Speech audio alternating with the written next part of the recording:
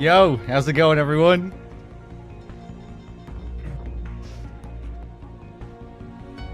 Okay, let's fucking keep on going. Straight into Act 3, I think. Act 3 briefing.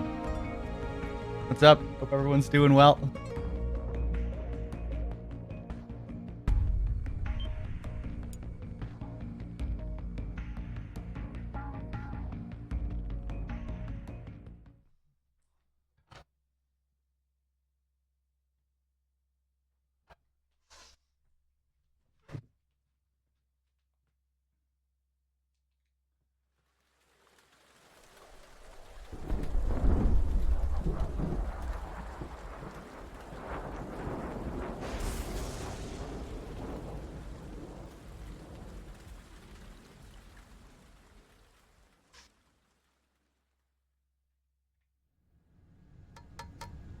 Argon, boron, silicon, and neon, yttrium, fermium,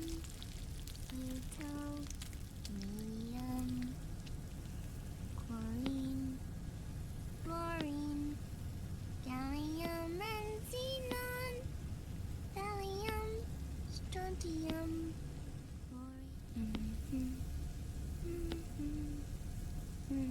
The trick is to keep the lid on. Don't touch me. I'll smack you with my spatula. Now, let it cook for 1 minute. Get away from You me. like cooking, don't you? Go away, Naomi. This is my sunny side up fortune telling. When it turns out good, it means Sound is good desynced. happen. Let me just refresh my capture card. That'll probably sort it out.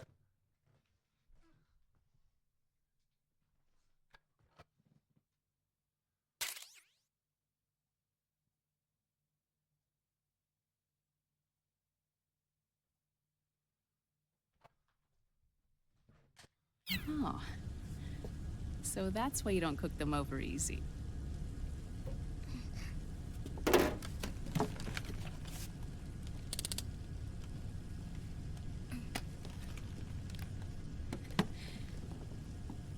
But the secret to good cooking is to keep who's going to eat it in mind. Oh.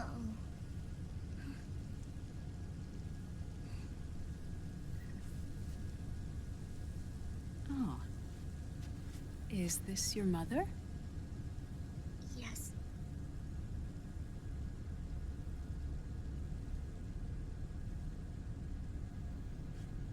She's really beautiful.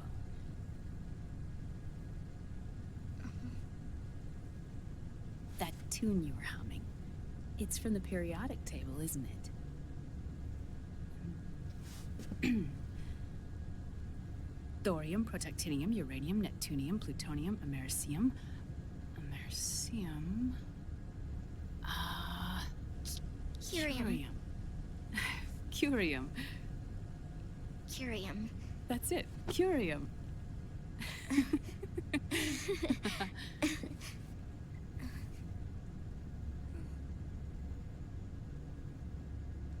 Oh, this?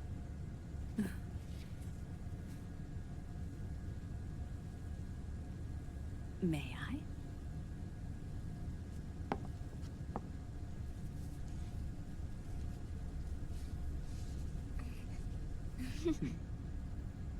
There.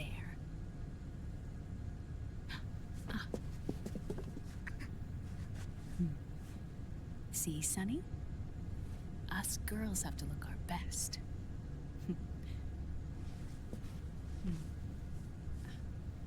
Her name was Olga. Hmm? My mother.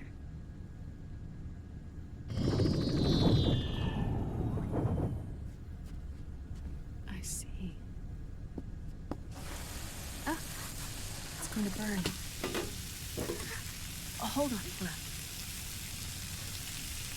And there. Done. Thanks. Of course. We did a great job.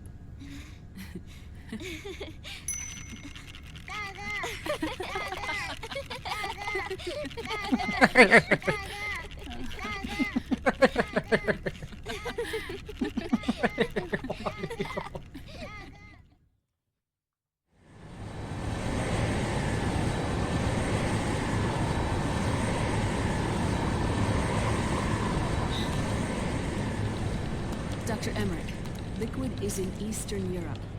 He's after the corpse of Big Boss. Huh? What for? It's the final key he needs. Look at Otacon here. This part of the game is absurd. Otacon has a camera pointed straight at Naomi's chest. And he's looking at it on his laptop that he has open right now. Look at Otacon's laptop. Look what's on it. Gain access to SOP. Look at that. The keys to the system. And now he's going to put it down right in front of her so she can see it. Are Big Boss's genetic code and biometric data. Without them, there's no way to gain access.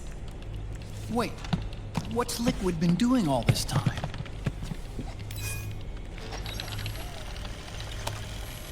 He's been performing tests. 2 tests. The first, using the genetic code from Liquid's DNA chip. In his second attempt, he used the DNA code and biometric data extracted from Snake's blood.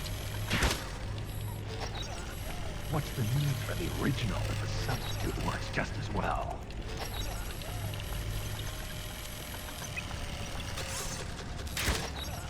Neither your genetic pattern nor Liquid's genetic pattern is a 100% match for Big Bosses.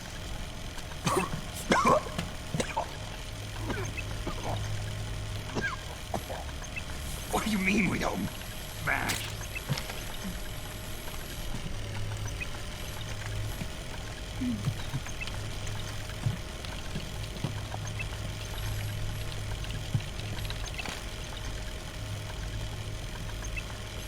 Dr. Emmerich. Scientifically speaking, there's the markers implanted during the cloning process. The mixing of mitochondrial DNA with the egg cell. The intentionally altered Terminator genes. Scientifically speaking. Both you and Liquid are as similar to Big Boss as you could possibly be.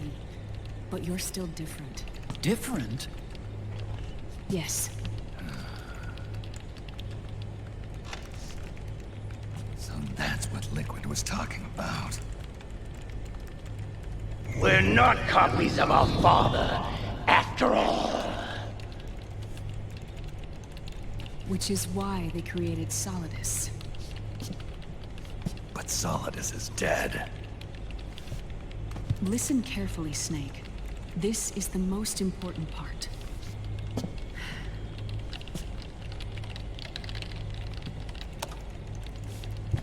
The AI that controls the system employs a highly aggressive, advanced IDS.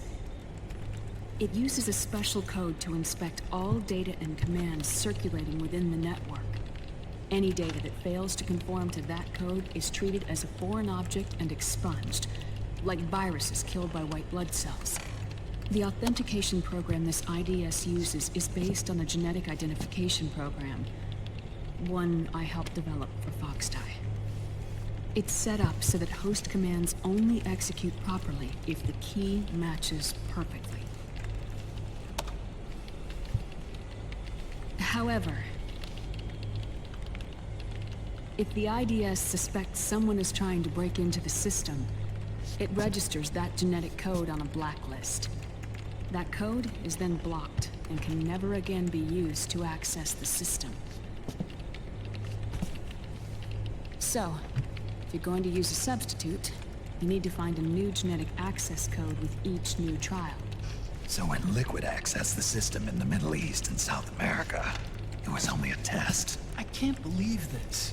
Snake and Big Boss don't have the same genetic code? Strictly speaking, Snake and Liquid aren't the same either. Which is why Foxdie only affected Liquid at Shadow Moses. And spared you. Let's put it this way. If Liquid uses Big Boss's genetic code, the original, he'll have the system completely under his control. Hold on. I thought having his code wasn't enough. You need his biometric data at the same time, don't you? That's right. And Big Boss is already dead.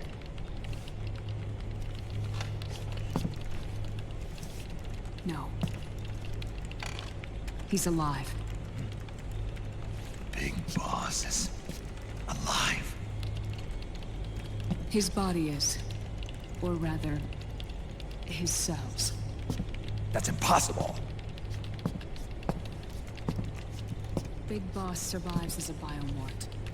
A brain-dead shell sustained in the lab.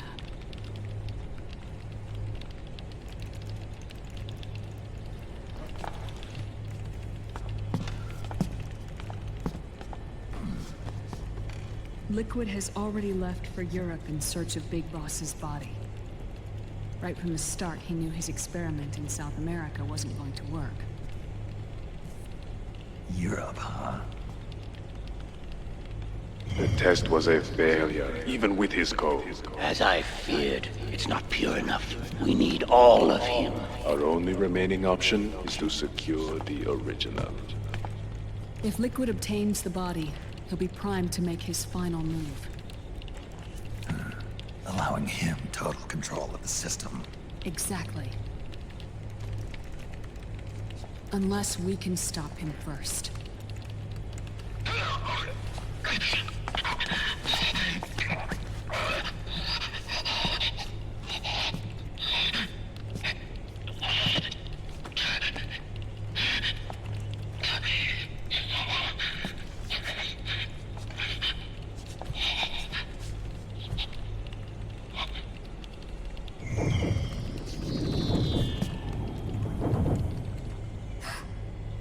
Uncle Hal, I found it. Huh? Ah. This is it. Where'd you hack this from? AT Security. The Patriots. Can't believe this sort of thing still goes on. The war economy is heating up the R&D race.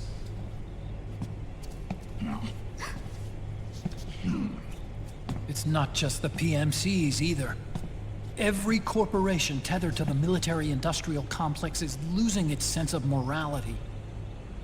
And it's us science-holics who are doing their dirty work for them, not even realizing it. Can we make Jack better? I don't know.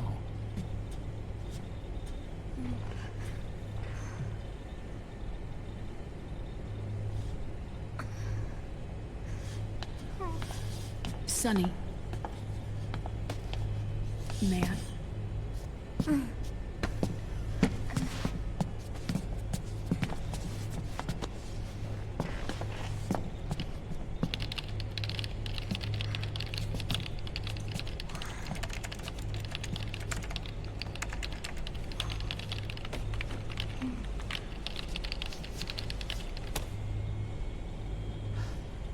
It's no use. There's nothing we can do here. Hmm? What do you mean? Look at this.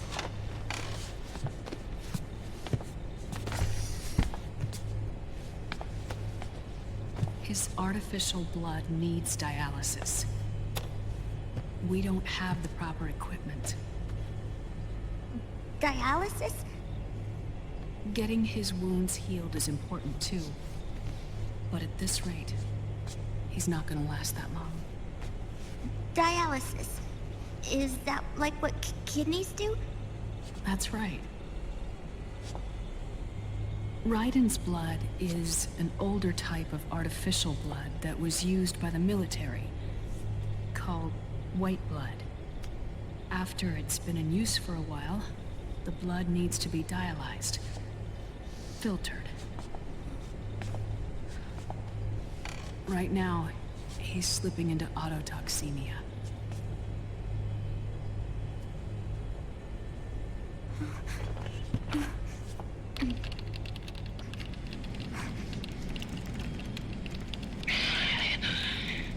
It's there.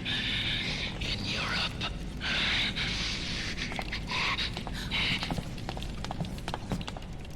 What do you mean? Eastern Europe. They have equipment that can heal me there.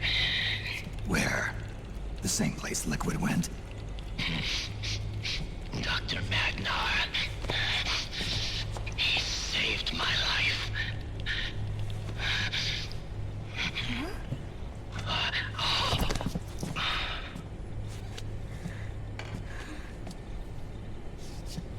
Dr. Madnar. I've heard of him. A world-renowned cybernetics expert. Strictly underground, though. We're in luck then. It's settled. We must head for Europe. This One of the most absurd callbacks in the whole series, this. So is it the same Dr. Madnar from Metal Gear 2? Bit of a coincidence if he's also a cybernetics expert, right? But Snake has absolutely no response to him. Otacon is the one to explain who he is. Otacon is explaining to Snake here who he is. So it's really weird. It's a reference that only like hardcore fans are going to pick up on. But when they pick up on it, all it's going to do is make them go, "What? Dr. Madnar, he's back? What?" But Snake can't remember. And then like he's barely touched upon again after that. sooner we get there, the better. Yeah. I'll call Campbell and have him get us landing clearance. It's like they mention him just as a reference that you're not really supposed to take seriously, that it's just like a callback to the character, but this is like a different character. It's weird. Yeah, it's kind of treated like he is a different character. They're just giving him the same name and the same attributes. I don't know, it's really strange.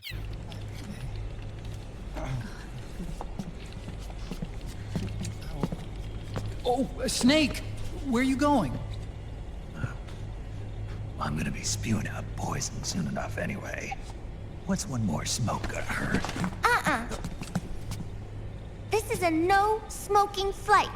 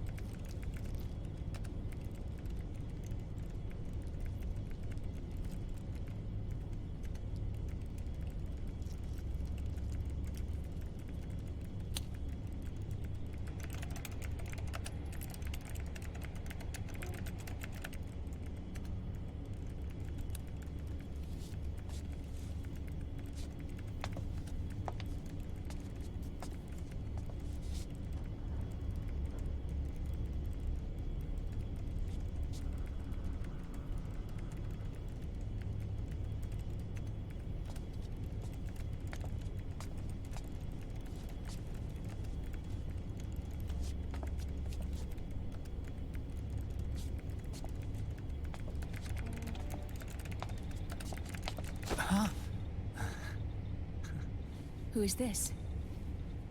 Oh, her? That's my sister. Really? I never knew you had a sister.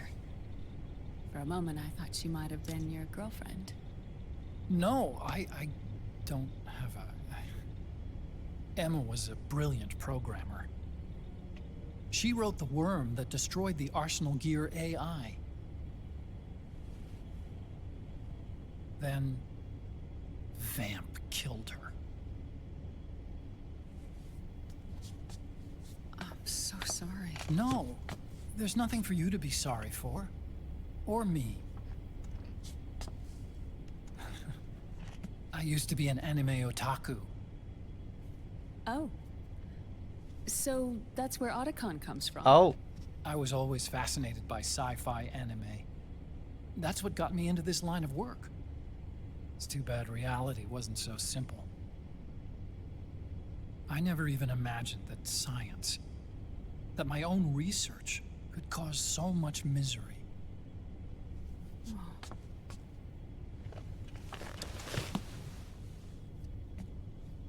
I mean, it's not like us science holics or Satanists or anything. But even when we've got the best of intentions, we end up being used by others for evil. Dr. Emmerich, You see this? Sonny helped me build it. Really? Sunny helped build this? We built it using top-secret docs and patents dug up from intranets at a bunch of research labs. To tell you the truth, I think she's better at it than I am. But she's just a child. She cracked the protection on your mail. Wow. I, assumed it was you. Sunny was taken by the Patriots right after she was born. She never even met her parents. She's spent her entire childhood inside the net. That's why she has trouble speaking. Her home is in the computer. She can only see the outside from the inside. She's always in there, searching for herself, searching for her family. She's trying to find out who she is and where she's going. Searching for herself and her family. She believes she can find the answers inside a machine hooked up to the world. She spends every day inside the net, exploring. For Sunny, this is home. No, it shouldn't be like that. What? It's time you let her go outside. What are you talking about? She hasn't even been born yet. She's still in the womb. She needs to live a real life. But Sunny's never shown any interest in leaving the Nomad. Frankly, I'm worried about letting her go out there.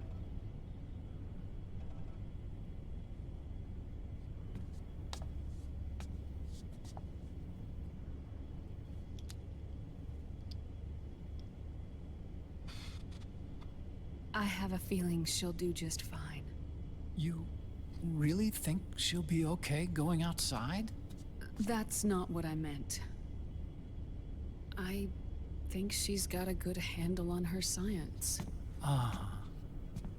Sorry. Go on. Huh? You were about to say something.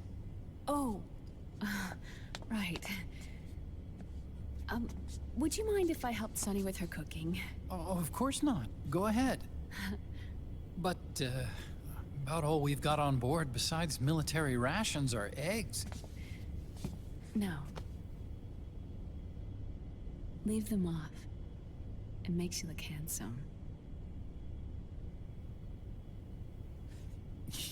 You think so?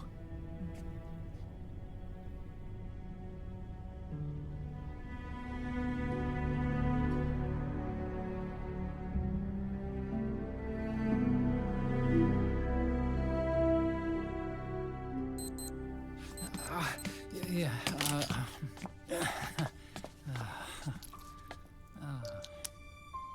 Dr. Emmerich, huh? is it okay to sleep in there? Excuse me? Well, Dr. Emmerich,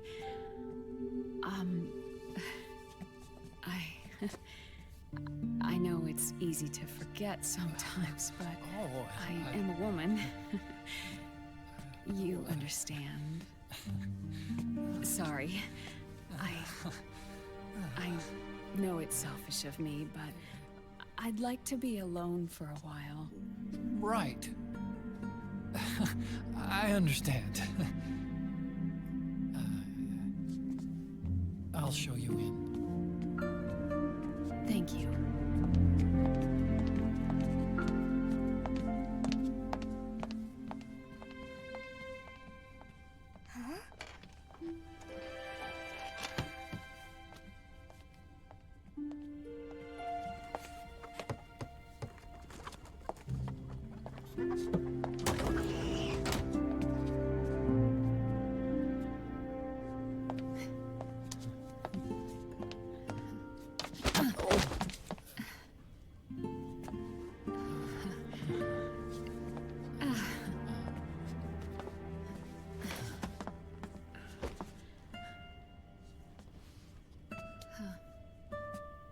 Good night, Dr. Emmerich. Yeah. If you get uncomfortable or anything, just let me know. I'll be out there working.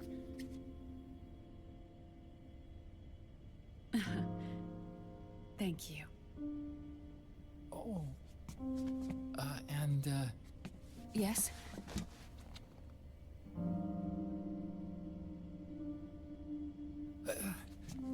call me Hal. Good night. Good night, Hal.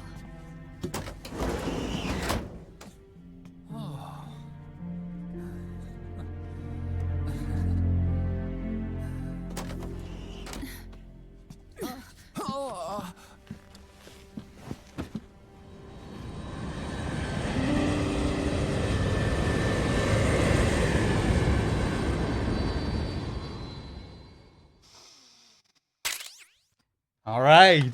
You know, I honestly don't hate that scene.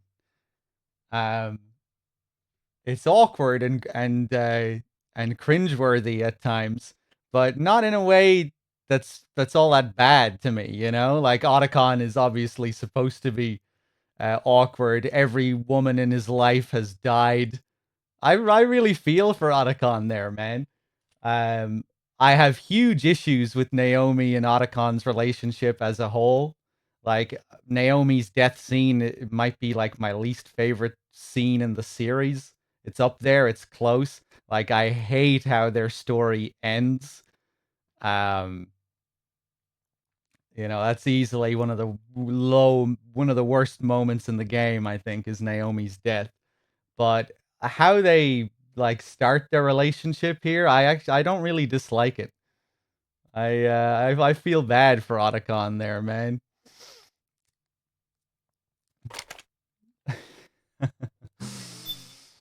Let me see. Let's save here. But yeah, like I just wish maybe there was more to it. It's like we go from this scene to her death scene, and there's not really much between them. There's not much drama between them in between this scene and her death scene, and it all just feels a bit much.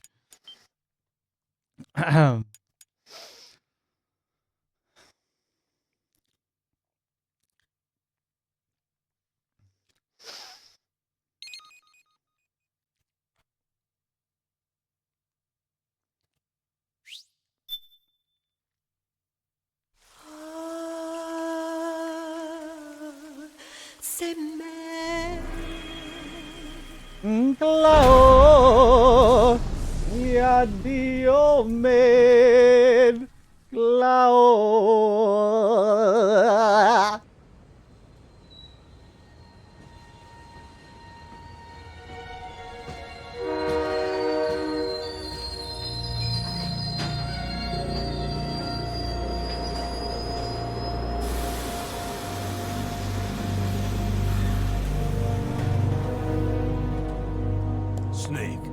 national state of emergency has been declared in an effort to root out the local resistance.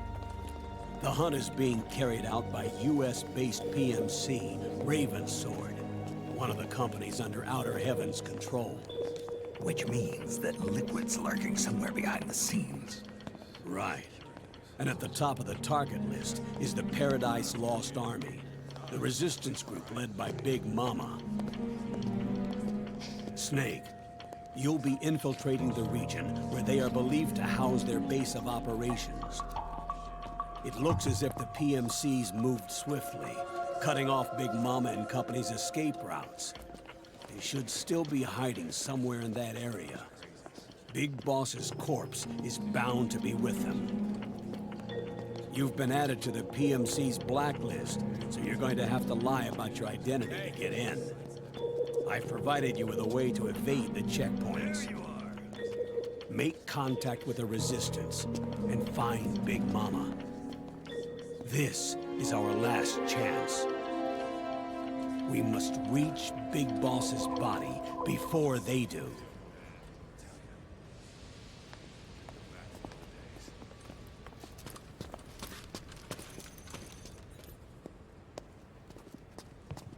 Next.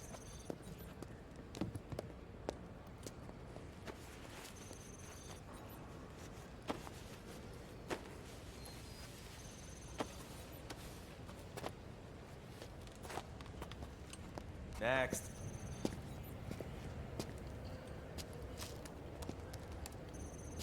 Next.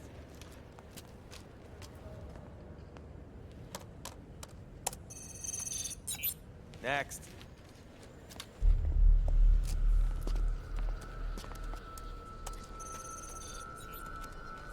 Next.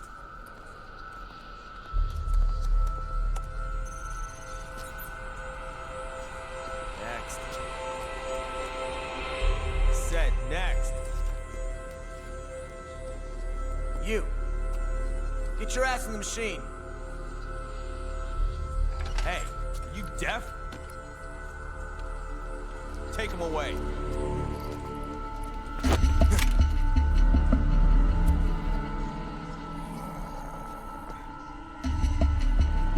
You're coming with me. I said over here.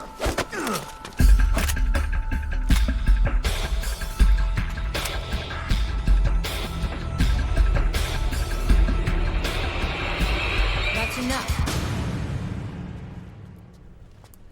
I'll take him from here.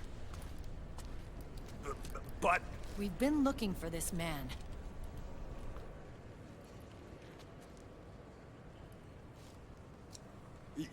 Yes, ma'am. Come with me.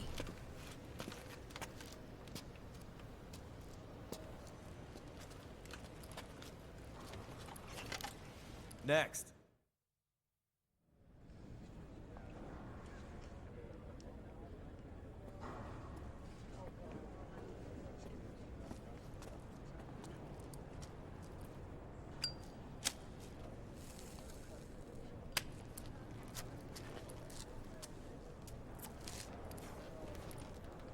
You're looking younger. What's your secret? Base camo. A little present from Tentacles. Huh.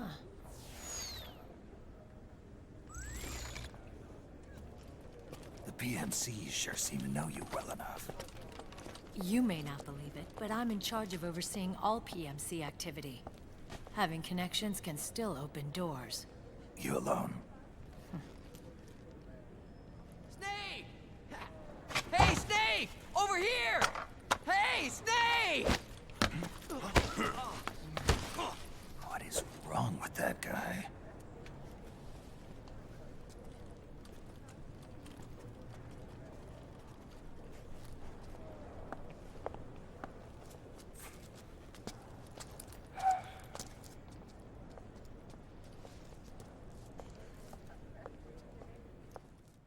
Listen to me, Snake.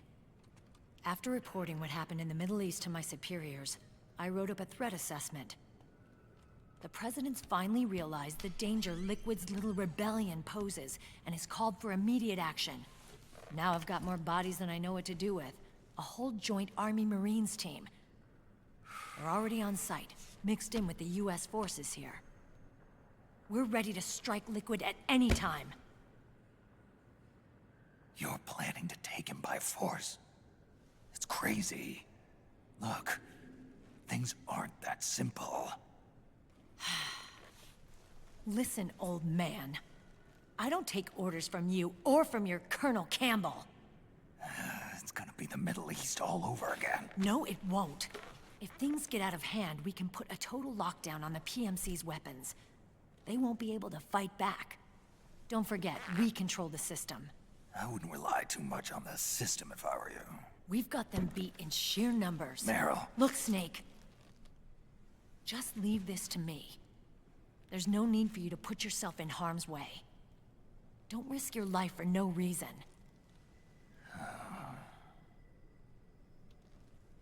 Snake. What you're trying to do, it's not a mission. I know. It's not justice. It's a hired hit. If you know, then...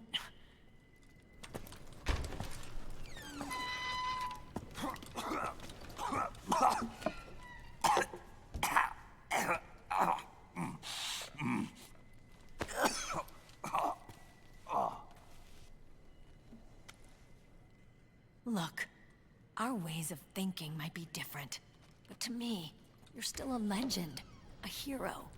I know all about the things you did when you were young. It was what kept me going. I can't bear to watch you die over something so pointless. Don't worry about me. Old soldiers never die.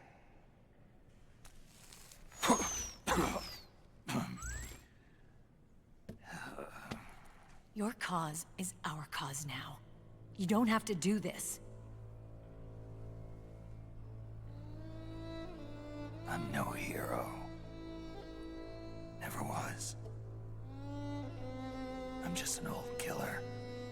Hired to do some wet work.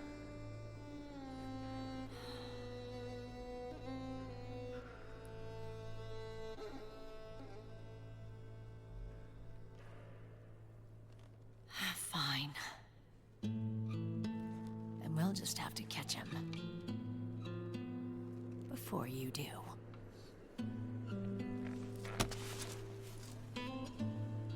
I may have loved you once. But now you're just too damn senile to face the truth. Wake up and face reality. Old Snake. And stay out of our way.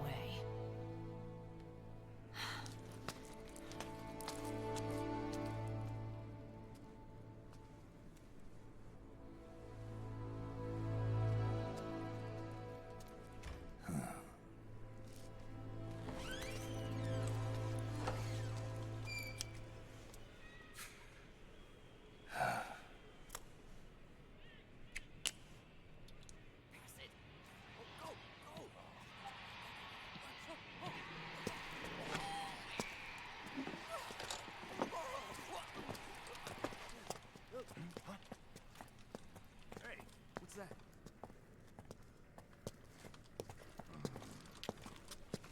Is it him? Yeah.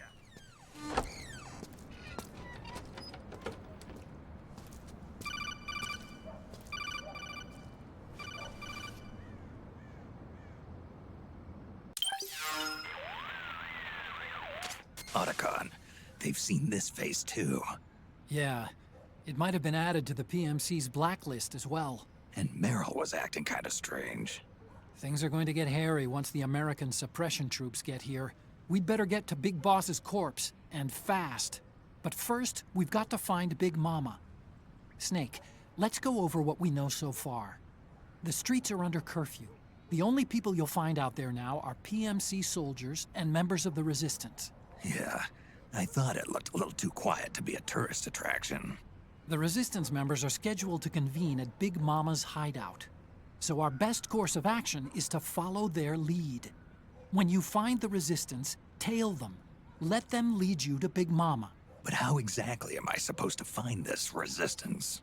The PMCs have laid a dragnet for Resistance members that covers the entire town. They're using SOP to notify each other by radio of any info collected during their searches. By intercepting those signals, you should be able to reach the Resistance members' locations in real time. Intercept their communications? How do I do that? I've provided you with a new device for just that purpose. To hijack PMC communications, open the item window and select the Signal Interceptor. The interceptor constantly monitors PMC voice and data transmissions. When you've got the Signal Interceptor equipped and you hear the PMC's chatter about the Resistance, check your map. It should display the location. Got it. Oh, and Snake, I think we've found a way to treat Raiden. Really? Yeah, we got in touch with Dr. Madnar. Naomi and Sonny are on their way now. They'll be all right on their own? They're a few clicks north of where you are now. It's a non-combat zone, so there won't be any checkpoints. There's even a dialysis machine. It'll take some time, but I think he'll be okay. Good. Anyway, you need to hurry and make contact with Big Mama. I got it. If Liquid gets his hands on that corpse, it's all over. Follow the Resistance's lead.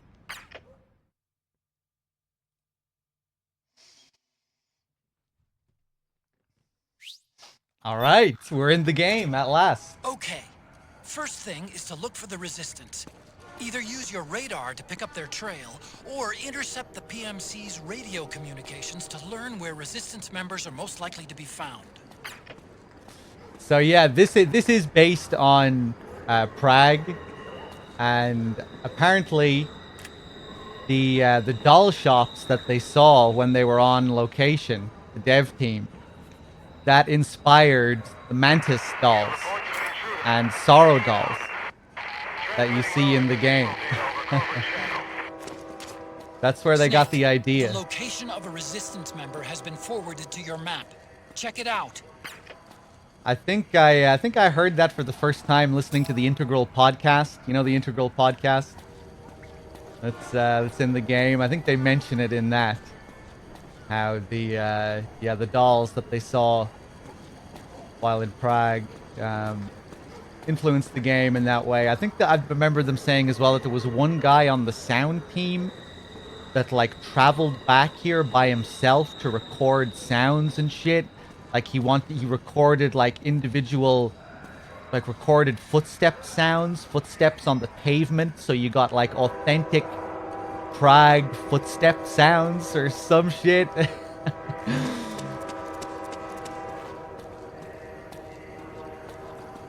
I have never been there, no. I'm pretty sure that's what they say in the Integral podcast. Can anyone remember? I remember them talking about some guy, some like madman from the sound team who like traveled here by himself to record footstep sounds. There's some crazy stories in that Integral podcast.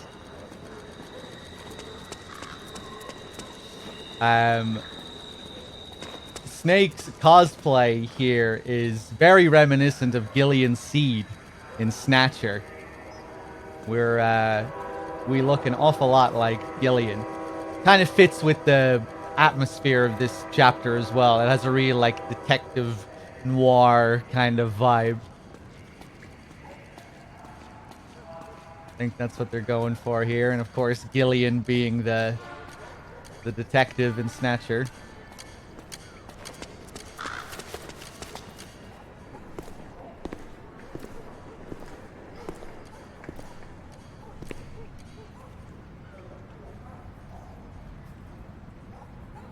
What sounds are out of place?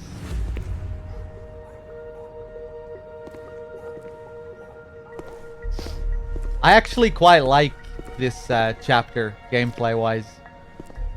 I think a lot of people dislike it, but I think it's a kind of refreshing change of pace. It's time to start tailing them.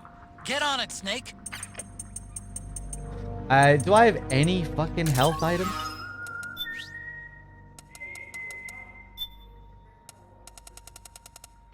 No. Okay. I'll try and find a couple for the bike chase, just so we're safe.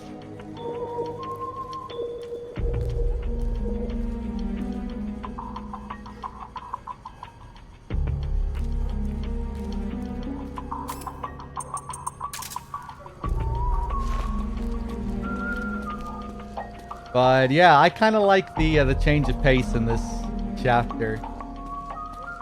A break from all the chaotic war zones.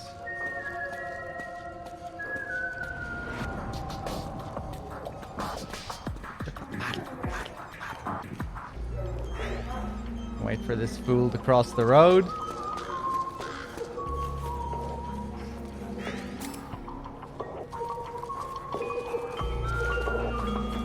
Color palette is like concentrated depression in this game. Got lots of muddy browns, as was the way in this era. The late 2000s.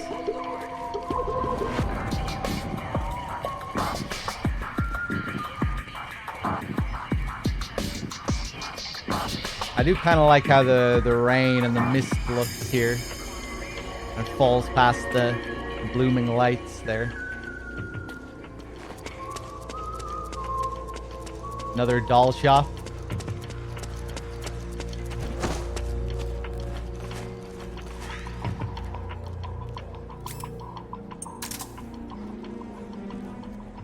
I feel like it's been a long time since I played 4. I feel rusty. It's been a few months, I think. Yeah, it definitely is. Those resistance fighters can't advance because of the PMC troops. Isn't there something you can do to help, Snake? I'm battle-doo-doo-doo. Hey, Blad, how's it going, man? Good to see you. Battle-am-ba-da-doo. Love the bass in this track. I'm battle-doo-doo-doo. Kind of has a Bond feel to it.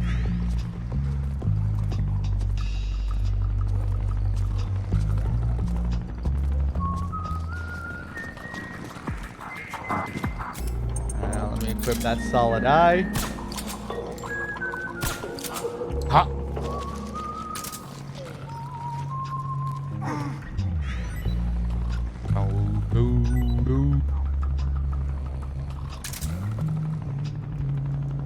That'll do.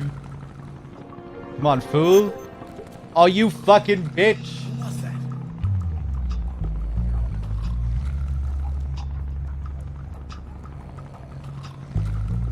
Could be my imagination.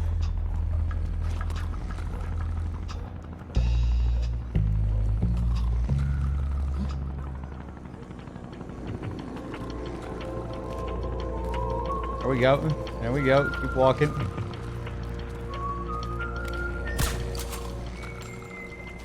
Get up.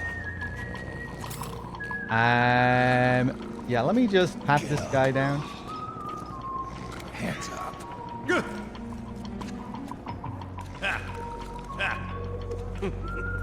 That's all I've got.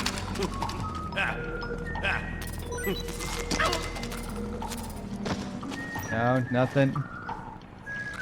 Get up. Freeze.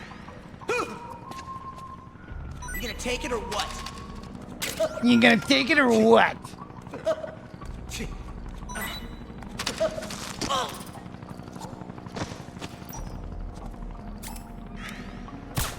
Okay.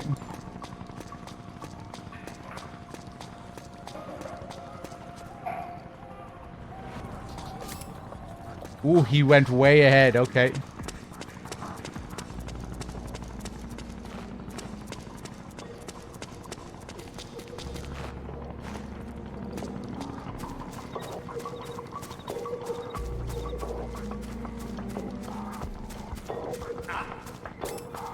No, no, no.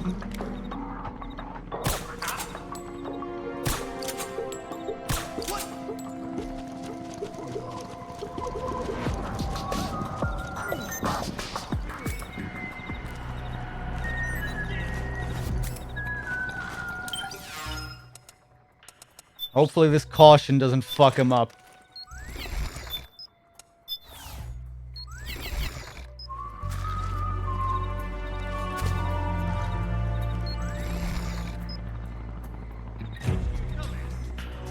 This is HQ.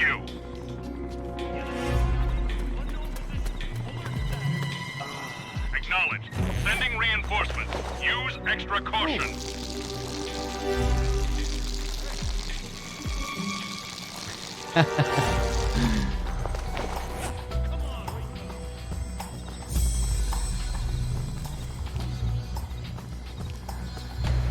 And back he goes. I'm kind of scared of this caution.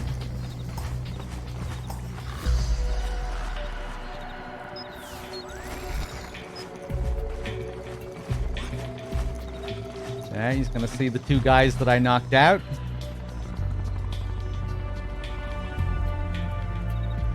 Nothing suspicious about this at all.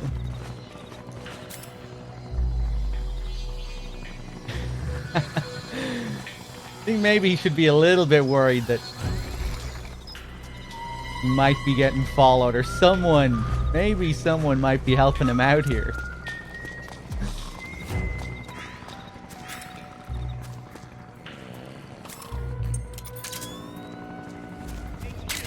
More ammo. This is HQ. Understood. The state of alert has been lifted. Resume positions.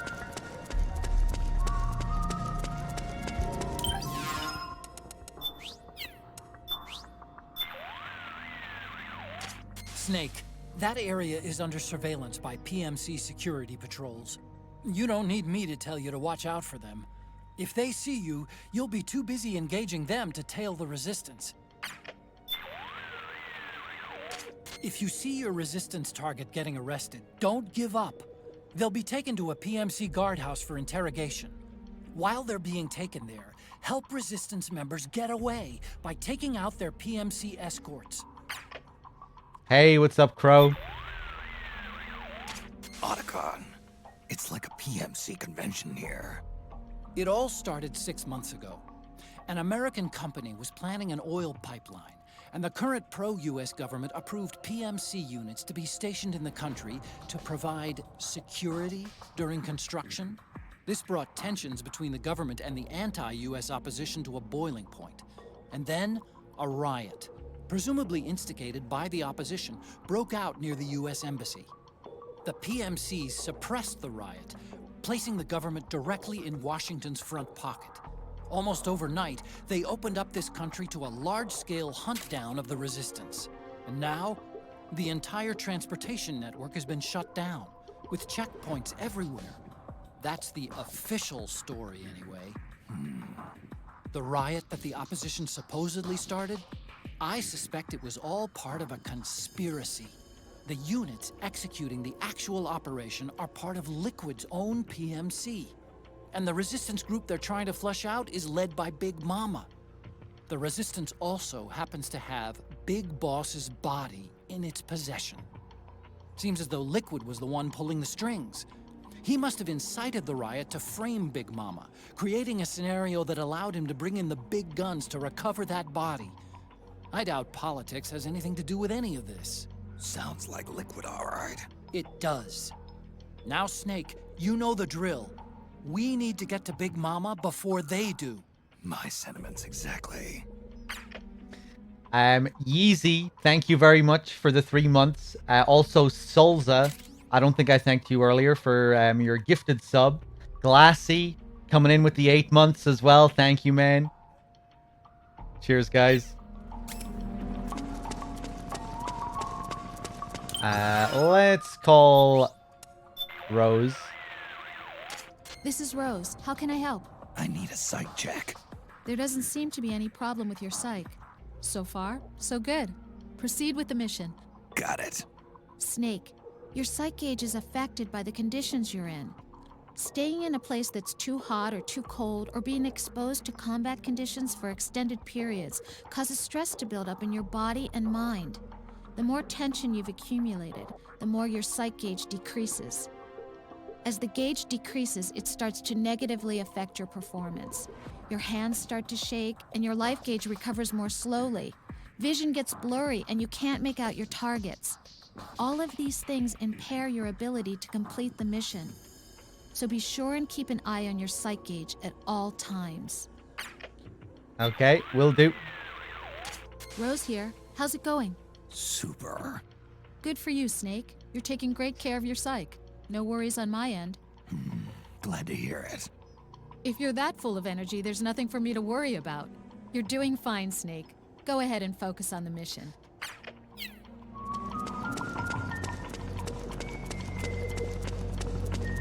Okay, before we take out these fools up here, take a little detour.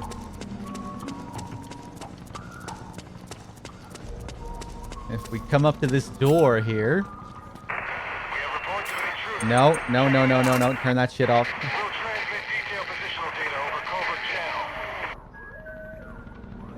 If you listen carefully, if you turn up your volume here, you can actually hear someone inside this house playing Metal Gear. Metal Gear 1.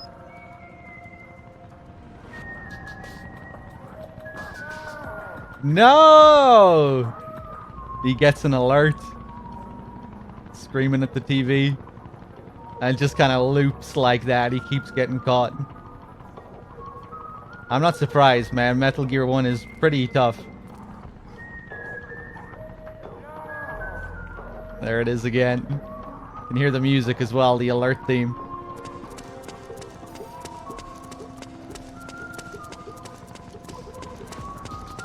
How is that discovered? That's something that they reveal in the Integral podcast, so it's actually not that well hidden, because it was explained by the developers.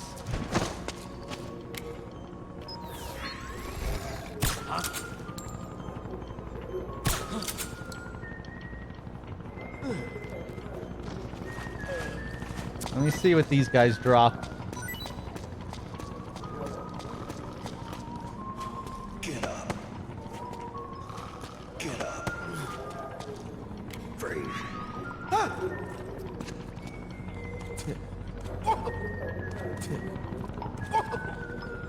Take it.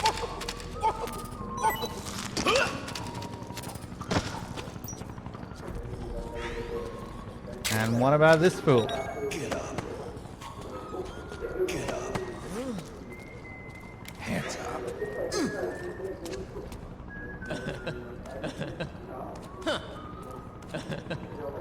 Find what you're...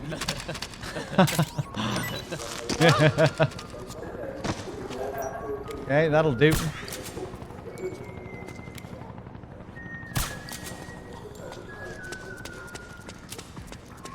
Ooh, I forgot to show the guy earlier, but that's okay. We can see him here as well when we run back. Check this out.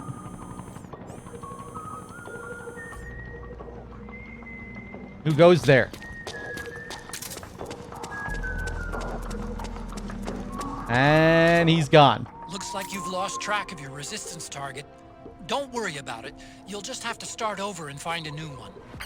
There's no way to actually catch up on him whenever you see him.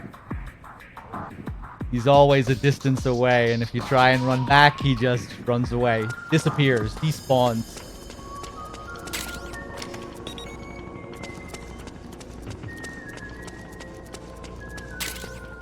Oh, a precious ration. Here's Akina again.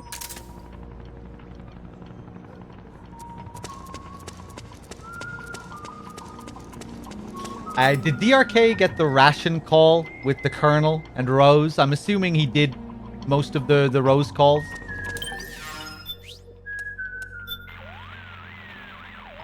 What's up, Snake? Got an update for me? Your psych is looking good right now. Nothing to worry about so far as I can see. Good. Eating replenishes more than just your stamina. It also helps your psych gauge recover. Since ancient times, military commanders have struggled with the problem of how to secure food for their men. How much soldiers get fed, not to mention He how did well, do it? has a direct effect on morale. Back when wars were fought between absolute monarchies, the maximum distance an army Maybe he could travel died in a after day he got it? was limited to the distance from one You've seen supply this one point to the before? next. The quality of the food is a major factor too. During World War II, American battleships housed vending machines that were stocked with cigarettes, soft drinks, and ice cream. They called them Gedunk bars. The phrase is still used by sailors and Marines today. So you have seen this, yeah? Ice cream. Tasty. Apparently, they even built special... Okay, alright, we'll leave it then. Just wanted to make sure you'd seen it. We have reports of an intruder. Checking it out. We'll transmit interceptor has analyzed a PMC data transmission. It's marked the location of a resistance member on your map.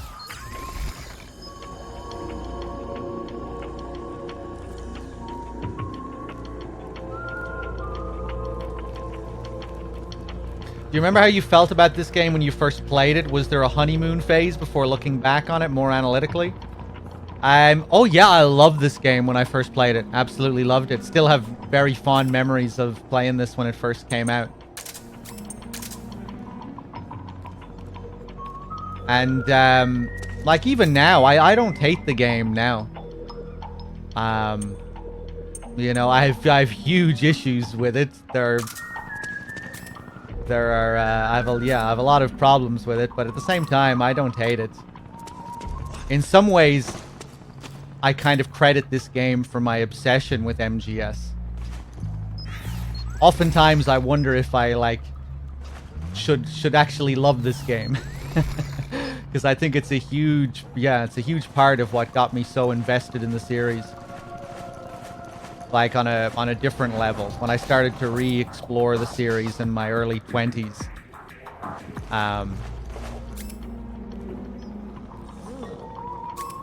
Discovering, you know, the autobiographical elements of this game really pulled me back into the series.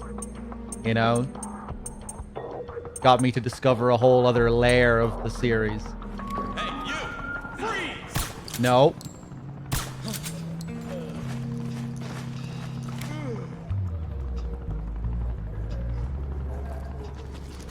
Hey, you! Freeze! Hey. Fuck. Please tell me you're gonna turn around. A-ba-da-loo-doo-doo. Nice. But yeah, like, this is a really interesting game, you know, just the development history behind it. Kojima's very dysfunctional relationship with the game. I just thought all of that stuff was really fascinating when I got back into the series. Just how personal it was and how personal the series was in general, you know? That was something that I never really picked up on when I played the games as a kid, you know, growing up. And then getting back into them, it was like, huh, there's actually all sorts of interesting stuff in these games under the surface.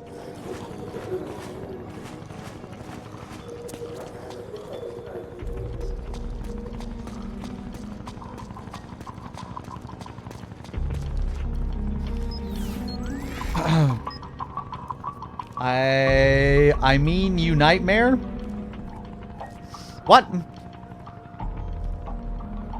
Can you see more jiggles? Didn't I give you a load of fucking jiggles there?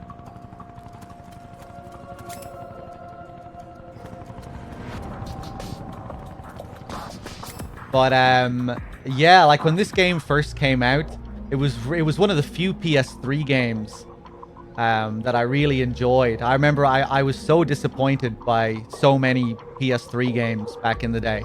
Like, there were a load of games that I was looking forward to that just ended up really disappointing me. I was a big GTA fan growing up as a kid. Like, loved GTA 3, Vice City, San Andreas. I was really looking forward to GTA 4, and then I ended up really disliking GTA 4 when I played it. I was a big Final Fantasy fan, really looking forward to Final Fantasy 13. Really didn't like FF13 when it came out. Like other games like that were getting loads of buzz, like the original Uncharted and stuff like that. I just, you know, I ended up buying, not really enjoying, and, you know, I was reading all these really good reviews in PlayStation magazines. I'd end up buying the games, and I would just feel, you know, I'd be wondering what the hell these reviews were on about, because they just weren't resonating with me at all. I was really disillusioned at the time by games from that era. But MGS, when I picked up MGS4, I was like, oh god, okay, MGS still feels like MGS.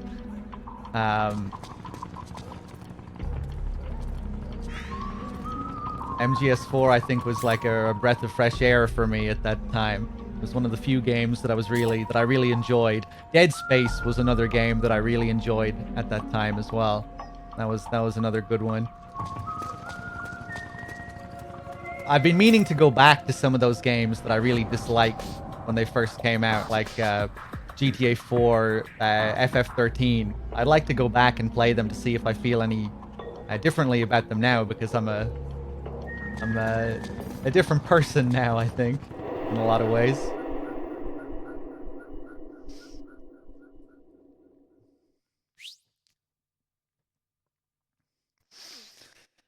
Killzone. Yeah, I remember I played Killzone. But yeah, that early PS3 era, man, it almost killed my love for games. Just the FPS craze. And all of that. Yeah, just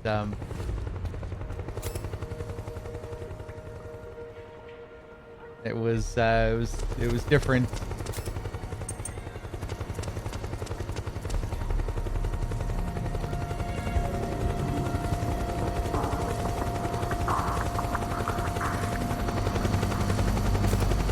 I don't think I played any. Actually, I think I played a little bit of the original Killzone online.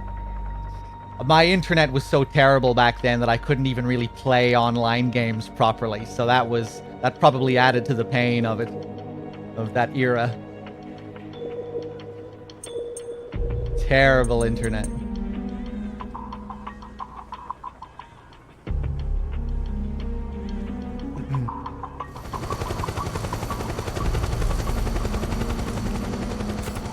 I enjoyed Red Dead Redemption, yeah.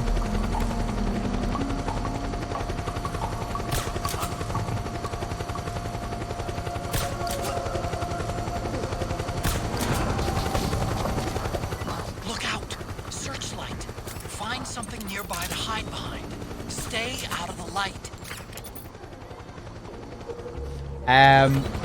I never played MGO1. No, I played a bit of MGO2, but again, my internet was so terrible that I didn't really play it. Every time I tried to play it, it was just a laggy mess. All the comments in the chat, get this lag switcher out of the game. They all thought I was cheating on purpose because my internet was so bad. It's like, no! Let me play, it's my internet. I swear. But yeah, it was so laggy that I shouldn't really have been even trying to play, probably.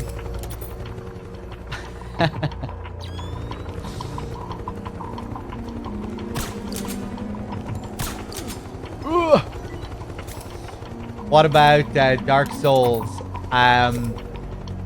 Yeah, I did play Dark Souls 1 maybe like a year after it came out.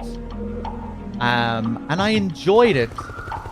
Again, just thinking back to those days, it's like, I don't know, I was like a zombie playing video games. Like, even games that I was kind of enjoying, I don't know, it was like I wasn't really enjoying them. I don't know, I think I just became so jaded by all these games that even the games that I was kind of enjoying, I wasn't even really enjoying properly. I don't know.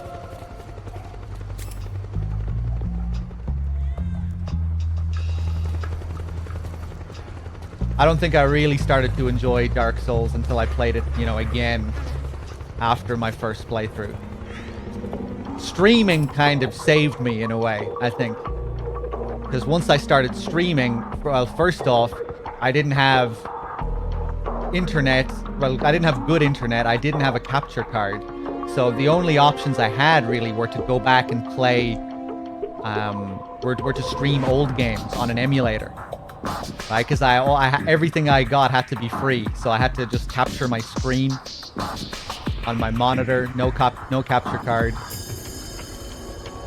So when I first started streaming, I streamed lots of just classics that I grew up with from the PS1 era. Streaming kind of forced me to go back to the PS1 era, and that revitalized my love for games. I went back and played, the classic Final Fantasies that I grew up with, Silent Hill.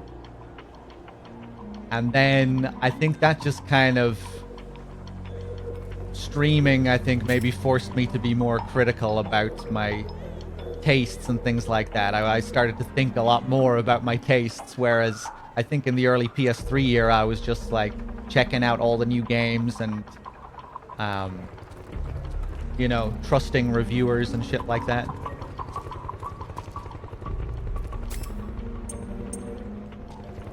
Rather than, you know, really think about my own tastes properly. And then when I started to play new games again, I was just a lot more careful, you know? I would think a lot more before making a purchase. And yeah, that allowed me to enjoy modern games a lot more because I just avoided so many of them. And just really tried to focus on the ones that I knew I would like, or... Yeah, I was just more careful about my purchases. Which had a big impact.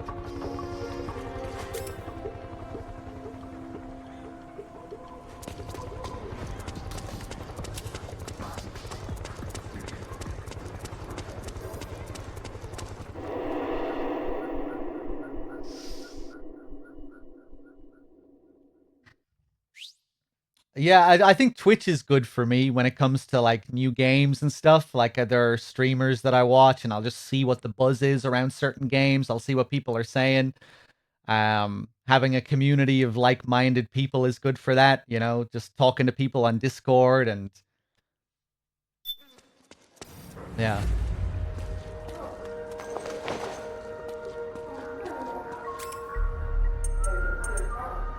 I guess just as you grow up, you know, you become a bit more sophisticated about the things you enjoy, and you're, you know, you start to think a bit more critically.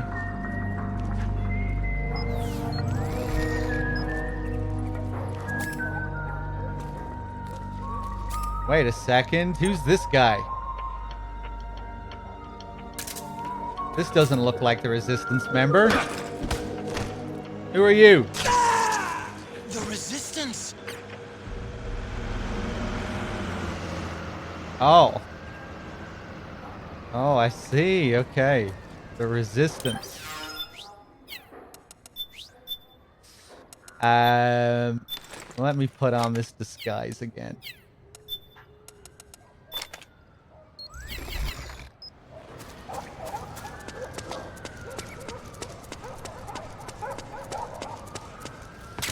Nice. Okay, yeah. They, I forgot how many healing items there were just lying around in these obvious positions.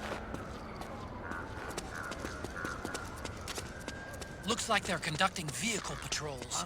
Watch out for them, Snake. What's up?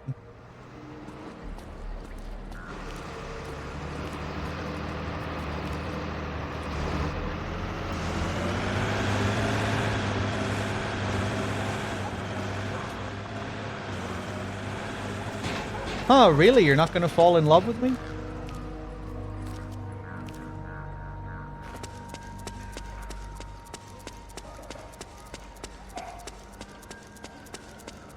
Yeah, if we do a lap of this place, this Resistance guy should respawn. You guys? Are you in love with me?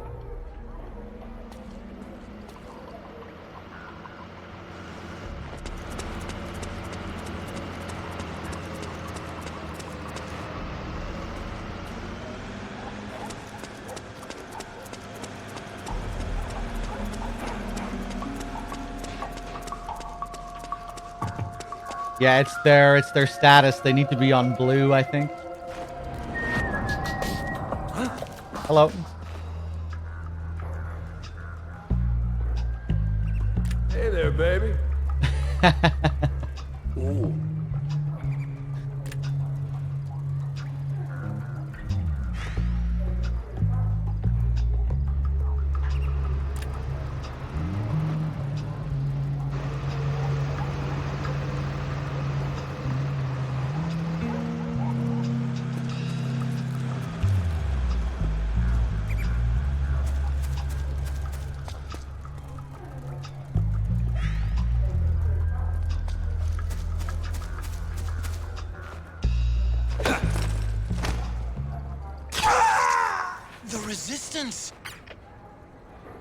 I forgot to call Otacon after the first time.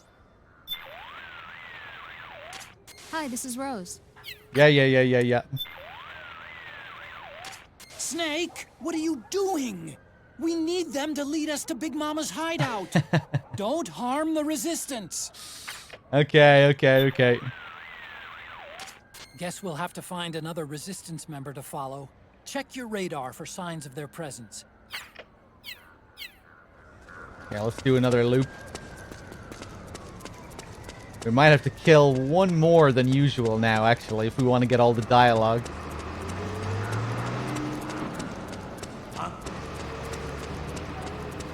What's up, boys?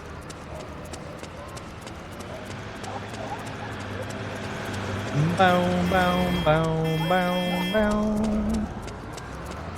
I'm battle down.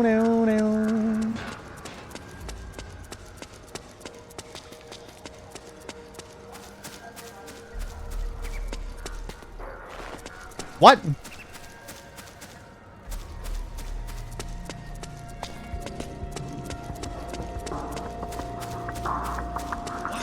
Hello. You looking for a real man?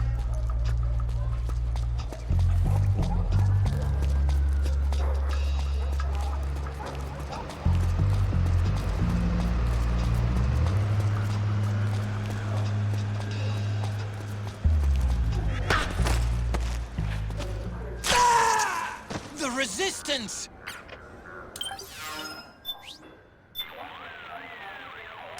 Snake, do not kill the Resistance. They're our only means of finding Big Mama's hideout. Okay.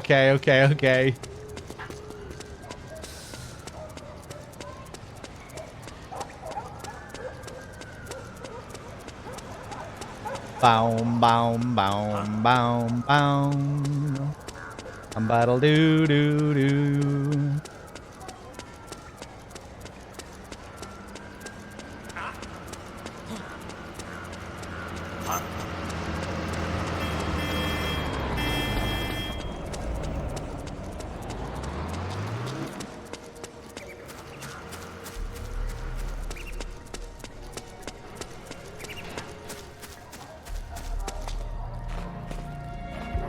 What was that?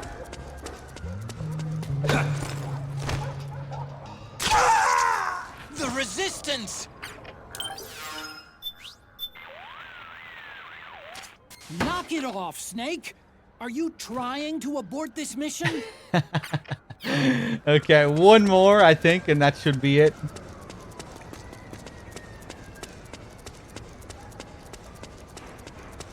One more lap.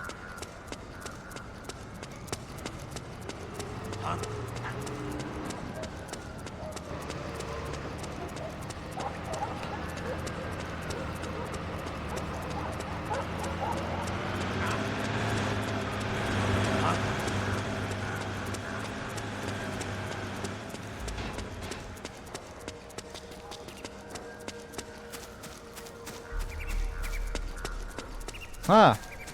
Spawning back here every time. I think I'm not sure if there's a reason behind that or if we're just getting bad luck. You looking for a real man? The Resistance!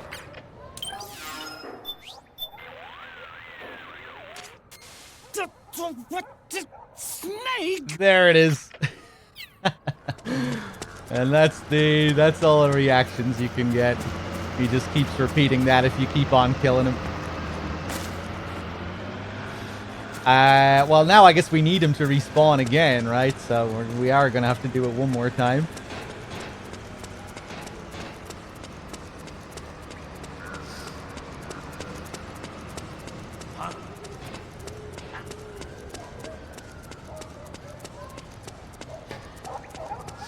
They will spawn infinitely, yes. Yeah, because otherwise you're not going to be able to finish the mission.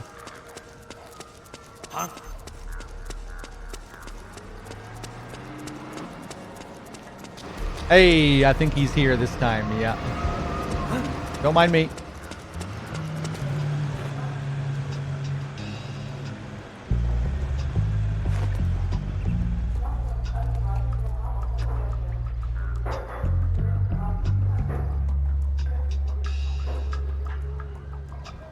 Oh, do you? You get a game over after killing too many. Wow, I don't think I ever did that. Do you get any special dialogue? At least in the first area? That's cool. I don't think I ever killed that many. How many do you have to kill?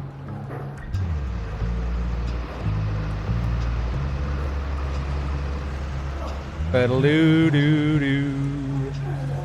Maybe I did before and I just can't remember, but I don't think that rings a bell. Where the fuck? There's something fishy about What? the PMC trooper. Do you hear whistling? What?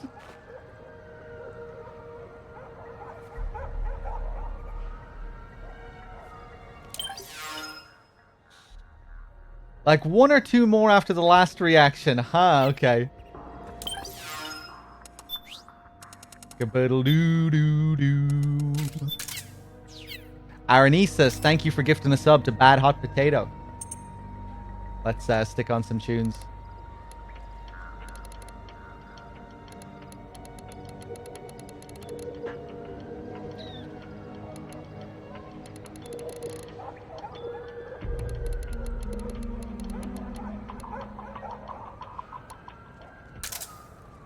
Huh? Who's that?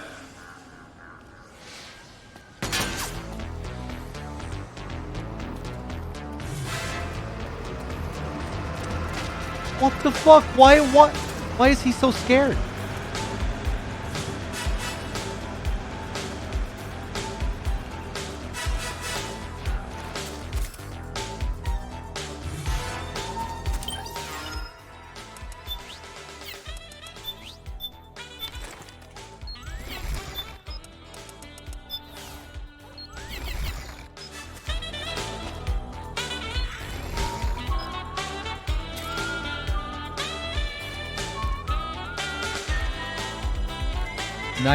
%.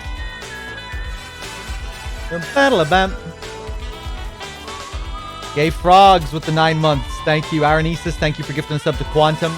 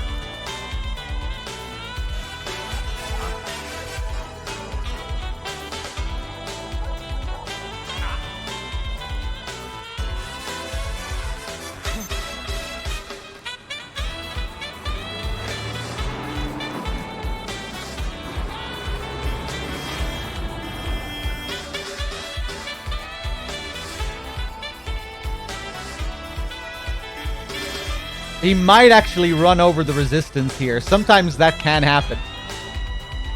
If the stars align and he's in the wrong place at the wrong time. I think he's safe now, though. Oh! Yeah, I think he's good.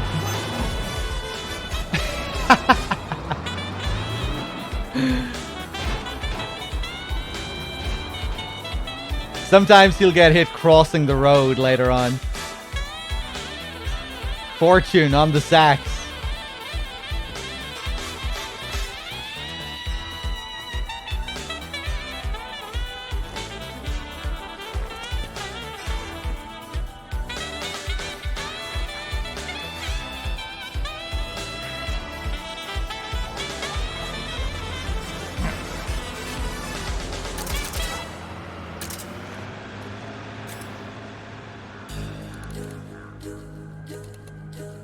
Yeah, I guess I'll leave that on.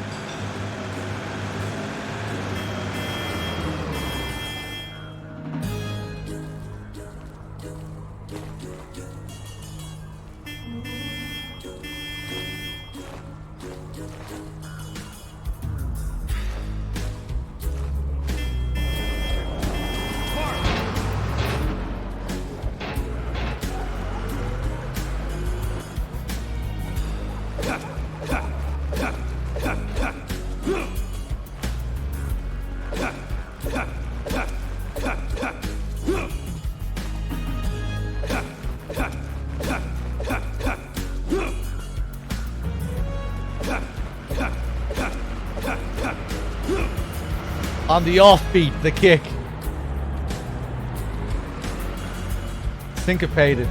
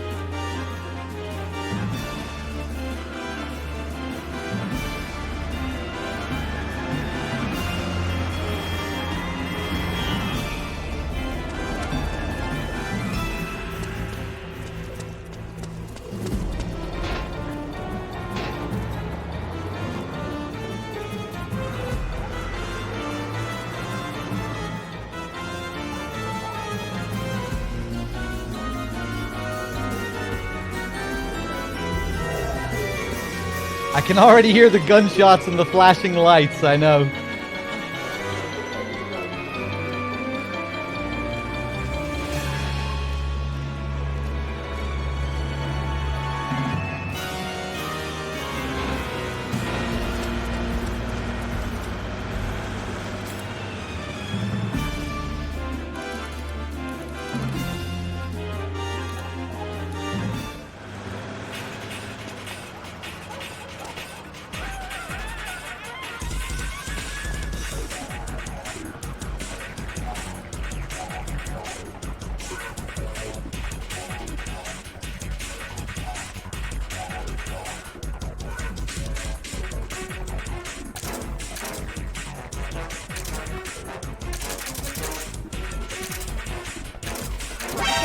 Fuck! I knew I was gonna fuck it up!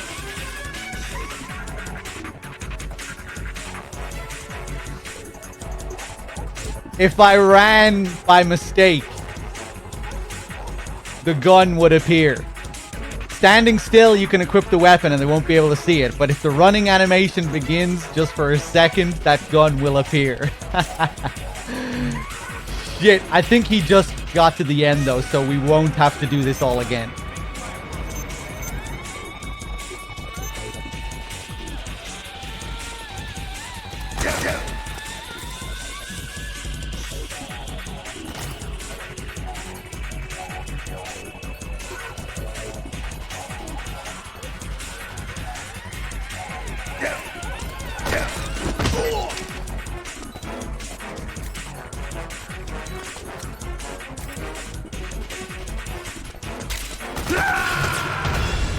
Snake! What happened? That splash. Snake? Snake! Okay, hopefully I can just run to the end now. Please, God. I think he should be far enough. That faceplant was amazing. No, no, no, no, no, no, no, no, no, no.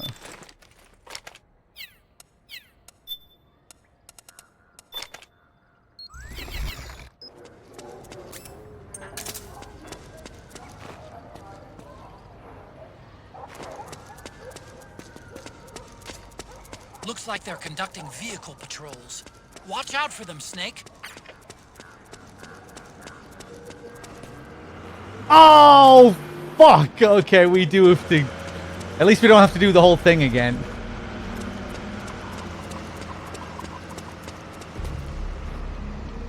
If I survived for 5 more seconds, I think we would have been good.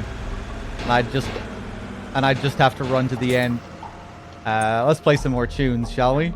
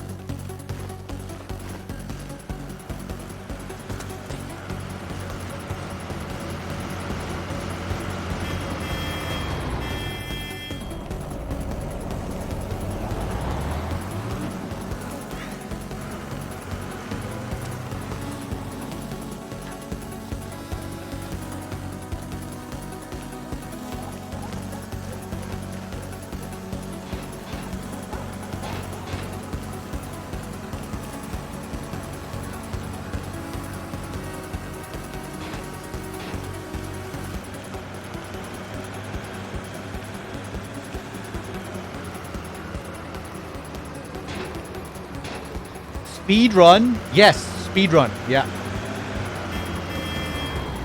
Why the fuck do you even need to ask that question? I mean, Jesus Christ. Look at what's in front of you. Fucking idiot. Jesus. I know it's the first, you're a first-time viewer and everything, but I mean, does this look like a slow run to you?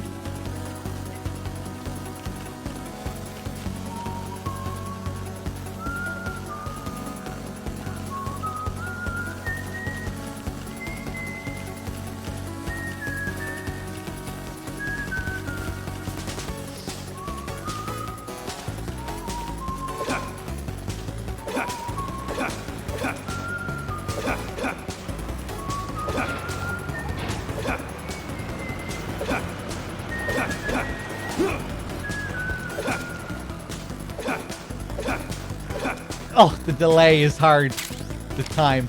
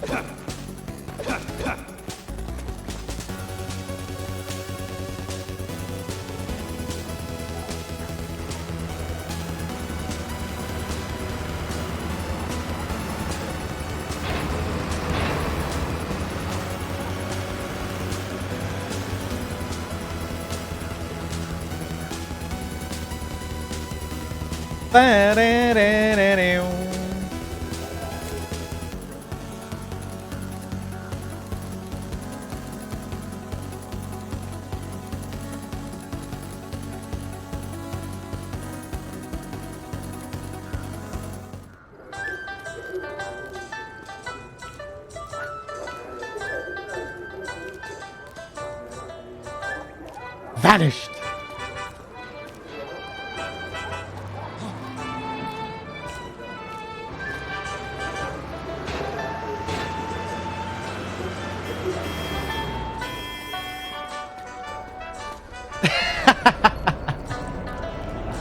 This track enhances the atmosphere of everything. Hey, look, it's a snake.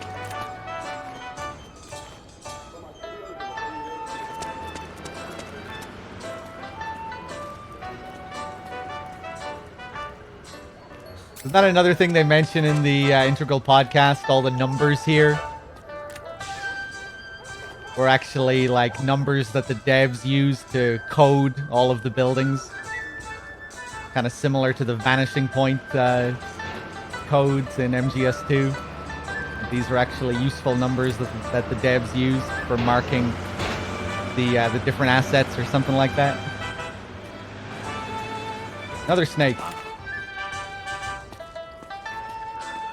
It's based on Prague, this city, or Prague if you're American.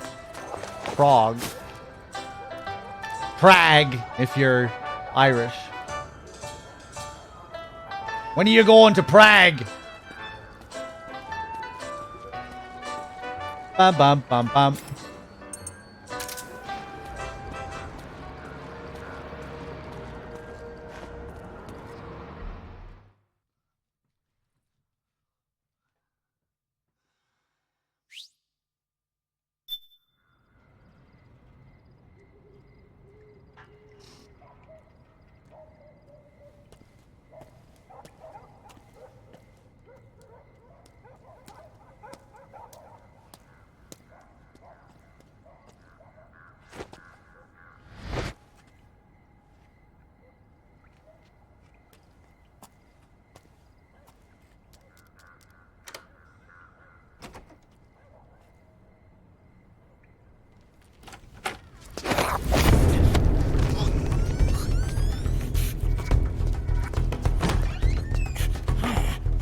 Who's there? I'm here to see Big Mama.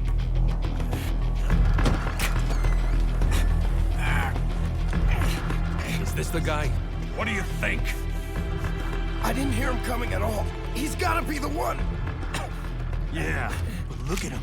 He's ancient.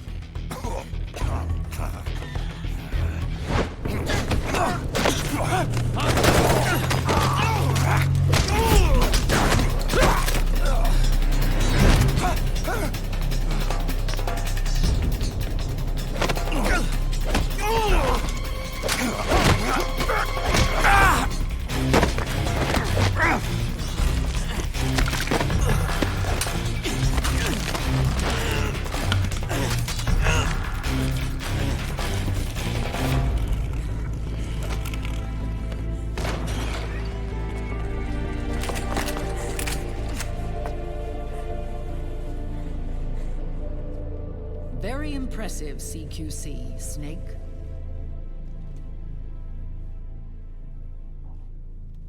No doubt about it. He is the legendary soldier. Call me Mama. Big Mama.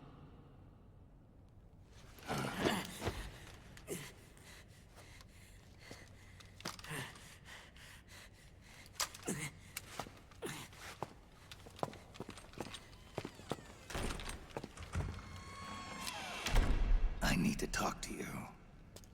Raiden sent me. My, how you've grown, David. It was you, not I, who was created from the rib of man. But I gave you life. I am your mother. What? Les enfants terribles. You can't grow a human being in a test tube, not even a clone. You need a woman's body to give it life. You mean a surrogate mother? That's an awfully cold way to put it. I am your mother. I gave birth for the Patriots. Gave birth?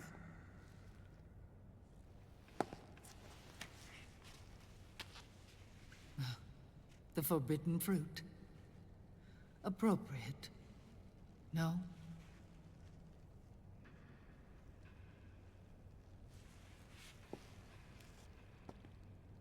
Follow me. I'll explain everything.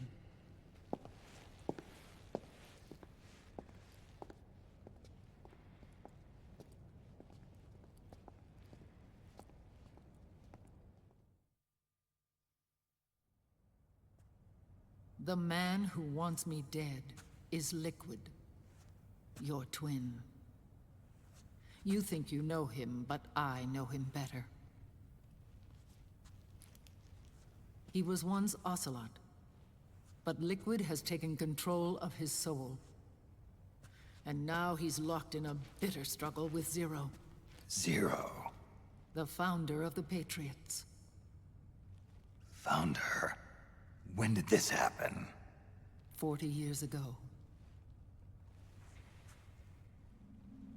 During the Cold War, when the United States and the Soviet Union were still at odds. It was in that chaotic era that the Patriots were born. And I played my part. I was one of the founding members. You? Zero created the Patriots to manage and control the American state. That control endured long after the Cold War ended. The organization became an empty shell, continuing to function through AIs. Those AIs are responsible for the creation of the war economy, and they gave rise to the Sons of the Patriot system. But I am partly to blame. I bear some of the guilt for creating the organization. It was right after I first met your father, Big Boss. Back in 1964, I was ordered to take part in a CIA op called Operation Snake Eater, which concerned a new weapon the Soviets were developing at the time. My mission was to support a certain agent. That agent later became Big Boss, but I knew him as Snake. Snake? Yes, Naked Snake. That was his code name at the time. A name he would give to you, his son.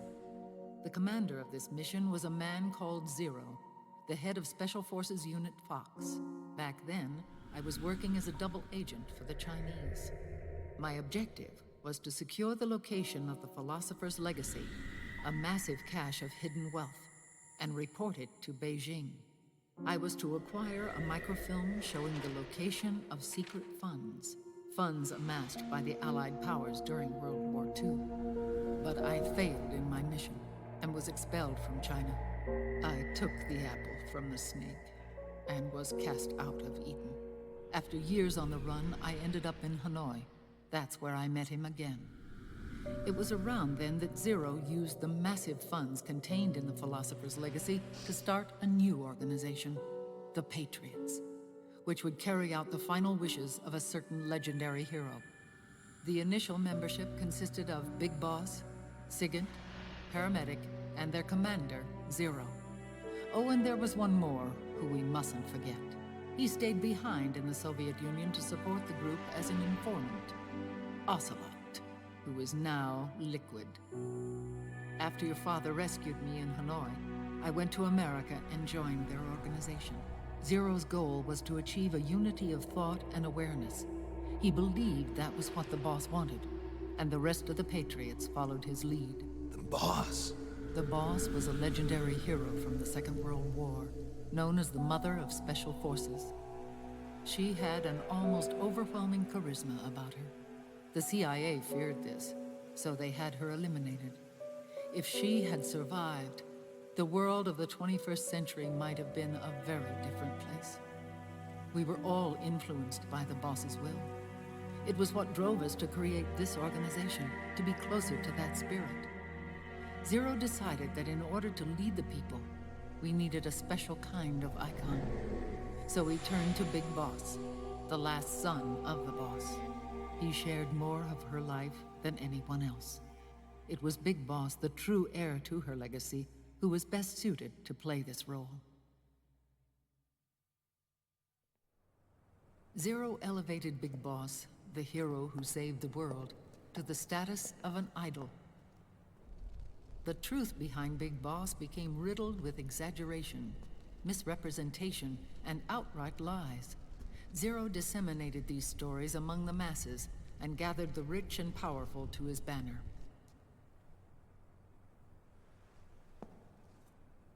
Every era needs its symbols to control the people, whether it be the stars and stripes, or the hammer and sickle.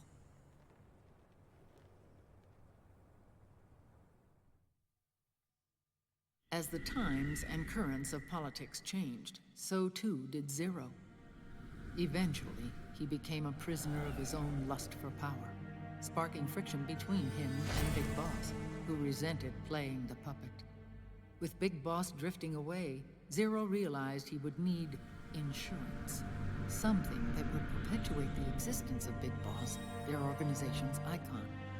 And so Zero secretly embarked on a new project, Les Enfants Terribles. Its goal was to create a clone of Big Boss, the ultimate soldier. The project was led by Dr. Clark, known at the time as Paramedic. After dozens of failures, they finally, miraculously, succeeded in producing a fertilized egg. The egg used in the successful in vitro fertilization came from Dr. Clark's assistant, a healthy Japanese woman. Blood from the east flows within your veins. Give birth to Big Boss.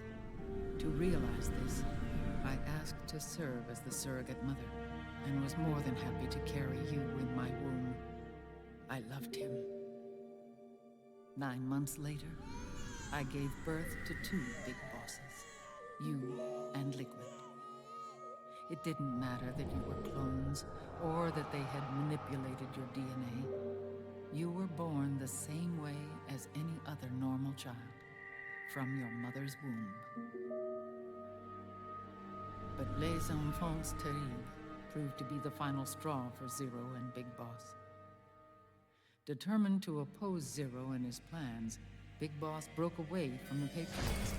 He left the States, created his own mercenary company, and drifted around the world. I'm sorry. Your father never wanted you. Human life isn't meant to be manipulated like that. I knew that, but I wanted you. After Big Boss left, Zero really lost control. What Zero wanted was an orderly world, one governed by rules. His fortune grew through countless wars, and his words influenced decision-making all the way up to the Oval Office. As the world saw the rise of digital technology, IT, the internet, and genetics, the Patriots' power grew immense. Their roots spread and took hold throughout the globe. In time, they began to dictate the fate of entire nations from the shadows. And before we knew it, the Patriots, the proud police of the world, started bringing an entire planet under their control.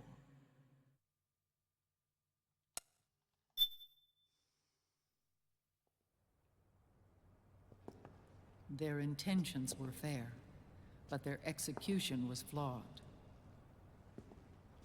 Zero developed weapons, amassed armies, used information for extortion, all in order to gain more wealth. He was obsessed with controlling awareness on the inside from the outside. But I cannot imagine that's what the boss would have wanted. They both misinterpreted her will.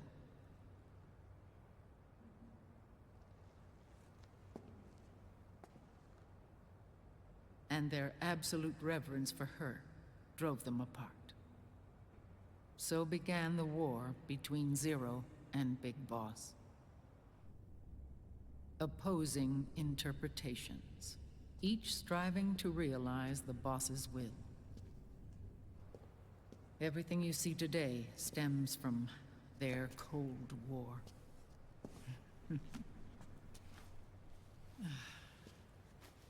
Differences in race, in religion, in ideology.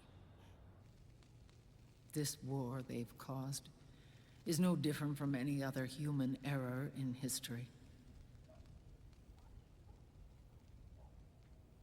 It all started with a tiny fork in the path, and grew into a great rift.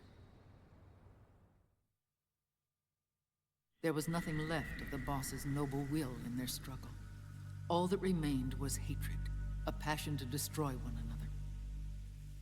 Big Boss returned to the US with a plan in mind, and once again assumed command of Foxhound. In Outer Heaven, and then Zanzibar Land, Big Boss plotted coup d'etat against Zero. But you, Solid Snake, his own clone, foiled his efforts both times. Big Boss and Gray Fox, Frank Yeager, were left near death. Zero recovered their bodies, Frank Yeager's entire body was reconstructed through surgery, and he was reborn as the cyborg ninja. Big Boss, now a vegetable, became a prisoner of Zero even in death. For Zero, more than anyone else, your father was an irreplaceable icon.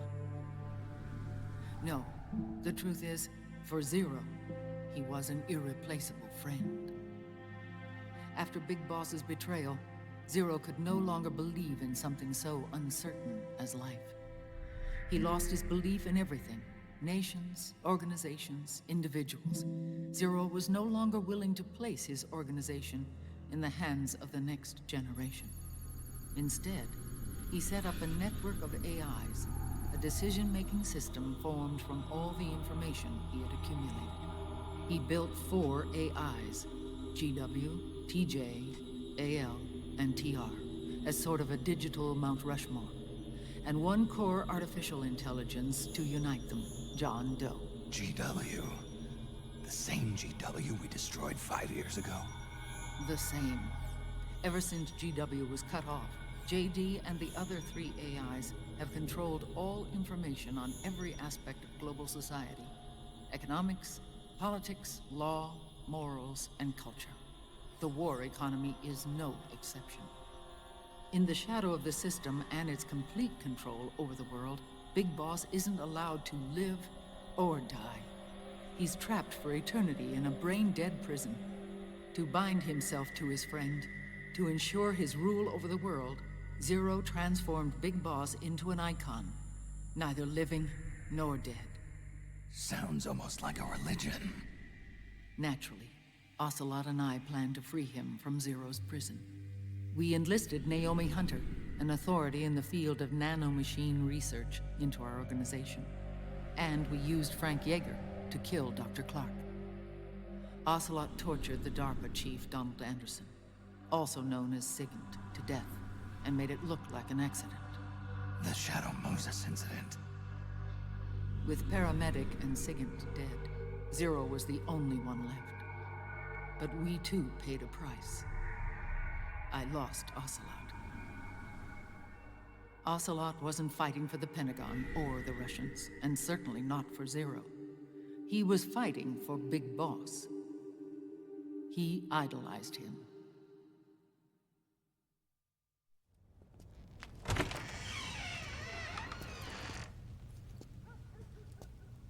When Ocelot grafted Liquid's right arm to his own, his body was taken over by Liquid's thoughts and spirit. He may be Ocelot in physical form, but his mind is Liquid's. I was the last one. And then someone appeared to help me. Raiden.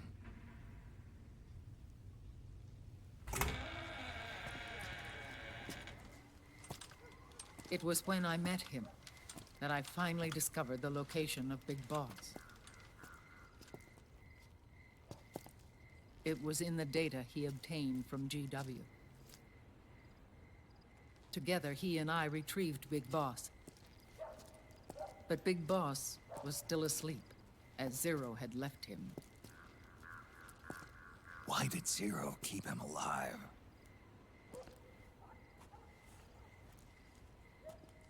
People need heroes. Zero wanted to create a messiah. A legend that would never die. Liquid is after Big Boss's body.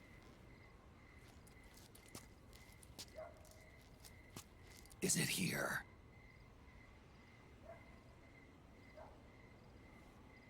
I'll take you to meet him.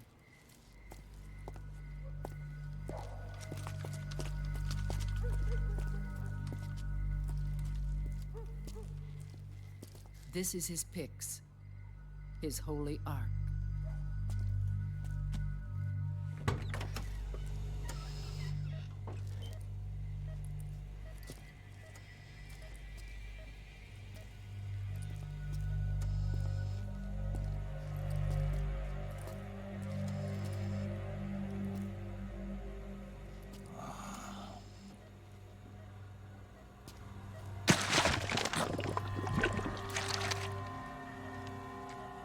His body is alive, but his consciousness is locked away by nanomachines.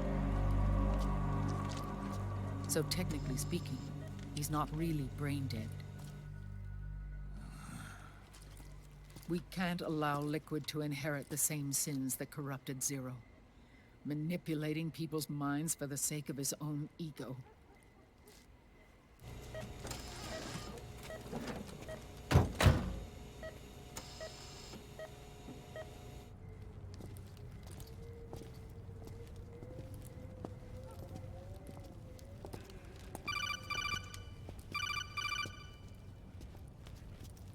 Otacon. Snake, it's Naomi. What happened? She's gone. She's not in the Nomad anymore. When? Less than an hour ago. She disappeared right after she and Sonny got back from Dr. Madnar's place. Why weren't you watching her? I didn't have my glasses on. Naomi said it herself. The experiment can't succeed without her. You think she went back to Liquid? What about Raiden? Good news on that front.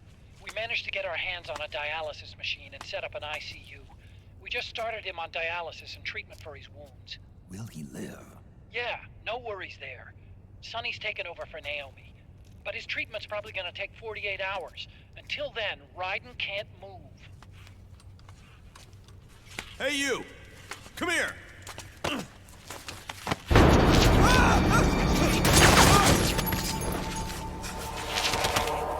What the hell is that? Move!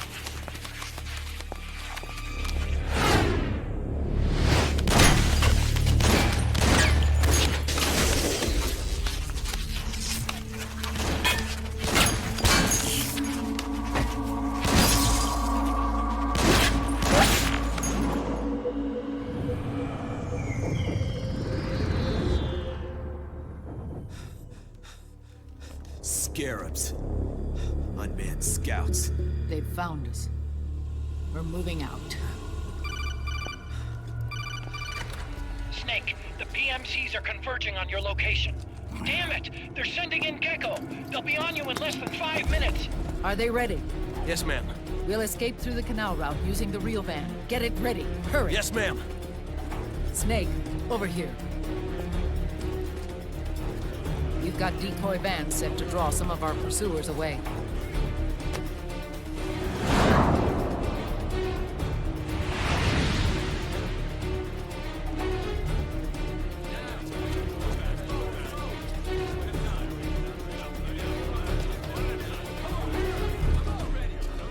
All of these children were orphans. They work in arms factories. And when they grow up, they want to join a PMC. They seek revenge on other companies, PMCs that killed their parents, and use their earnings to support their younger siblings. There are countless child soldiers like these in the PMCs. Nowadays, anyone with a computer can get combat training. The FPS games that these children love are distributed for free by these companies. Of course, it's all just virtual training. It's so easy for them to get absorbed by these war games. And before they know it, they're in the PMCs holding real guns. These kids end up fighting in proxy wars that have nothing to do with their own lives.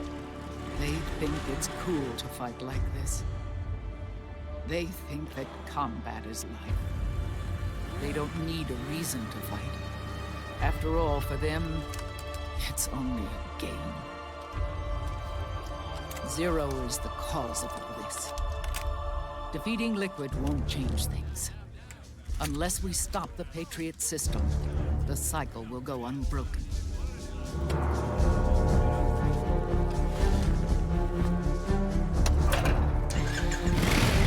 Hop on.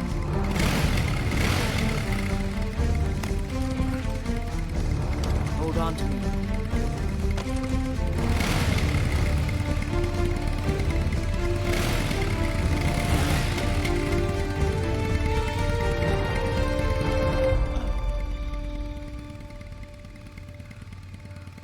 With so many wars being waged, oil and biofuel have become as precious as diamonds.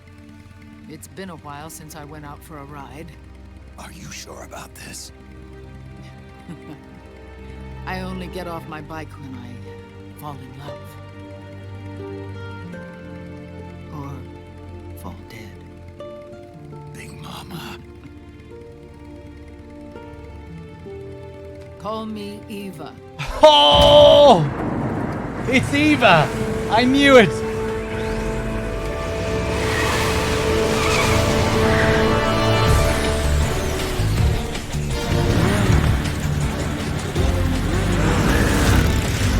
Oh shit! Let's go! Eva's back!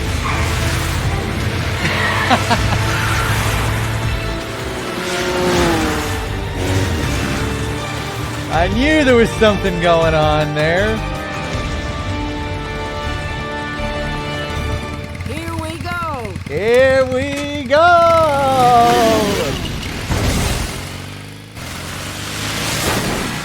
I'm old! I'm very old, Snake. I need to get an old Eva emote, I think, to contrast DRK's grumpy emote. We have to keep Big Boss's body out of enemy hands, no matter what. Get the body safely to the canal escape point.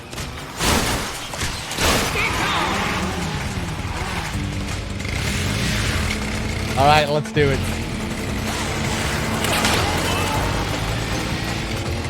We've got Gekko!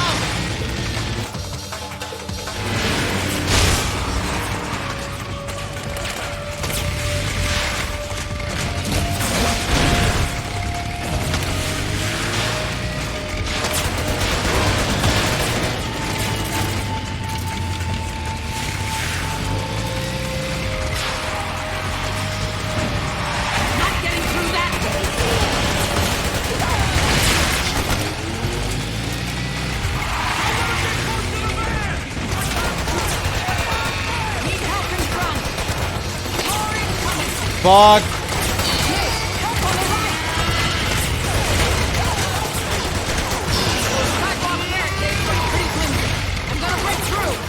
Usually I go for no kills here, but fuck it. Oh, I took a hit.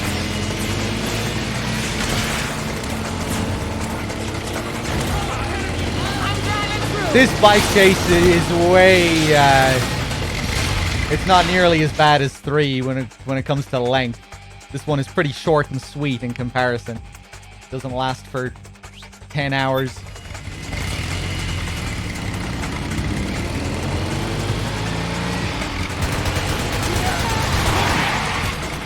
Ah, shit. There's something about it. So much for slipping away unseen. Guess we'll just have to outrun.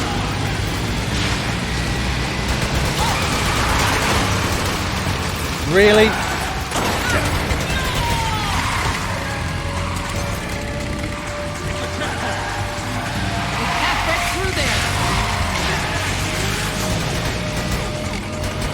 I actually should have switched to my trank there.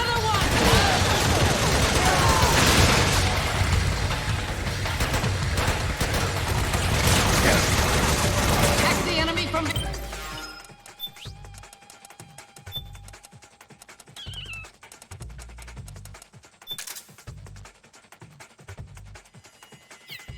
What the fuck? I thought I picked up 3 rations.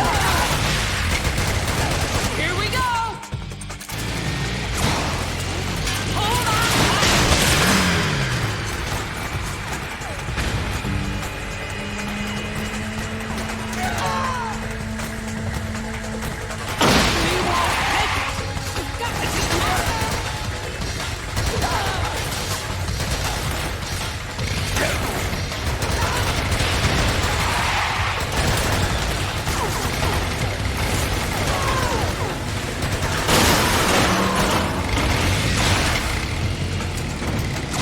Here they come! Snake, help on the right! Enemy to the right! Call across! Stop right there! Ah, you bitch.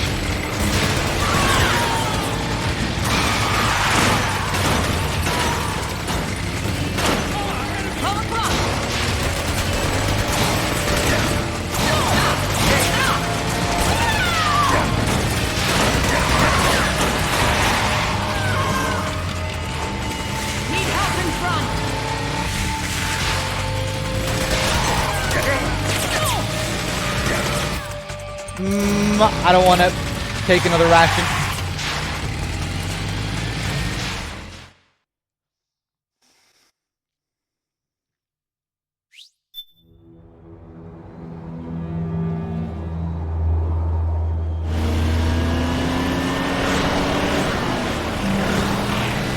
There you are, Snake!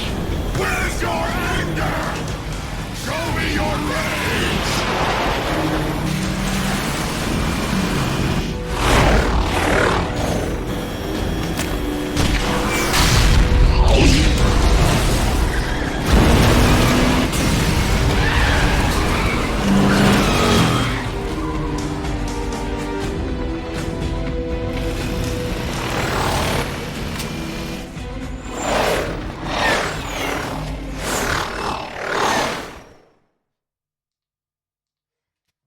Okay, I just turned down the volume a bit because I was probably getting drowned out a bit. It's pretty loud.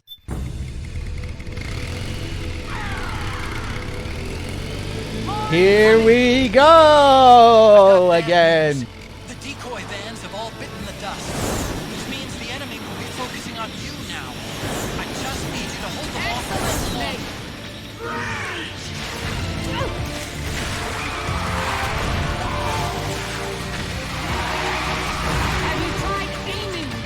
Shut up. She says that every time. Even when I'm not firing my weapon. Even if you aim perfectly.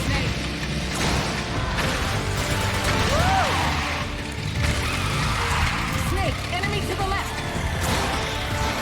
That's my need help in front. Oh, for Pete's sake. R.I.P. Peter Stillman.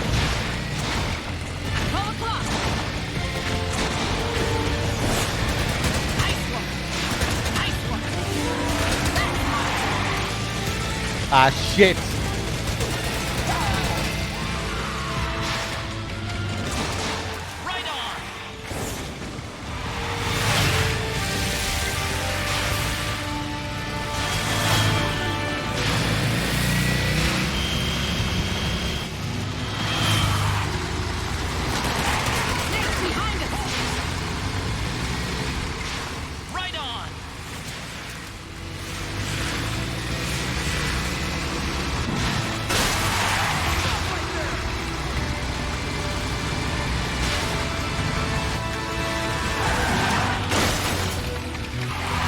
Need help in front.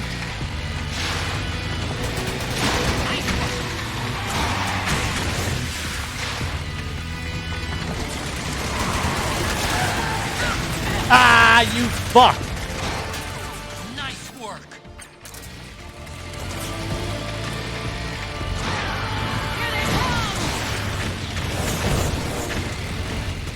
Oh, what's the matter?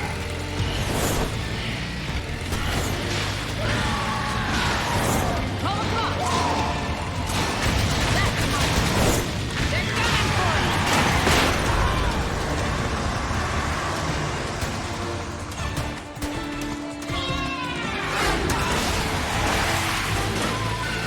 Snake, are you okay?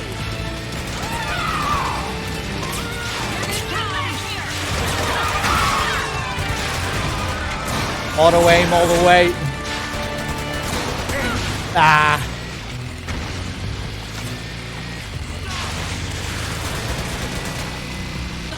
Terrible.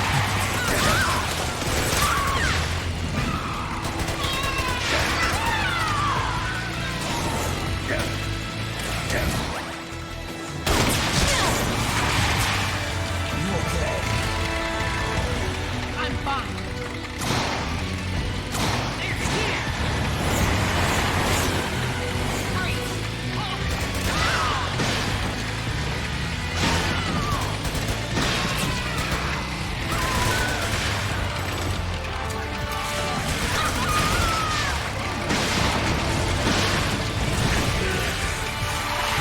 Need help behind.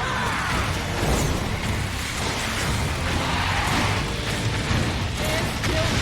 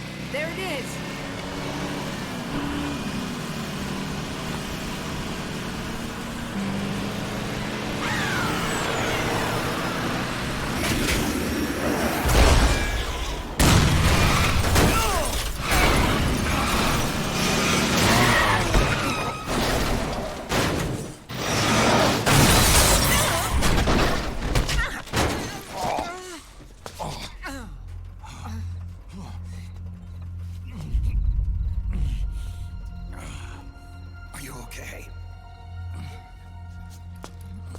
Big Mama, come on. Stay with me. Eva, I need you. Is that you? Snake.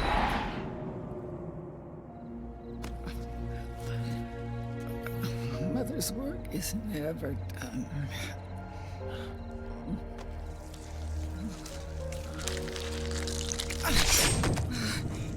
Big Mama.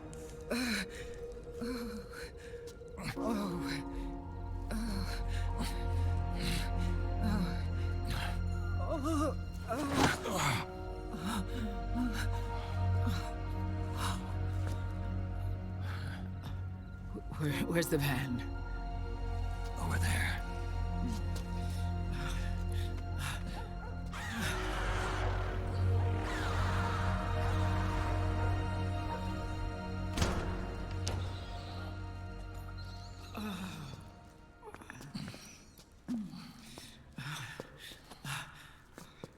The children.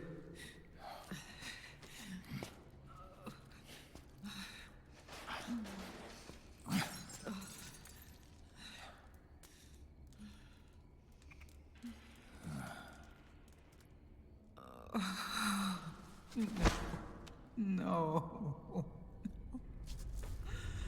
I'm so sorry.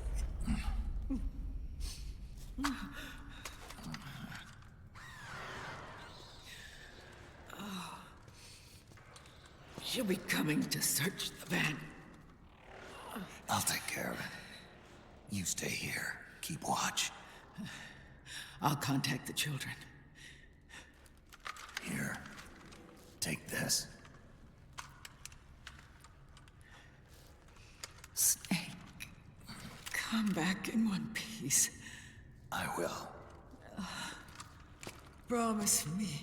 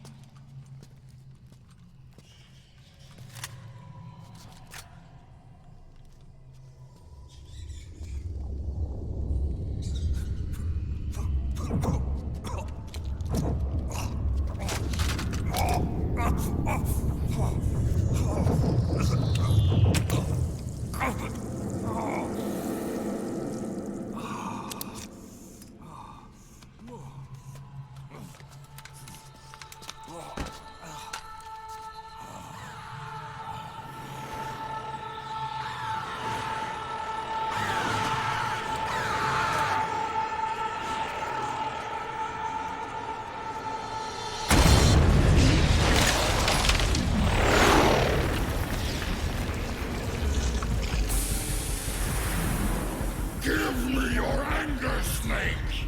Let it boil to the surface! Let your fury flow freely! Anger begets anger! Come on!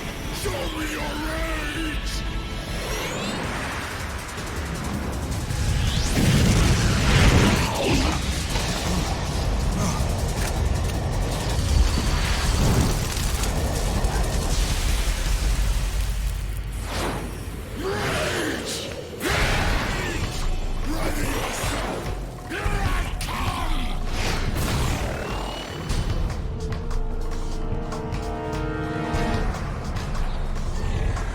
Oh god, hold on 1 second. Here we are, Raging Raven, one of my least favorite fights. In the game, well, I would say my least favorite boss in this game. There's not much to it. She flies around. She's a bit of a bullet sponge. You just keep shooting her while she flies around. There aren't too many interesting patterns or moves. She overheats and then she'll go and rest, and then you can do a big chunk of damage. What am I gonna do here? Let me check my camo. If you hit her at the very beginning of the fight while she's flying away, while she's not looking, I think this works in general. If you catch her off guard while she's just flying around, when she doesn't see you, you'll deal like a extra chunk of damage. See if I can catch her here. Ah, like there. If I use the M82, it's just going to be over in a heartbeat. Let's tone it down a bit. Let's use some RPGs instead.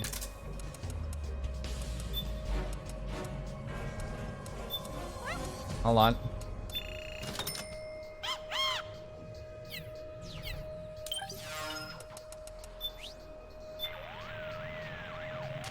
The beast's attacks are taking a heavy toll on the surrounding structures. As more of them are reduced to rubble, you'll have fewer places to hide. Time is not on your side, Snake. You need to finish this thing, fast! Those sliders will sometimes leave her side and operate independently, most likely acting as a remote scouting platform. If you see a slider flying on its own, don't hesitate to shoot it down. That should reduce the beast's situation awareness and tilt the odds in your favor. This beast seems to be seething with rage. Anger causes us to lose self-control, making it the most dangerous emotion of all. This makes her extremely dangerous, Snake. Be careful. Snake, don't forget that your ability to fight is affected by your psych level.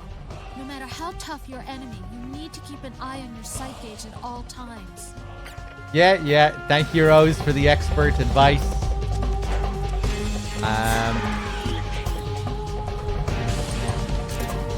I'm just gonna chill here.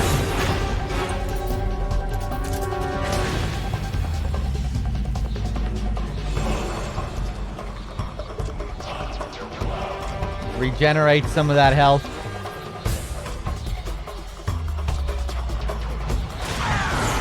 There she is. If you just wait around, eventually she'll come in and try and get you.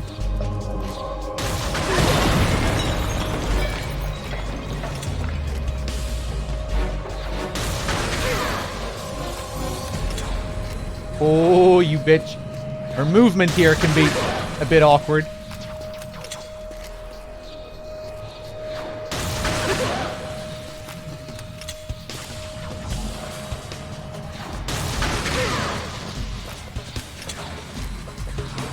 Oh, you bitch.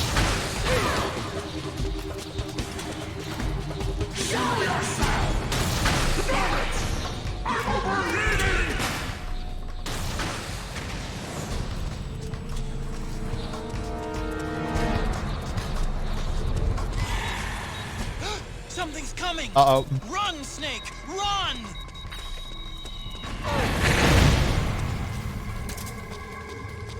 Okay, now we'll go up to the roof.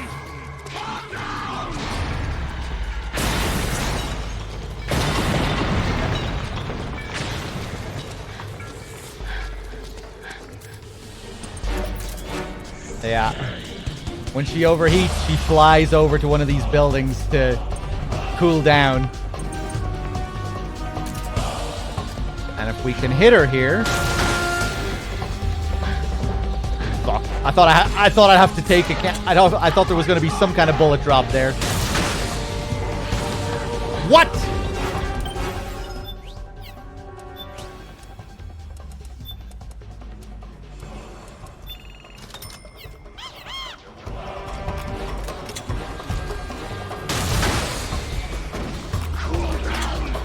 Excuse me.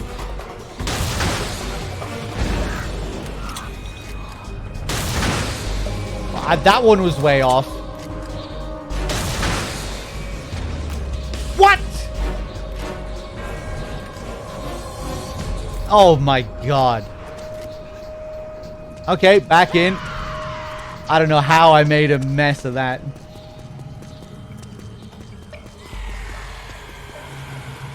Probably wasn't high enough.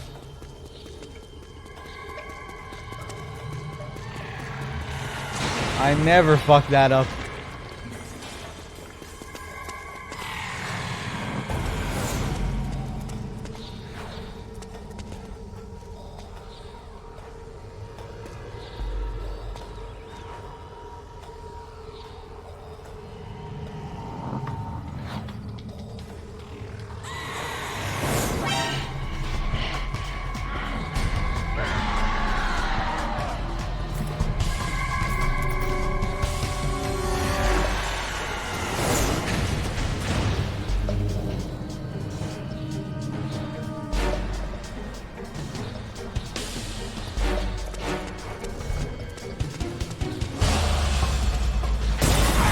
Here we go.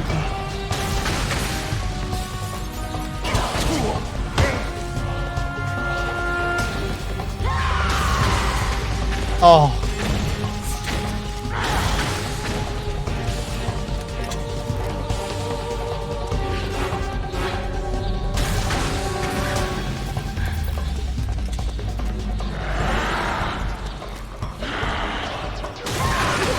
Thank God, okay.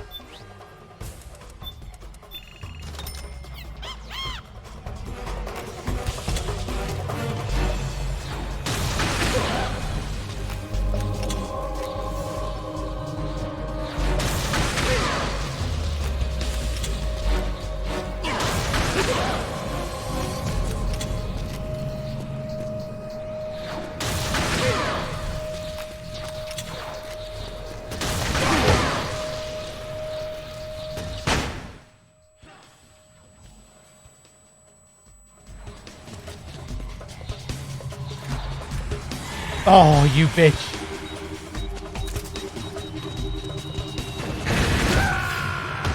Yep, I knew that was gonna happen. Snake? Okay, let's do it properly this time.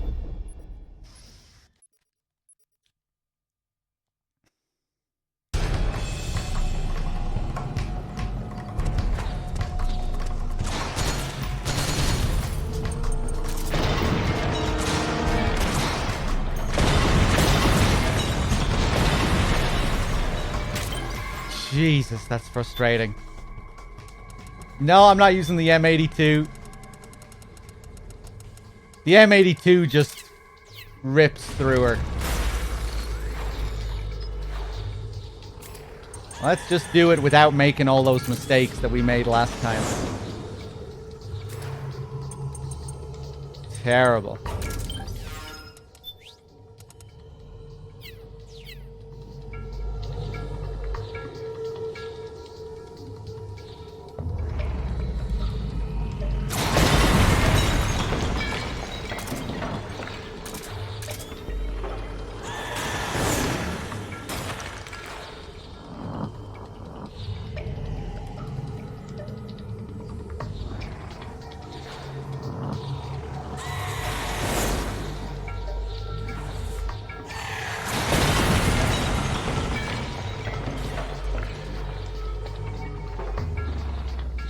Come on, you bitch.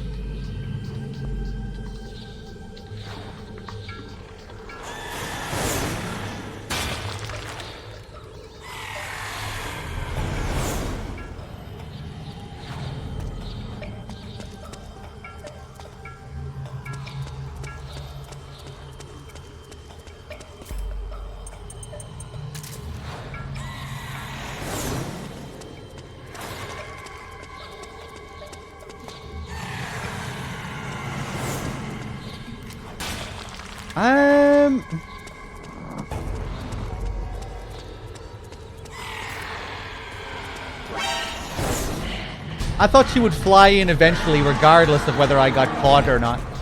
I want to lure her in here.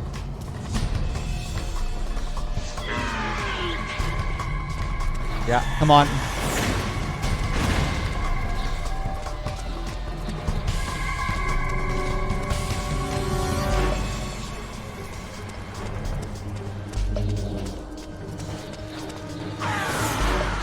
Yeah, I thought she came in to say hi regardless. I get maybe not.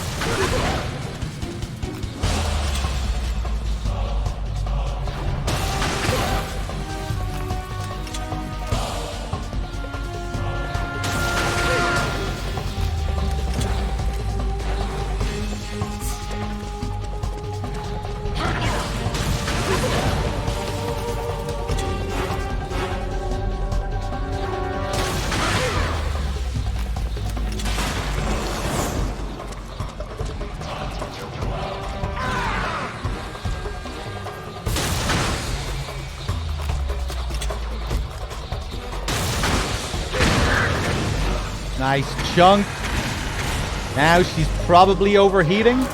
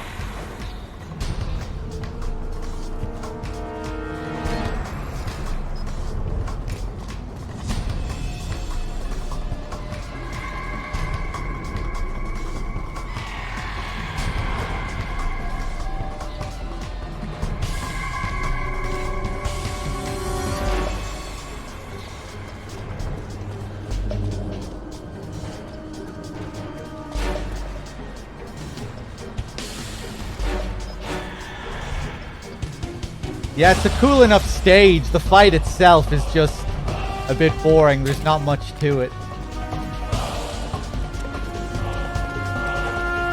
Bam, ba-bam, ba-bam. Fuck it.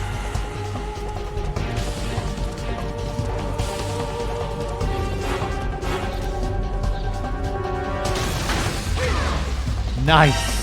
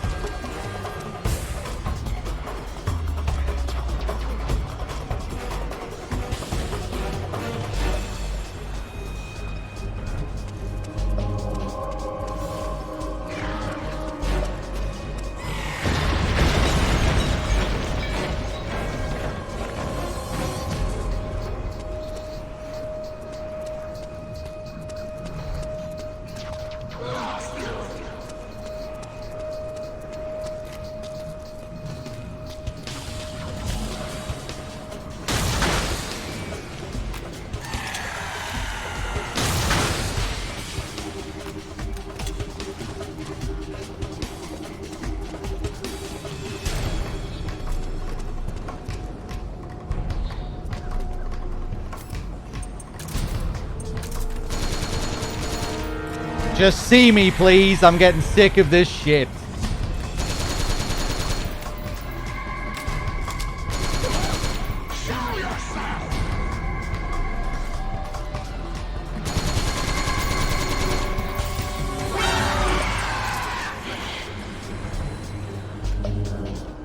What are you doing?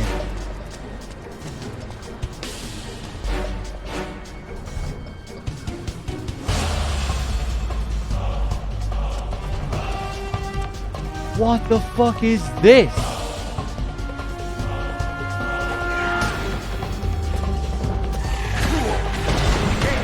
Well, there we go. That's something. I'm going back down. Now I remember why I don't like coming up to the top of the tower. Fuck this.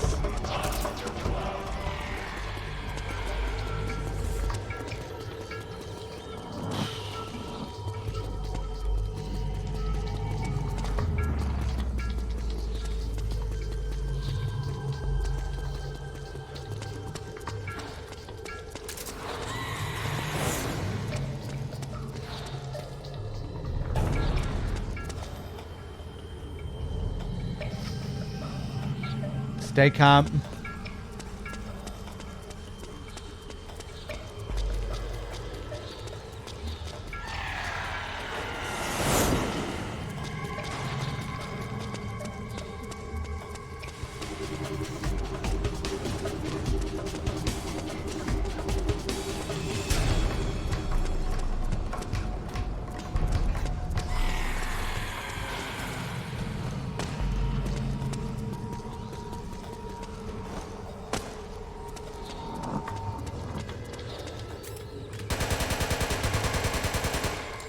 That doesn't get her attention. Okay, amazing. You know what? I am going to take out the M82 because I'm getting frustrated.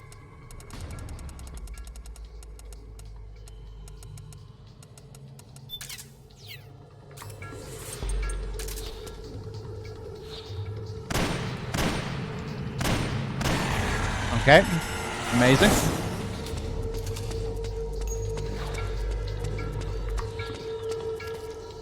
Oh my fucking god. How is that not getting her attention at the very least?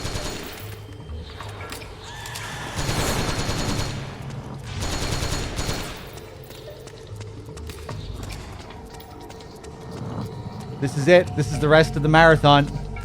Running around this fucking tower.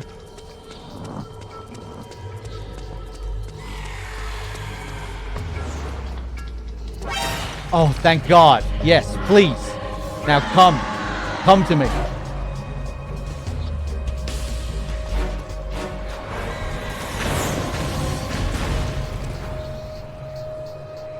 Oh my God. Usually I have this fight done in like less than 5 minutes.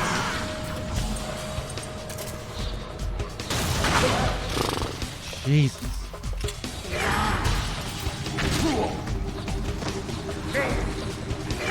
Oh God.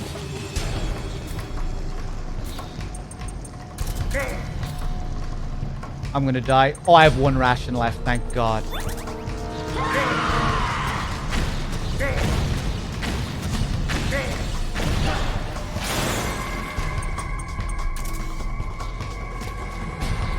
Thought I rolled around. I thought I got rid of the fire. Seemingly not. Can you please come back, you bitch?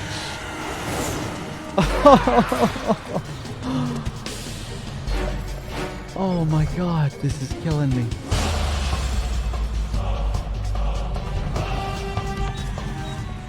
Something's coming! Run, Snake! Run!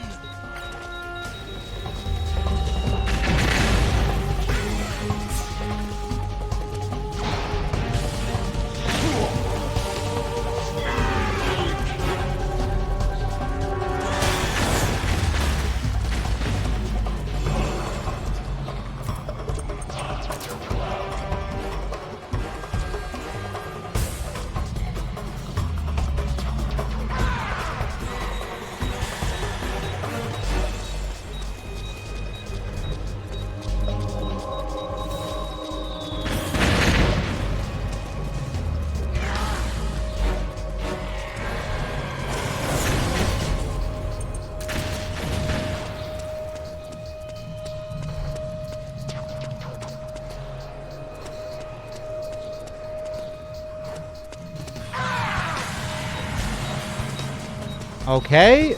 I don't know what's going on here. Would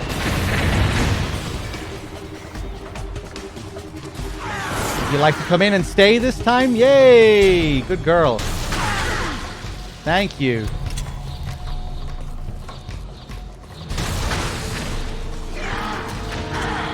Of course, that misses.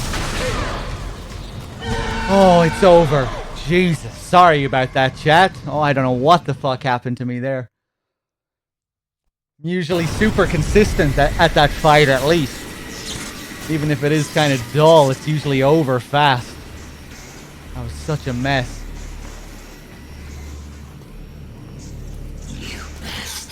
I thought I had the whole strat down. It seems not. Seems there are some flaws in the system. I can feel the anger building up inside. That was painful.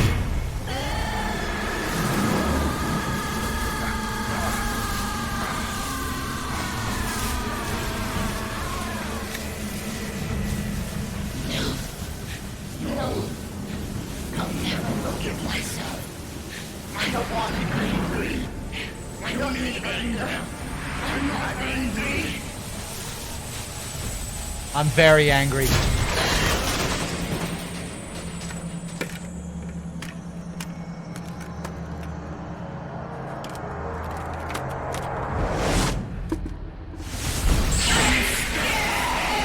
too. I really hope that never happens again.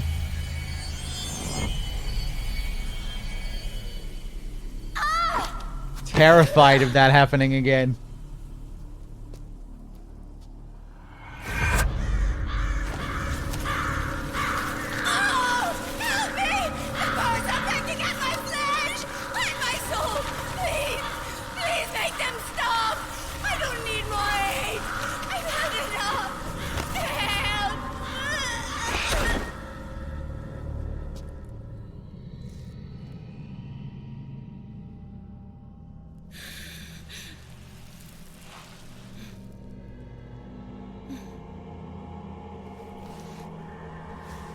Let me out of this cage.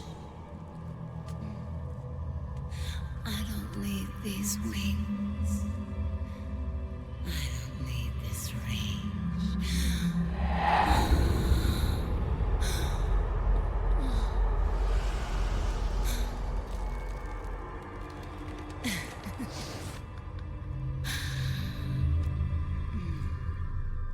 Calm. Let your anger flow.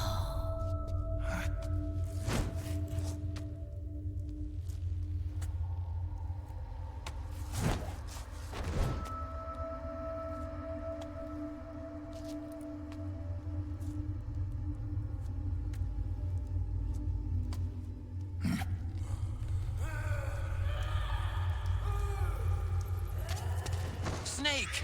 She's come out of her suit! Watch out! She's gonna try to grab you! Did DRK do sexy time with Laughing Octopus?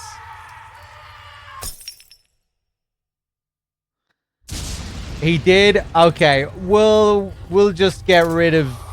I'm just gonna get rid of Raging Beauty, and then we might do sexy time with Mantis at the end.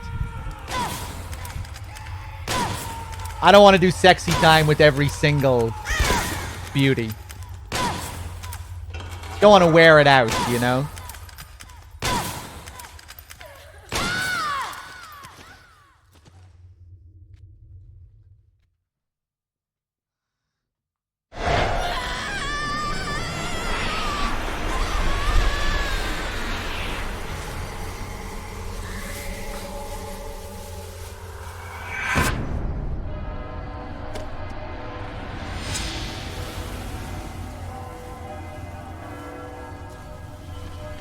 Wait, what? He didn't?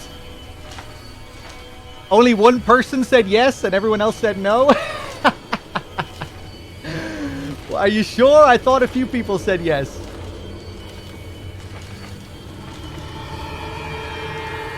Did DRK do sexy time? I think he did. He did?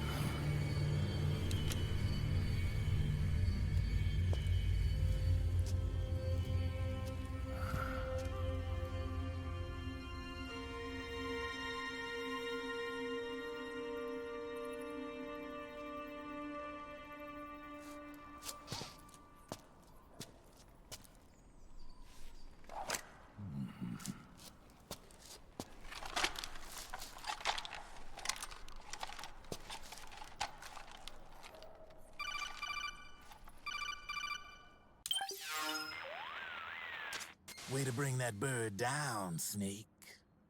Drebin. And you got yourself a souvenir, too. A grenade launcher. Nice. That's a real user-friendly weapon. Not much use to me without an ID, though. I'll launder this one free of charge. What's the catch? Only that you give it to me when you're done with it. A weapon with that many decades of rage stored up inside it? Now that's a collector's item. How old was she?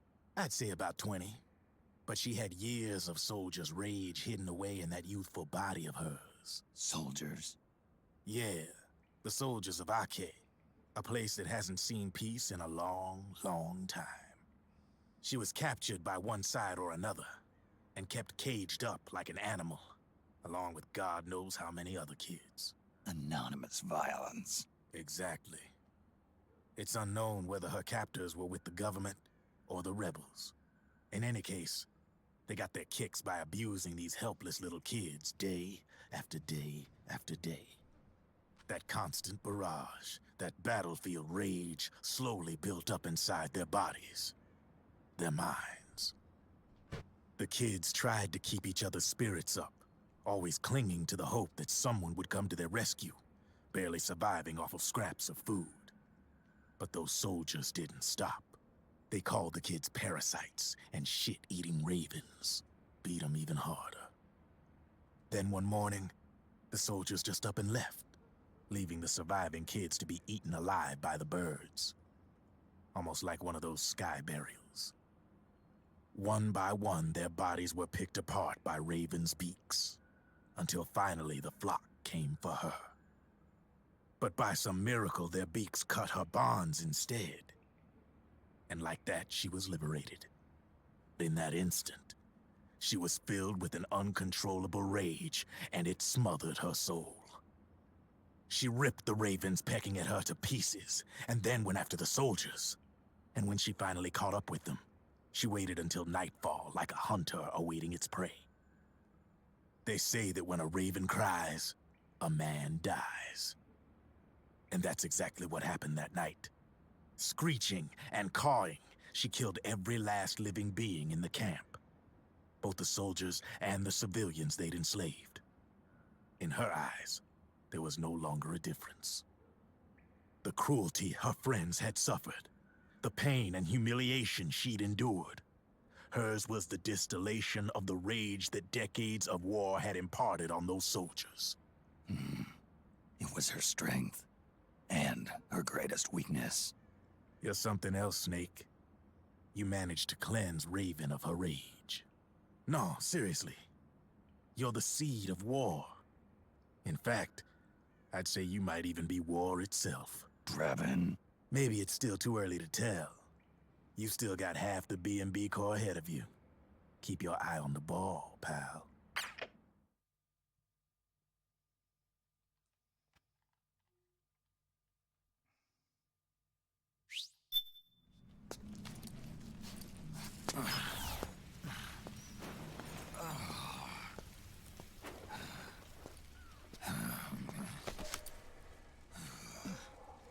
Snake. I have to apologize. The 3 vans that came out with us are decoys. The real one is floating down the river, headed downstream. I managed to get in touch with the children. The Pix is safe. We're going to rendezvous on the riverbank, downstream. Land and air routes are cut off. But there's a cruiser waiting for us. The Volta River is our only chance of escape. Let's get out of here. Hurry. Good thinking.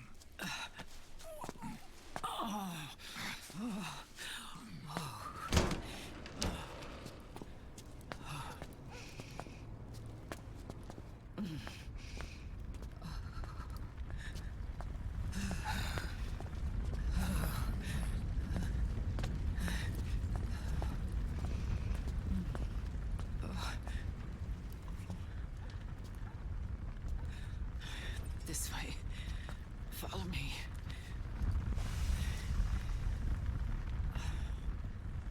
I don't need to feel the wind anymore. There's no need to keep lying to myself. I only get off my bike when I fall in love. Or... Oh... Snake... Give me a hand. Yeah.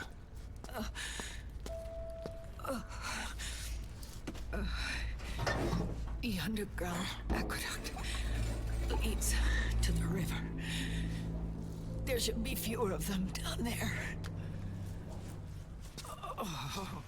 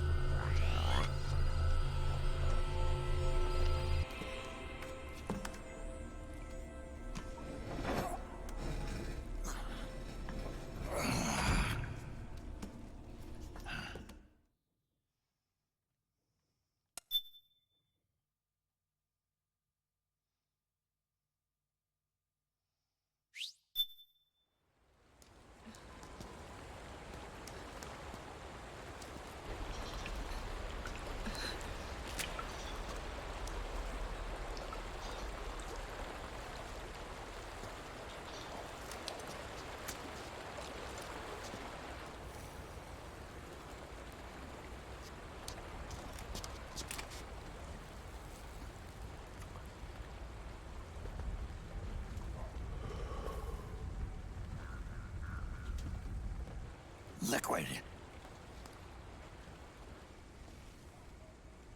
Not bad. Where's the pics? That no longer matters. Where is it?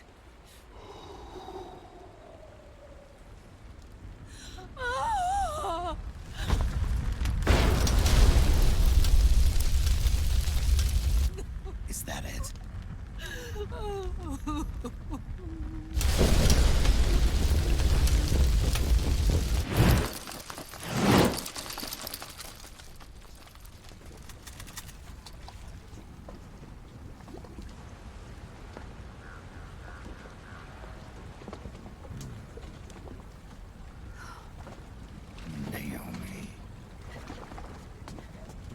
Naomi told me everything. And now, thanks to her, I finally have it. The thing I've sought for so long. Big Boss. Put down the gun, Snake. It's already too late. You almost did it. But it looks like I win after all.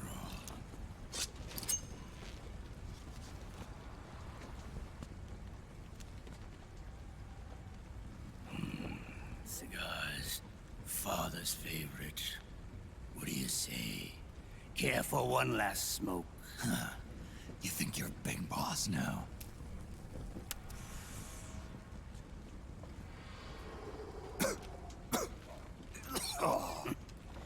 Guilty as charged.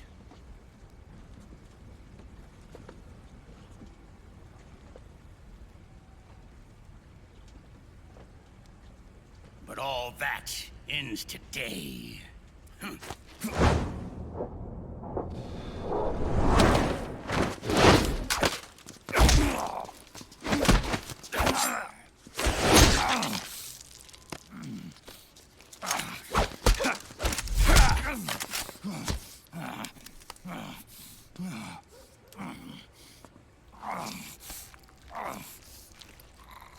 Nice try.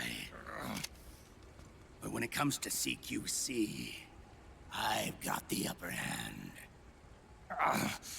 Even if you do get a hold of the system, you'll only have one part of the Patriots AI.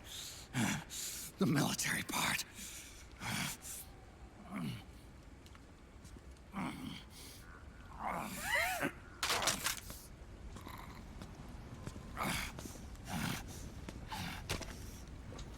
What of it, brother?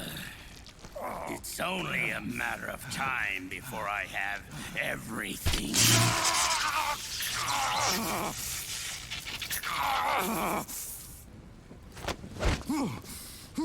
Remember GW? The AI they think they lost? It's mine. A part of my army. Impossible. We destroyed it.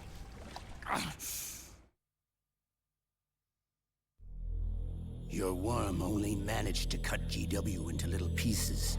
Pieces we were able to reconstruct. And then we stowed it away inside JD's network. This man's body has served me well, allowing me to pass every security barrier between me and GW. After all, the Patriot system is nothing more than a machine. Now that GW is a spook inside the network, there's no way JD would recognize it as an external threat. Once I destroy JD with a nuclear strike, the Patriots network will be mine. And then, I'll build my haven, free from all forms of control. I'll cast aside my old identity and take my own name for the first time.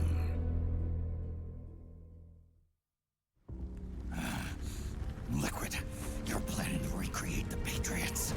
Snake, we were created by the Patriots. We're not men. We're shadows in the shape of men.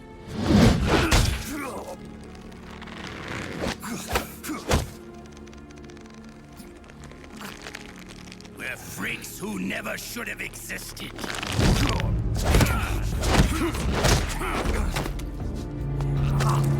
A system.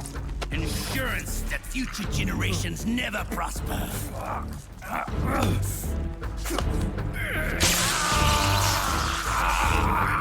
The Patriots saw fit to create us, and in doing so became our only raison d'etre.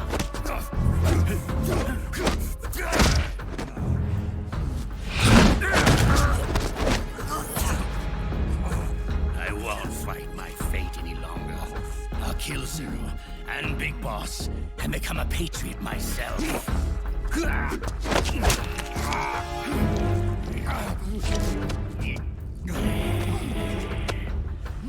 all began with Zero and Big Boss. Our purpose in life is to fulfill our destinies. And once all is returned to Zero, the world can be reborn.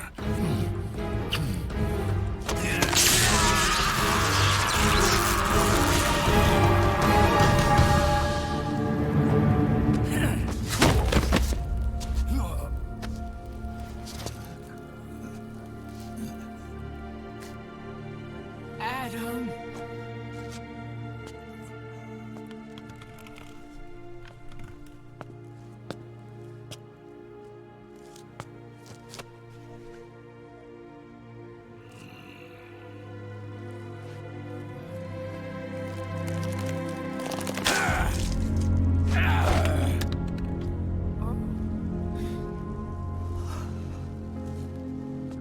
So long as we both live, the world will not know an age of light. If we're to pass the baton to the next generation, the only choice left to us is death.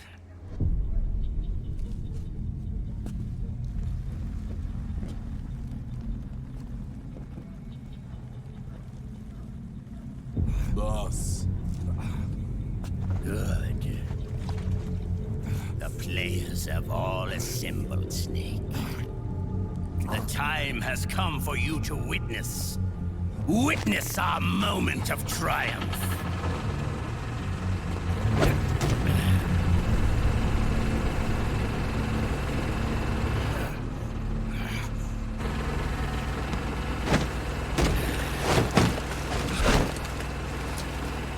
Go!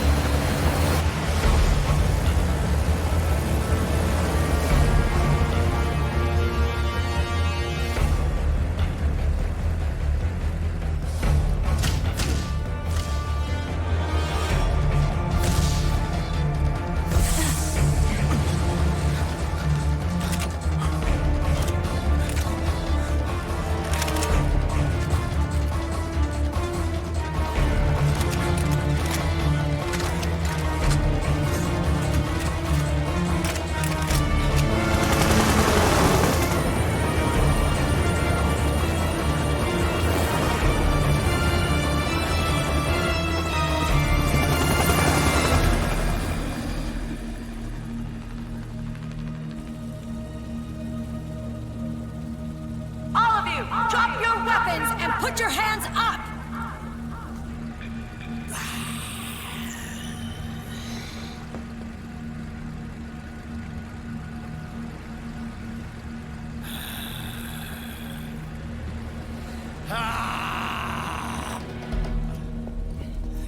Barrel!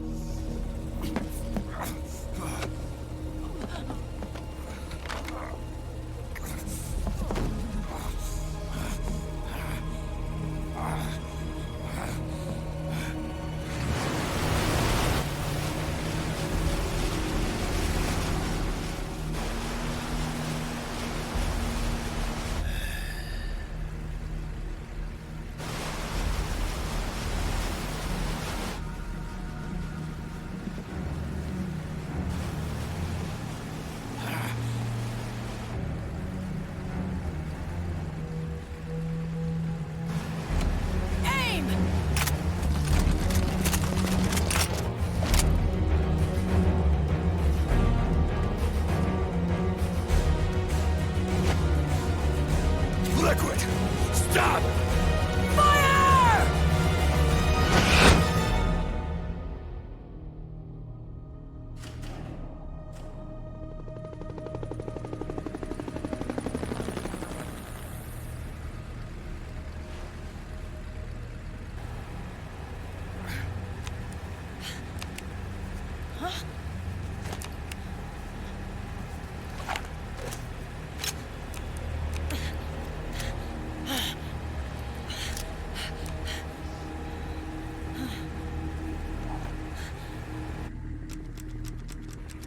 What? What?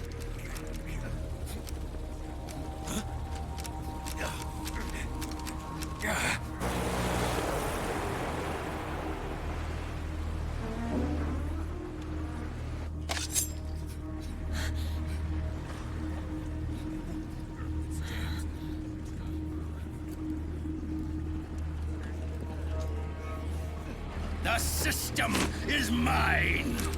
Your guns and your weapons are no longer your own. Behold,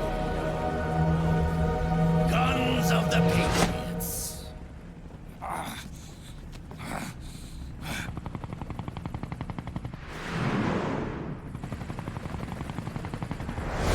Bang! Bang!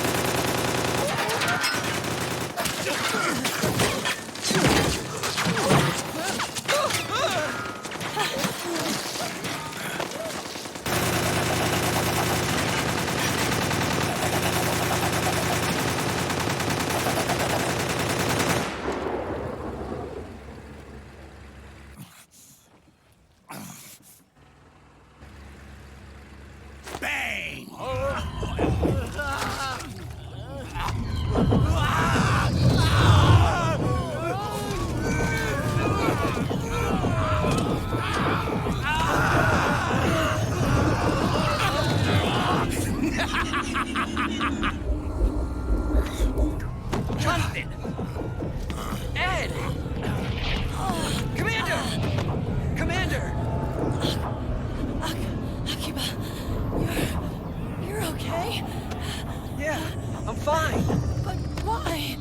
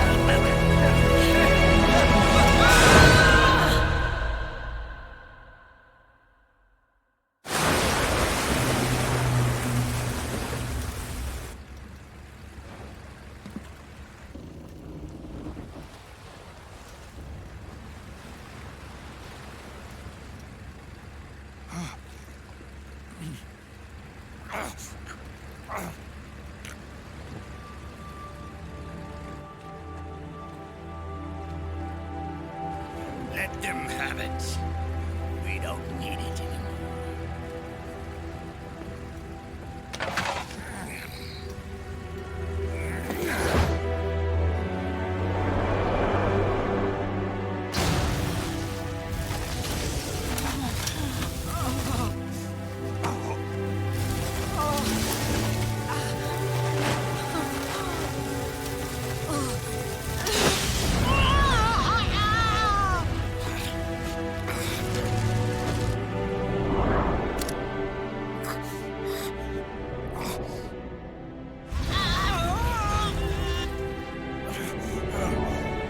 So long, Snake.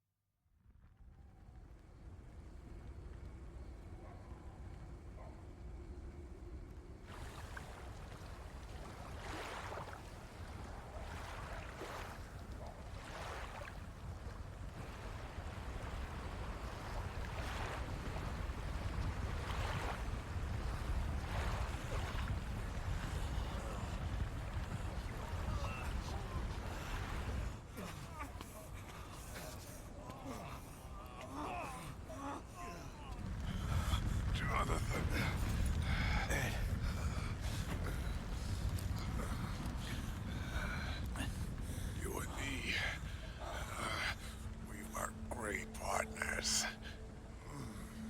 No. Great friends. Meryl! Meryl! Meryl!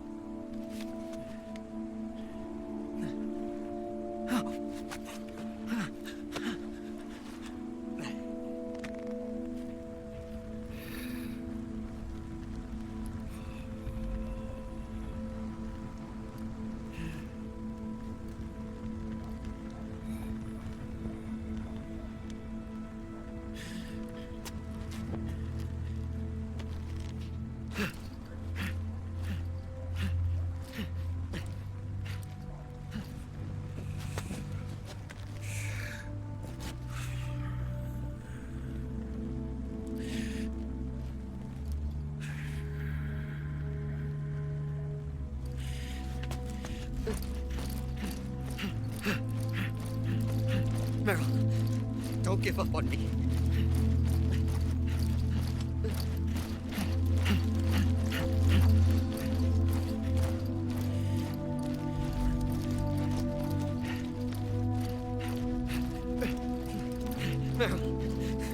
Meryl!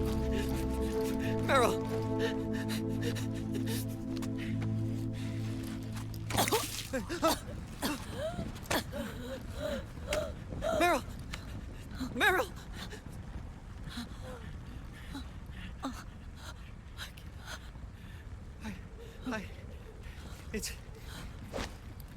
It's not... I mean...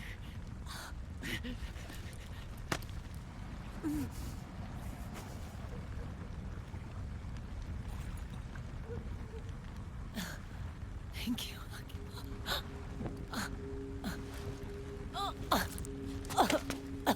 You're okay, Meryl?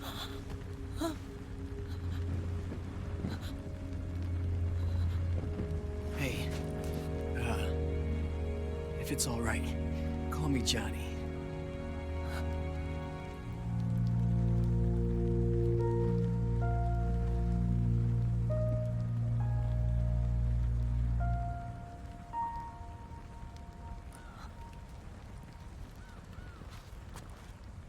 You and the beasts are no different.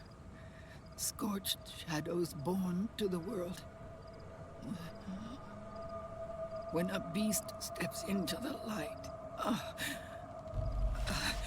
unless the light is put out, the shadow cannot be erased.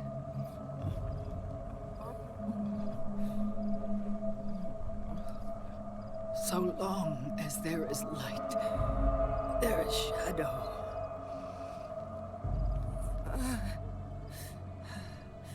To return everything to normal, the light must be extinguished.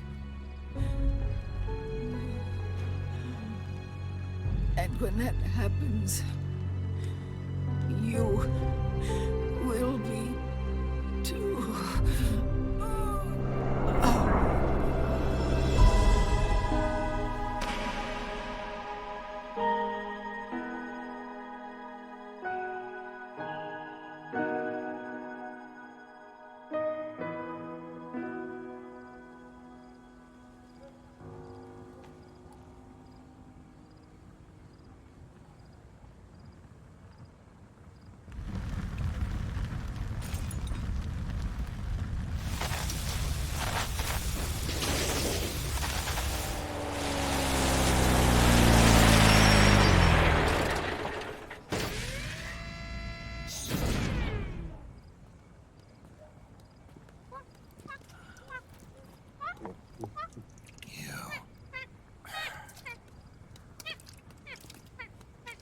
Like I said, we pride ourselves on service. Come on, let's take this guy to his friends.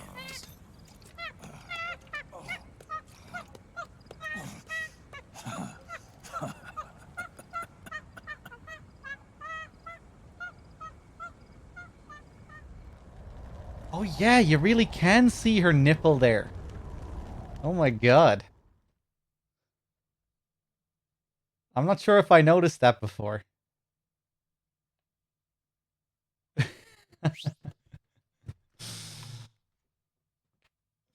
Well, we did it. The end of Act 3. Oh my god, that Raging Raven fight. I kind of felt at one with the character. Because I really was furious. 1-1 in the chat if you really like the Volta River cutscene. If you really like that last cutscene. 2-2 if you really don't like that last cutscene. I'm intrigued to see the result here.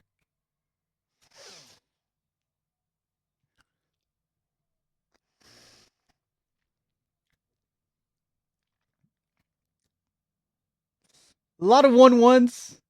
A lot of 1-1s. Some 2-2s. Damn, I'm surprised.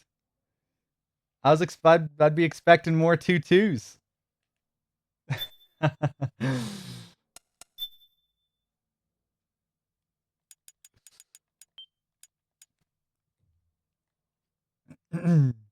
Chat makes it funny. I mean, it is. It's certainly something. It isn't boring. It's pretty entertaining.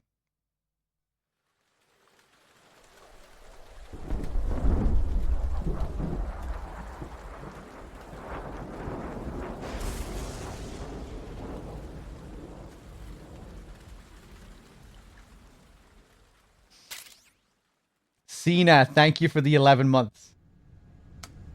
I should probably check my dashboard as well, see if I'm... Hold on.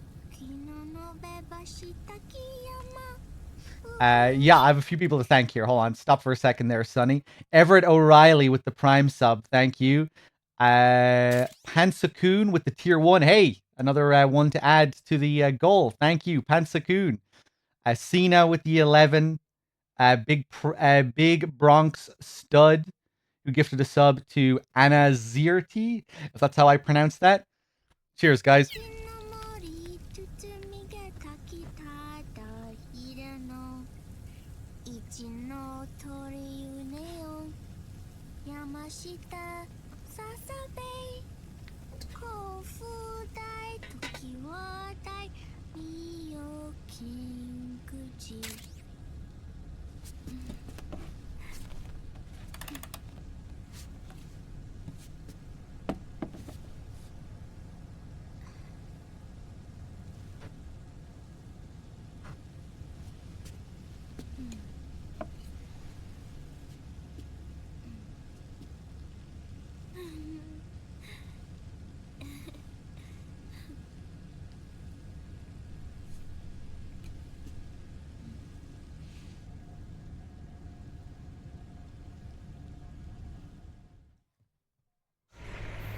We'll launch a stealth nuclear warhead at JD.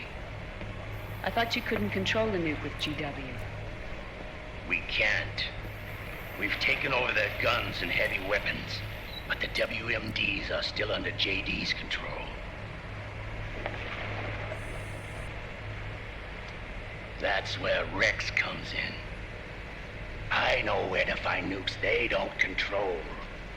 Vamp, how long until Rex is ready? All that's left is the final check. We've identified JD's location through GW, an abandoned 20th century satellite orbit, disguised as debris. A clever place to hide. Satellite orbit. With a stealth nuke, there's no need to worry about the Patriots intercepting it. By the time they realize what's happening, it'll all be over. Once JD, the core AI is destroyed, GW's priority will rise to 1, and all the systems under JD's control will then be ours to command. Now go, prepare our haven. Yes, boss. What the devil is this?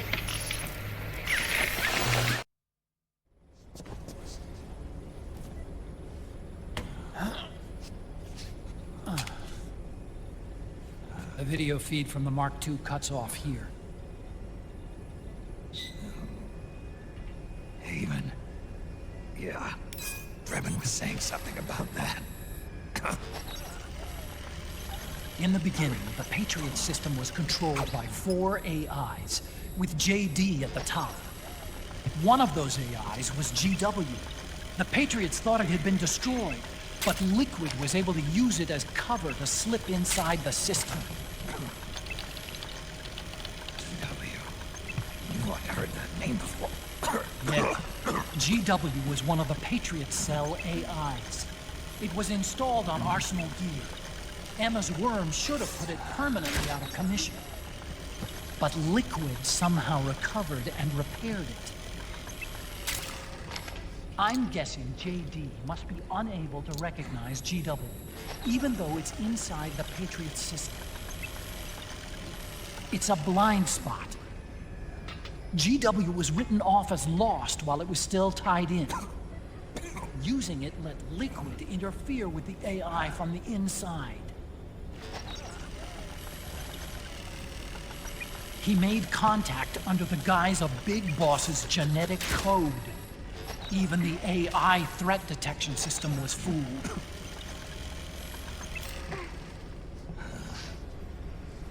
Even on the network. Free from oversight by the Patriots' AIs. It all makes sense now. That's why they made Arsenal go berserk 5 years ago. GW was on board. Haven. Where is their base? Don't worry. Mei Ling is using the position of the Mark II's last transmission to predict the course of Liquid's ship. It's only a matter of time before we find him.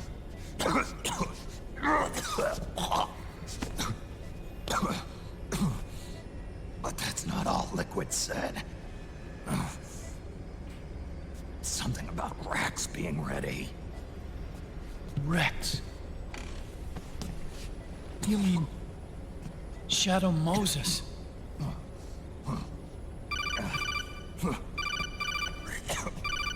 It's Campbell.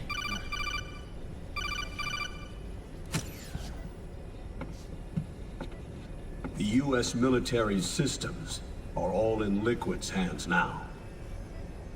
The regional systems have all been shut down. Guns are falling silent across the Earth. Hi, Colonel. It's the first total ceasefire in human history. How's the White House responding? The public?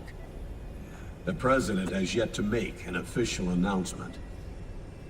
But the media is starting to pick up on it. The information's gonna be controlled anyway. Not this time. The war economy is ground to a complete halt.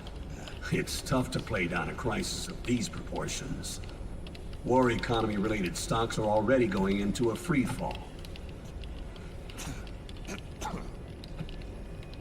They must be shitting themselves at the White House right about now. In any case, America had better sleep soundly while she still can. Liquid's insurrection is about to begin. The first thing he'll do is try to destroy the system the Patriots built to control the U.S. He's already taken the system. No. Supreme authority still resides with JD, which the Patriots still command. Which is why Liquid plans to launch a nuclear strike on JD in its orbit. But Liquid only controls SOP, and SOP only controls guns and small firearms. Unless he gains supreme authority, Liquid can't use America's nukes and ballistic missiles. So how's he gonna launch this strike? Good question. The U.S. converted its nuclear arsenal to reliable replacement warheads 2 years ago. RRWs. Yes. The core of the RRWs is now completely ID controlled by the SOP system. You'd need supreme authority from JD itself to control them, and they can be shut down remotely in case of an emergency. All the old nukes were pulled out of service when they deployed the replacements.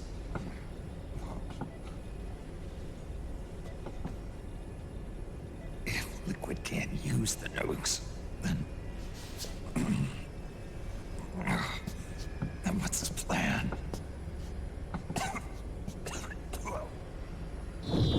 That's it. He's going to use Rex. What? Rex was scrapped before the Sons of the Patriot system was implemented. Of course. The railgun. Indeed. Rex's railgun can launch a stealth nuclear warhead into space unconstrained by the system. In short, it's the only device they have that is able to launch a nuke. You just heard them mention Rex, for God's sake. Use it to kill JD and deliver the coup de grace to the Patriots' reign. But I guess they didn't put the whole picture together. Where's Rex now? I think you know. A long-forgotten base in U.S. territory outside the Patriots' control.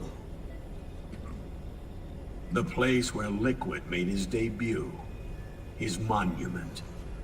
Off the Alaskan coast, in the Fox Archipelago. Shadow Moses Island. If Liquid destroys JD, and his GW assumes total control over the system, he'll have the world at his fingertips. And no one will be able to stop him. Not even the Patriots. You are the only ones who can save us now. Snake, I'm counting on you. Defeat Liquid and put an end to his insurrection.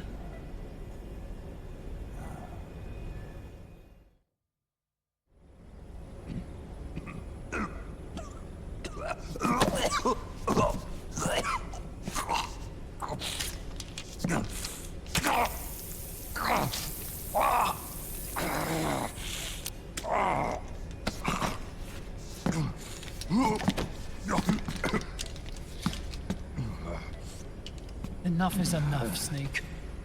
You can't take any more of this. I'm not dead yet. That's not what I mean. You can't beat Liquid. He's got the Patriots' own control system on his side. Not only are weapons useless, but the US military is in shambles. And even if it weren't, Liquid's got enough men and machines to match it.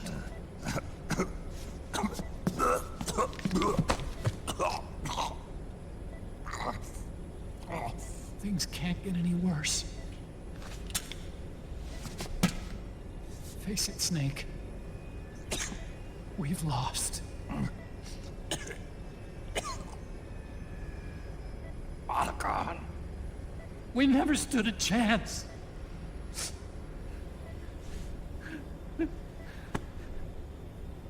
It's not about winning or losing.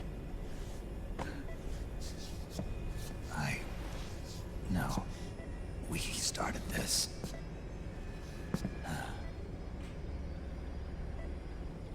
And it's our duty to finish it.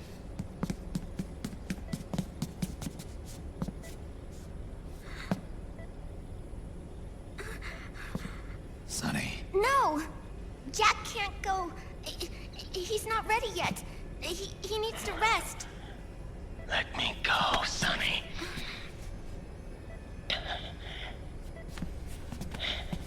No. Your dialysis isn't done yet. Snake. He's not ready yet. Snake.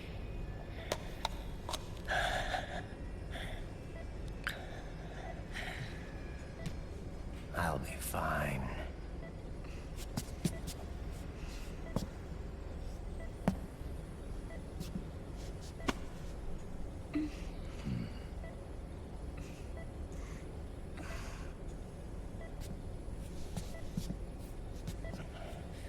From now on, I'm living my life by my own will.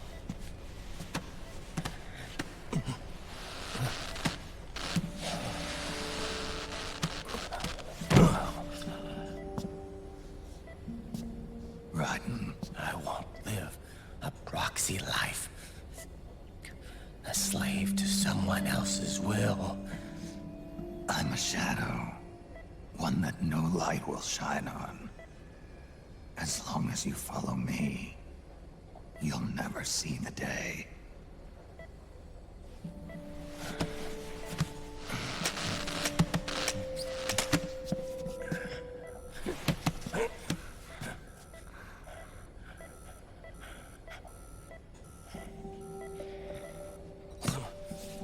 You and I are both just pawns in this proxy war.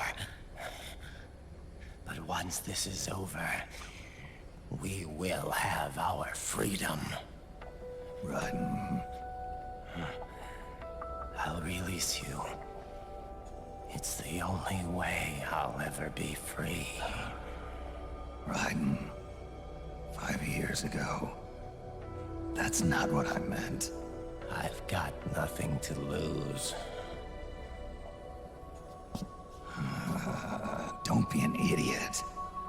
You know you've got someone to protect.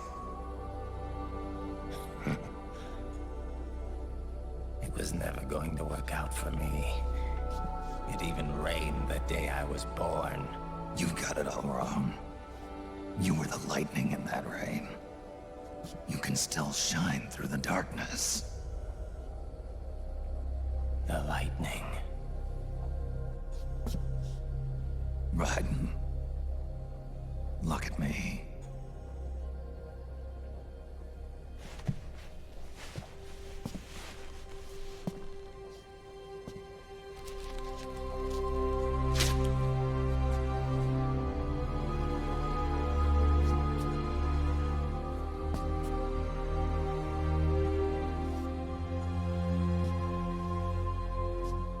Do you see this?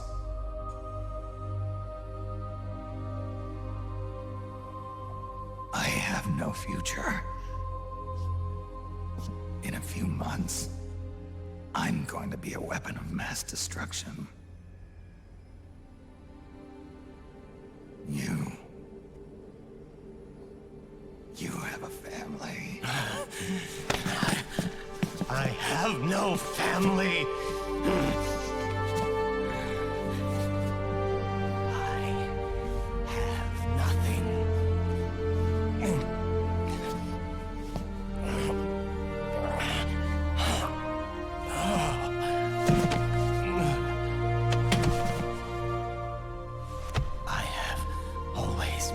Been alone. Always.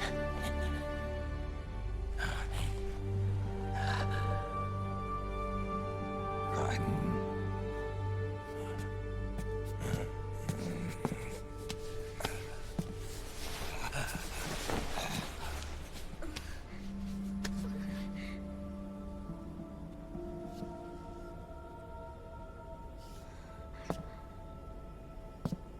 Don't leave me here.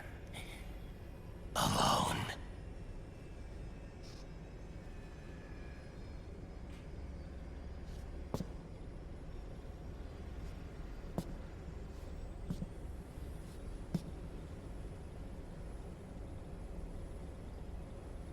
This is my fight. My destiny.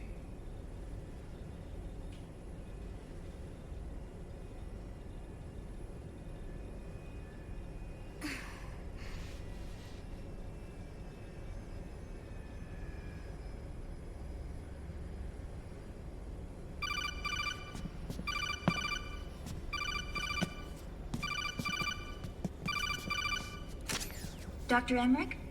Mei Ling.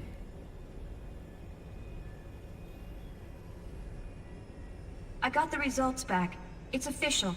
He's on Shadow Moses Island. We lost Metal Gear Mark II's signal along the way, but the ship was headed in the direction of Shadow Moses. This is a picture of the island taken by a civilian imagery satellite. The sea line is rising due to global warming. Have you heard that the entire Fox Archipelago is about to slip into the ocean? The surrounding islands have already been evacuated. Liquid's arrival there can only mean one thing. He is going to use Rex. That's how it looks from here. All the Metal Gears after Rex were embedded with system IDs. Then what about Rex? What did Washington do with it? The nuclear disposal facility on Shadow Moses hasn't been touched since the incident. That was 9 years ago. The president of ArmsTech and the DARPA chief were killed, and the Secretary of Defense was arrested. By the time the Shadow Moses incident was over, there wasn't a single person left there who knew what took place. It was as if nothing had ever happened. The data was either falsified or erased, so no traces would be left behind. We were exiled to desk jobs for the same reason. Rex and the nuke should still be where they were 9 years ago. Untouched. A forsaken island. A haven. Well, I'd say it's more like a forgotten island. And it's sinking too.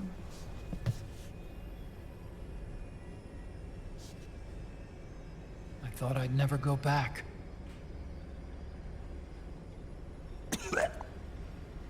It'll take me a while to get there, but I'll be backing you up from aboard the Missouri. She's the only ship in the fleet still able to move, since it was decommissioned before the system was put in place. And Hawaii's not that far away. Otacon, you're not wearing your glasses anymore. Oh, yeah, I switched to contacts. We rendezvous at Shadow Moses.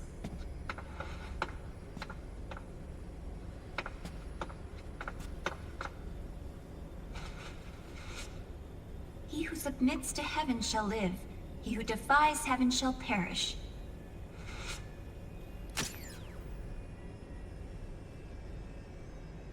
I have to atone for my past, too.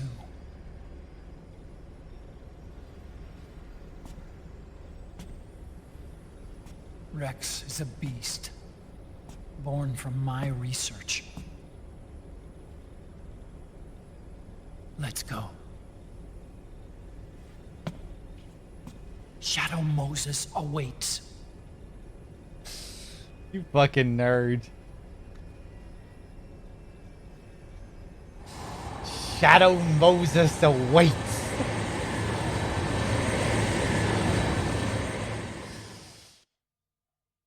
Stop trying to be one of your anime characters, Otacon. No need to make a big declaration like that. I know, we're going back to Shadow Moses. I get it. It's kind of a big deal. Now, let me save. Ooh, I have some more people to thank. Glamard with the tier 1 as well. Thank you. I will add that to the goal. Cheers. Much appreciated. I'm just seeing that now. Rising is not included in the marathon, no. But it probably will be for some future marathons. We're probably going to mix up the marathons a bit more going forward. Oh, what is this? What in the world is this?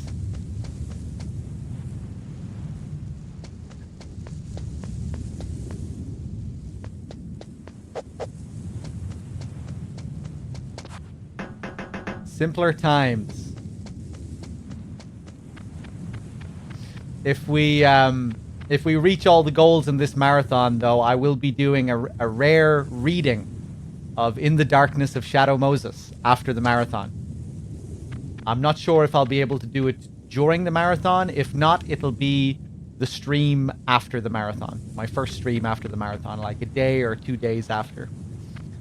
But yeah, very shortly after.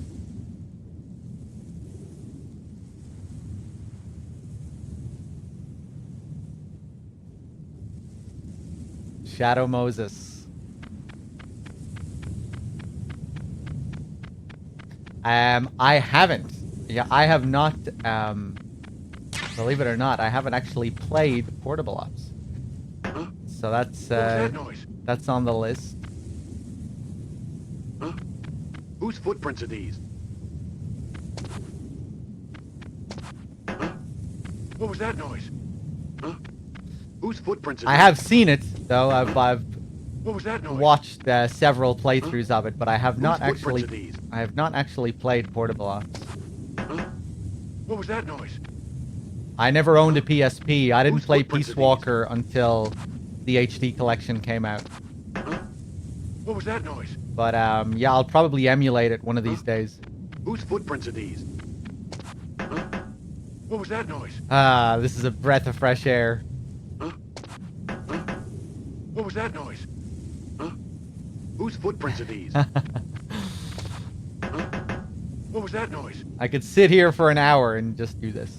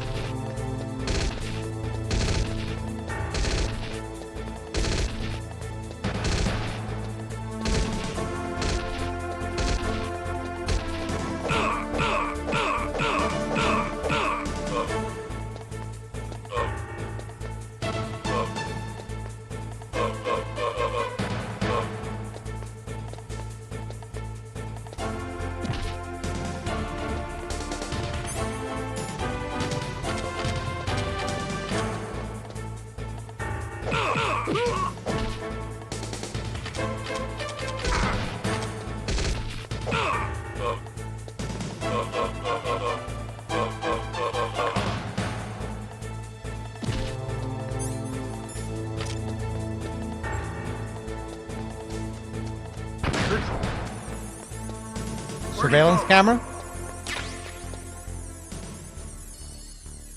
Ba-dum-bum. Bum. Ba-dum-bum-bum. Bum-bum-ba-dum-bum. Ooh, are you gonna see me?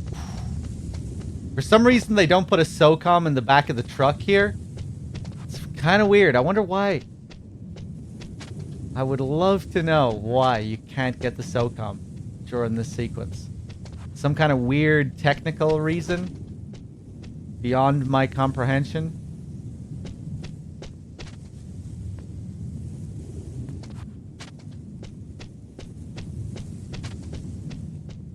You can't open the codec screen during this.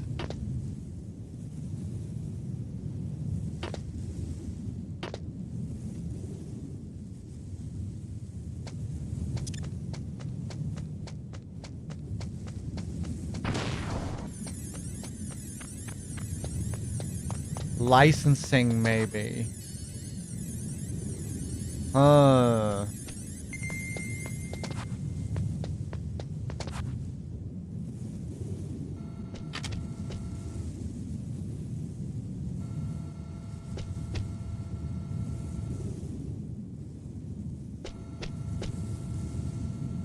We get the neck creak. Ooh, no, I'm pretty sure in the original game he does a little neck creak there. I wonder, does he not do it here? Alpha version.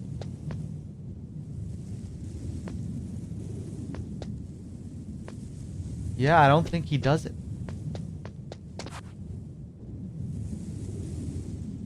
Cool camera angle here.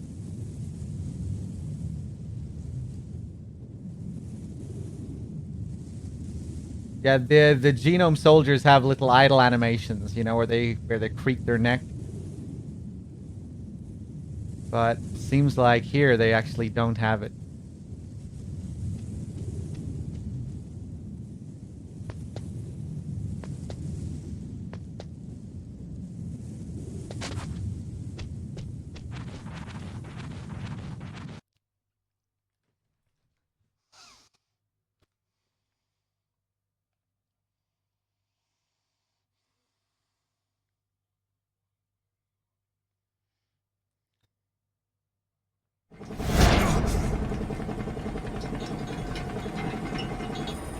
Everything all right, Snake? I was having that dream again. We're here. Shadow Moses.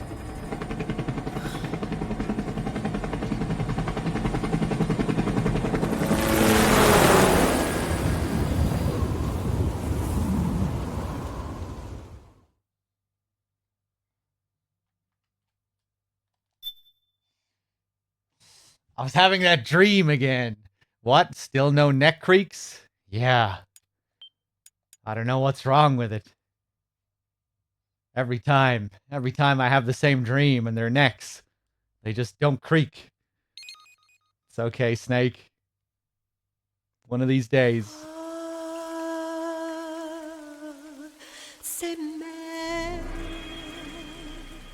Clao, ya Dio me, Clao.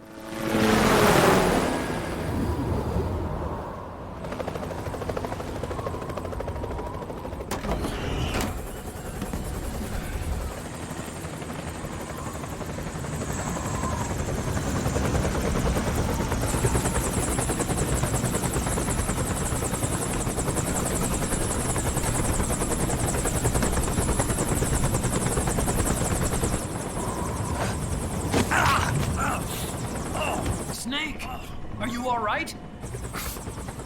Yeah, I just slipped a little. Have to hurry. Not much time left. Meet the Mark III. It's our last replacement, so try not to break it. Who, me? Never. That's one of my favorite parts of the game. I don't see anybody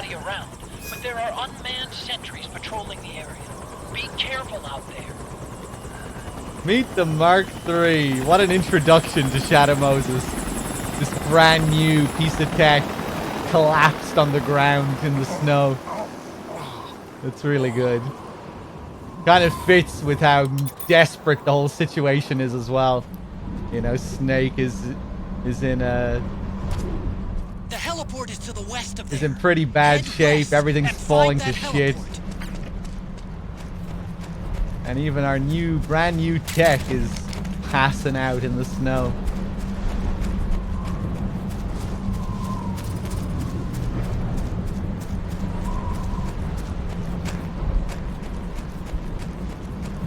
I always really like the snowstorm effect in this. Where am I going? Frost on the camera.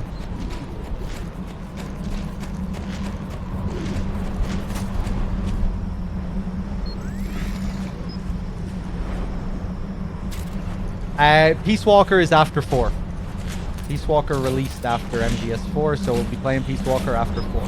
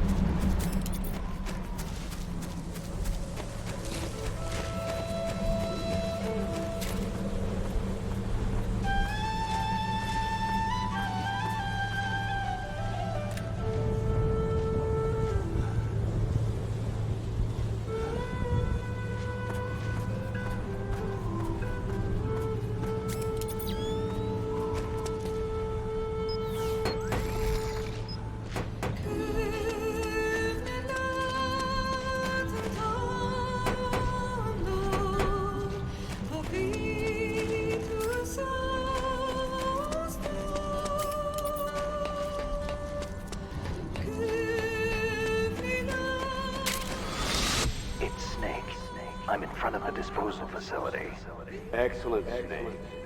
How's that sneaking suit working out? I'm nice and dry, but it's a little hard to move. Bear with it. It's designed to prevent hypothermia. This is Alaska, you know.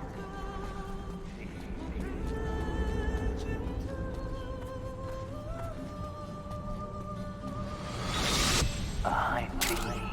What's a Russian gunship doing here? Wow, he must be crazy to fly Hind in this kind of weather. Who's that? Nice to meet you, Snake. It's an honor to speak to a living legend like yourself. What's wrong?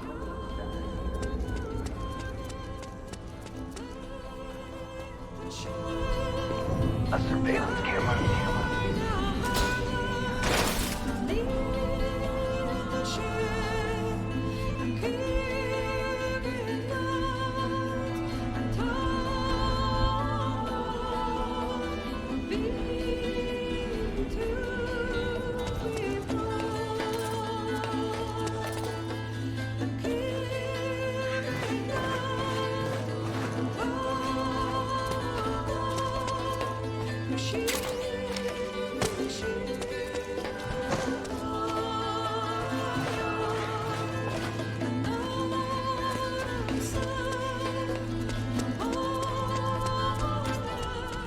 Like the front hangar door is open. A little bit, at least. You can get in that way if you want.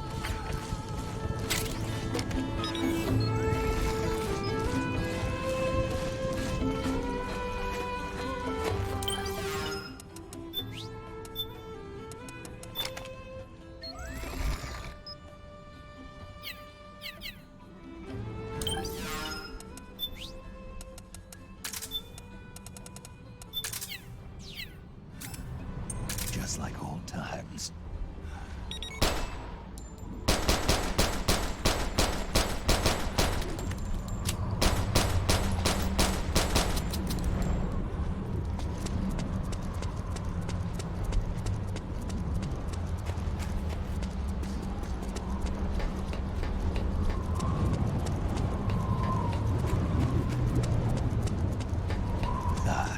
Overhead view.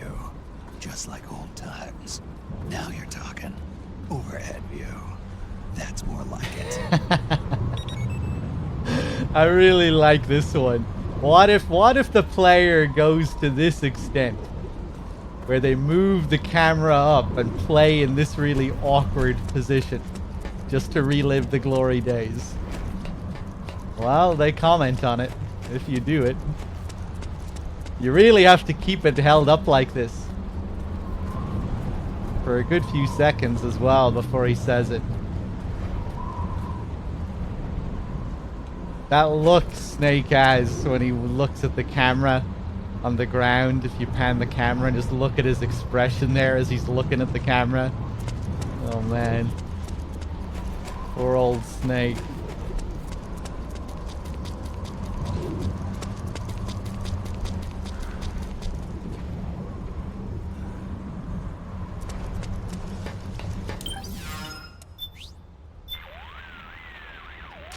Look, there's the tank hangar. It sure brings back memories, doesn't it? I know it's all ancient history by now, but do you remember how you snuck into the hangar last time? I seem to remember the front hangar door being shut back then because of a blizzard just like this one. Yeah, there's 2 ducts that lead inside. An upper and a lower one. I picked one and used it to sneak in. Well, now you've got 3 ways to get in. Lucky you. I should get a Snake copium emote. He even uses some copium later on during the Act 5 briefing. It's perfect. Big Boss's body has fallen into Liquid's clutches. We can't let him get his hands on Rex, too. We have to get to the underground escape route where Rex is stored before they do.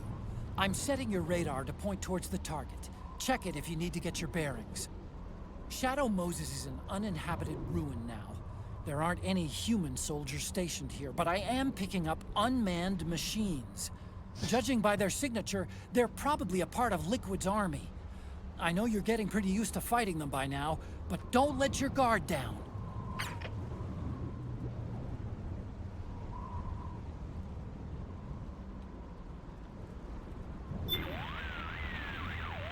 The Gecko appear to be designed for high mobility, even in cramped urban environments like this one. Yeah, you're telling me. Their leg's main drive uses artificial muscle tissue, genetically engineered from the cloned ES cells of ungulate embryos. This gives them quick response times and a high output-to-weight ratio. Basically, the Gecko have the legs of a star athlete. That's what makes them so agile. But it's also their weak point. Those things may have an amazingly high output, but they're also deployed in limited indoor search and destroy operations. So there's a limit to how heavy they can make the frames. Otherwise, they'd drop right through the floor. To keep its weight down, the Gecko's defensive armor is concentrated on the head, where the central computer is housed. The legs aren't defenseless, but by comparison, they're a pretty soft target. In other words, targeting their legs should at least slow them down, right? Exactly. Keep it in mind. It could save your life. Yeah, when the emulated version of MGS4 is ready to go, and it's, you know, fully playable, I'll look forward to checking it out.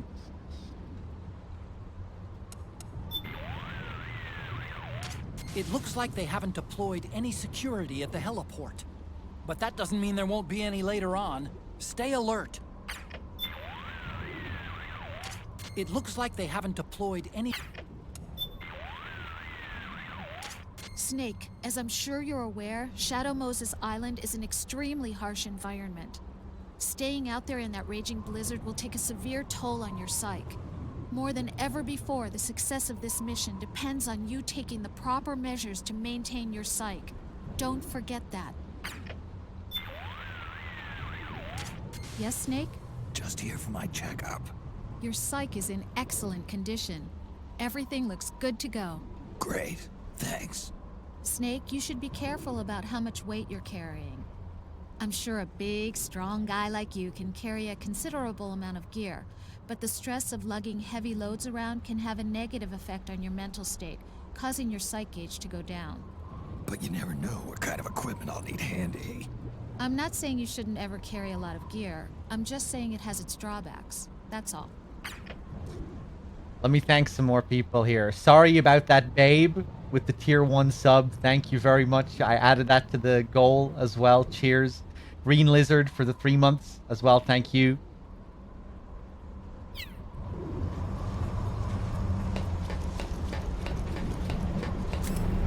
Let me roll over and get this ration. There we go.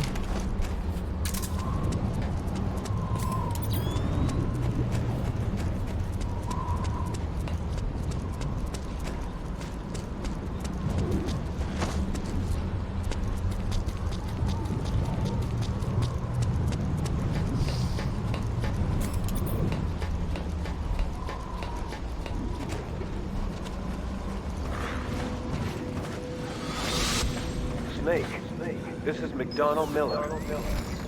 Campbell told me about the situation here. I thought I might be of some use. There's no one I'd rather have in a foxhole than you.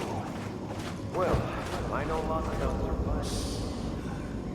Man, it's the same guy playing as yesterday. Hey, I'm right here, man. This guy you're talking about is reading your comments. This guy's crazy.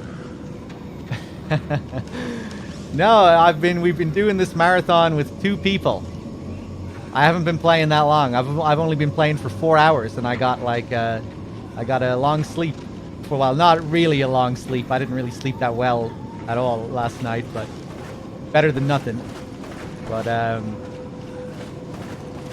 no, I've only been streaming for the last 4 hours. Before that, DRK was streaming for 12 hours. Or like 11 and a half. This is where we get the cutscene in 1, where we listen in on the guys talking shit on the walkway there.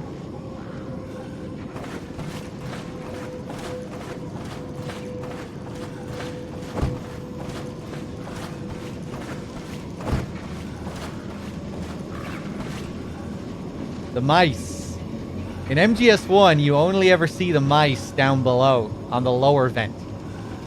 You don't actually see them on this upper vent.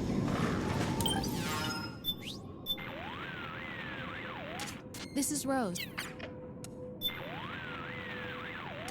Taking the duct, eh? Still remember where the exit is?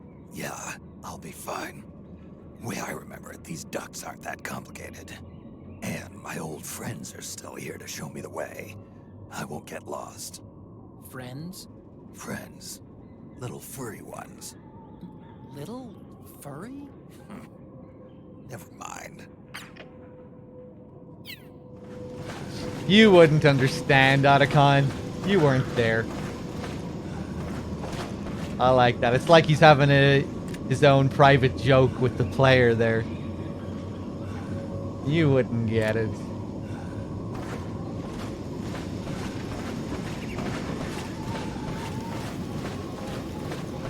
The little exclamation marks.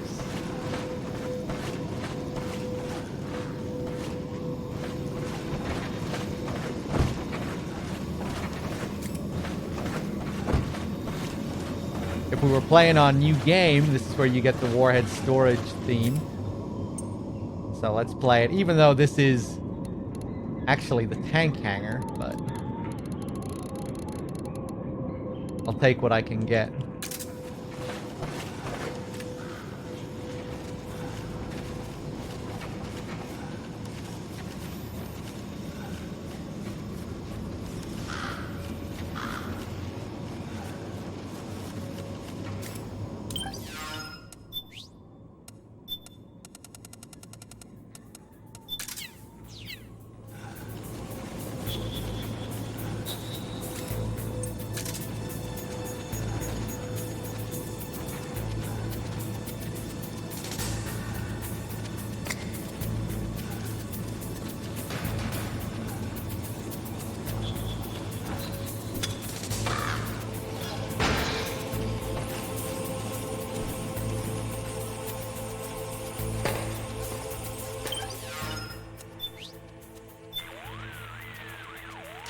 To get to the canyon to the north, go through the back door of the hangar. Remember the mission, Snake. We got another weird one here, Otacon. Ah, the little three-legged, three-armed machine. Actually, I was in touch with Nastasha just recently. She told me about a rumor making its way around the military analyst community. Nastasha Romanenko. And? Gecko are being deployed in more and more urban counterterrorism operations. In the process, they've encountered a number of problems. One of them is size and weight. Compared to other types of armored weapons, Gecko are relatively small and light, but they're still a bit too big to be effective in indoor search and combat operations. So the manufacturer, AT Corp, developed a new, smaller UGV based on the Gecko archetype for just that kind of mission. And the latest word is, they're about to start field testing. And that's what these things are? More than likely. That's all the information I have. The very existence of these things is still top secret.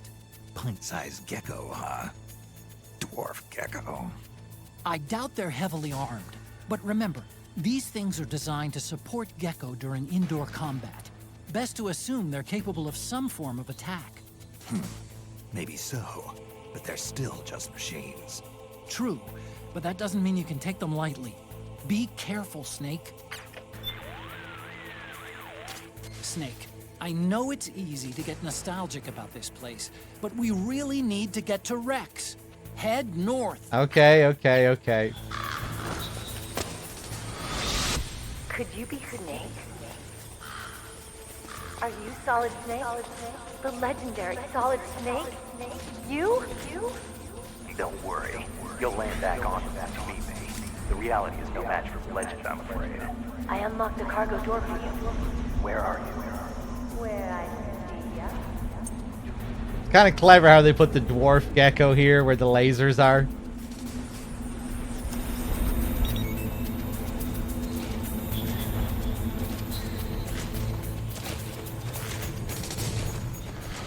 Nope. Sorry. I can deal with the other Twin Snakes voices. I can't deal with Grey Fox.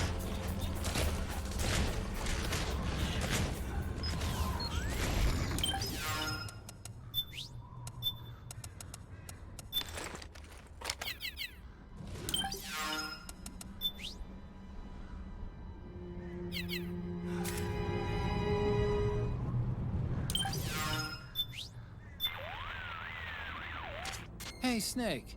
Isn't this where you went toe-to-toe with Raven and his tank? Tell me again, how did you take that thing down, anyway? How? Well, grenades. That's it? You didn't use an anti-tank missile or something?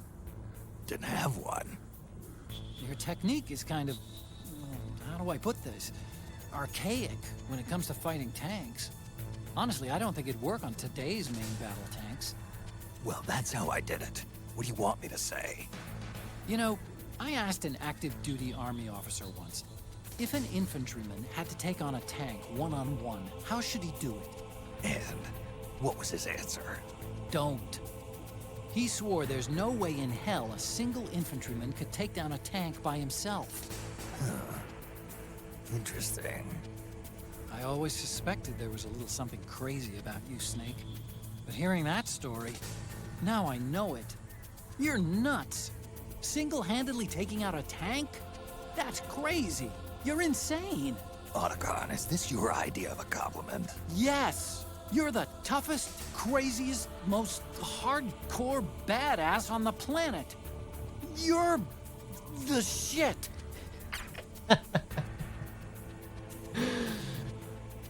That was a real story as well. In reality, Kojima was Otacon. And was it Motasada Mori that he asked about humans? I didn't think it was. So it was the military. There's this guy Motasada Mori. He's been the military advisor on pretty much every game in the series. So yeah, Kojima asked him if just, you know, hypothetically, if one man was going to go up against a tank, what would they do?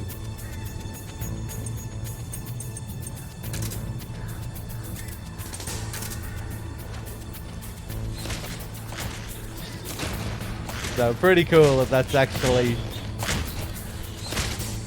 It comes from a real... the call inspired by the real development research of MGS1.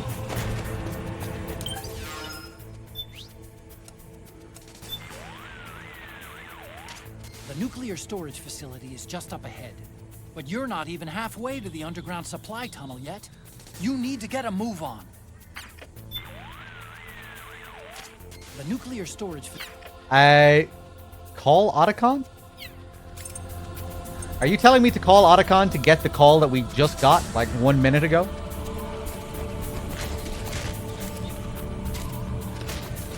Did you just join the chat? And immediately tell me to call Otacon right after I called Otacon?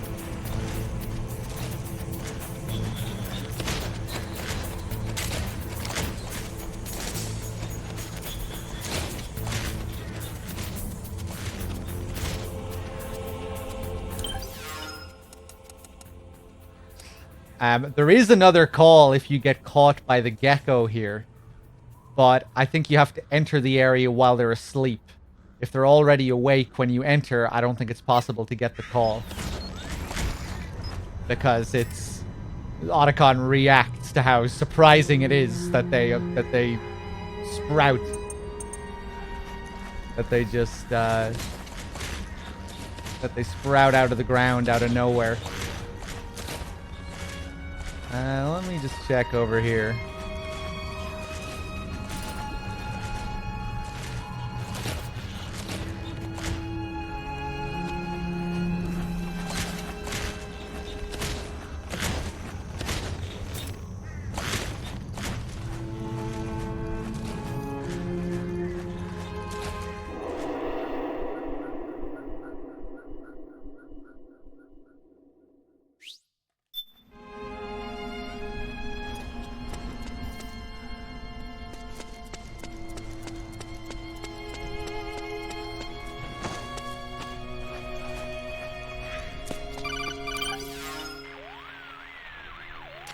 I don't see any enemies around here. Okay, we'll go through the door all the way at the back. Otacon, last time around we had a few complications and wound up going through the commander's office in the basement. That's right. I remember now. But there's no need to go all the way down there this time, right? The back door takes us straight where we need to go. Good point. Okay then, let's get to the back door. What inspired bringing back monthly marathons? Timing, DRK's move being settled? Well, kind of a combination of things. DRK had a lot going on in his personal life. He had to move. So that took a while to get sorted, a couple of months. Then he had to get his internet. And then his internet fucked up, so he had to get his internet fixed. We couldn't marathon until that happened.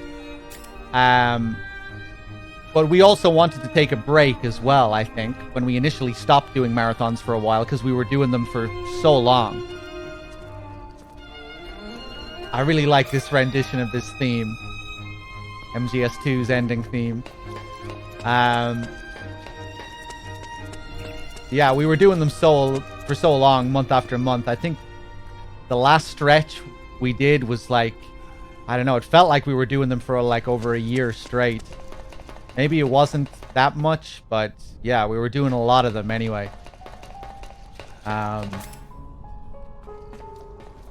So yeah, it was many reasons. Does he call again if we try and use the elevator? He does, yeah. Otacon, the elevator's not working. The panel lights are dead too. Looks like the power's out. Still, there's no need to take the elevator, is there? Hurry up and head to the gate at the north end of the building. Yeah, I think it was longer than half a year. Maybe it was half a year, but then the break before that was shorter. But yeah, we were doing a lot of them anyway. Fuck you, Naomi. How do you like me now? What do you think of this?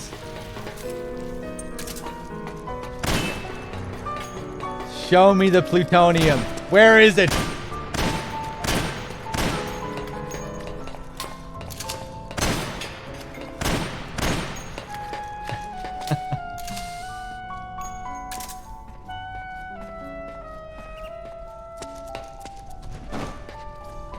But, and yeah, aside from that, we wanted to start making a bit more money as well. Which is why we're doing, we're going to start doing more sub goals for these marathons. To just try and build up our sub bases a bit more.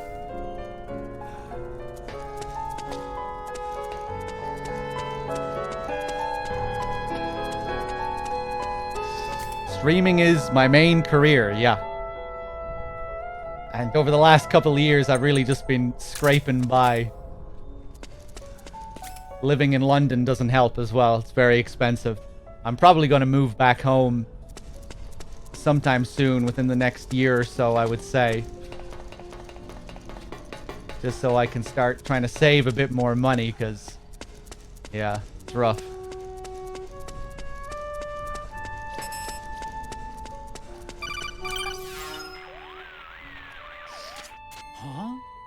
Snake, that door is locked. How do I open it? Security is shut down altogether. You can't release the lock without activating it. You'll have to log in somewhere. I've got it, Snake. My old office is close by. With the power on, you should be able to unlock the door from there. And if you check the facility records, we can find out Rex's status and who's been in and out. You remember where it is, Snake? I'm not senile yet. Just to be safe, I'm marking it on your map. You old geezer. Snake, the password is 48273. Think you can remember that? I told you, I'm not senile yet. Bad humans. Snake, I've checked the APU on this floor and engaged the generator. Energy output is low, but it should be enough to power the elevator. Try the elevator and see if it's working. Birkin with the 5 months. You earned it. Thank you very much, Birkin. Cheers. I wish there was a way to be able to tell when someone was resubbing after having been unsubbed. But for someone who was initially subbed, there's no way to tell unless you can notice yourself. You know, there's no system in place to inform me that that's the case. So I would add all of you who do that to the sub goal, but it's there's no system to really tell for sure. Maybe there's some kind of extension that I can get, which could help me with that. Yeah, like X just resubbed after a 5-month break or something like that. That'd be really cool. That'd be really handy.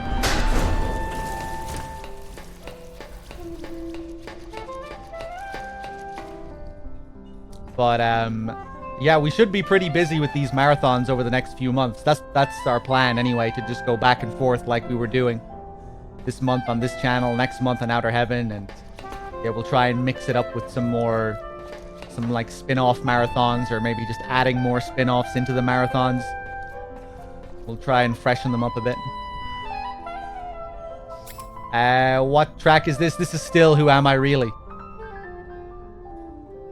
Really nice version of it, extended version. Narahiko Hibino, man. The GOAT.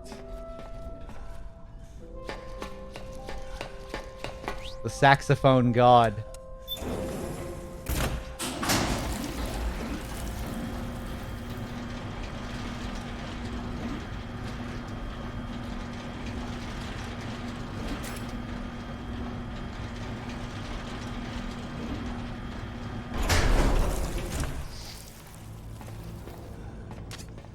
Okay, first go down the central hallway. Don't worry, it's not electrified anymore.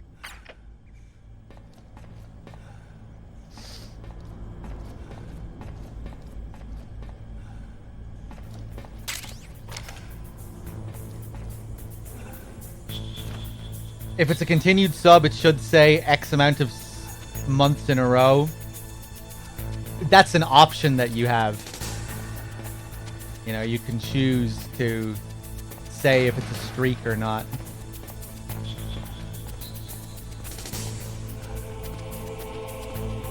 But that doesn't really help me with being able to tell if someone had been unsubbed and then resubbed.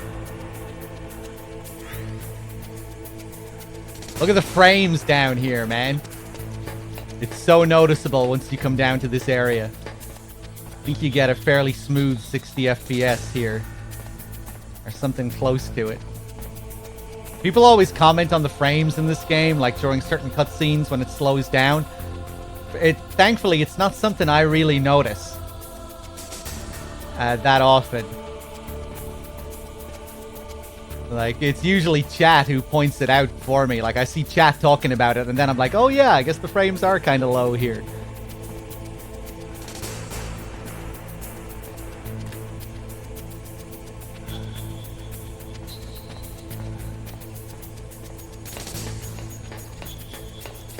But, yeah, pretty noticeable when you come down here, how smooth it is. Whoa, like, look at this. Look at this camera movement.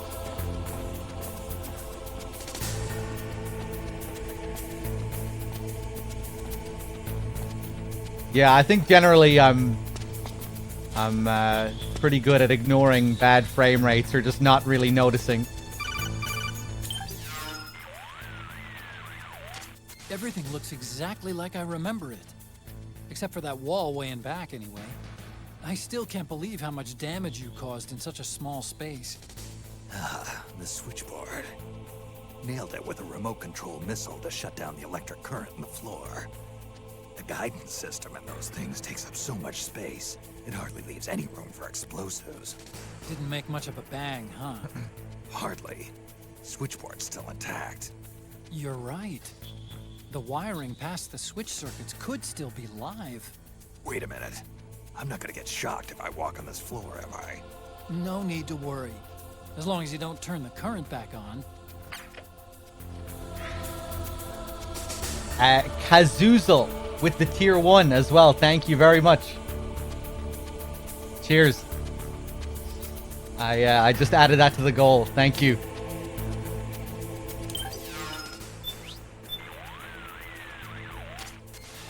This brings back memories. My colleagues and I used to work in these cubicles. We were all brilliant engineers. Best of the best. And we were close, too. Like family.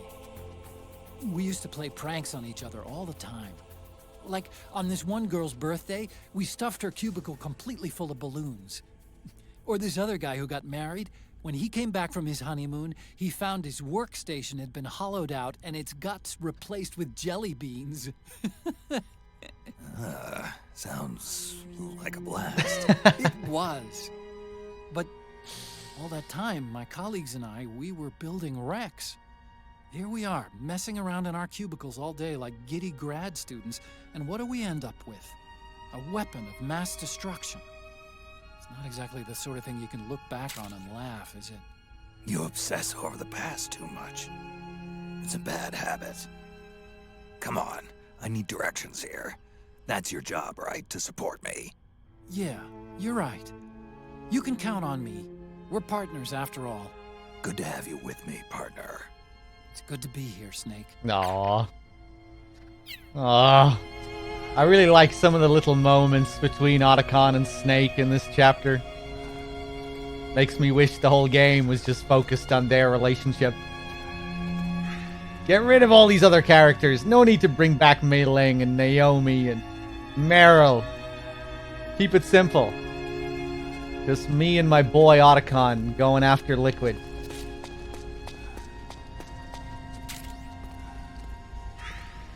Lil Half Dead with the 58 months. Thank you. We already listened to this, so let's...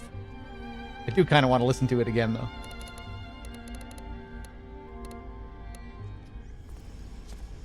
Like the colors here. Replaced with jelly beans. Ivan.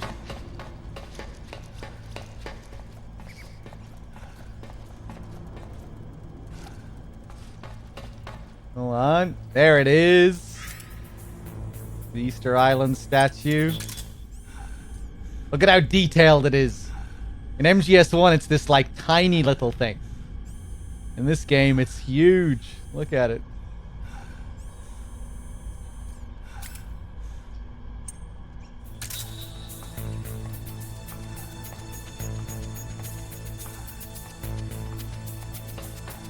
I need to stop to point that out more often, actually, in MGS1. I never really feel like I don't show it that often when I play MGS1.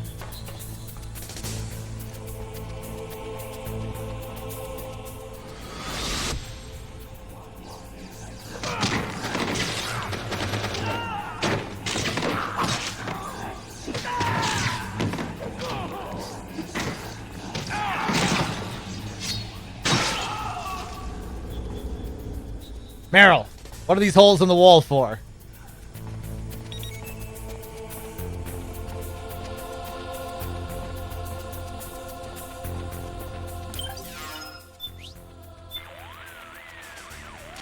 I remember this place. After you beat the cyborg ninja, I came out into the hallway and all I saw was a sea of blood. The air was filled with a sickly, sweet smell. I remember thinking, this must be what hell is like. My mind couldn't even process what I was seeing at first. Anyway, keep following that hallway to the north and you'll reach my lab.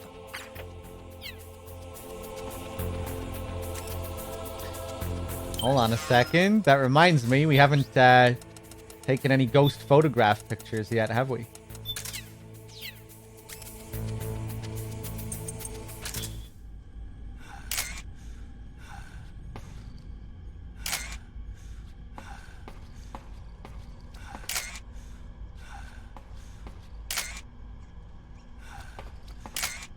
Oh my god.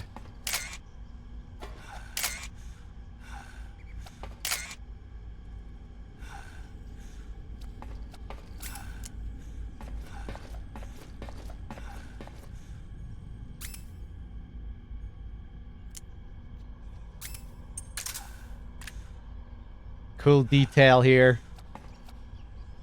Look at this mark. Look at this slice.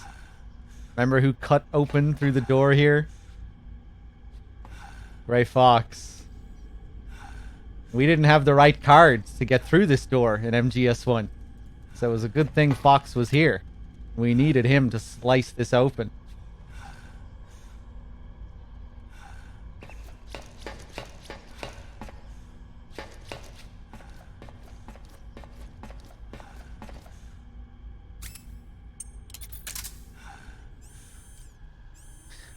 I'm not sure whose face that is, but one of the developers.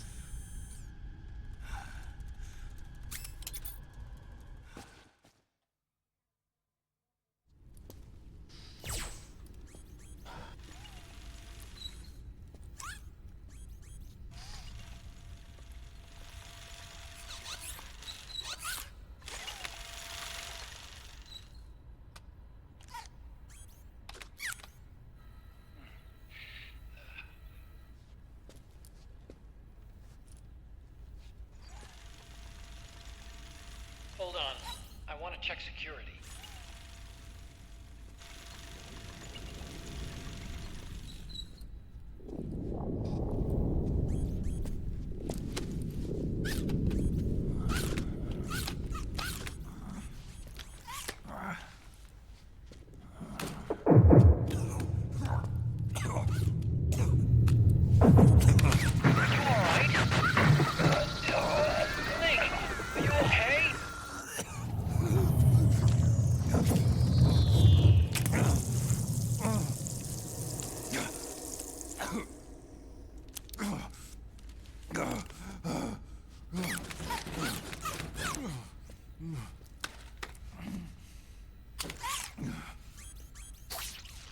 Snake, that password I told you before, you remember it, right?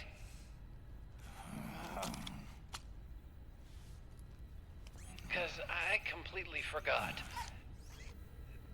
Can you punch it in for me?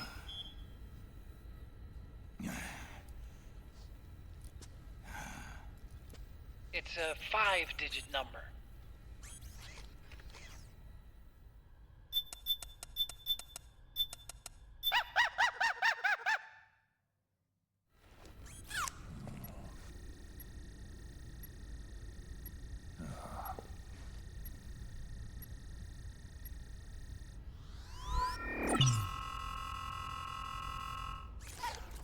Snake, I think maybe your memory...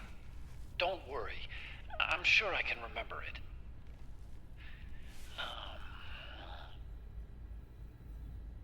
Well, let's see. Oh! I jotted it down.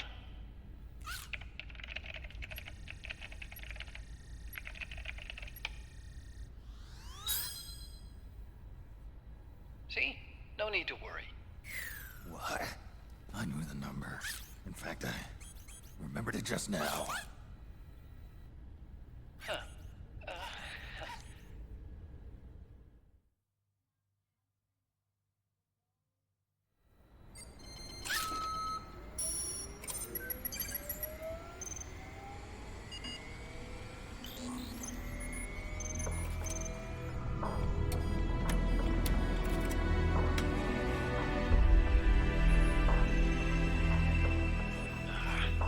This version is totally obsolete. It's gonna take a little work.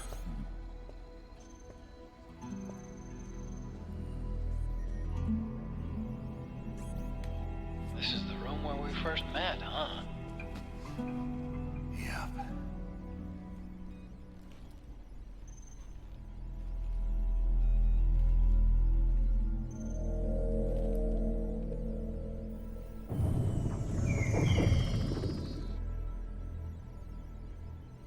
It's not conjuring up any unpleasant memories, is it?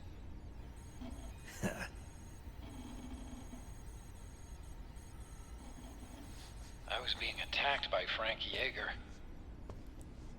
Yeah, I remember. If you hadn't shown up when you did, gives me the shivers just thinking about it. Snake, you saved my life. Naomi hated them for what they did to Frank's body. But it was me that crippled him in the first place. She must have hated me too.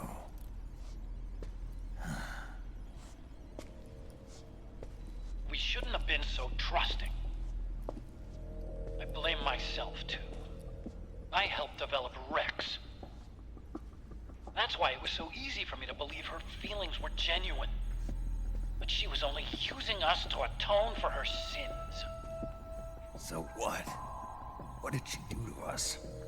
You forgot already? She betrayed you. She stole your blood.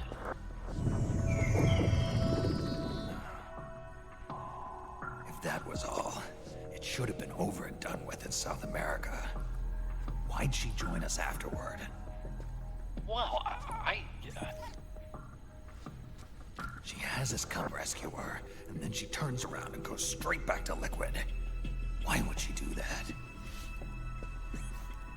I don't know, Snake. But it looks like she's still with him. What? I just had a look at the security access logs. As I thought, there's people coming and going at frequent intervals. In fact, the record shows some recent activity. Look at this. It's an image taken a few hours ago by a surveillance camera up ahead.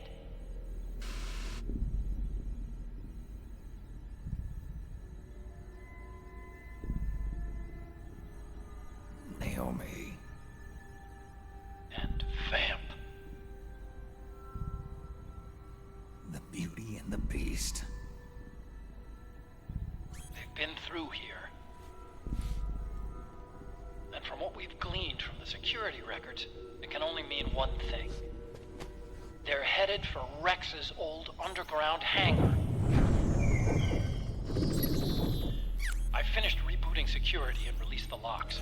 The door on the first floor ought to open for you now.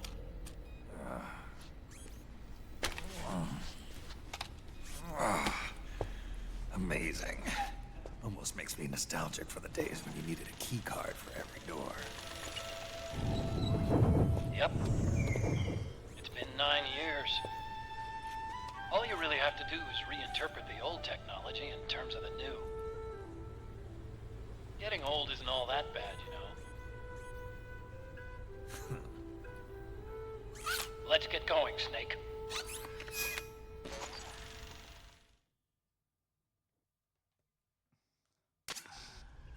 I finished unlocking the door on the first floor. It should open now. All right, we're back. We're back.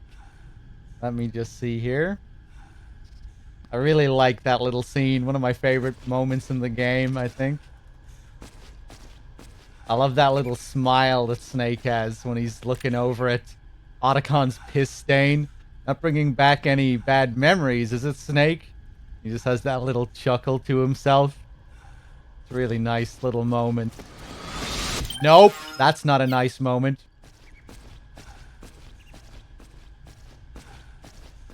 Feel really bad for Snake there. It's rare you get to see him smile in this game. I'll take what I can get. Even if it is a sad smile.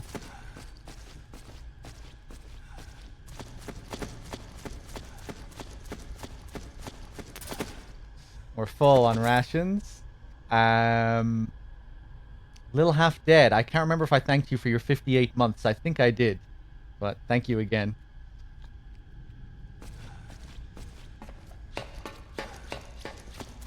I think we can take another photograph here as well. Yeah, there's Baker. Forgot about that, yo. We have character photographs and developer photographs.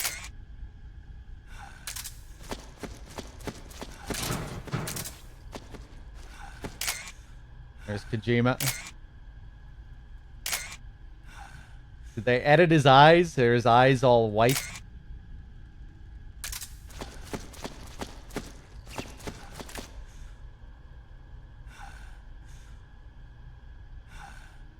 Zone of the Enders. Second runner. Covering up the Police Knots poster. In the Twin Snakes, isn't there a Zone of the Enders poster here? It's kind of showing both games here, like where in MGS1 it was only Police Knots. And then I think in the Twin Snakes it was in Zoe it's Twin Snakes. In Twin Snakes it's Zoe? You mean in Twin Snakes it's Zone of the Enders, I assume? Yeah.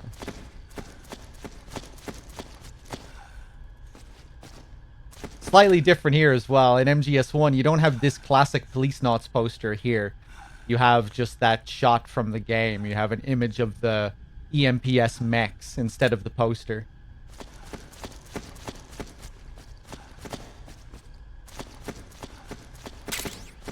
Otacon's PS1 is gone. Guess he took it with him before he left the base.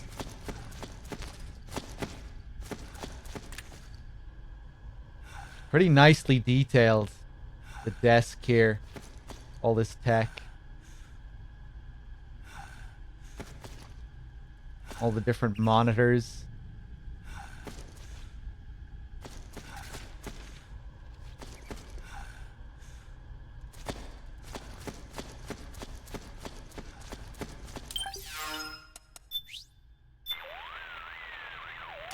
The door on the first floor is unlocked now.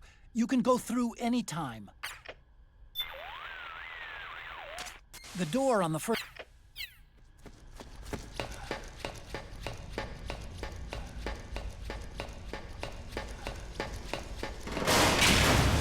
Gecko! We've got Gecko! So remember what Otacon was saying earlier about how the power might still be working here? Well, there's a secret way of dealing with this gecko, which is pretty cool. If I just go into my items real quick, get rid of that interceptor, equip the Mark III.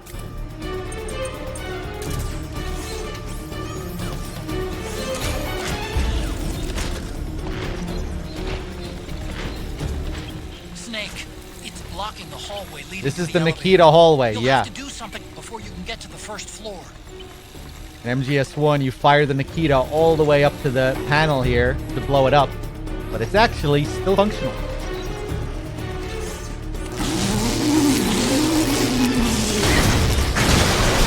Okay! Nice, Snake! Pretty cool. Yeah, you can use the Mark II or the Mark III to power it back on. It's an alternate way of dealing with the Gecko.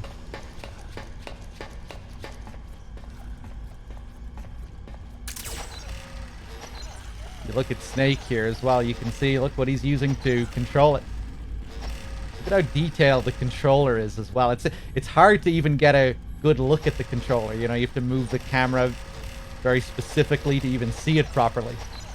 But if you can get a good look at it, it's actually surprisingly detailed. Look at that. He doesn't move his fingers on the controller, though.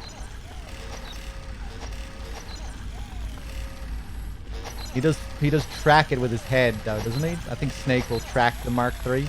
There he is.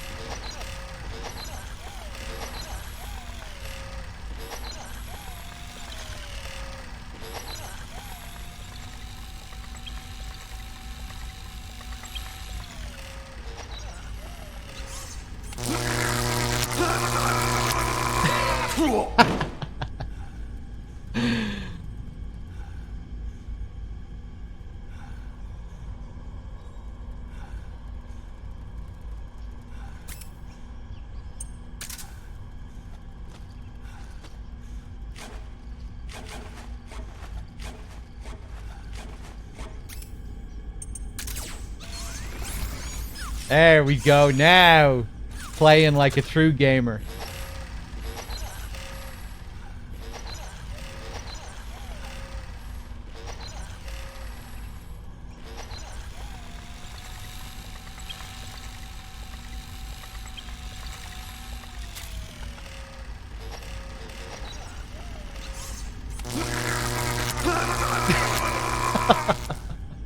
And then he just snaps out of it.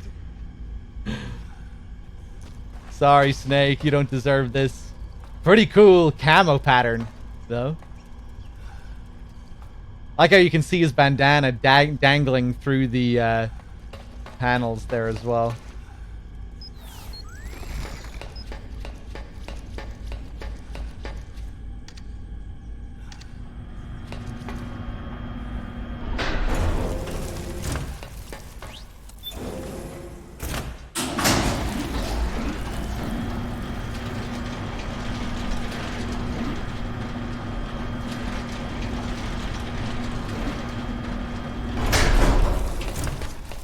Okay, Snake. Take the stairs down and go Fuck to the north stairs. door. I'll open it for you with the Mark III.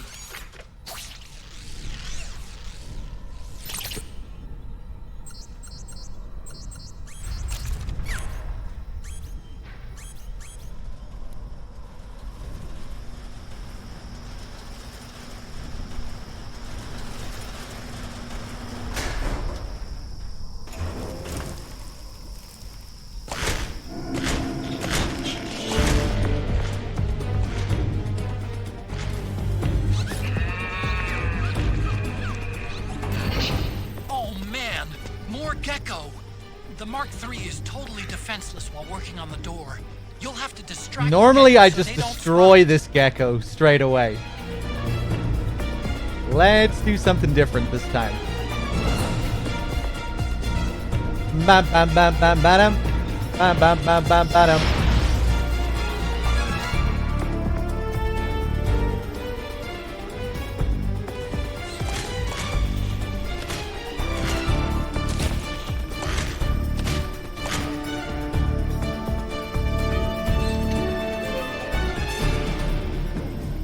What are the codec calls here? I can't remember. The Mark III has to stay near the door until I've opened it, and it can't use stealth camo. It's only a matter of time before the Gecko find it. No stealth. So what? I thought it didn't work on the Gecko anyway. It's true. Stealth doesn't do much against the Gecko's sensor suit, but it's better than nothing. Compared to full visibility, the probability of detection is slightly lower. So, if it's even a little bit better being invisible than not, why turn off the stealth? Why? Because I have to use the Mark III's manipulator to open the door, that's why. I don't get it. Once the Mark III activates its stealth camo, the entire machine becomes transparent, including the manipulator. Yeah, so... How easy do you think it would be for you to eat a meal, clean your gun, if you couldn't see your own hands? Ah, I got it. Look, Snake, it doesn't take a genius to figure out the Mark III's not gonna survive a run-in with those Gecko. Don't let them get close to it until I've opened the door. Okay, no problem. I'm on it. I forgot about that call. Look at the Gecko. See the milliwave radar antenna up top? And the intercepting shot launcher on the upper part of its leg?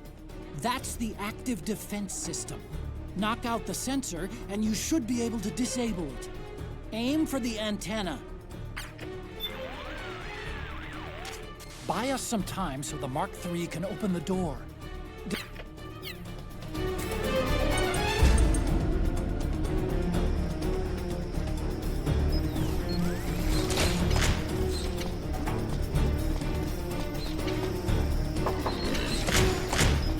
Oh, nice. Please tell me I can just keep doing this.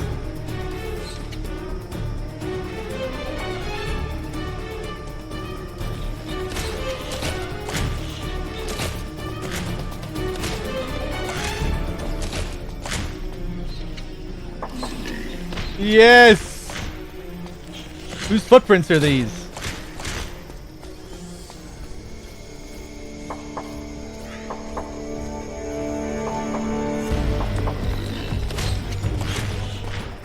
Amazing.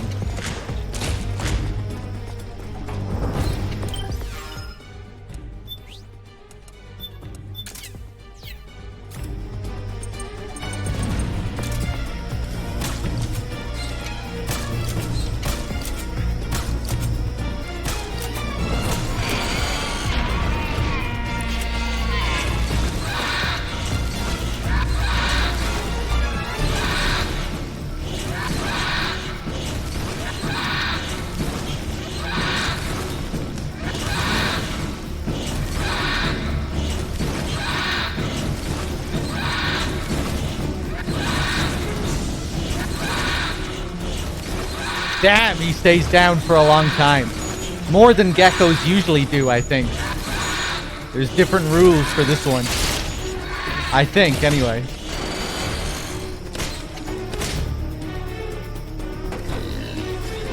Oh!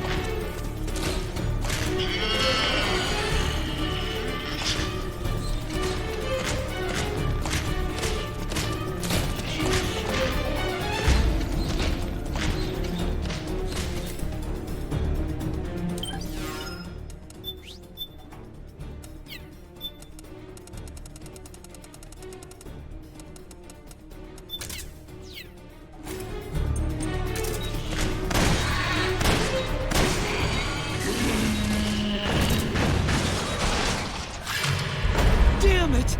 They got the Mark III! Wow! It's all over, Snake! The explosion on death was within range. Alright, we'll just blow his ass up with the M82 straight away this time.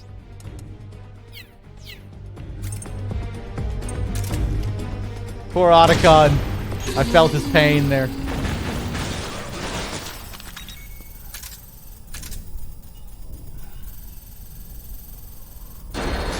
Okay, Snake, it's open now.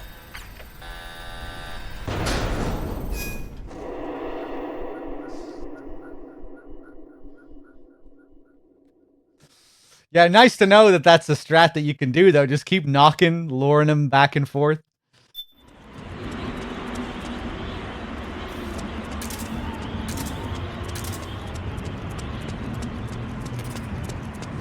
I was gonna roll into him with the barrel if he didn't catch me. It's another fun thing you can do with the gecko. They're very susceptible to the barrel roll.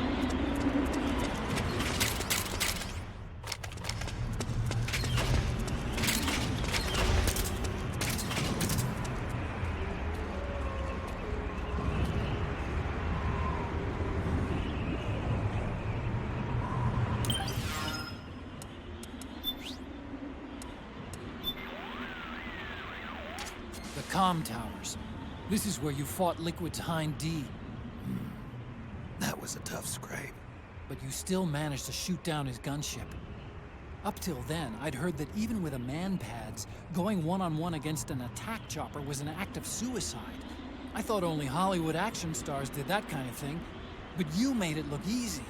I just told you, it wasn't that easy. Really? But you were all like, oh, I had to take out that helicopter. Real cool. Like it was nothing. All right, enough chit-chat. Let's get going. We got a long way to go to Rex's hangar. Yeah, you're right, Snake. I miss Metal Gear, then you should play it again. Revisit it. Naomi's headed for Rex's hangar. We have to get there quick. Head north. Don't bother going into the comm towers. Go around them. I really like that little call with Otacon there as well. Makes you, just makes you reflect on MGS1 Snake. How different he was as a character. I like Snake just trying to, you know, brush it under the rug. Doesn't want to be reminded of the old days.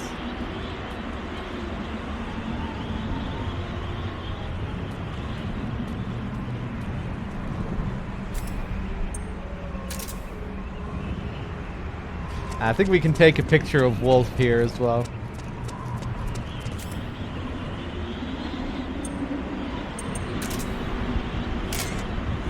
I thought so anyway. Or over here? No?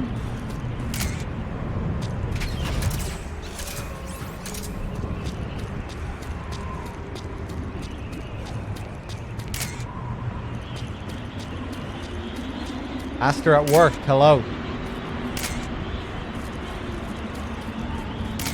Huh, I thought Wolf's ghost was here somewhere.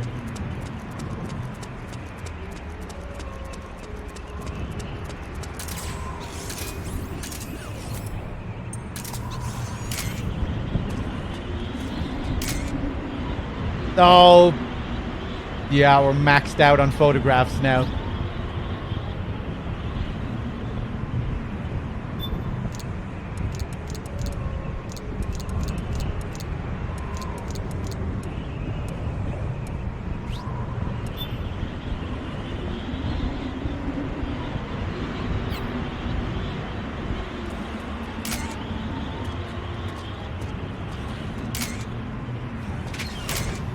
Okay, I give up.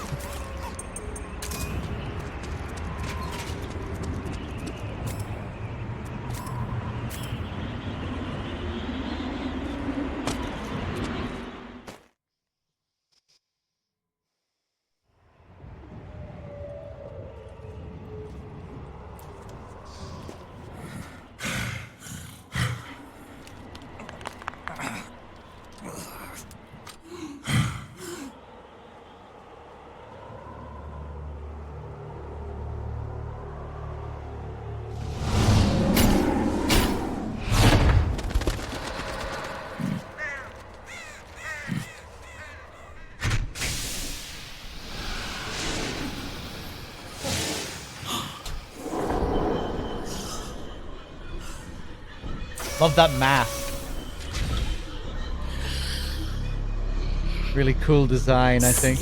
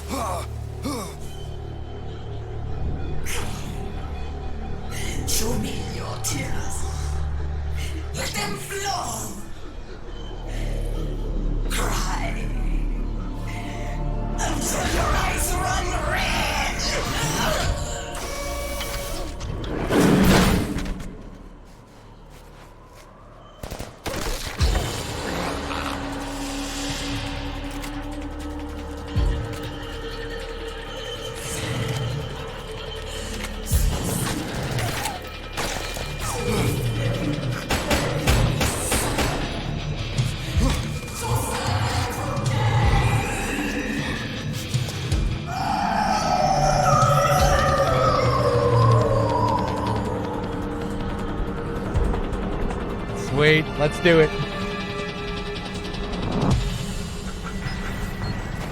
Love that sound. I really like this fight. But it's one of those fights that really grew on me as well over the years. I really like her design, the music. Kind of cool how they utilize the wind mechanic. It doesn't come close to the end fight or anything gameplay wise, but there's some cool things about it.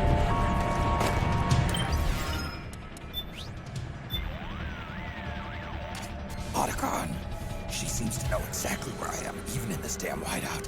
What the hell is going on? Infrared, maybe? No, you're wearing octo camo. It wouldn't be able to read you. Snake, do you see a pattern in her attacks? Anything that gives you a hint? Right. Now that I think about it, her attacks have been coming from downwind. Which means? Damn! She can smell me. Amazing! Tracking you in this wind, just by your scent? A St. Bernard can find and rescue a lost hiker in the middle of a blizzard in the Alps. If that beast has no olfactory sensors keen as a dog's, it's not out of the question. Then what do we do? Octo camo doesn't do anything to mask your scent. All I can do is try and guess where that thing's going to be. Try to move downwind. Can you do it? Either I do, or I don't. Okay then. Good luck, Snake. This beast has 4 legs, and it's accompanied by an escort unit wearing powered suits. Watch out for their attacks, Snake! Okay, let's see how rusty I am with this fight. It really rewards patience, this fight. Dealing with the frogs, you have to be careful because they just keep respawning.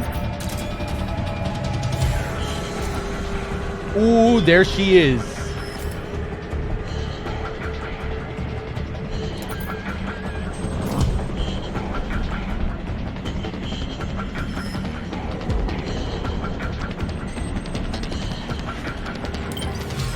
Let me put on some face camo. Bum bum. Bum bum bum bum bum.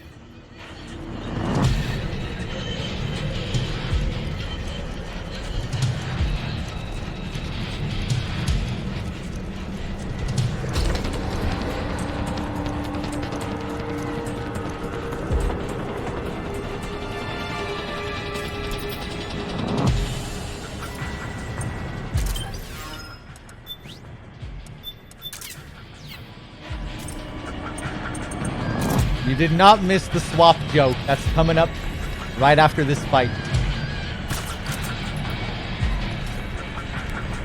You bitch.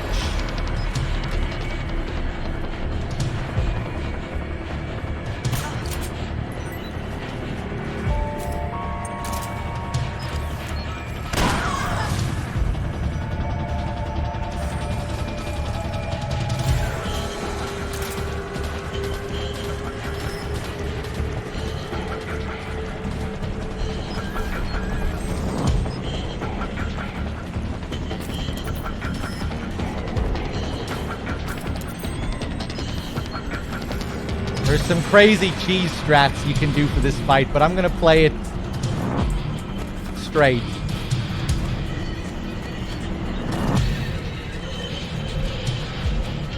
So now we just need to find her next spot while avoiding these frogs. There she is. Ooh, we're getting lucky.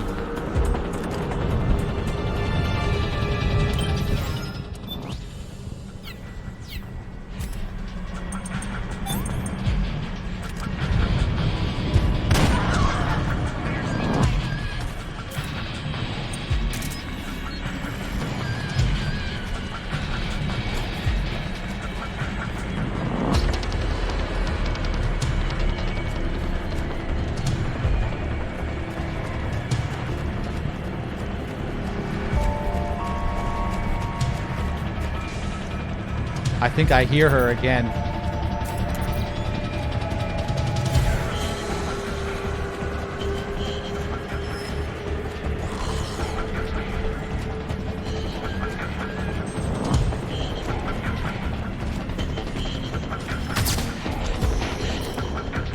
Fuck.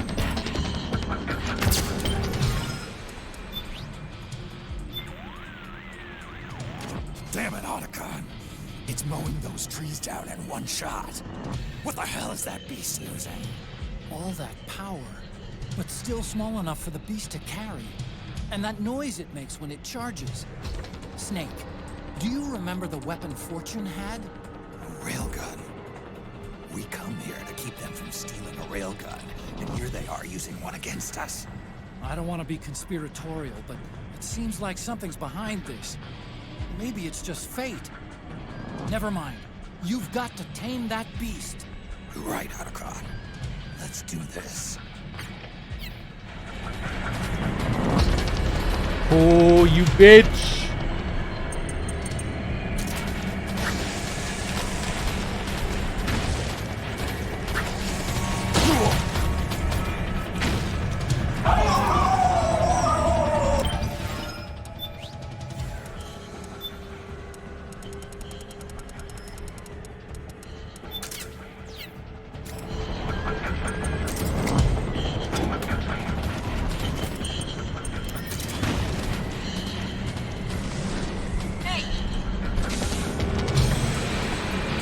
Woo!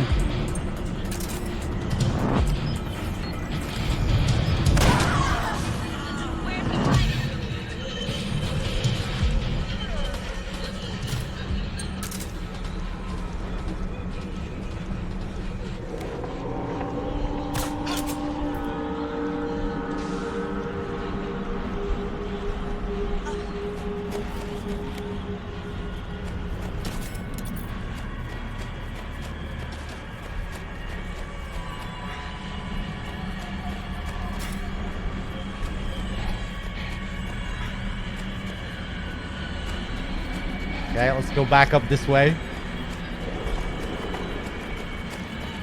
It's nice when the storm clears. I don't have to rely on my thermals. When the thermals makes sound. They can track you if you have the night vision turned on.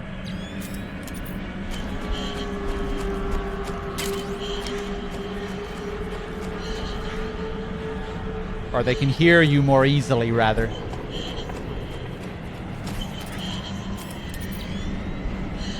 So ideally, you don't want to use it when you're getting close to the frogs.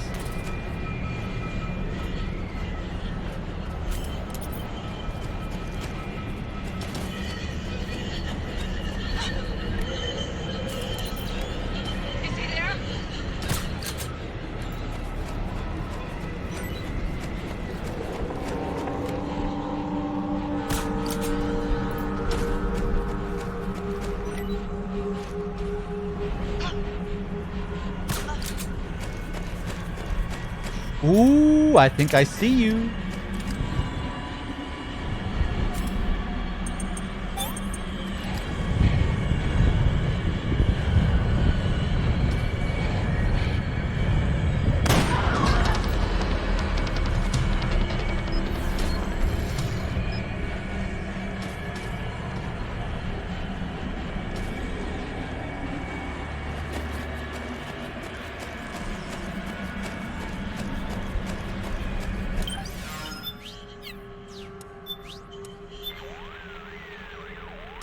The beast is crying.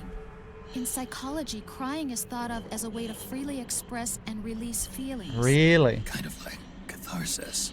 Bingo. That beast cries and cries without stopping.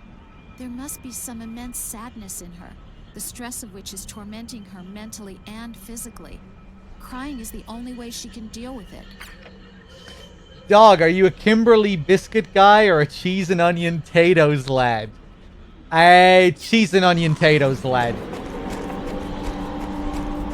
For sure. I haven't had a Kimberly biscuit in years. I would say no to a Kimberly biscuit though.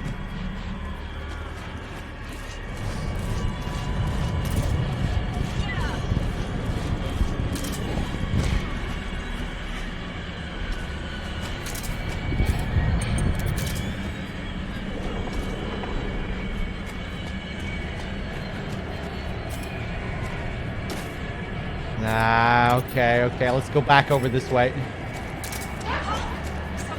Fuck.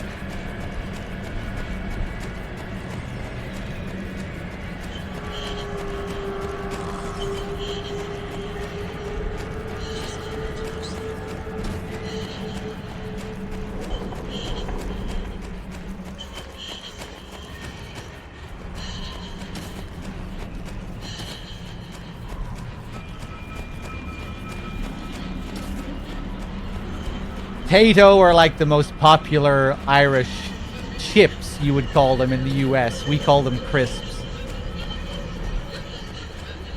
They're like the main Irish brand.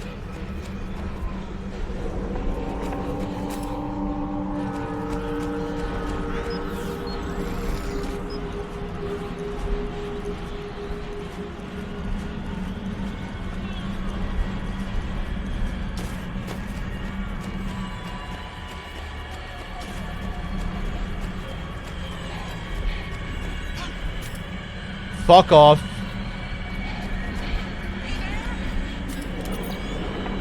Here she is. Yeah, I knew she had to be here. Ah, fuck. Yeah, I should have been more careful. I knew there was a frog close by. That was dumb.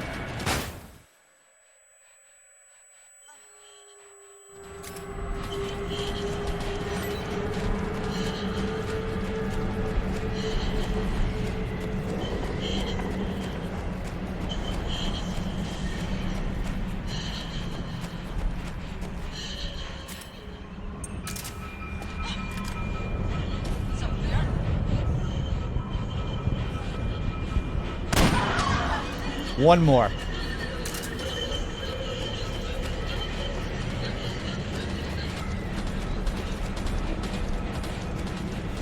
think she's coming all the way back down to the same spot.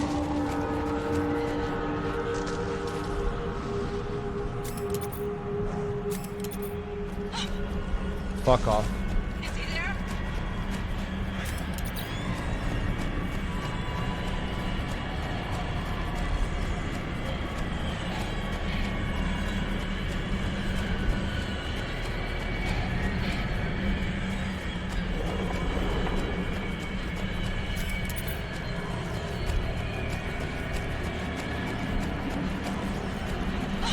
I think this fight could have been much better if the arena was bigger.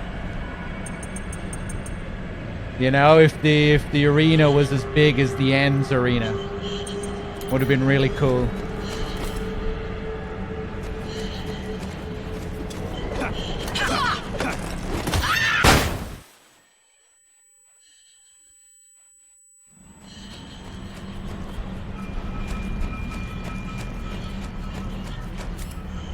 I think I see her.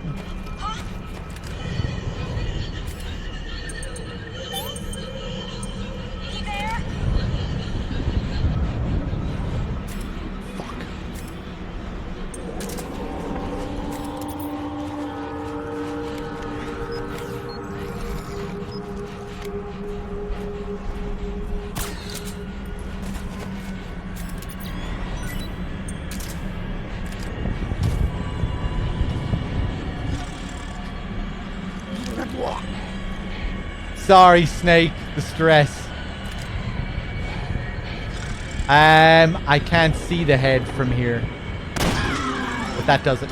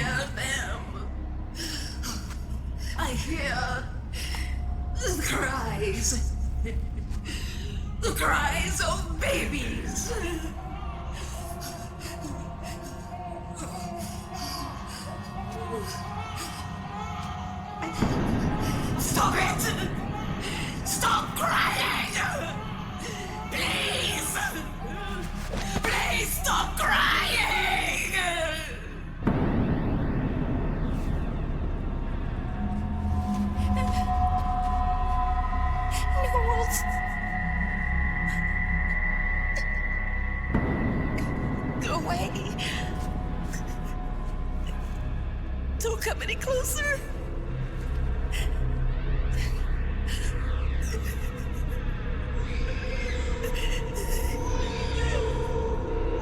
I'm sorry.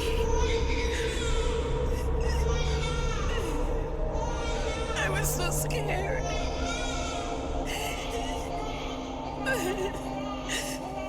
Forgive me.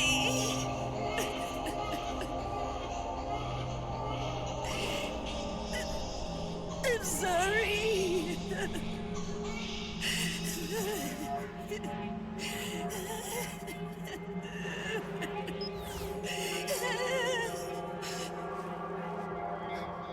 You can cry if you want.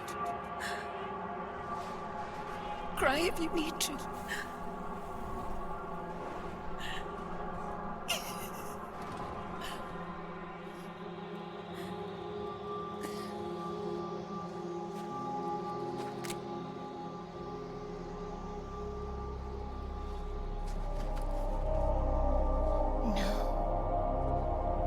I don't need tears anymore. I've cried myself dry.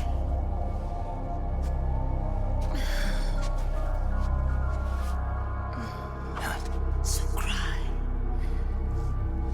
as much as you like. I will be there to listen.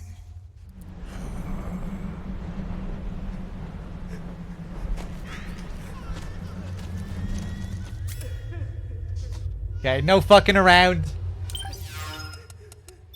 Quick and easy. We'll do some sexy time with Mantis later, though. Don't worry.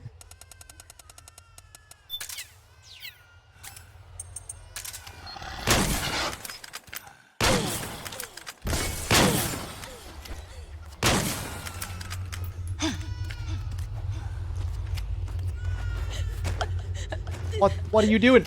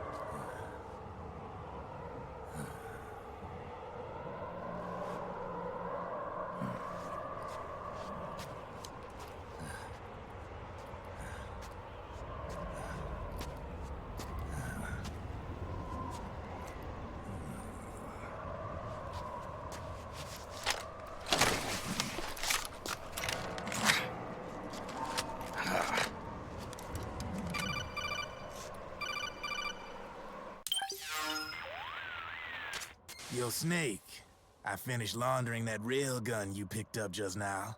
Knock yourself out. It's on the house. Thanks. Time for another bedtime story, Snake. This one's about Crying Wolf. You don't need me to tell you there's whole nations in Africa tearing themselves apart in the name of ethnic cleansing. Well, she was born into that environment. When she was a little girl, her village was attacked by rival armed factions. Her parents and siblings were slaughtered, and she was left a refugee. She took her last surviving relative, her baby brother, and ran as far as she could away from the war zone.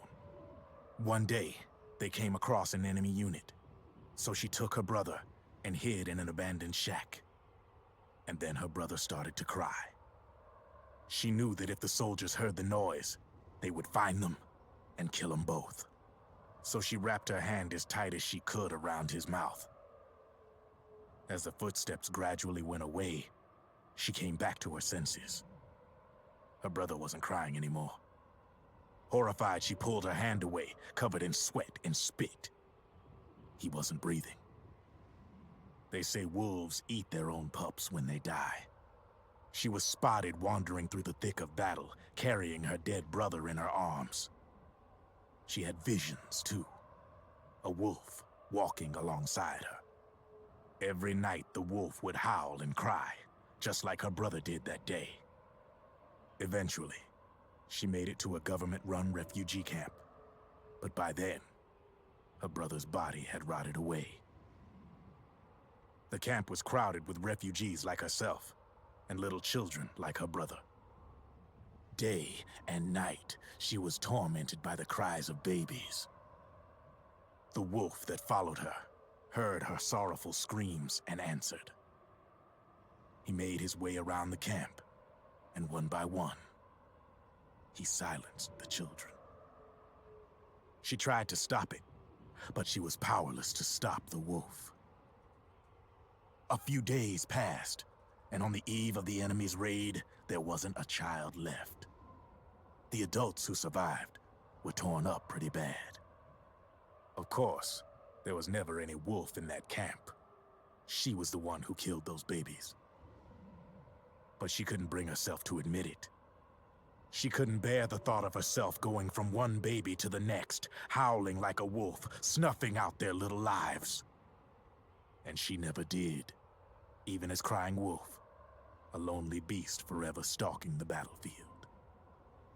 Snake, fighting with you made Wolf finally accept what she'd done. She was cleansed by you.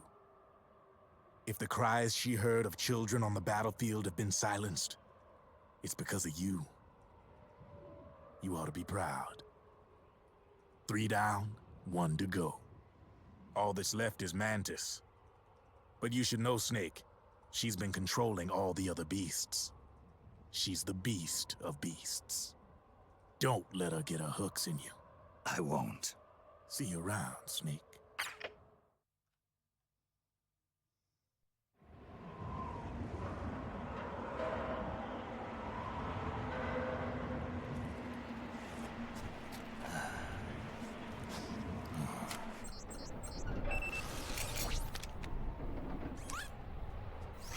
Welcome home,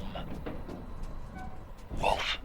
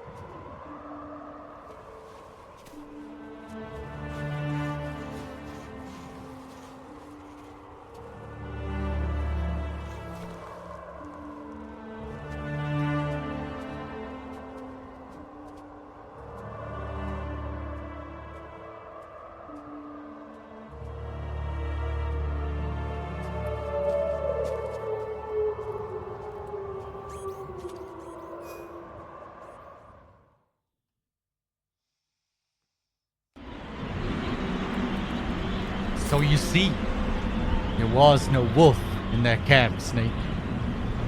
It was me. It was me, Drebin number 893. I was the one who killed those babies.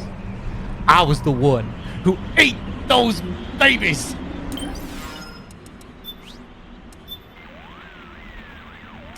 Hear that, Snake?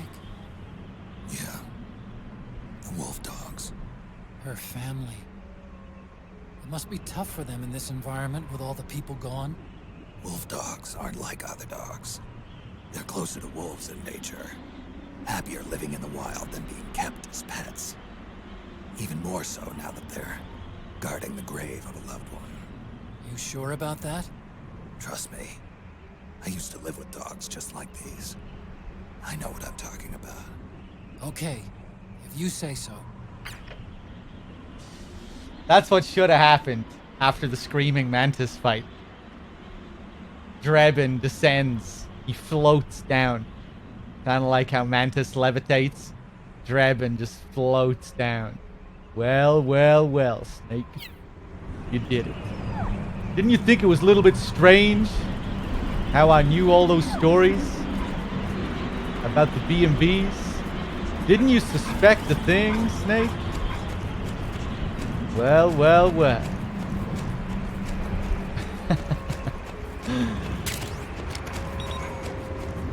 Let's wander around here. We can get some extra scenes.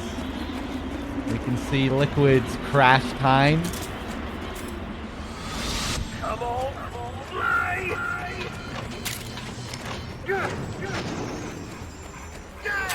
Damn.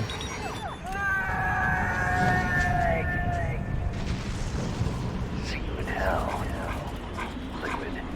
Kabuki.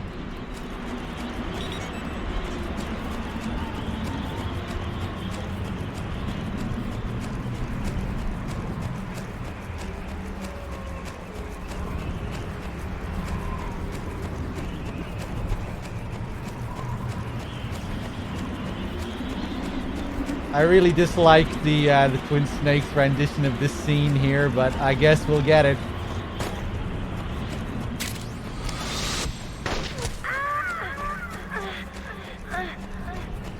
Snake, leave me and run.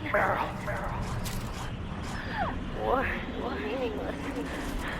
Nothing comes out of war. Snake, please, save yourself. Go on living and don't give up on people. Polonius with the 20 months, thank you. There should be another one as well. If we climb up here, it's either this tower or the other tower. I remember it can be a little bit awkward to trigger though. Based Wada with the 15 months, thank you.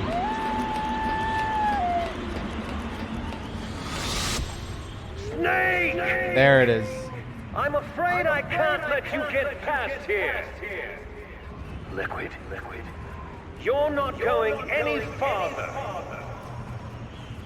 Die! Damn, it's rare that I feel like I've only done that one a couple of times before. Is there another one up here?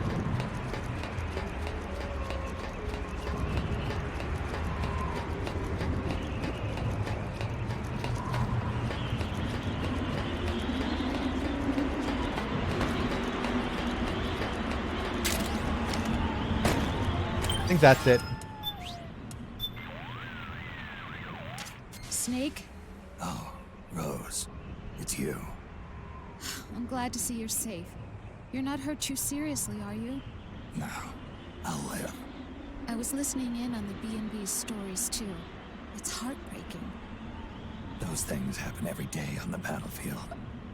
But you're right. They're never easy to hear. They've all suffered such unimaginable trauma. Hearing the cries of phantom infants in your head, facing flashbacks to uncontrollable rage. These are textbook clinical cases for us counselors. PTSD, right? Absolutely. I can't believe anybody would coerce them into entering battle in their state. Just goes to show how much faith Liquid has in their combat abilities.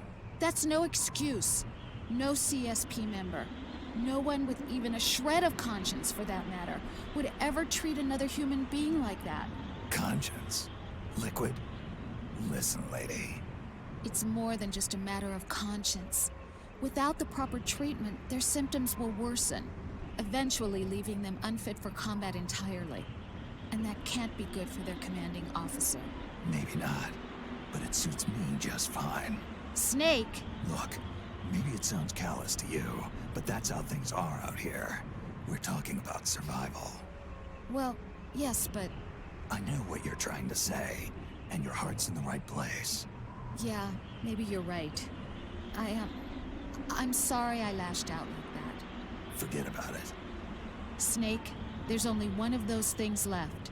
Stay focused. The end is in sight. I'll be careful. Who's the face model for Rose? I don't think there was one.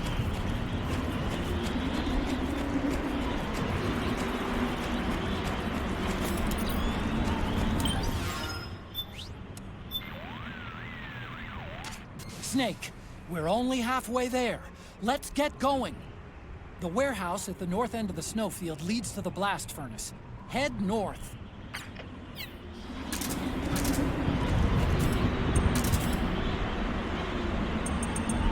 Okay, I think we can continue.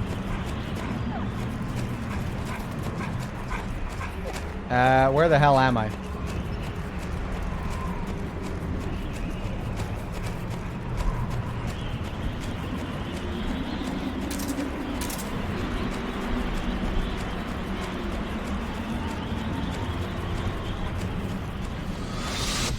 Snake!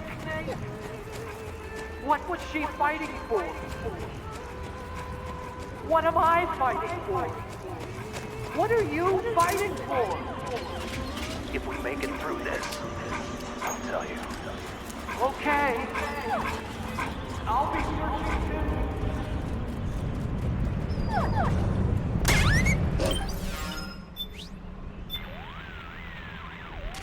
Oh!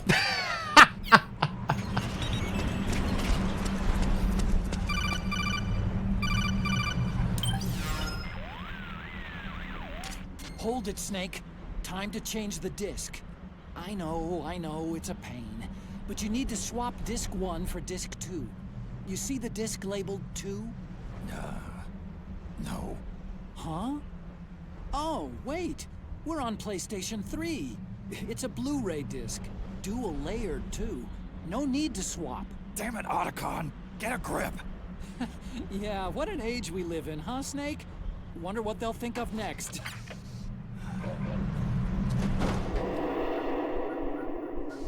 Sorry, I always have to shoot the dogs just to get that call because it's too good. Oh! So...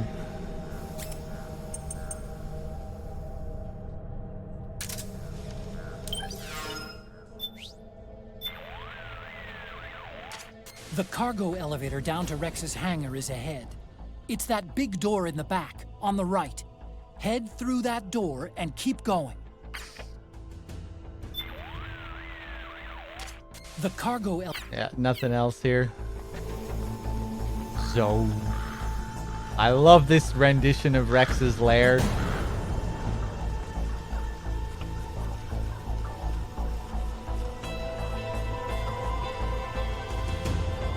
It's the way it echoes, really feels like echoes from the past.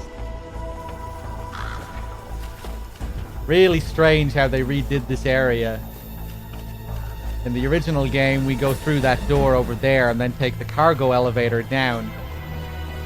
But they remade the area, so here there's an elevator over there.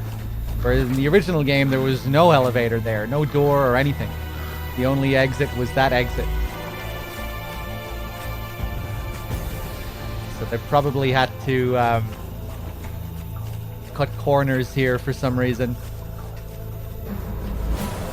Although it's interesting because the area that we go down into is like a whole new area that isn't even in the original. So yeah, it's weird. But yeah, probably some technical reasons behind it. I don't think there's any info out there on why that is. They don't talk about it in the Integral podcast or anything.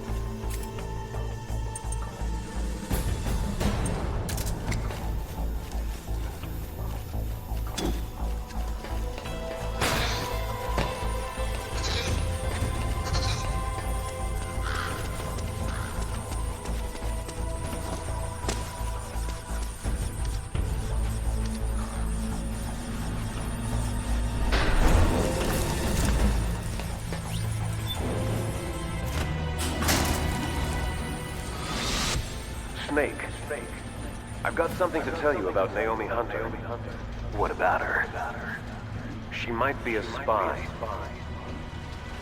To kill me? Is that all you cared about? Frank Yeager. The man who you destroyed was my brother and my only family. Gray Fox. You killed my benefactor and sent my brother home a cripple.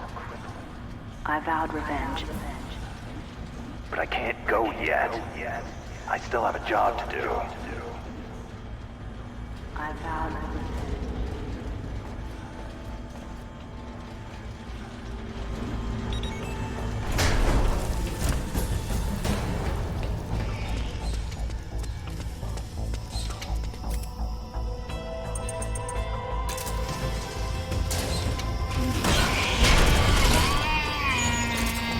See you later.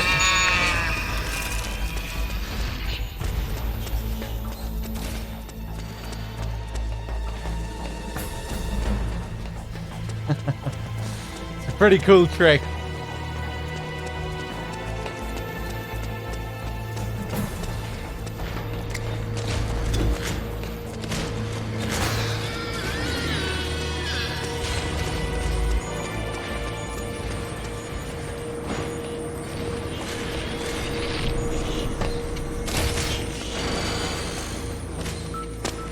Bam, ba-dum.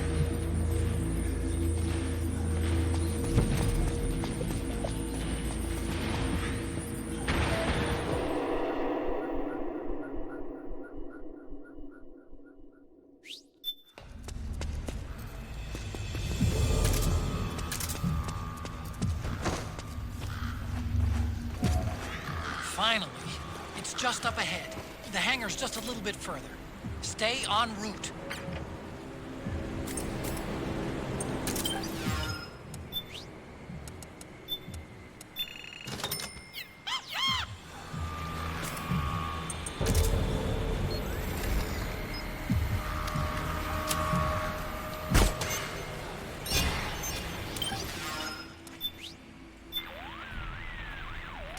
Rex is just up ahead, Snake. But you know that by now, don't you? This is it. Be careful in there. The hangar's just up ahead. Oh, I forgot to show Naomi's footprints earlier. Back when we were in the nuclear warhead storage facility, you can see, if you turn on your night vision, you can see Naomi's footprints and Vamp's footprints, kind of foreshadowing that they're up ahead in the next area. It's a neat little detail.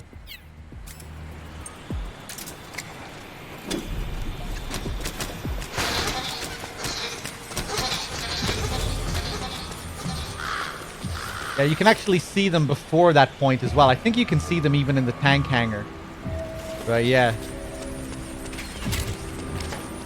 Rex is on the floor above you.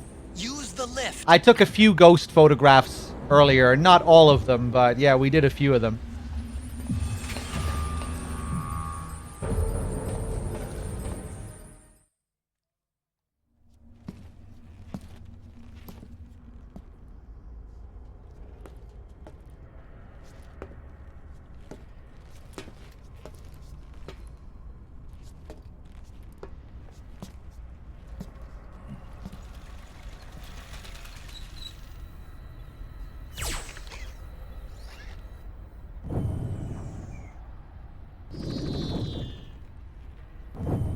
Hop on, Snake. I'll send her up.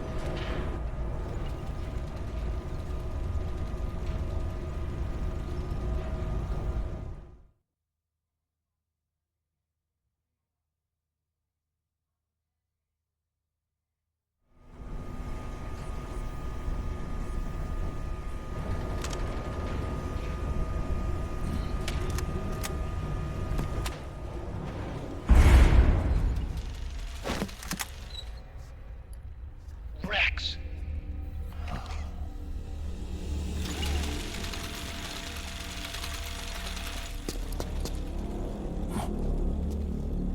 Look, the railgun's been removed. doesn't need the whole Rex to launch his nuke. He only needs the railgun. Damn it. Has it already been shipped? Hang on, I'll check. I'm afraid so. Unfortunately for you, the railgun is no longer here.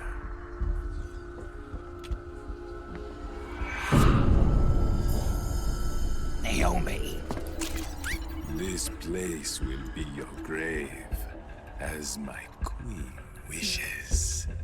The suicide gecko are on their way. Soon, there'll be nothing left of this place. We've been had. Otacon! Snake, I think I might be able to get it working. I just need some time. Hurry!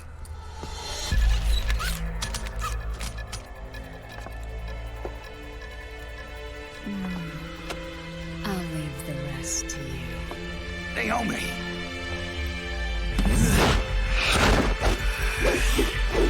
Excellent. You'll amuse me until they arrive. Alright, let's do it. What weapon am I going to use here?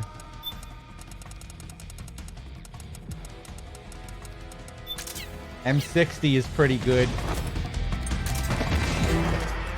I'll take care of Rex. You take Vamp.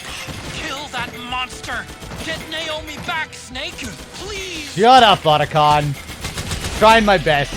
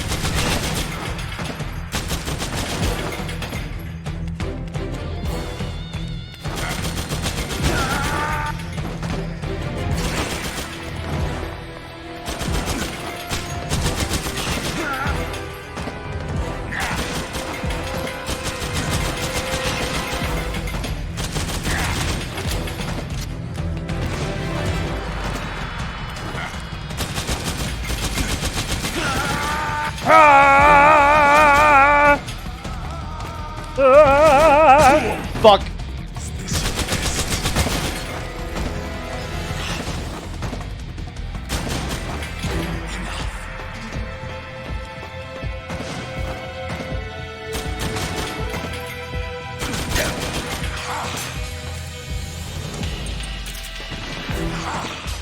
Fuck off.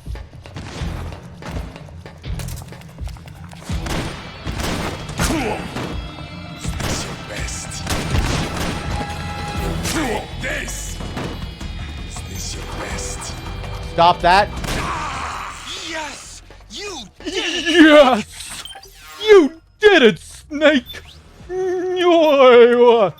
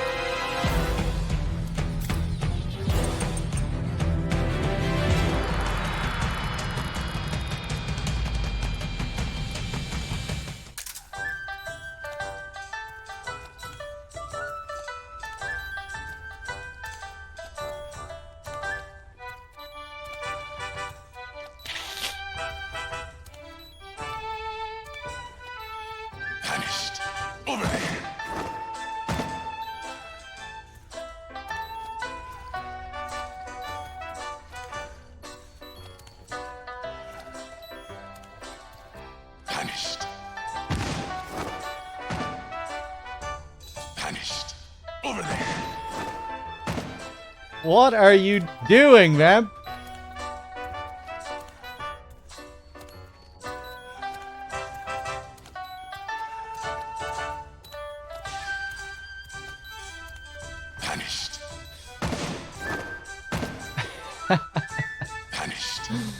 you. I'm not sure if it's possible to do this, like in the middle of the first phase. I remember trying to hide like this, like during the first phase, but you can only seem to get it to work after you knock him down. Bum bum bum bum bum bum bum bum.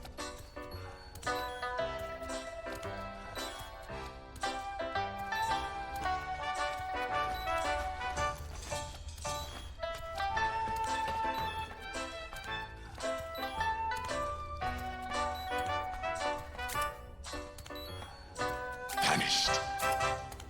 Over there.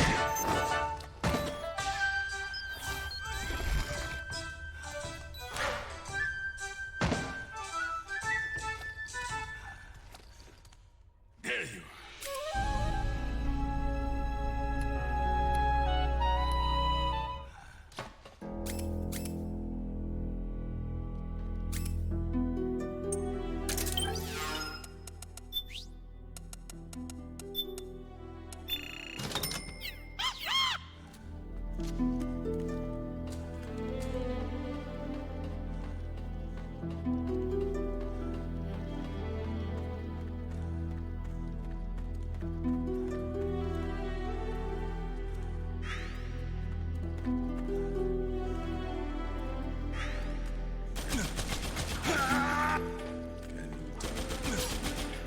Time to finish this.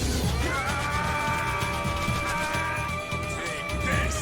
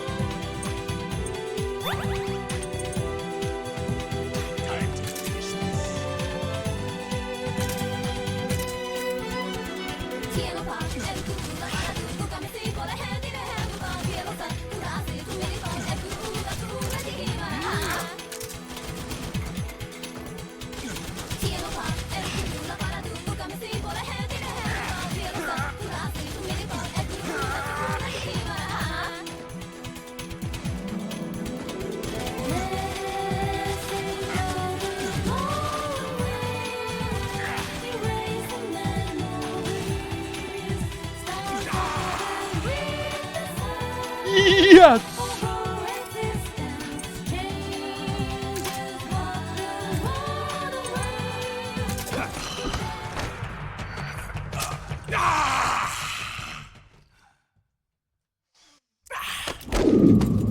What have you done? There. Now you're a mere mortal, like the rest of us. Clever. But can you kill this mere mortal?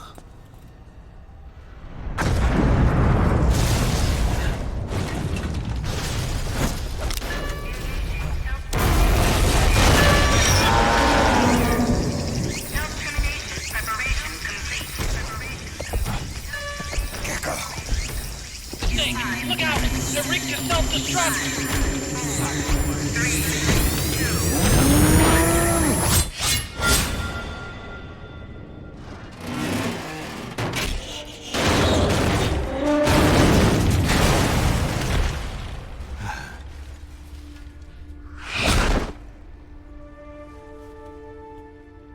Snake, sorry to have kept you all waiting. You ready for this? Sonny gave me the go-ahead.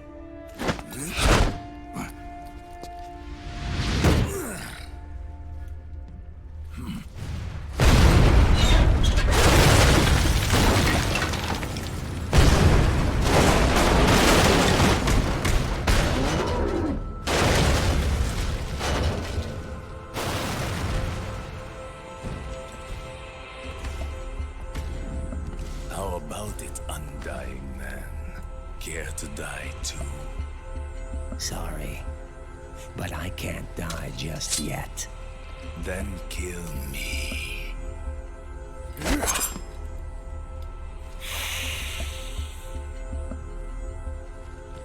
Snake. This one is mine. You keep those Gecko at bay.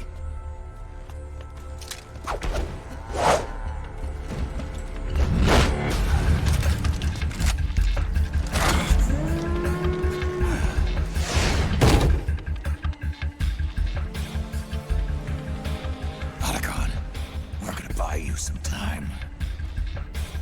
I'll do my best.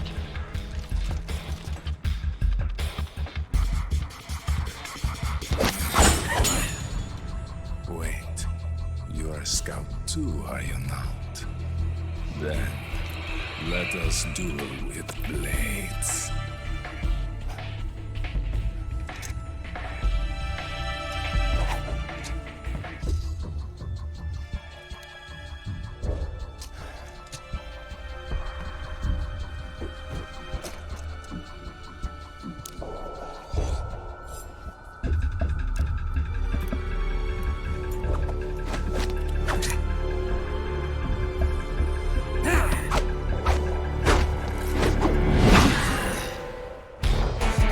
Yeah! Yeah!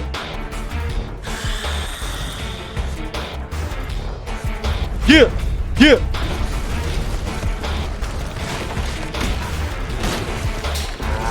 Yeah! Yeah!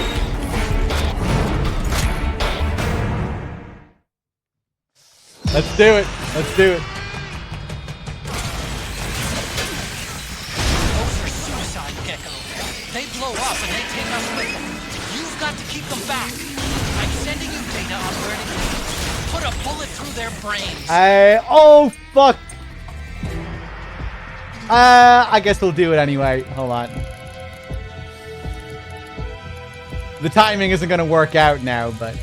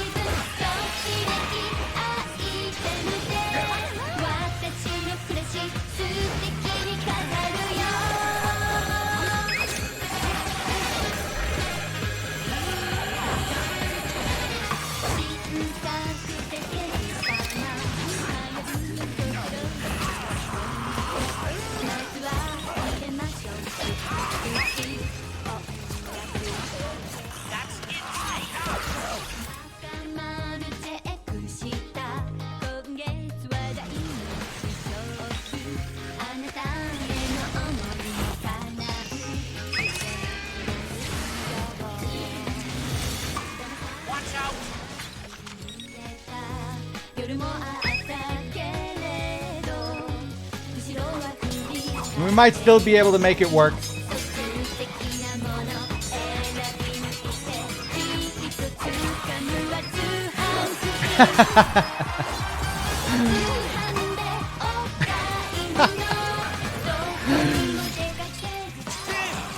they come again. Hang in there, Snake. Don't give up.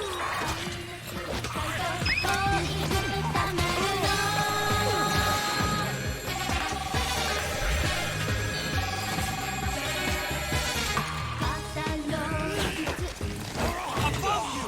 They're coming from above! Snake, be careful.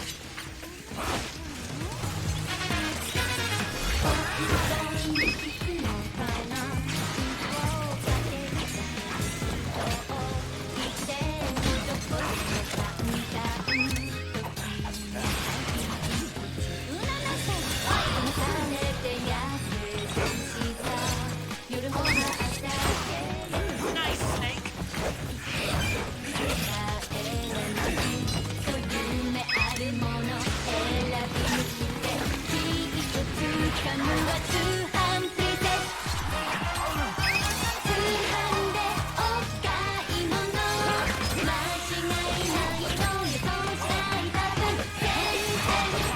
That's it,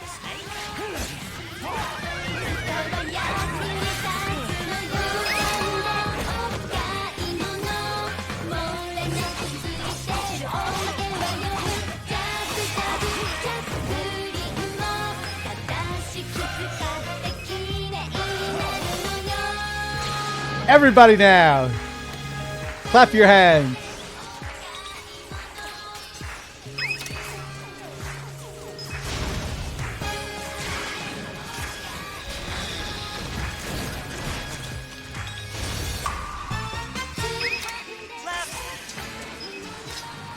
Watch out, Snake!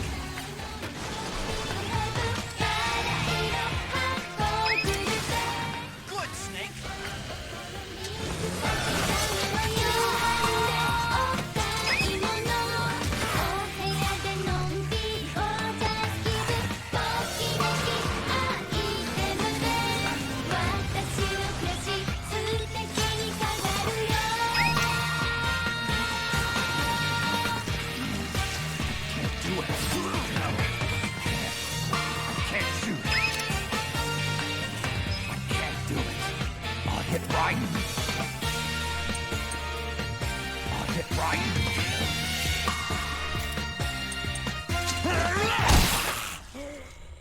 Yes!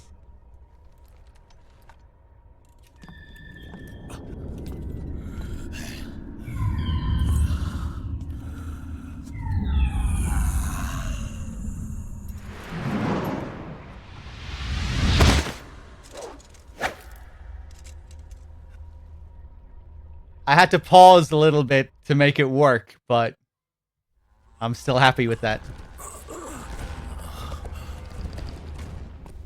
Snake, get out of the way!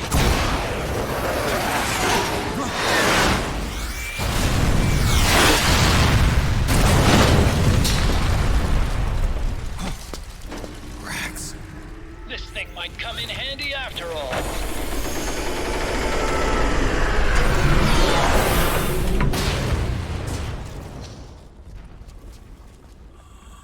He was never immortal.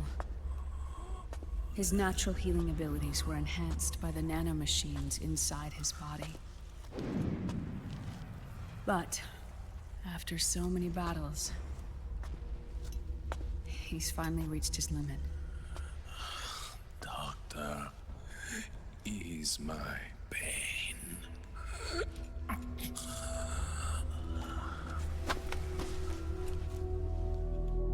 Naomi. Sonny asked me to tell you something. What is it? I cooked them right.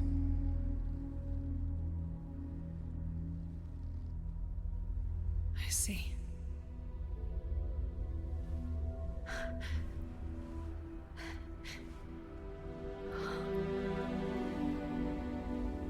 Good for you, Sonny. You finally did it.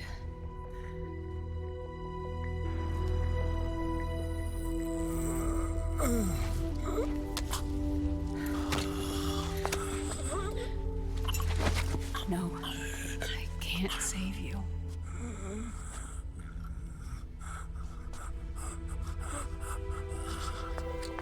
You have to trust me, Dr. Emmer. Give this to him. Not for revenge, but to end his suffering.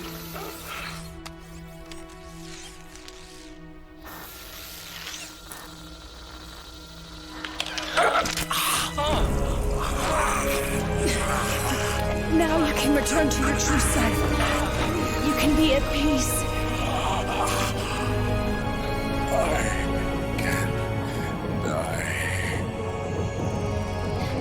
Yes.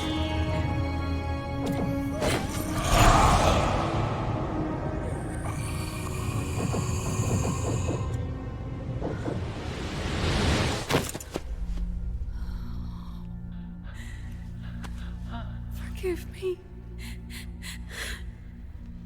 This doesn't change anything. Why? We can't erase the past, nor can we forgive it. And so the only thing we can do is end it.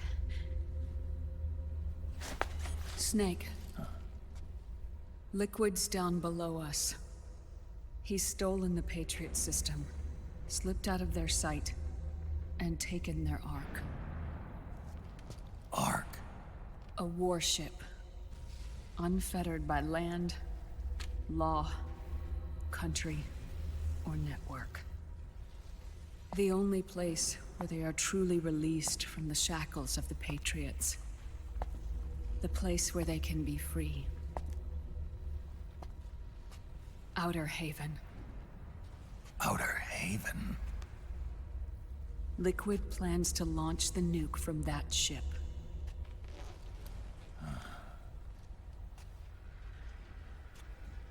Snake. You have been given life so that you may fulfill your purpose.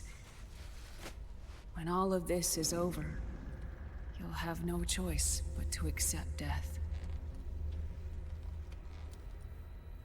We are given life only so that we can atone for our sins. Your life was created for that very purpose. We all must atone for our own sins. We must not pass them on to the next generation. We must not leave them for the future.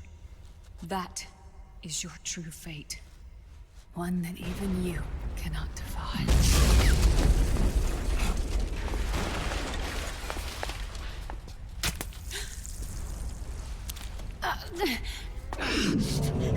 Naomi!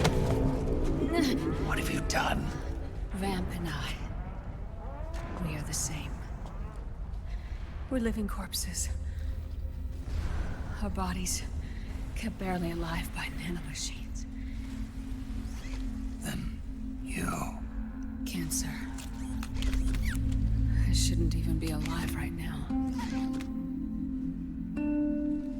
The nanomachines have kept it from progressing. But there's nothing more they can do. With the nanomachines gone, time will unfreeze and begin to flow again. What are you saying? Goodbye.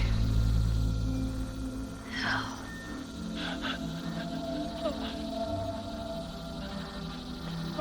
Don't!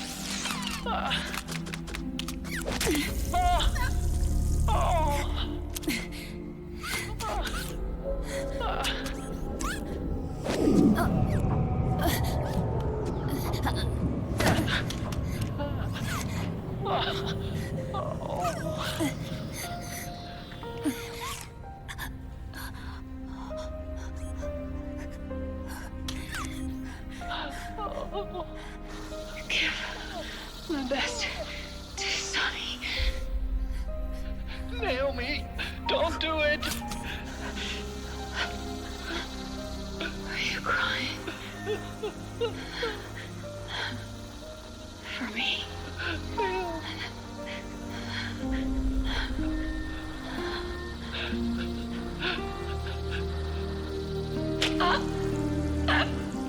Naomi, why?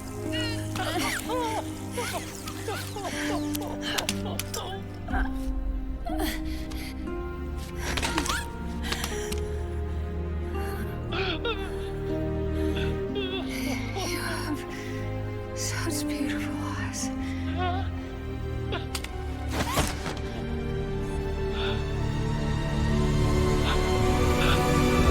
I'm sorry for everything.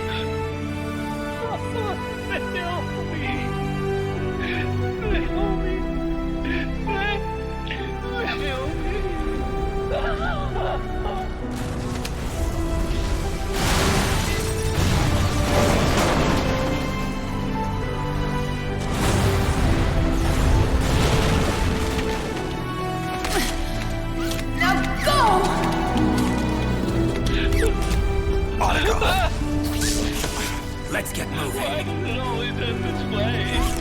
Otacon! Come on! Pull yourself together! Naomi! They're coming!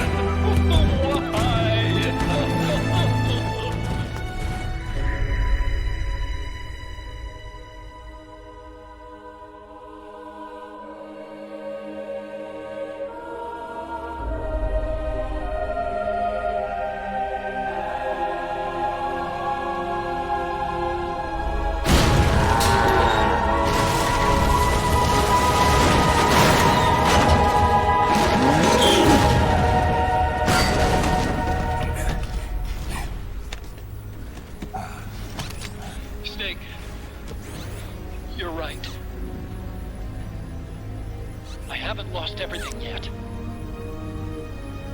I've still got a job to do. That's right. We need you. I'm done crying. I don't have any more tears to shed. We have to get out of here. Any ideas? Time's running short, so I'll explain as we go. Pay close attention. I'm listening.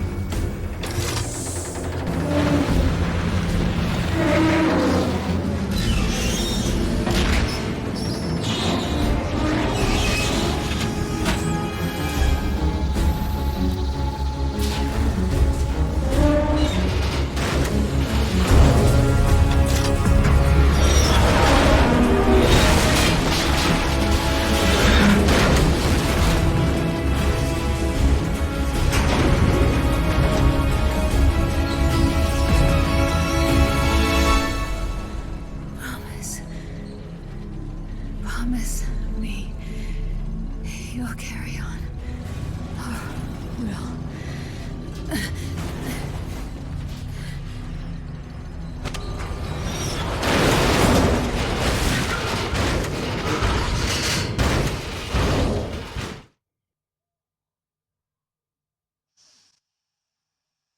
Okay. Get ready for loud screeching. You might need to turn your volume down a bit. Snake, we have to get out. Follow the supply chain. Stop those Gecko and head straight for the exit.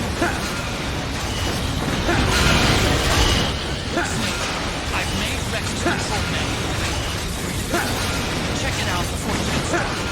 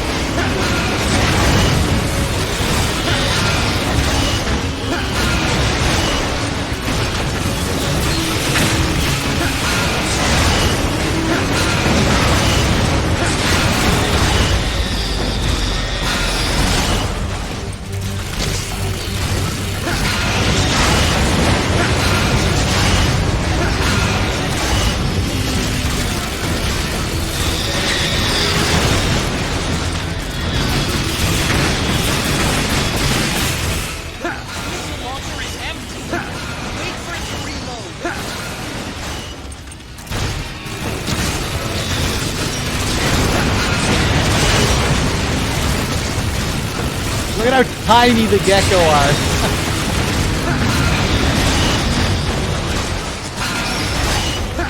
They're like little action figures in comparison. Here we go.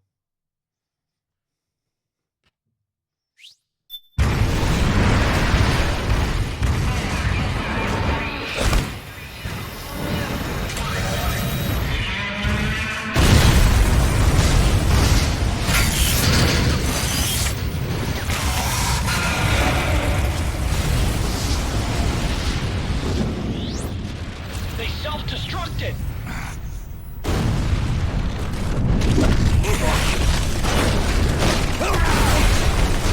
Raiden.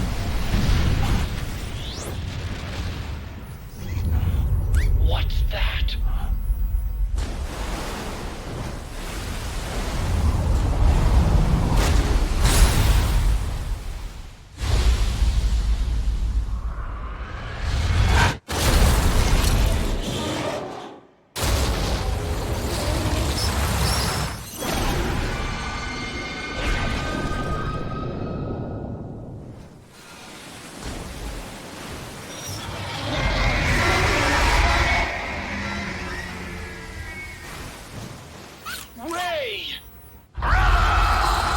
It's not over. Not yet.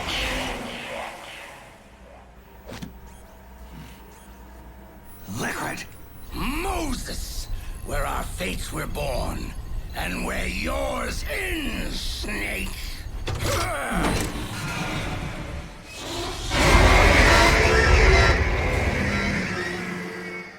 Let's do it. Rex versus Ray. One of my favorite fights. Let's finish this thing. Ray should be designed as a Rex. I got me on yours. You can't lose. Crush Ray and Liquid with it. I was so impressed by this fight playing it the first time when this game first came out. Felt like a real technological marvel.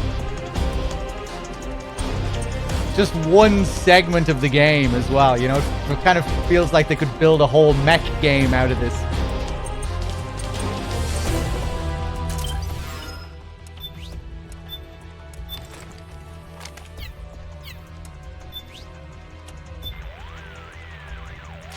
I hate to say it, but I think Liquid's got the advantage when it comes to piloting Metal Gear. After all, he's had Ray in his hands for quite some time now. But not to worry. I was Rex's lead designer, and I'm here to support you. I've installed an emulator of Rex's main CPU and DSP on Gaudi. We'll run it in parallel with Rex's processors to enable distributed processing of control tasks. It'll give us a big boost in throughput, which should make Rex as fast and agile as Ray. Well, I have no idea what that means, but it sounds good to me. It's okay, Snake. I know you can win this. Thanks, Otacon. Do me a favor, Snake. Get as close to Ray as you can. Get closer? What the hell for? I created a special control program back when I was designing Rex. I thought it might come in handy here. What kind of program? Rex is armed with powerful self-defense systems. Missiles, laser, designed to protect it during solo ops overseas. But some of us engineers were worried about what would happen if it found itself in a close-range shootout. We got to thinking, why not use Rex's tough shell as a weapon in itself? In other words, why not make it into a street fighter? The program was completed, and we got fantastic results in a supercomputer simulation. But the project was shelved before we could make our pitch. It didn't fit in with military regulations. But I went ahead and installed the program anyway. You know, secretly. Seriously? I just rechecked the program on Gaudi's simulator, and as far as I can tell, it should still work fine. Okay, just tell me how to use it. The program is still in alpha, so it's low on flexibility, and only gives results in specific cases. I'll give you a signal when the conditions are right to activate it. When you see the signal, just press the action button and Ray won't even know what hit it. But first, you have to get close to Ray. Let's do it. All right. That's what I like to hear. It's kind of funny how they felt the need to explain this. Rose, what could you possibly have to say about this? So Liquid finally shows his face. It's the moment of truth, Snake. The man you've pursued all this time is standing right in front of you. I know it's tough to keep a cool head, but stay focused and watch his movements closely. It's up to you, Snake. Eyes on the prize. Okay, no psychological analysis. Disappointing.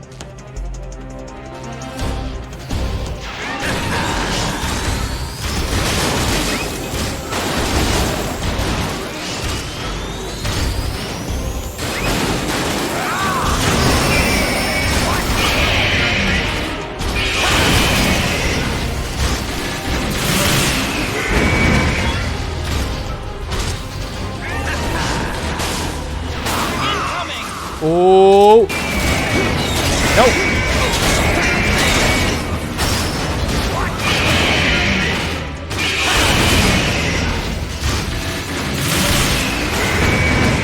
Good job, Snake. Keep it coming. It's still impressive how detailed both of the mechs are.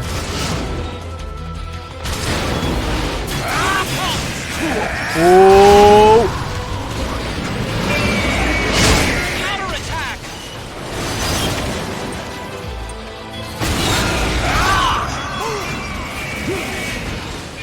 Ray leaves himself wide open right after you dodge its attack. Keep dodging them and wait for your chance to counter.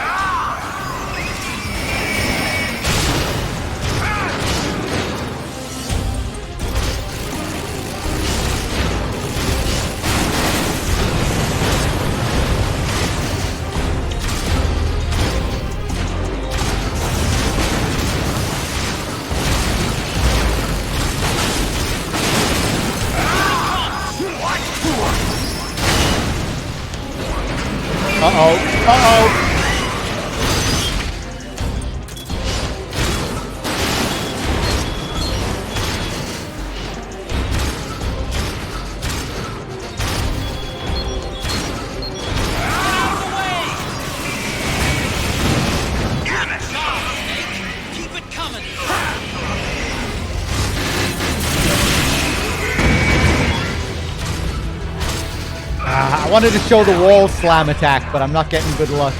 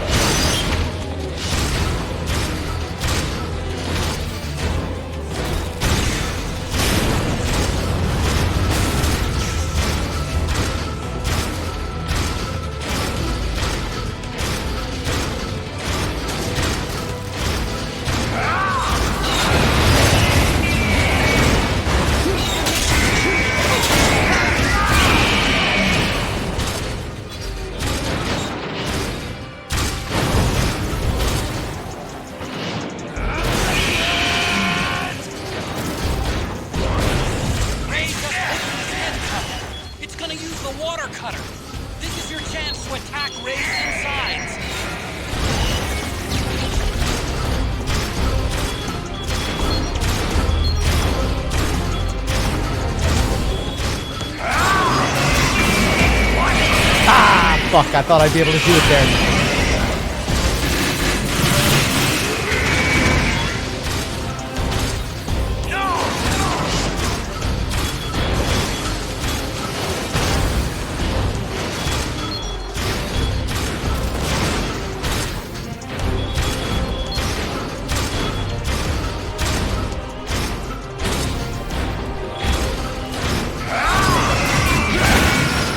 Fuck. Snake!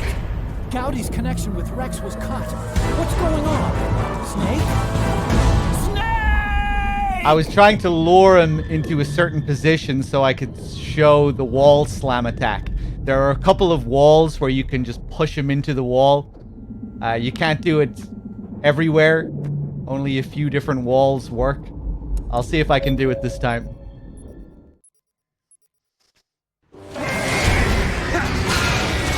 Let's finish this, Snake. Damn it! You can't crush Ray and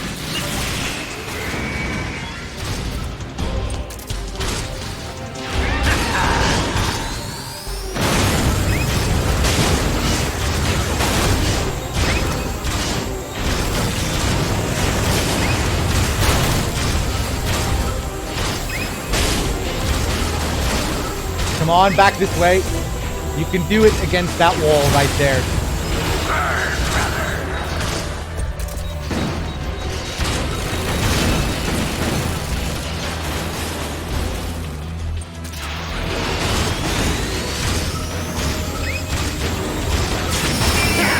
Here we go.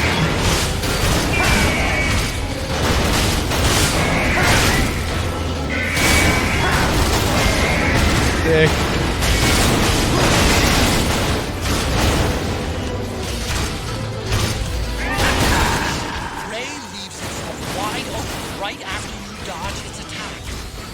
dodging them and wait for your chance to counterattack. Here it comes!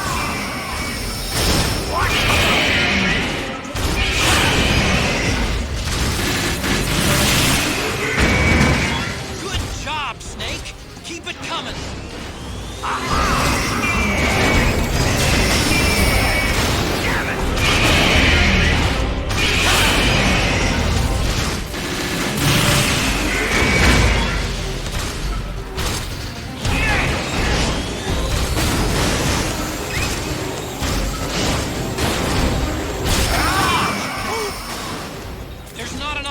Left.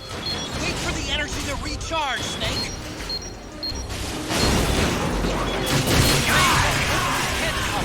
It's gonna use the water cutter. No! This is your chance to attack Ray's insides. Good job, Snake. Keep it coming.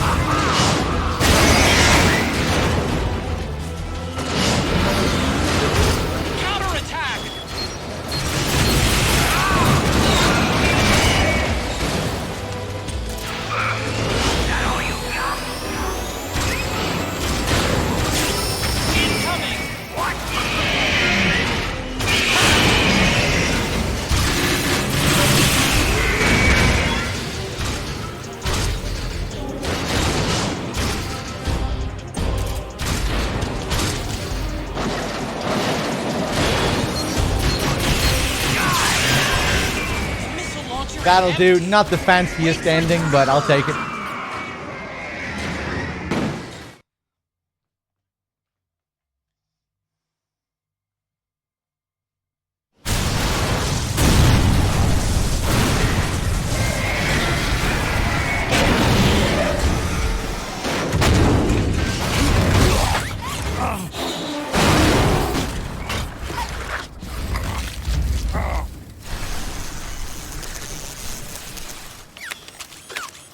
Where's Liquid?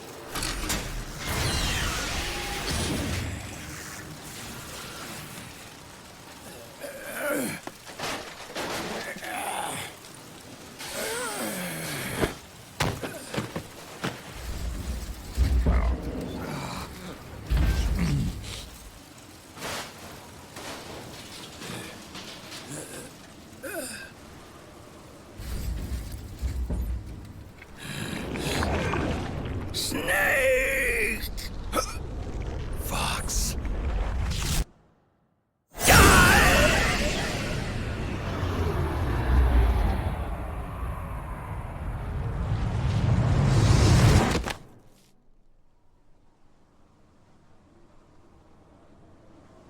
Think again.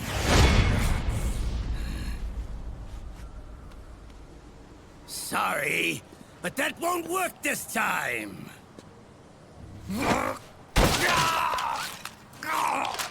Behold!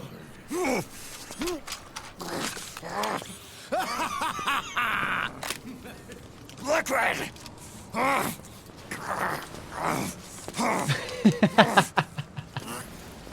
I forgot to take off the mask again after I died the first time.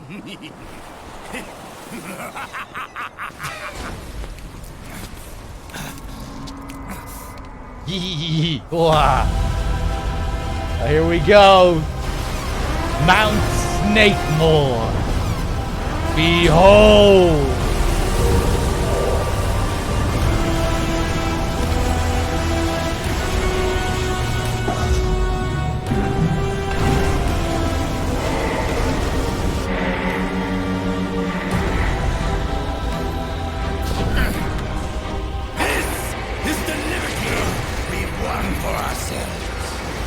Outer Haven.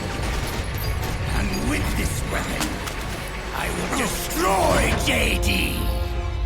Then, everything ends, and everything begins. But as for you, brother, you'll stay here to mark this island's watery grave.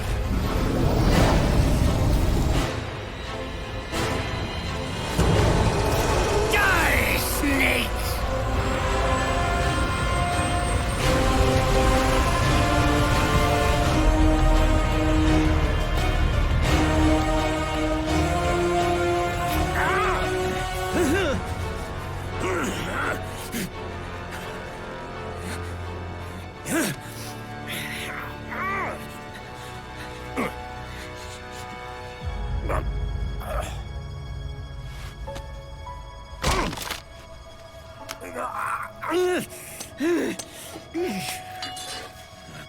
Sonny, forgive me.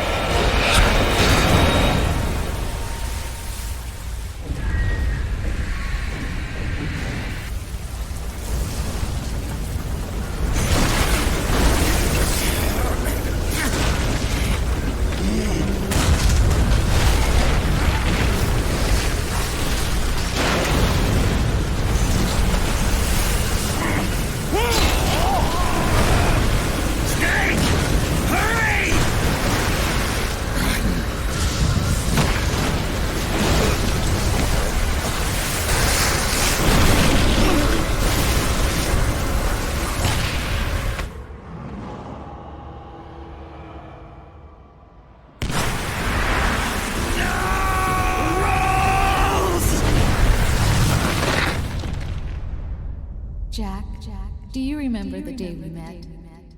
Yeah, it was in front of Federal Hall. There were all these tourists around you. They were asking me which building it was that King Kong was climbing in the movie. I said it was probably the Chrysler Building. And then you showed up and started mouthing off. You were like, no, it's the Empire State. I said the Chrysler Building was in Godzilla. We started arguing, and I forgot all about the tourists. The next thing we knew, the tourists had gone away. And a week later, I found you again by coincidence out in the base corridor. An amazing coincidence. That night, we went up to the top of the Empire State Building. It was so beautiful. I didn't care anymore who was right. And that was our first date. We watched King Kong in your apartment a bunch of times that night. Didn't sleep till morning.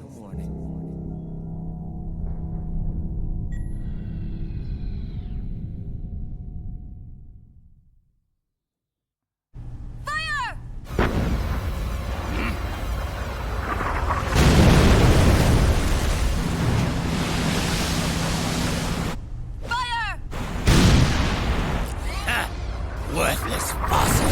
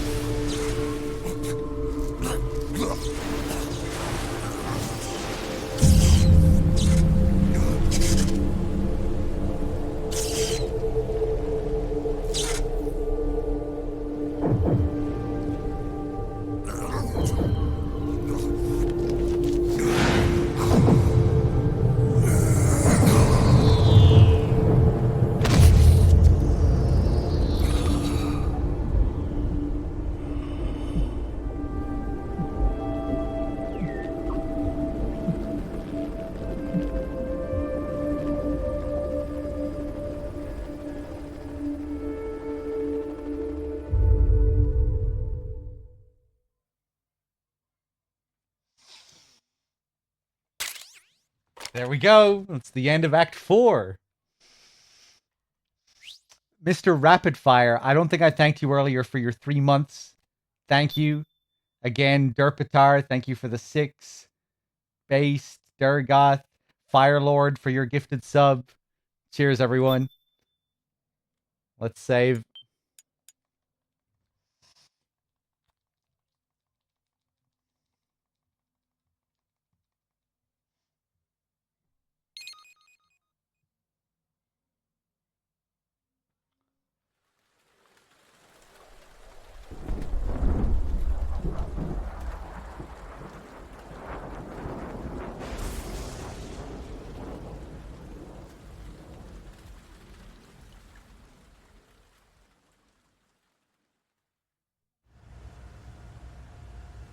Haven is headed southward through the Pacific at a speed of 33 knots. The Missouri's falling behind at a rate of about 2 nautical miles every hour. Can't this thing go any faster? I'm afraid not. This is as fast as she'll go. Liquid's target is JD, a U.S. military satellite disguised as orbital debris.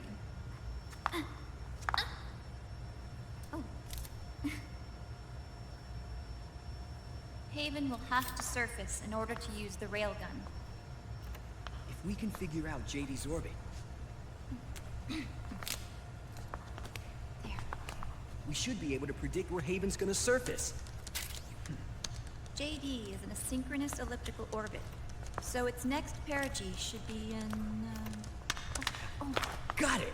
15 hours, 6 minutes, and 12 seconds. Right. In 15 hours, it's going to be over the Bering Sea, 494 nautical miles from the Bering Strait. Haven knows it too. This fucking They'll be scene, holding man. position in that area. Do they really have to get that close to launch? The nukes fired by Rex's railgun have a damage radius of approximately 300 meters. The target is a moving satellite that's traveling at 10 kilometers per second. To get the precision they need, they have to get as close as they possibly can. This is when Meryl knew for sure that Johnny was marriage material. Won't launch his nuke until JD is at perigee. The Missouri can use that time to catch up. Will we make it? Once Haven stops moving, it'll take us an hour to close the gap. After that, the Missouri needs to strike before Haven's launch preparations are complete. This ship was stripped of most of its equipment, and she's got no electronic warfare capabilities of any kind. No radar, no high-tech weaponry. We'll have to rely on our own eyes to track the enemy.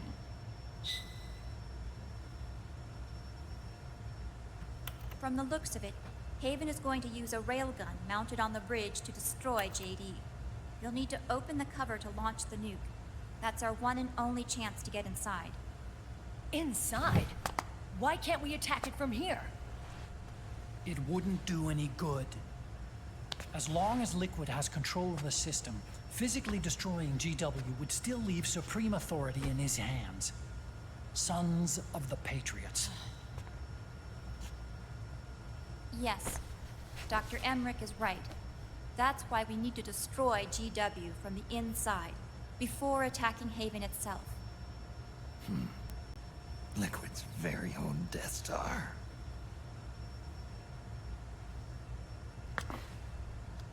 All right, everybody, here's the plan. We know Haven will have to surface in order to fire the railgun. When it does, the Missouri will see it. We'll make a quick approach and deliver a strike team.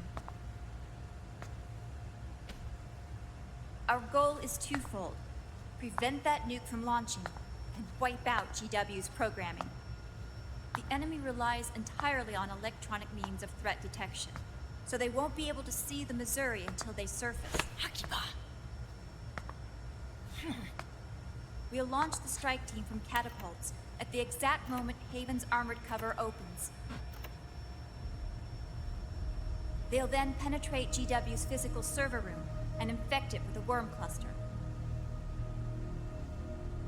But what if they shut down GW before we get in there?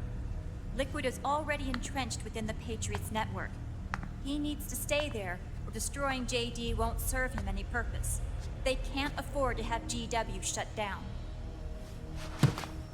And let's not forget, Liquid will throw everything he's got at stopping the strike team. Exactly. The corridor leading to GW is defended by directed energy weapons that emit certain types of microwaves. Did you say microwaves? That's right. And at that frequency, the waves will start to evaporate any living person within range. A giant microwave oven. You'd have to have a death wish to go in there. Sounds like the perfect job for me. Snake, this isn't the time for your stupid jokes. Outside the corridor, Liquid soldiers will be out in full force. Inside, there'll be unmanned weapons waiting for us. Where are you getting all this information? You really think there's a way to destroy GW? Yes, I do. She left us something that'll point us in the right direction. Naomi helped with the preparations to stop Haven's launch. Naomi? All of our internal data on Haven came from her.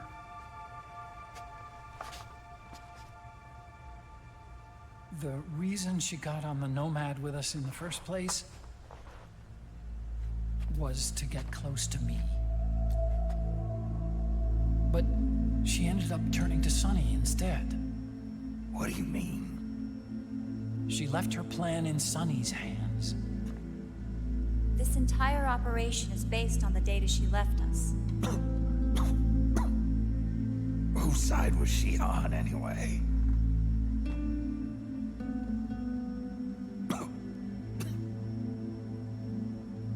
We'll never know exactly what her true intentions were.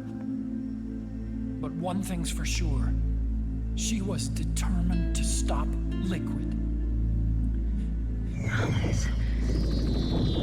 Promise me You'll carry on. Or will.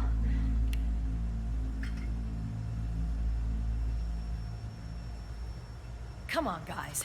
Somebody say something positive. Anything. Attention! Listen up. A wise man once wrote, "The tongues of dying men enforce attention like deep harmony. Where words are spent, they are seldom spent in vain."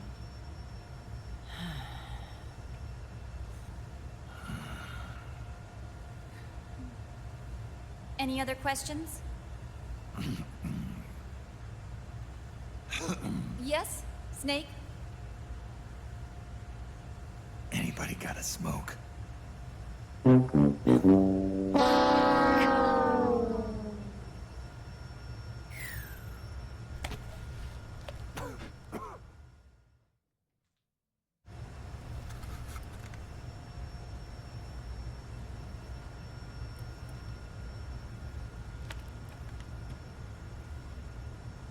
So this program, you're saying Sunny wrote it? Actually, only about a third of it is her work.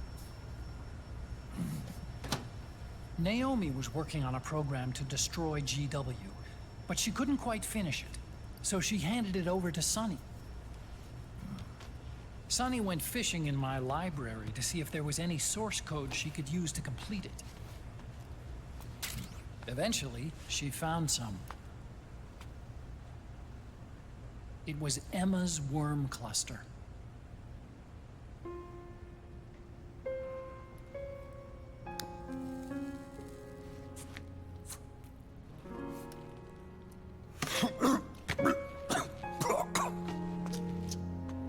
She took my sister's code and worked it into Naomi's program.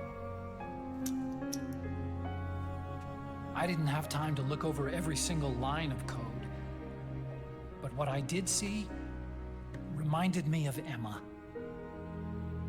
It was like she left traces of herself behind in the structure. But this worm cluster that Sunny created, it's even better than Emma's.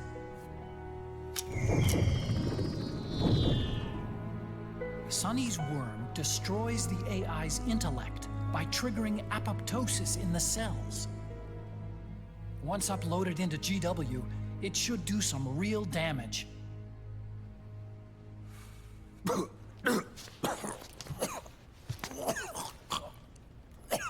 Snake, you ever think about quitting? Why? It's not like I've got my health to worry about.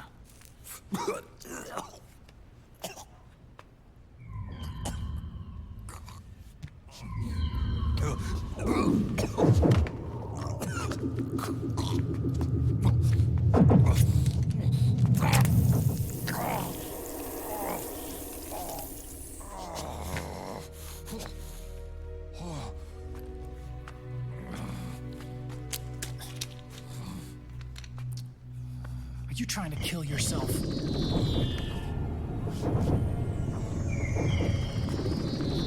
So, you're dead set on going to Haven yourself. Why don't we get somebody else to go? There's no need for you to do it. I still have things left to do. Besides smoke.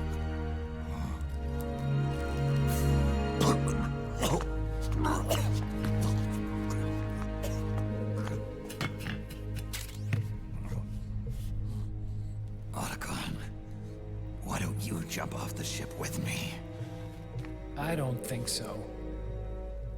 I've still got things to do myself. And I don't even smoke.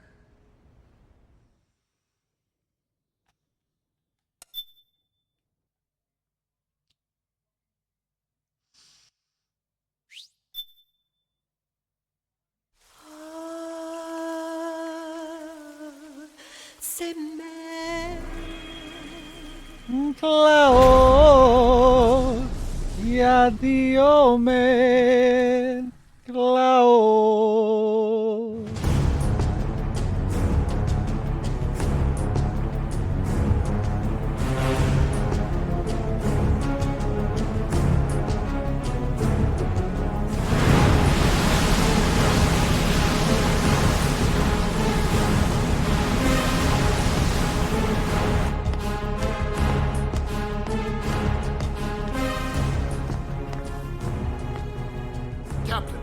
vessel at 300 meters and still rising.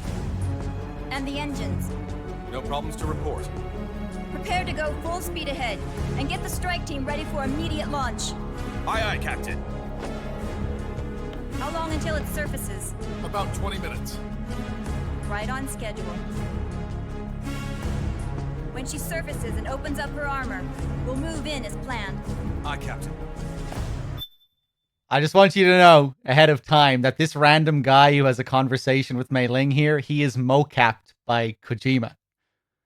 It makes the scene way funnier when you know that. So, just so you know. Captain, Yes? this is my first real engagement. I see. Your point? At first, getting assigned to this ship was a big letdown for me. But the inaction was kind of a relief, too. Captain, I'm scared. It's okay. I'm scared too. This is also my first time. But I'm not going to let it get to me, because I'm more scared of what'll happen if I run away. Nobody is going to die on my watch. This ship is going back to Hawaii in one piece. That, I promise. Right. Thank you. Get out of here, Kojima. Get out of here.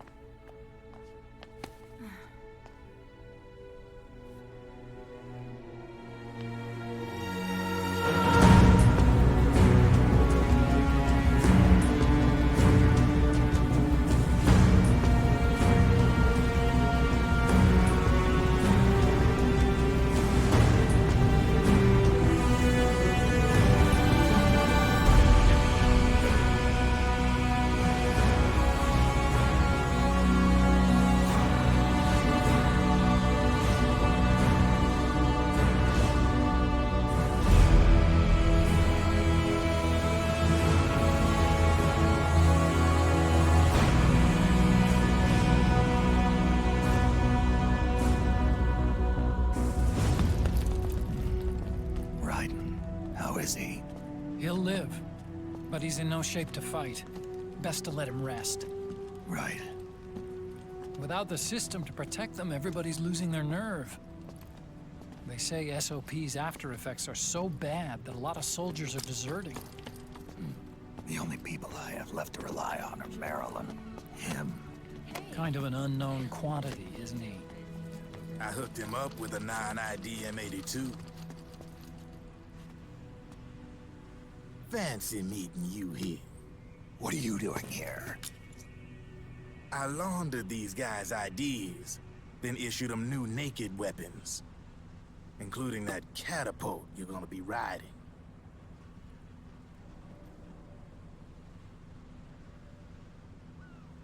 Business has been slow ever since Liquid got his hands on the system. His extra orders stopped coming in.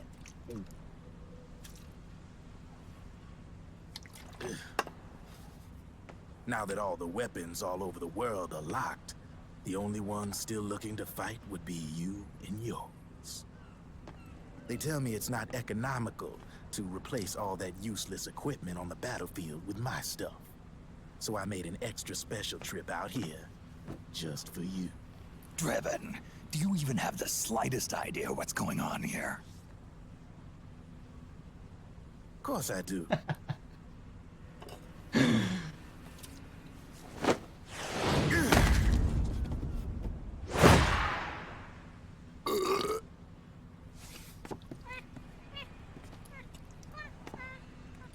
See, when it comes down to it, the world's like this soda here.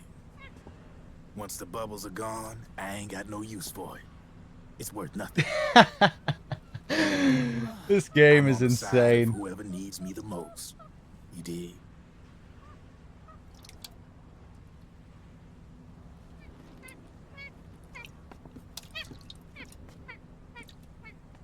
If you need anything, just say the word.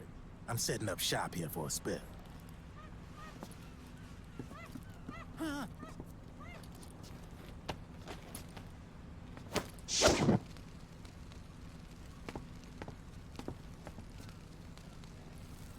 Enjoy it. Could be your last.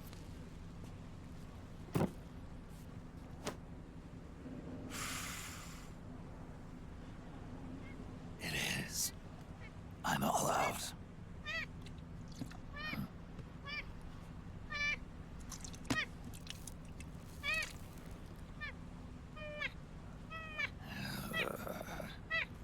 All right.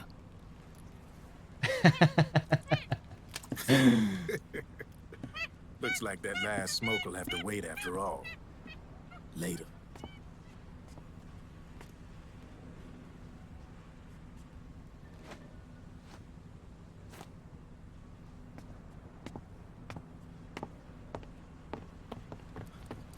Hey, here. Oh, thanks.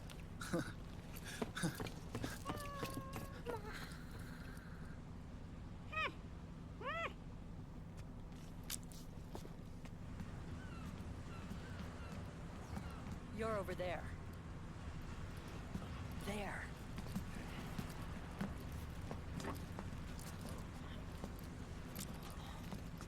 Snake, can you hear me?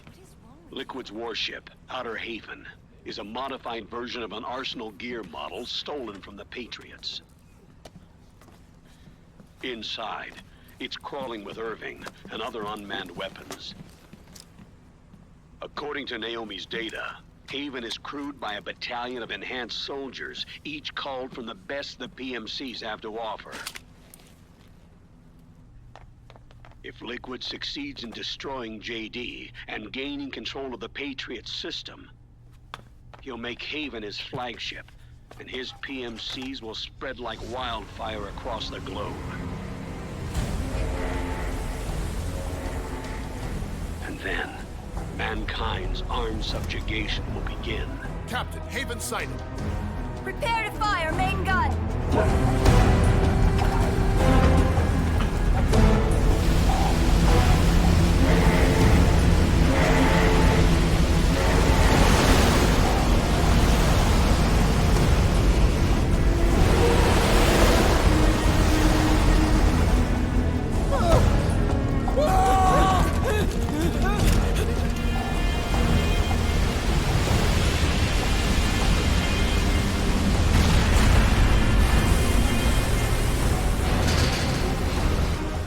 Listen closely. This is our last chance to stop Liquid from enslaving the planet.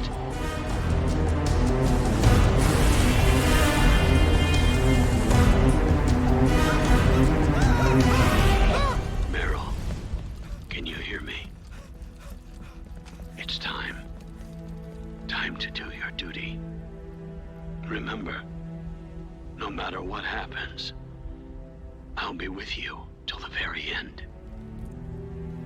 You are my pride and joy.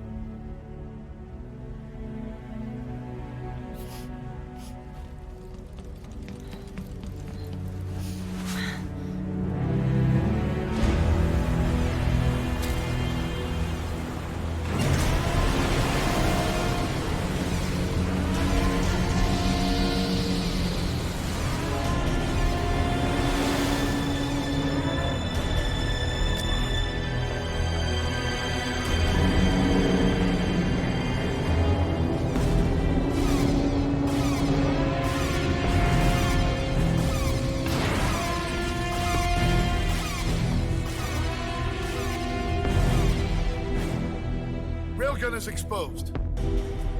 There it is. A naked nuke. Let's finish it, Snake.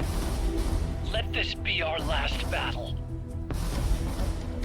If we're responsible for Liquid's sins, then the onus is ours to bear. Right.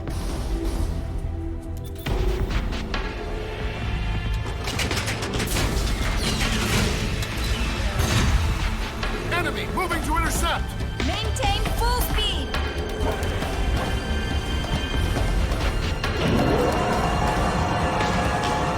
Failure will spell doom for the human race. You've got to stop them from using that railgun. Then annihilate GW.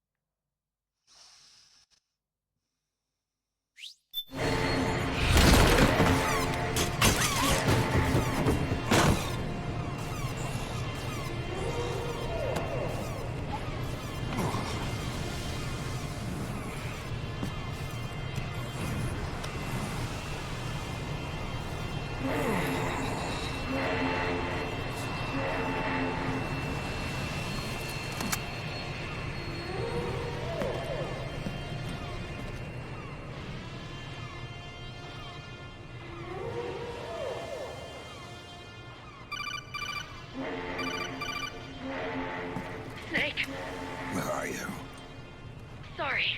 It's my ankle. Can you walk? I think so. Ah! Are you okay? Hurts a hell of a lot more without SOP. Makes you feel alive, doesn't it? What about Akiba? He fell into the ocean. Snake, I'll catch up soon. You go ahead.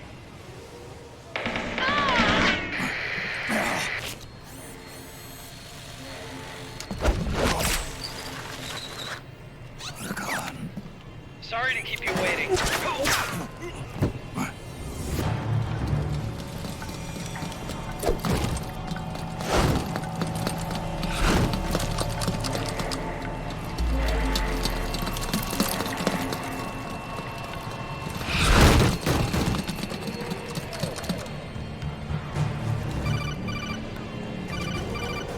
Snake, can you hear me? GW is toward the ship's stern. Hurry! All right, we're back. I was actually really enjoying watching those cutscenes there. Usually I really dislike the Act 5 briefing. You know, I can kind of laugh at it, but at the same time I really dislike it. That time I think I genuinely enjoyed it. I feel like you can get in the mindset to just like embrace the absurdity, you know? Like the crazy tonal shifts. Like 1 minute they're getting all dramatic and they're crying, and then the next second Drebin is doing snake poses while burping and giving metaphors about the world and how it relates to his soda can. And then Snake is running out of cigarettes and it's, you know, portrayed in this really melodramatic way. I'm all out. It's my last one. And then he gives it to the monkey and the monkey's dancing around with the cigarette in his mouth, and then the next minute, the Colonel and Meryl are having this really emotional moment. And then the next second, it's all hilarious and Johnny's falling into the water. It's so crazy, man. The Act 5 briefing is out of control when it comes to just the tone of it. And then, of course, before that, Johnny trying to grab Mei Ling's ass for the entirety of the briefing. This is the end of the game, you know. This is the build-up to the final confrontation with the Patriots. You know? There couldn't be more that's at stake here. It's kind of crazy that they decide to go for so much humor in that Act 5 briefing. Good job, Snake. I think maybe part of me kind of respects it in some twisted way. Let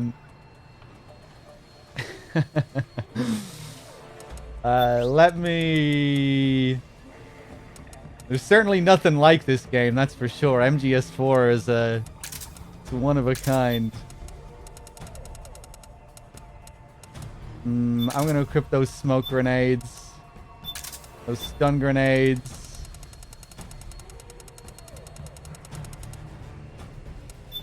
The Mark II.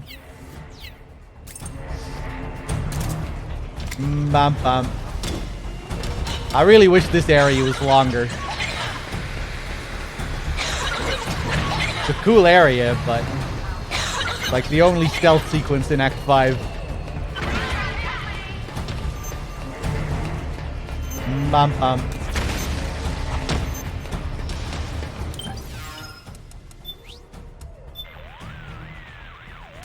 Snake, the catapult malfunctioned when it launched Meryl. She landed some distance away from you. And Akiba ended up in the drink. There's no time to rendezvous with them. You'll each have to make your own way to the server room. I'll be following you with a Mark III.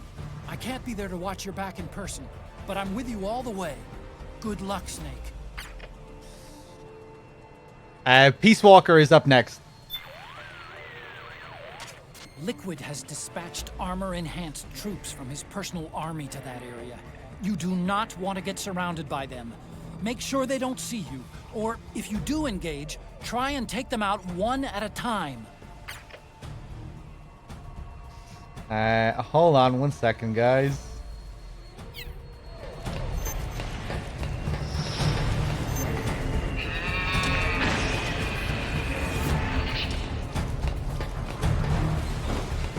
Bam bam.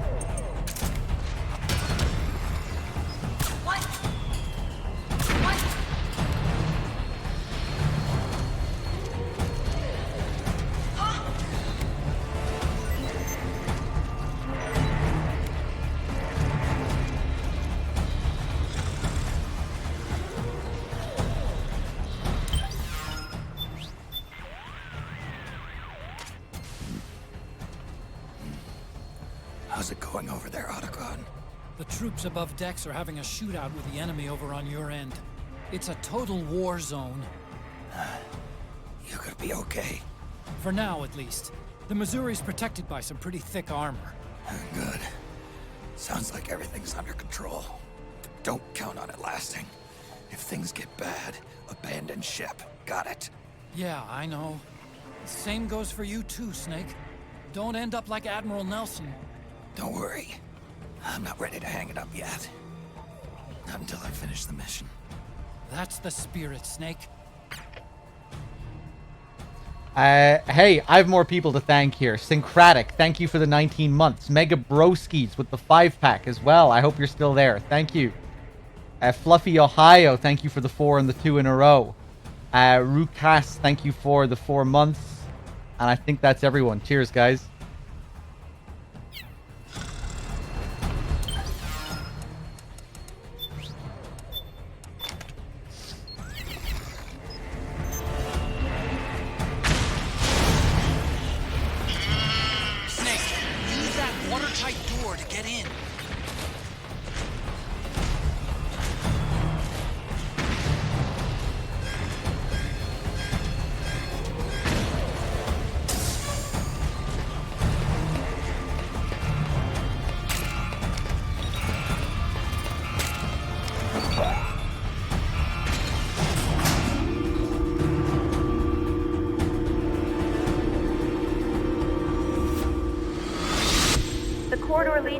Is defended by directed energy weapons that emit certain types of microwaves. Did you say microwaves? If that frequency, the waves will start to evaporate from the other person. Sounds like the perfect job for me.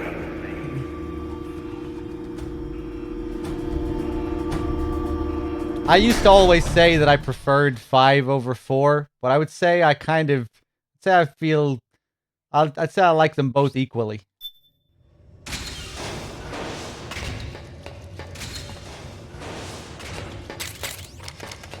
I don't hate either game, but I have big problems. I have big issues with both of them.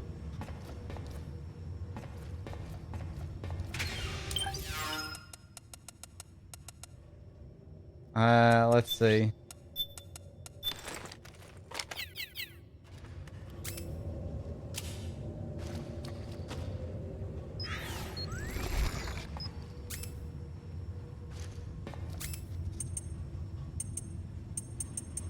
Yeah, I don't hate 5. I know people treat 5 like it's the worst thing in the universe in this community, but yeah, I don't really feel that way. I've loads of problems with it, but you know, not to the extent where I feel the need to shit on it constantly. You know, it doesn't bother me that much. I'm kind of, yeah, I feel pretty much the same way about 4, or I have a lot of issues with it, but I don't hate it. Let's see.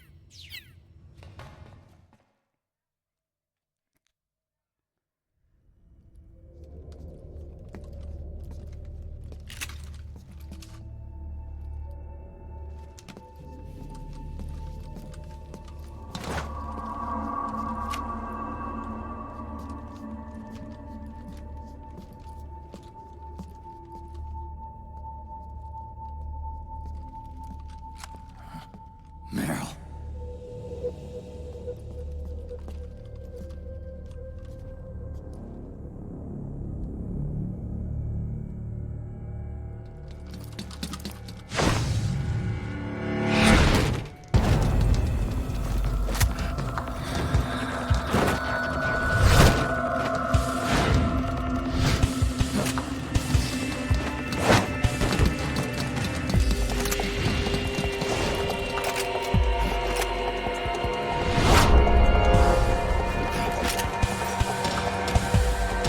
Mine clearing an empty desert. Well, you're defining MGS5 by its very worst side content.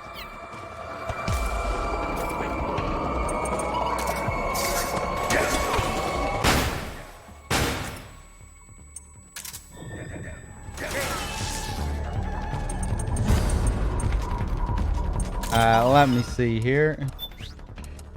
Oh, please tell me I have... Oh, I do. Okay, nice.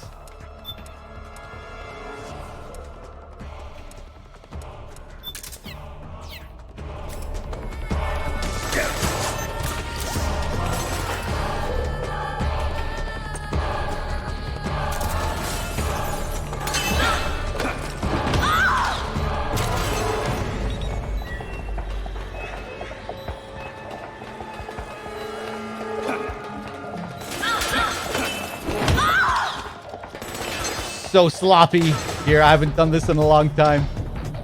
We'll get through it though. Cha, cha, cha, cha, cha.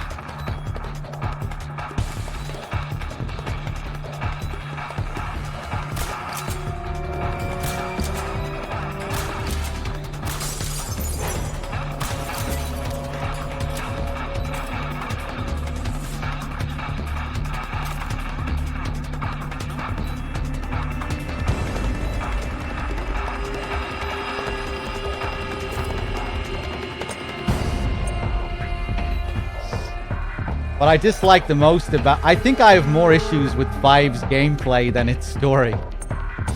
You know, the meme is, oh, gameplay is great, but the story is a mess and unfinished. I think I have more issues with 5's gameplay. Just the missions, the bite-sized extraction missions, one after another. Once you get to the second half of that game, man, it just drags. And then those Act 2 missions...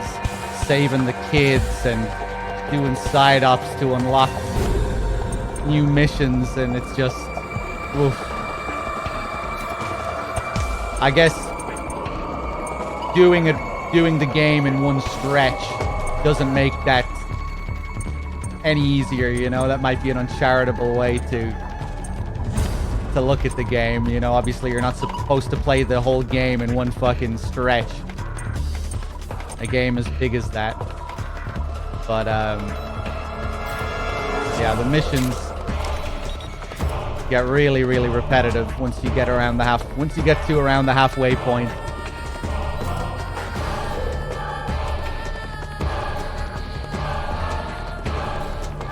I really like, you know, the first 10 missions or so. Not that all the missions are great, but usually once you get like halfway into the Africa chapter, that's when it kind of feels like the game has run out of tricks, you know? Doesn't really have much else to offer you after that point. Kind of feel like you've seen it all, but there's still so much left to go.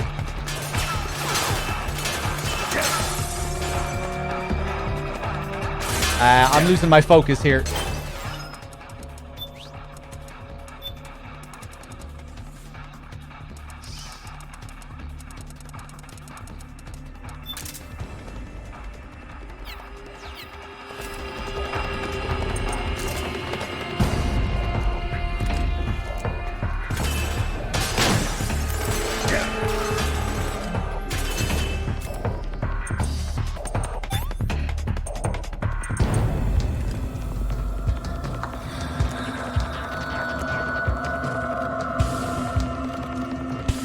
Oh my god, my right analog.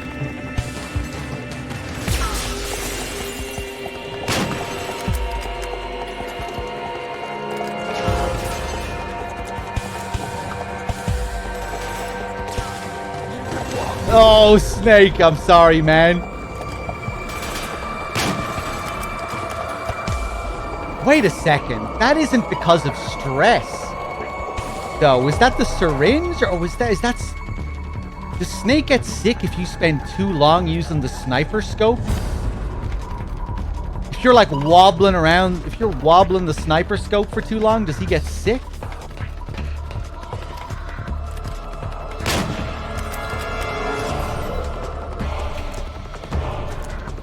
I only used the syringe once.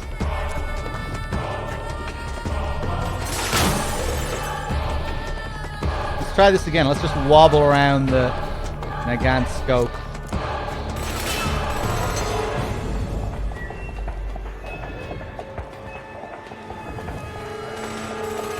I think maybe it was just the syringe. Maybe there's a higher chance of him getting sick in this last act because he's already so fucked up.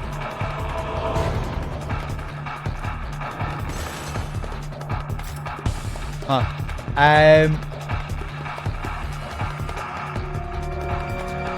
Miyukanobe, if that's how I pronounce that. Thank you for the Prime sub. And Shamworld, thank you for the 100 bits. I can't stand MGS5 where I feel like I have to crawl the entire time or get seen by the enemy.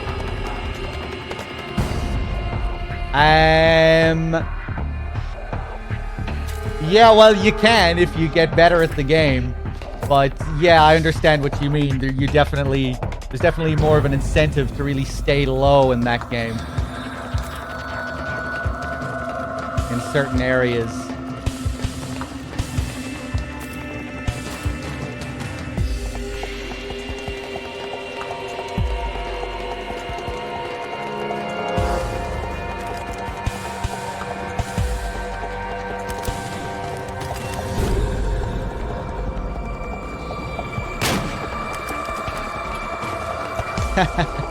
Get good, exactly. No, I know what you mean.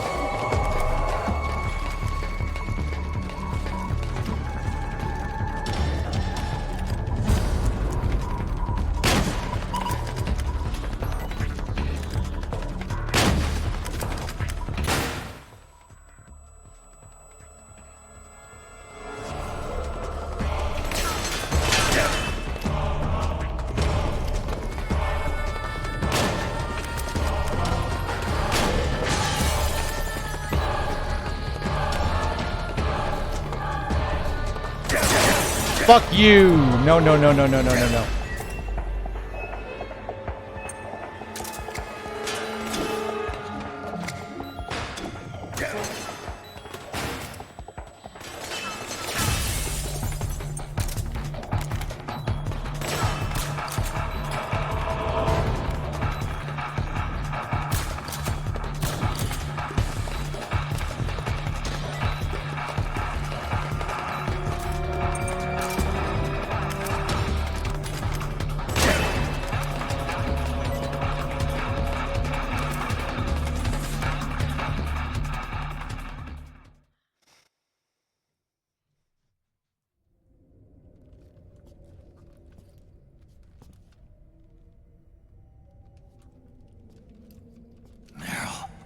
Snake.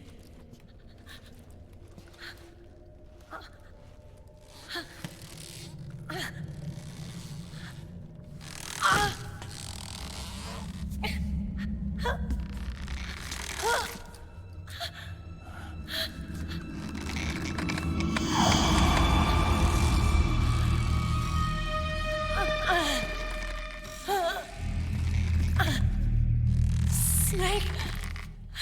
Run!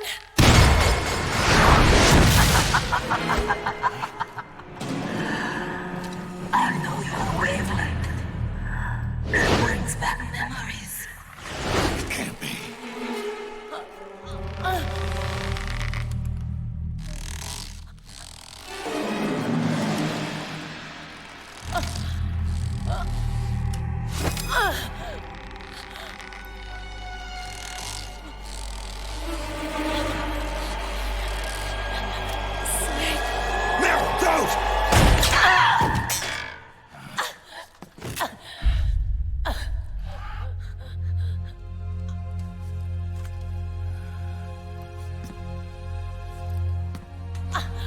Johnny! Meryl! Wait, Akiba!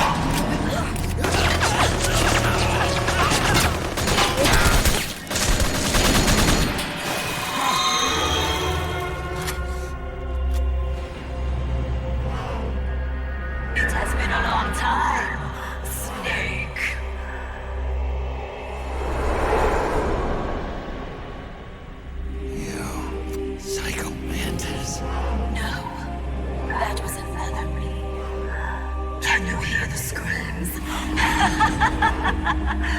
They cry for battle! Let me hear you scream! Howl! Roar! From the very depths of your soul!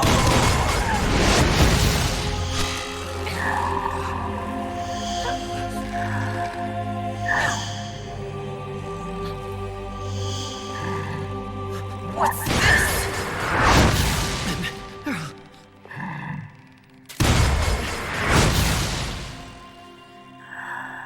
I see.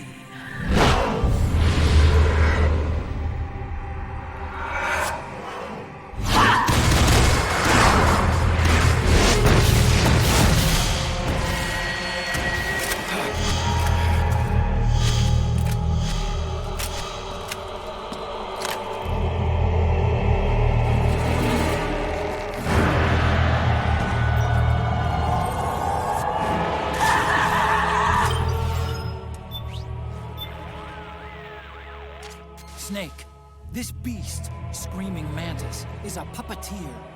She manipulates others into doing the fighting for her. Control seems to kick in when you get hit by that creepy ghost thing. Be careful you don't get jerked around too, okay?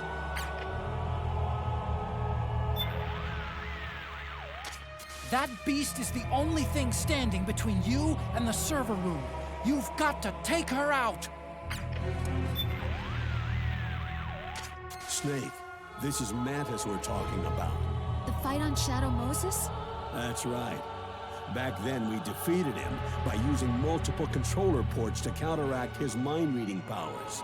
Snake, try using the same tactic again. Plug the controller into controller port 2. It's not gonna work, Roy. Huh? Do you see any controller ports here? Deceiving Mantis is going to take more than simply pushing the PS button to switch controller numbers. But then, that means... It's impossible. Sorry. Be damned. Well, we could always try, right?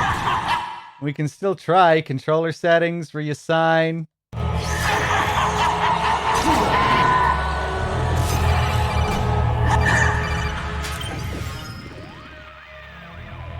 Otacon, what's going on? I can't move.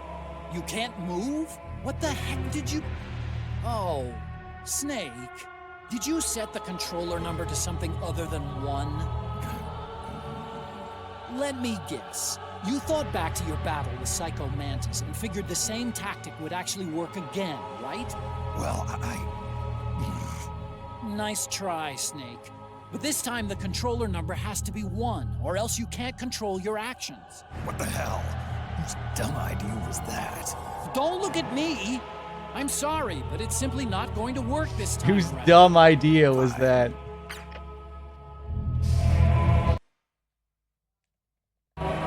Okay. Oh. Yeah, I almost forgot.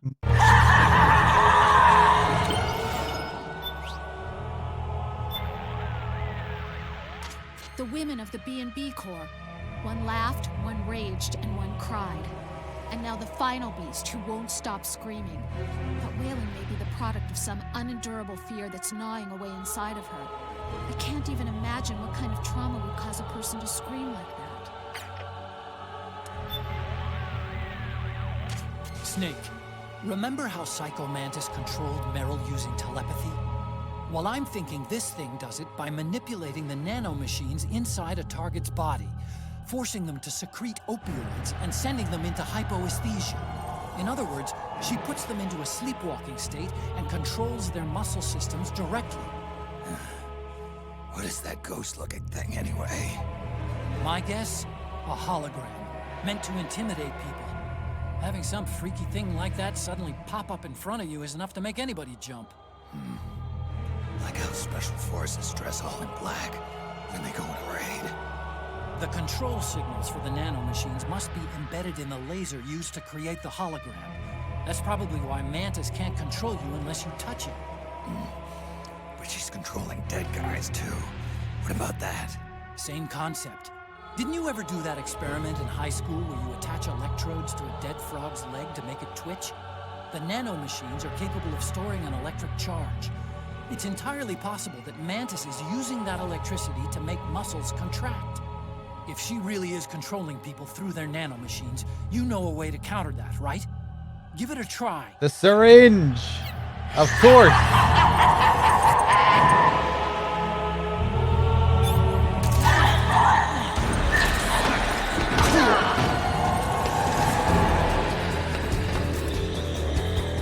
I love the way the music transitions here, that tone. Becomes a horror movie all of a sudden. Well, I mean, I guess the previous theme is also kind of spooky, but you know what I mean. Oh! Getting sick again.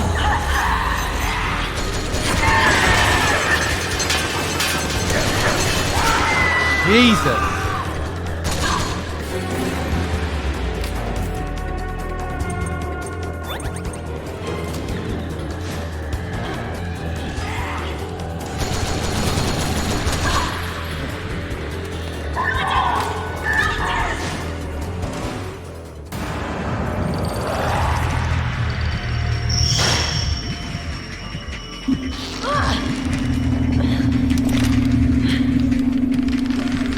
Yeah, I just don't remember the syringe causing him to puke in this act so easily.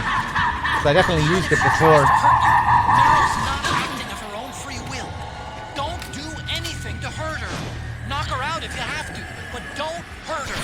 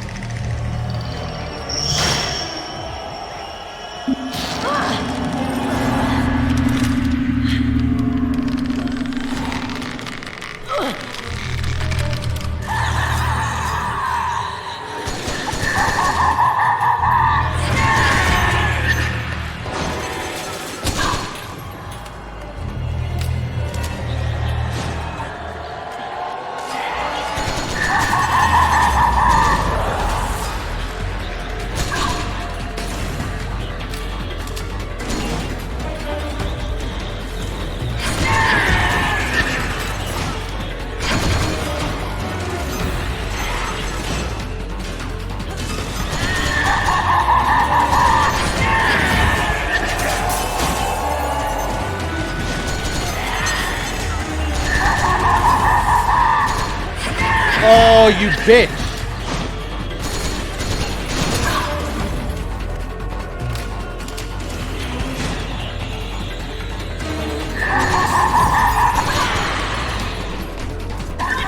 Mantis is dropping her puppet. Without it, she can't control her victims. Snake! I've got an idea. What if you use those puppets to turn the tables on the beast? Control her instead. Use the puppets. It's worth a try, at least. First, select one in the item window. Then press the attack button to shoot out a ghost, just like a weapon. If the ghost hits its target, it's showtime. Got all that, Snake? Go on, take her for a spin. Yeah, the Sorrow Doll will also help you find ghost photographs as well, which is a cool little detail. If you equip it along with the camera, the ghost will just become highlighted as you're moving through the environment. You won't need to take a picture to find out if it's there. The doll will tell you beforehand. Let me see.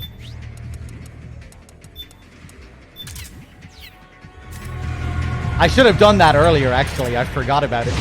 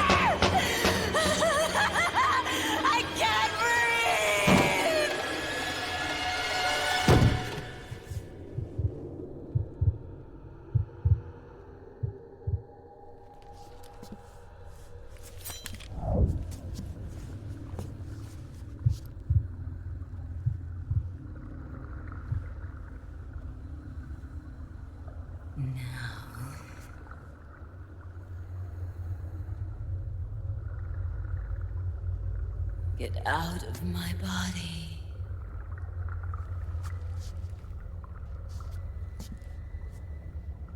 Forgive me.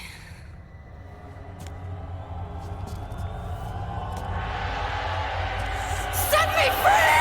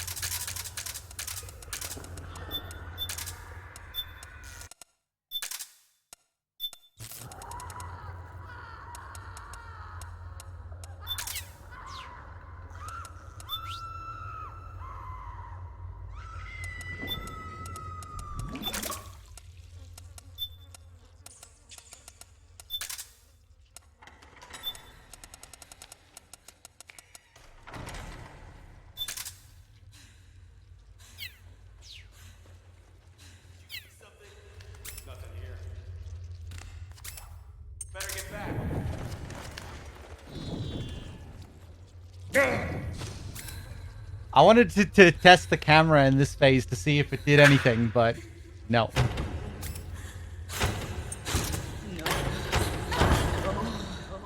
No more cries.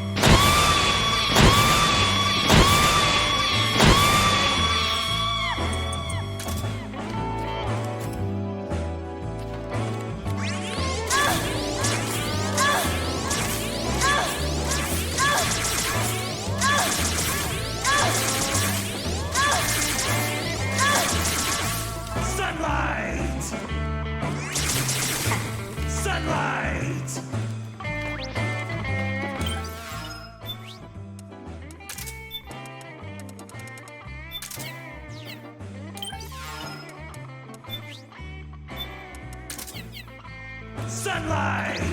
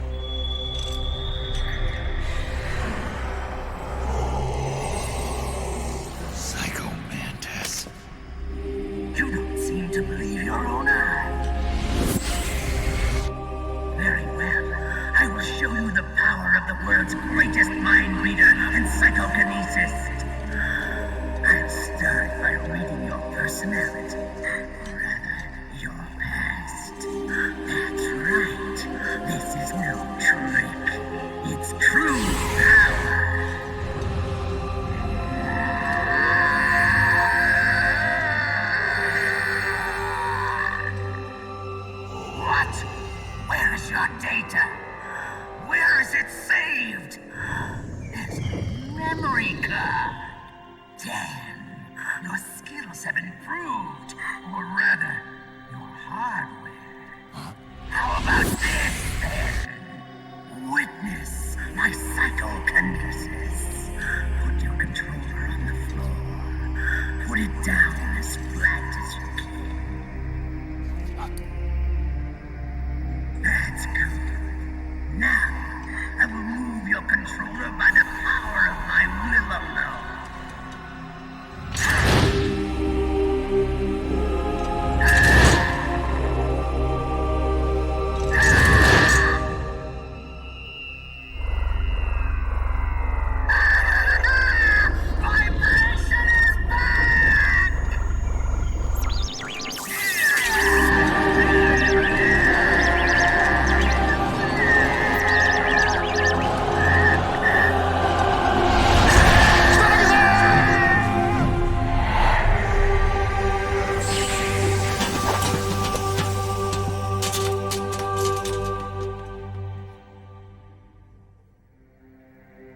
The spirit of the warrior will always be with you.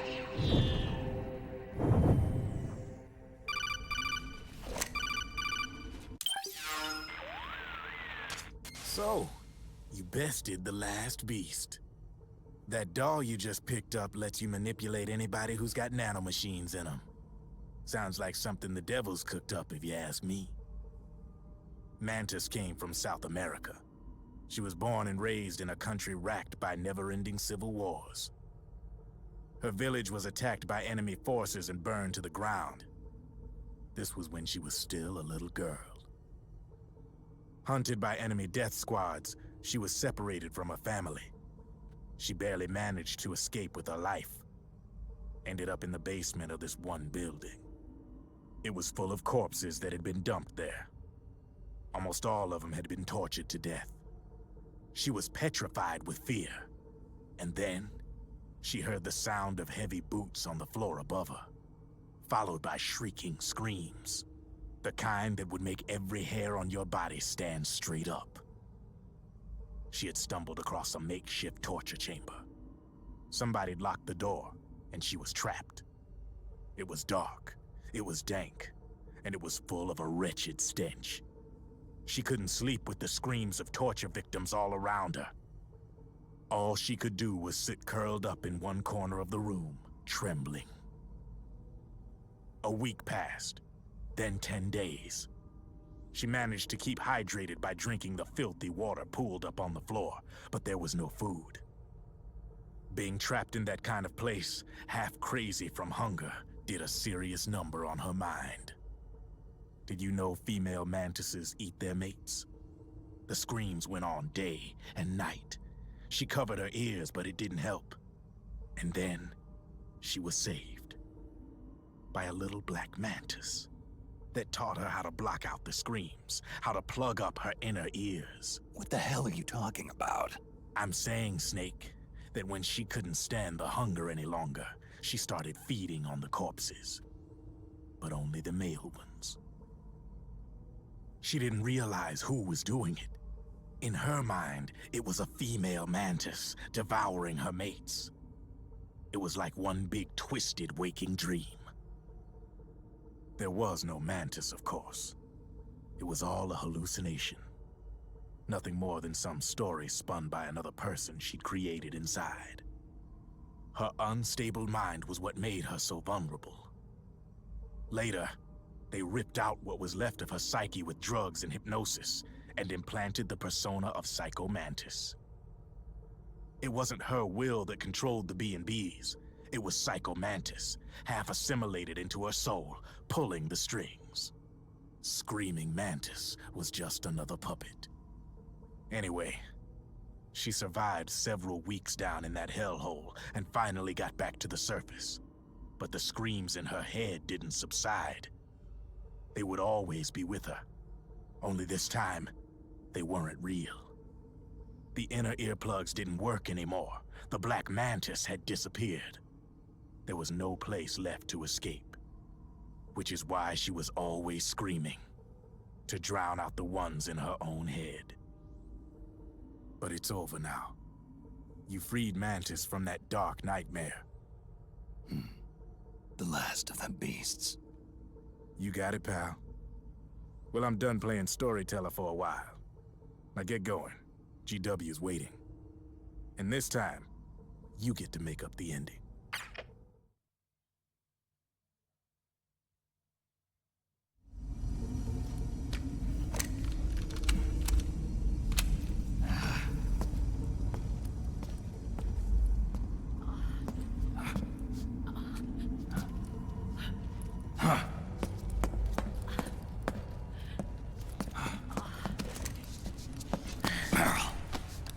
Snake. Where's Johnny?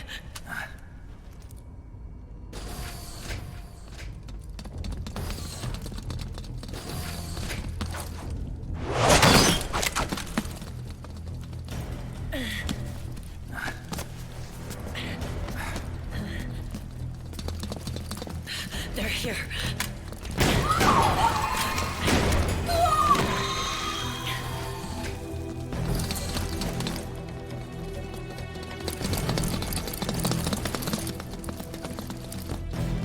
Go on without me. This time, I'll protect you. Go. Destroy DW while there's still time. While I'm still alive. Meryl.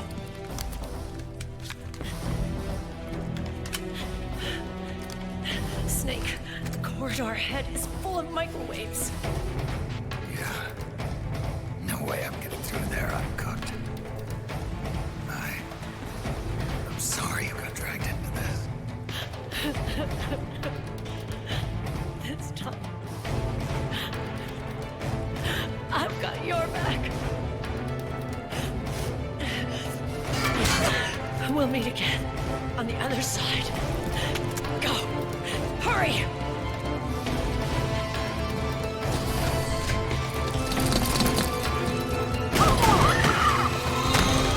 Go!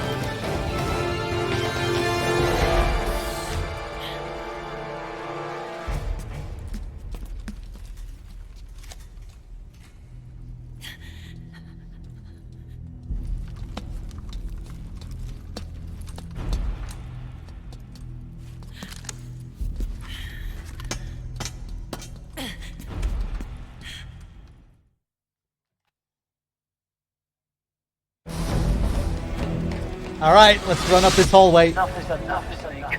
You can't take any more of it. It's not about winning or losing. Tons of dying men enforce attention like these songs where words are spent. They are seldom. Why don't we get somebody else? It's our duty. I've got nothing to lose. You were the lightning in that rain. You can still shine through the darkness. Go! Hurry! Sorry. We'll meet again on the other side. Time to do your duty. Failure will spell doom for the human race. Go!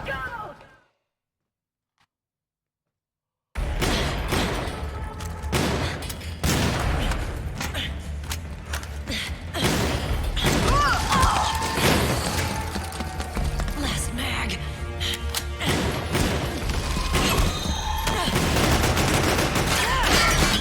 Come on, Snake.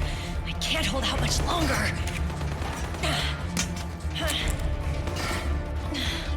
Damn it! I can't protect anyone!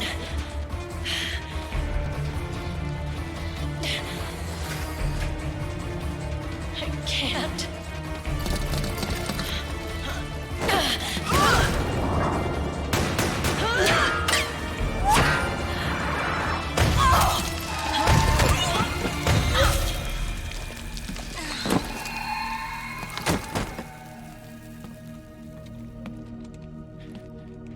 Meryl! Johnny! Johnny, you're all right! Here. Huh. You trying to make up for being late? Meryl. I'll never leave you alone again.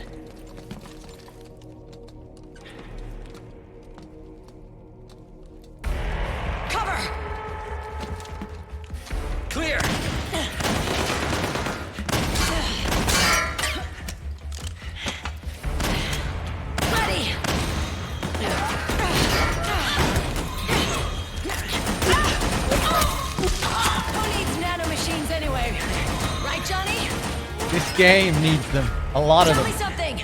How come Mantis couldn't control you? I figure she probably used people's nanomachines to manipulate their behavior. No nanomachines, no control. But don't you? No, I don't have any nanomachines in me. What? The Every time we had flashback to his mandatory ass. shots, I ducked out. Don't tell me you knew this was gonna happen. Nah, I just hate needles. So that's why you were always out of sync with the team. Ass back. I tried to keep track of everybody's data on my wearable, but I could never keep up. And why you weren't affected in Europe on the Volta. Yep. Asshole. Johnny, I'm running low. Don't worry, I got these from Drebin.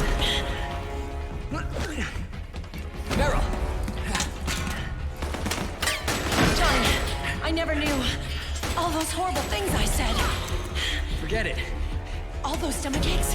Was that because the nanomachines weren't there to suppress them? Yeah. Yeah. But if you're afraid of shots, why'd you join my team? I wanted to be near you. To protect you. Johnny? Meryl. I've always loved you. Ever since Shadow Moses, when I first laid eyes on you. Meryl, marry me. You've got a hell of a sense of timing. What do you say? I'd have to say no. You'd rather stay single? Okay, but we don't have to make it official. No. Well, how about we just move in together then? Nope.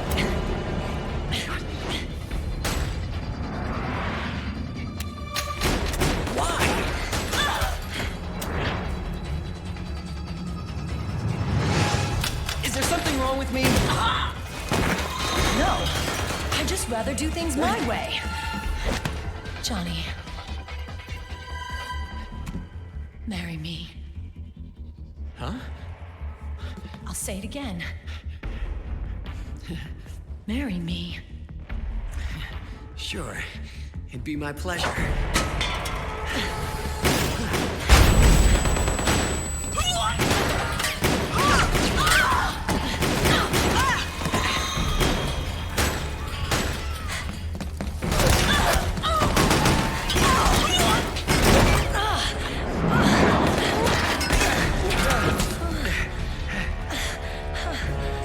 Hey. And don't even think about cheating on me. I wouldn't dare.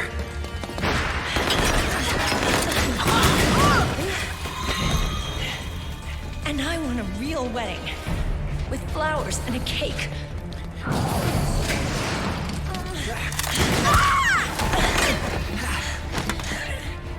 It's been my dream since I was a little girl.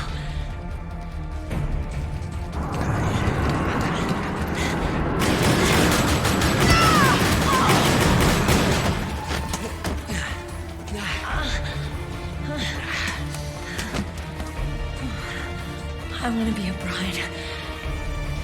Take me home, Johnny.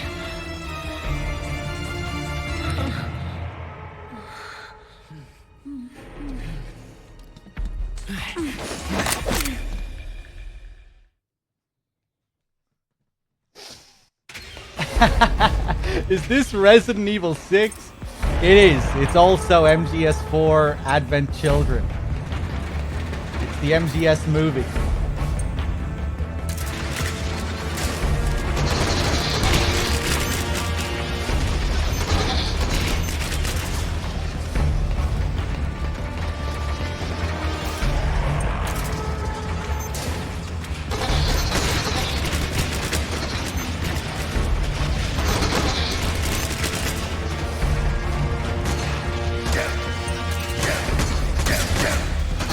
I'm gonna die.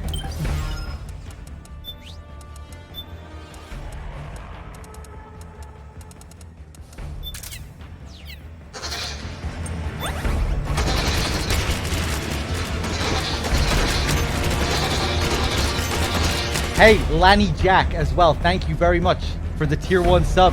I put that towards the goal. Thank you, man. Cheers. And Local Exorcist. I don't think I thanked you for the Prime either. Thank you. Oh god.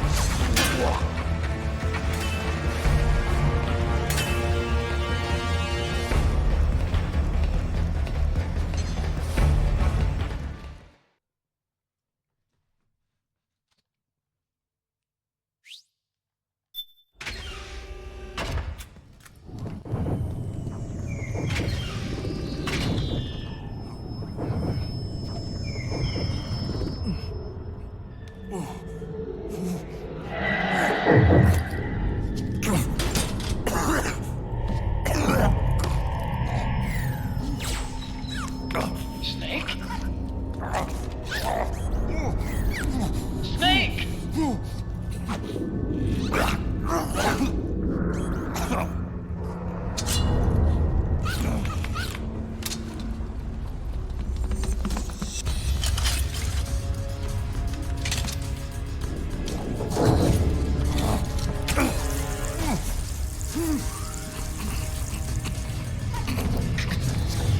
Gone. The shots. They're not working. Come on! Get up! On your feet, Snake!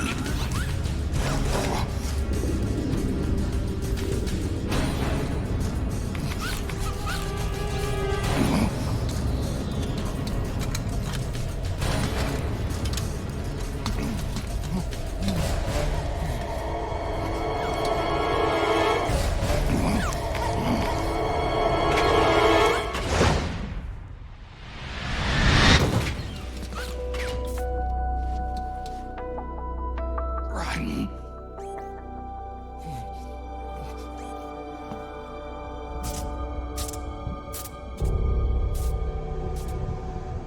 I am lightning.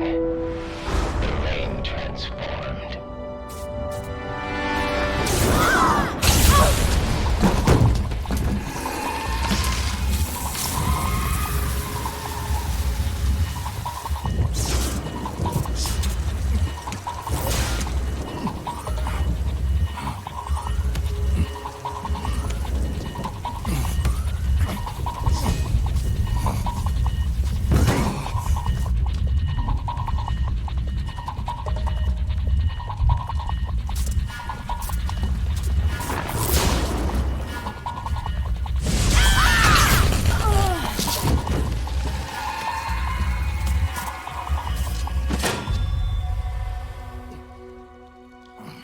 Snake, leave this to me.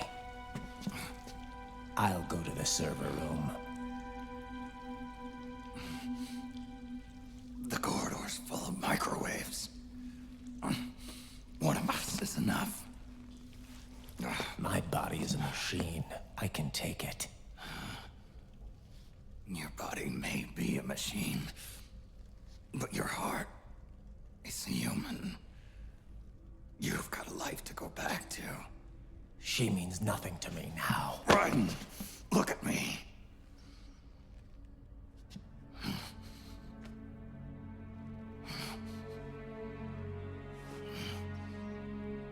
You still have your youth. Don't waste it. You can start over. From here on, this is my fight. We tore the world apart. Made your life a living hell.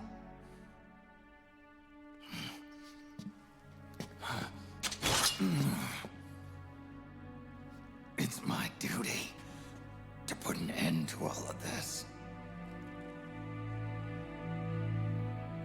All right. Now make sure they don't get through. Stay with me, Snake. Hold on until we insert the virus.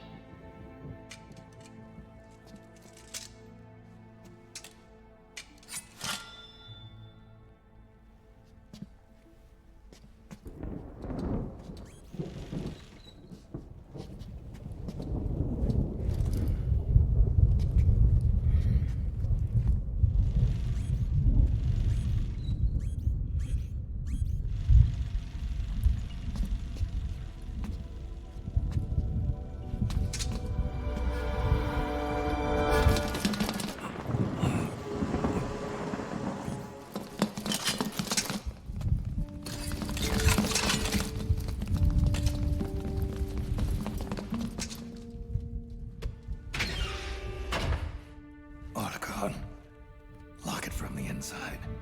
Done.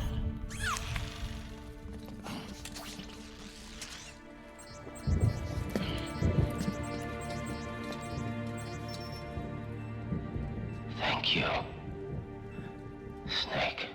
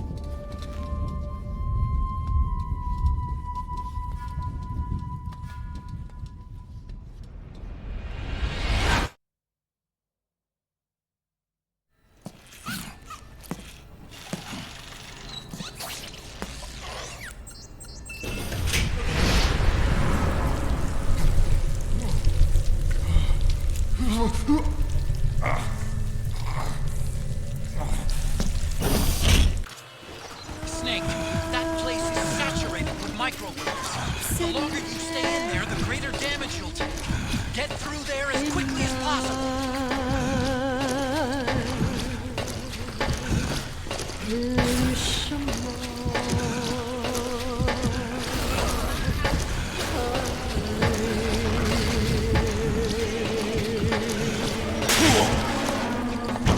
Are you alright? Don't give up on me, Snake!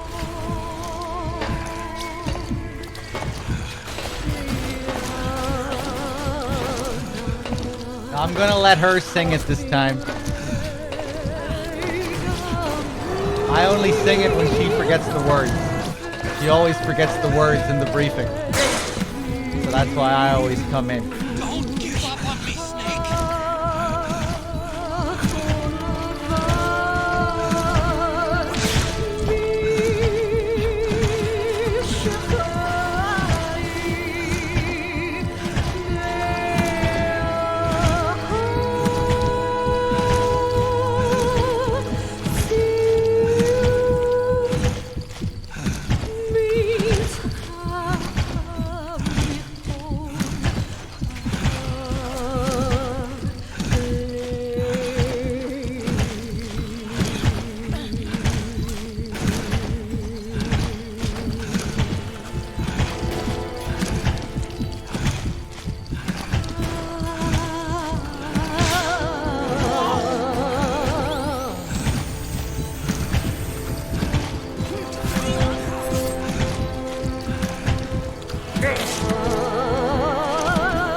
Get up, Snake!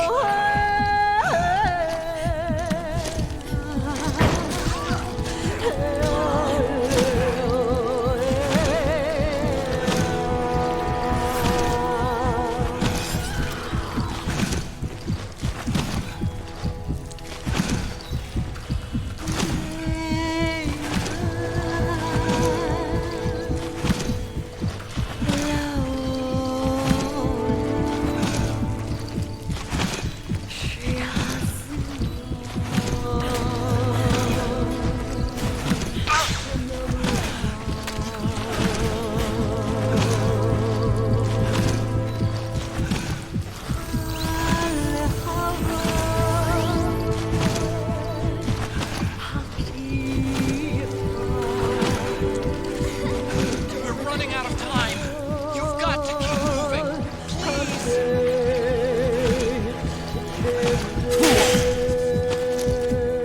Don't give up on me, Snake.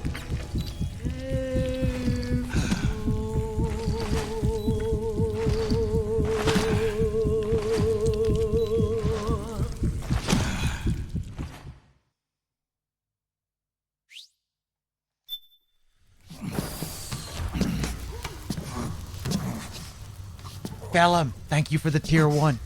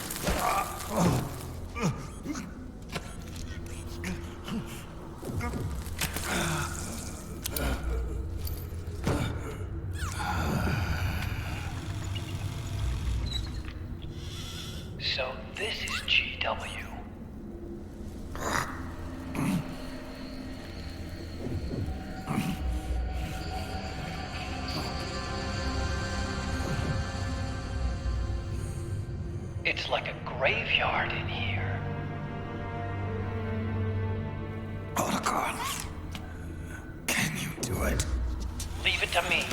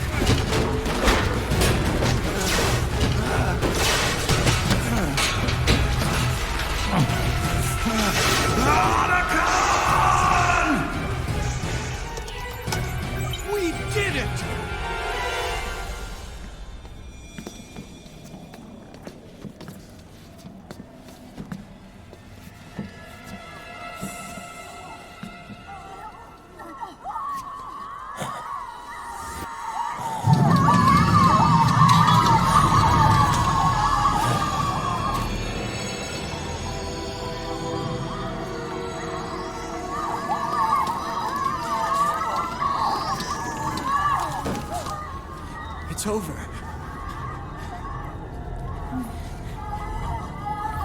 They did it! Johnny!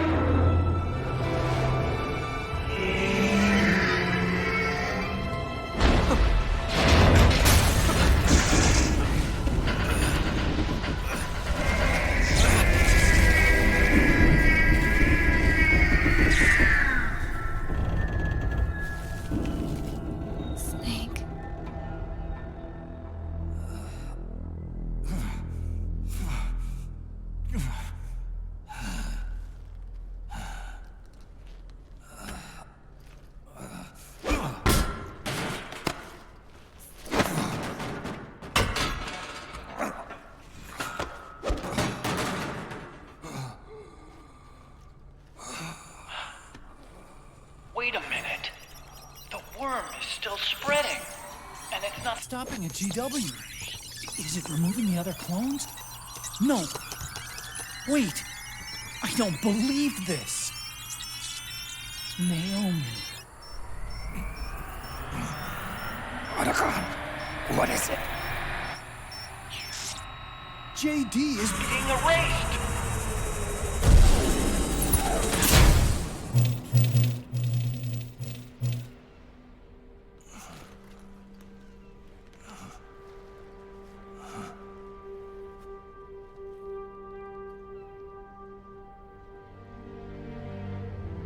Snake. Hal. It's you, isn't it? I hope you're listening.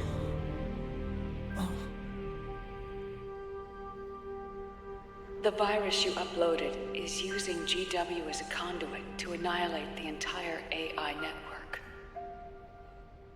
It's set to destroy all 4 AIs, along with JD, the core that tied them all together. I've set this video to play back once they're all gone.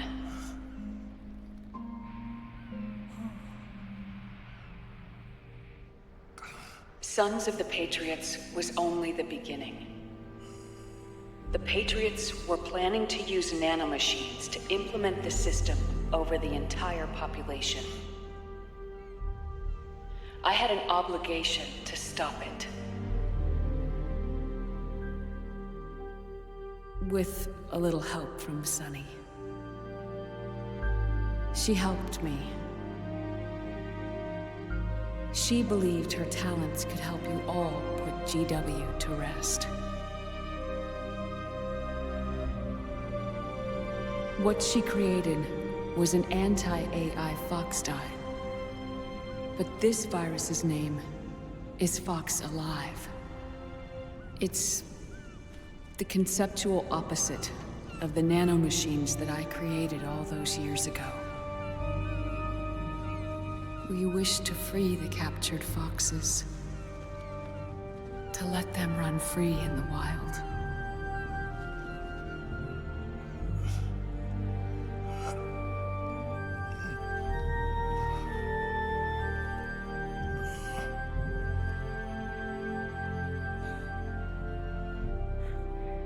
By the time you hear this, I'm afraid I'll be gone. It's a strange feeling, leaving a message to be delivered after you've died. Hal, if you're listening,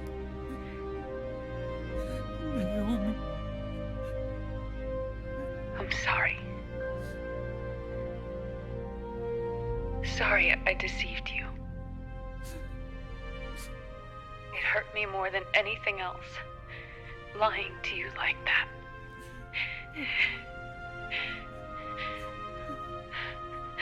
I wanted to apologize to you before, but I never got the chance.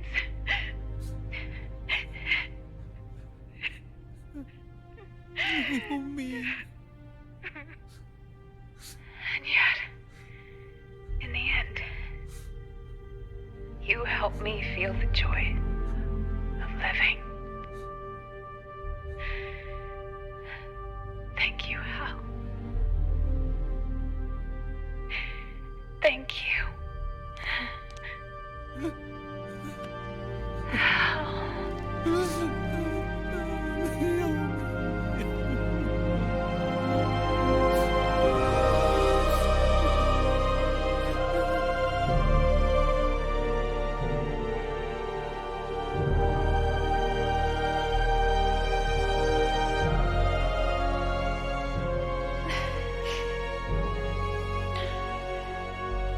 Snake, hear me. Our country is an innocent child once more. A new dawn is rising. Now, she can build a new destiny for herself. Snake, The time has come.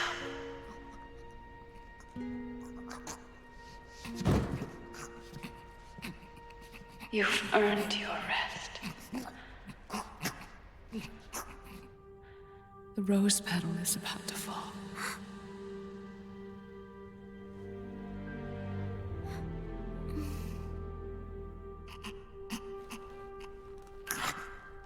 Snake?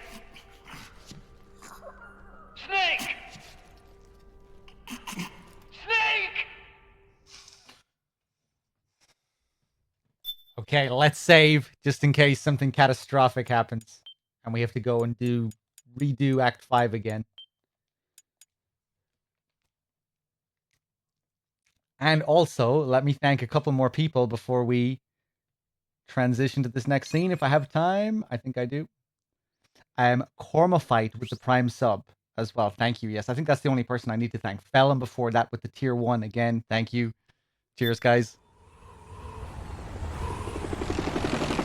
Snake, wait here. I'll get a medic.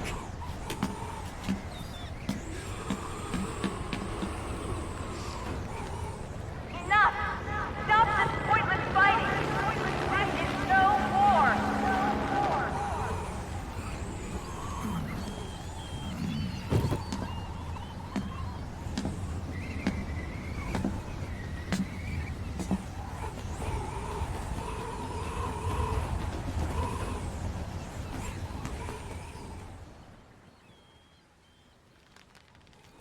Rise and shine, Snake. Look, the war is over. Why? You could have stopped us. Stopped you? Why would I want to do that?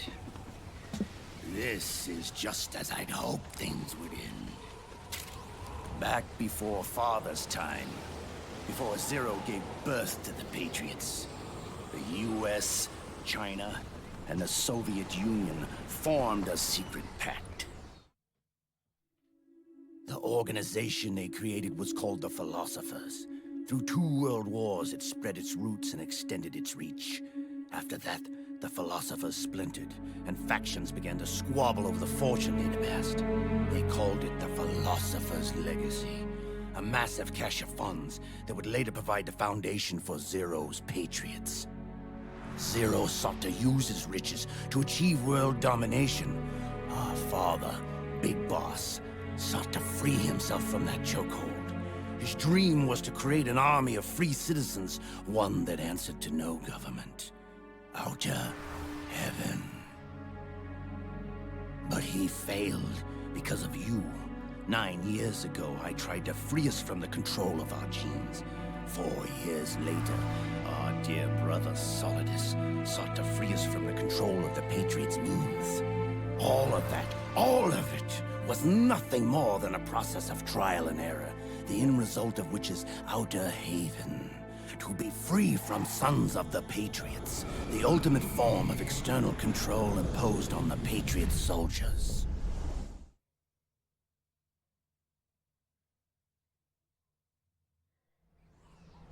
Free from Foxdie. Free from the system. Free from ID control. Our minds free from their prisons. That is the haven I've yearned for.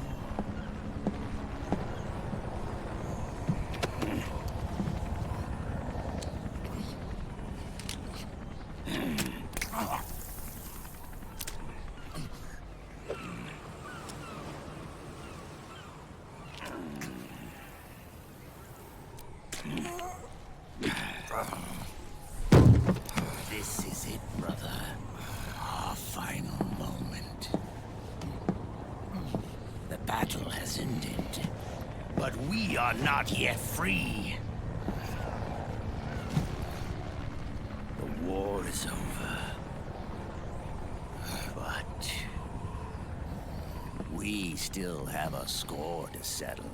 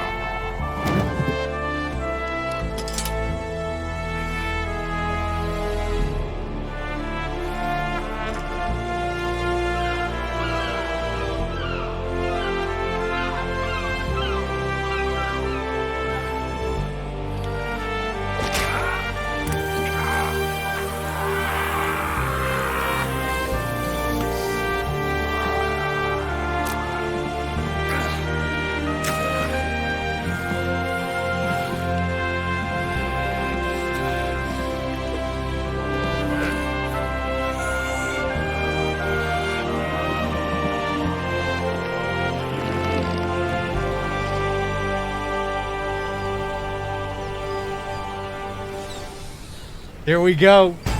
Here we go.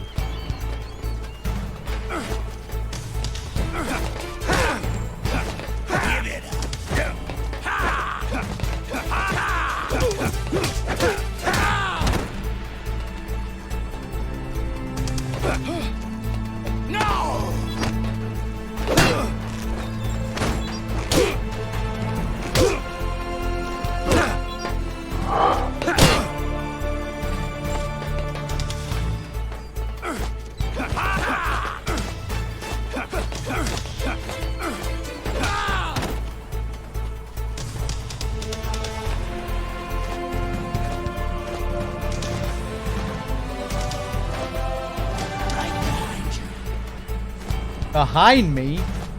That trick's not gonna work, Liquid. What are you doing? Okay, fair enough.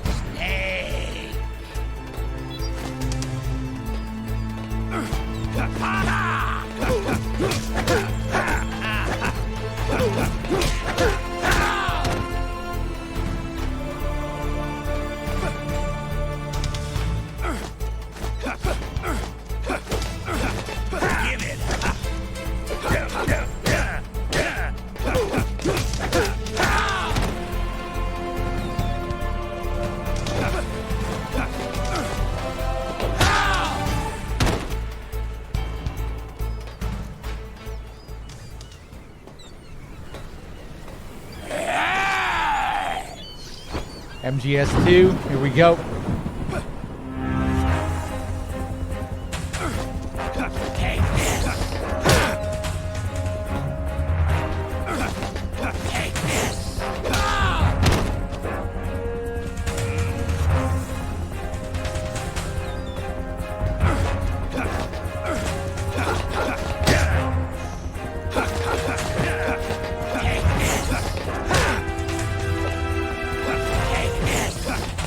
No!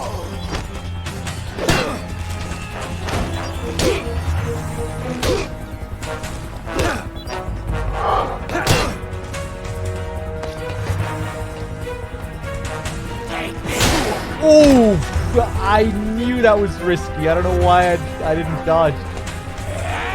Oh, he's giving me a health refill. That was generous.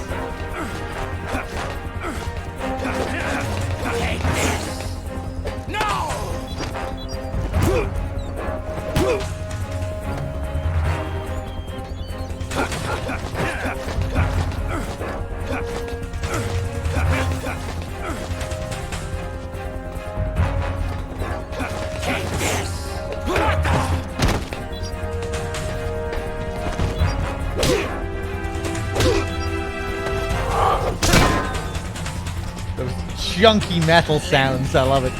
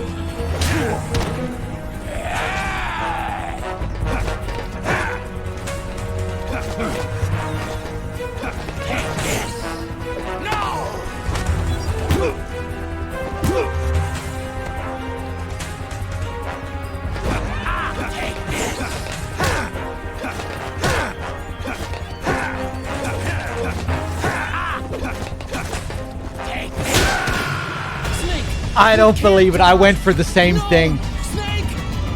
Snake!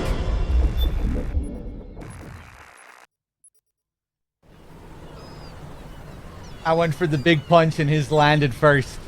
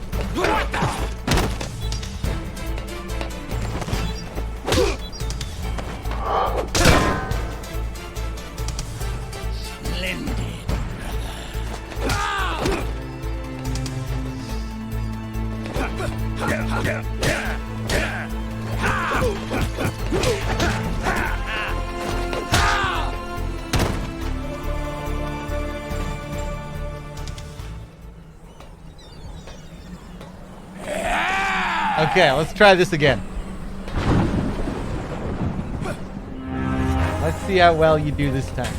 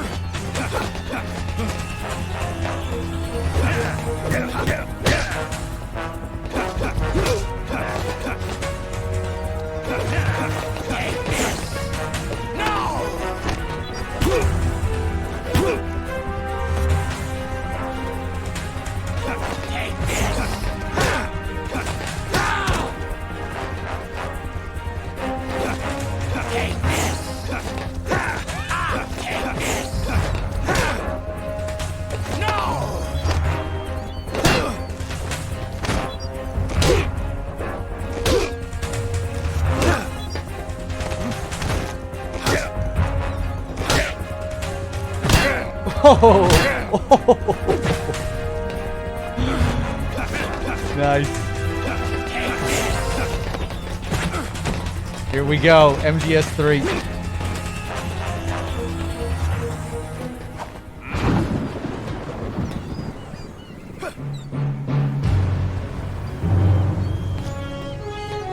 Show me what you got. Ah! Take this.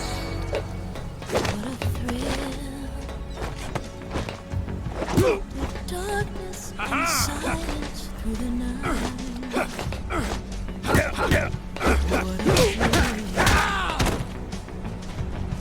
I'm searching and I'll melt into you. Give it up. What a feel in my heart. No! But you're so supreme.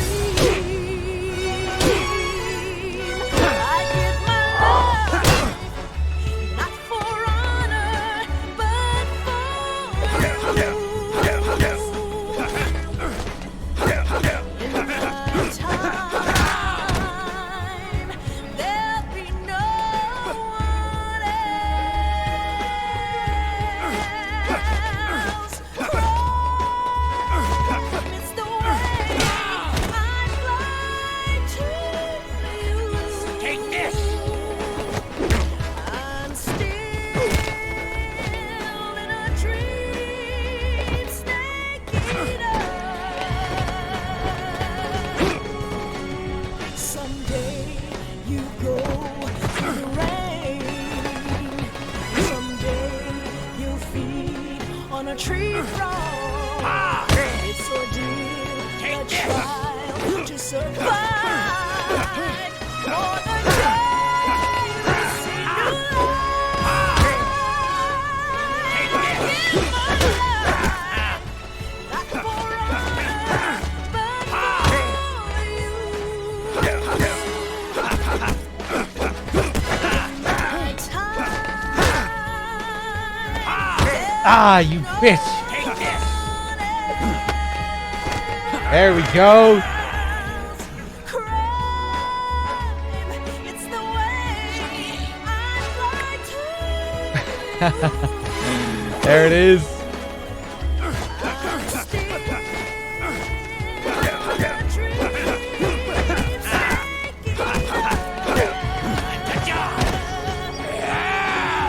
Someday you go through the rain. And someday you'll feed on a tree frog. It's a deal that tries to survive. For the day we see new life. Give my life, not for honor, but for you. No! In my time, Again. there'll be no one else. Cry. It's the way I fly to you. I'm still in a dream.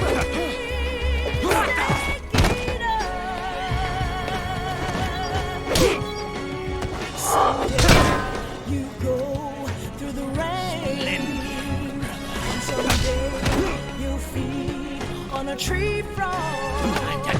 It's ordeal that tries to survive. For the day we see new light. I give my life.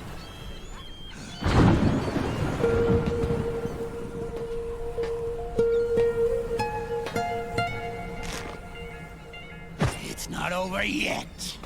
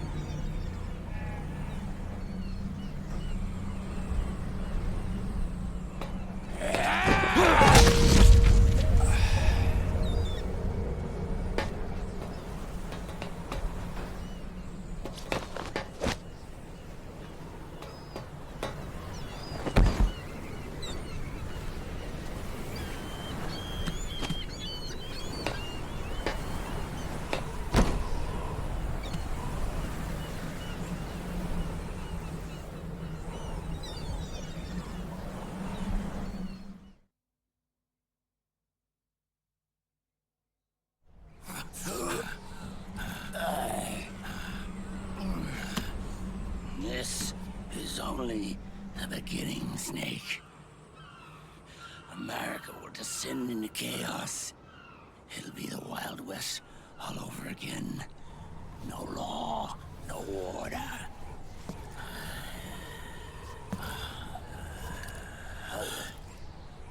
Fire will spread across the world. The people will fight. And through battle, they will know the fullness of life. At last, our Father's will is out of heaven, is complete.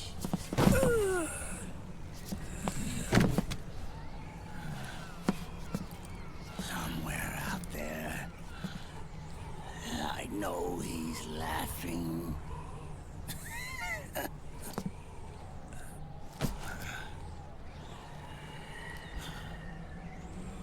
We are beasts created by man.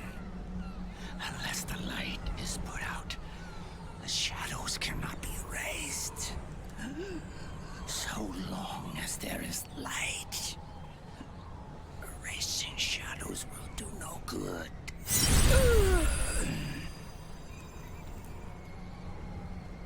I am Liquid's doppelganger, and you are his. Just like your father.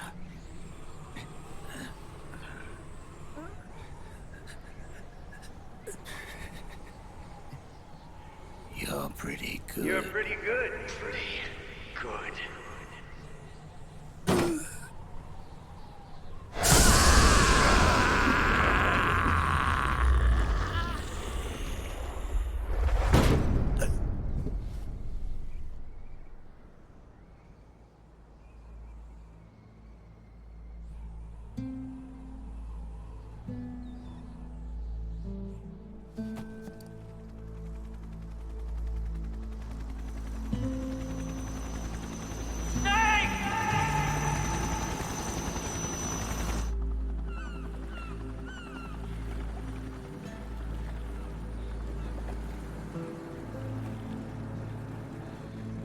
Sonny's program destroyed JD's brain, but left the brainstem intact. She analyzed Naomi's black box and separated the Patriot's control system from the vital lifelines of society.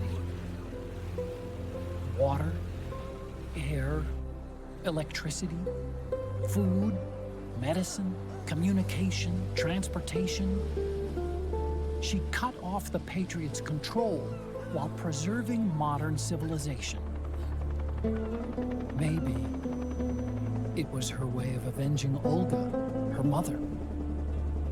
Or maybe she wanted to shape the future into her own ideal image.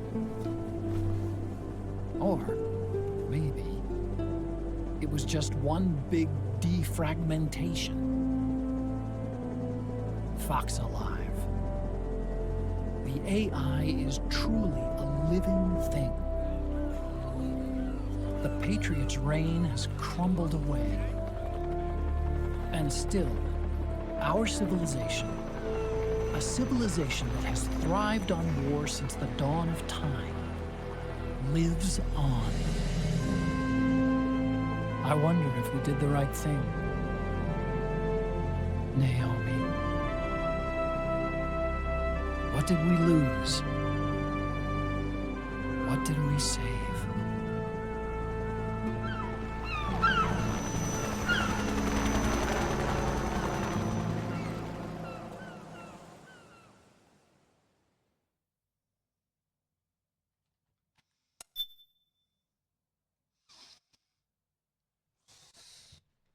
All right, boys. Here we go. We've reached the ending. Of course, remember, once we wrap up MGS4, we're going straight into Peace Walker. That's gonna be like another big playthrough, probably close to 20 hours, like this playthrough has been, like MGS3 has been, like MGS2 has been. Yeah, another big Peace Walker playthrough coming right up after this. And yeah, stick around.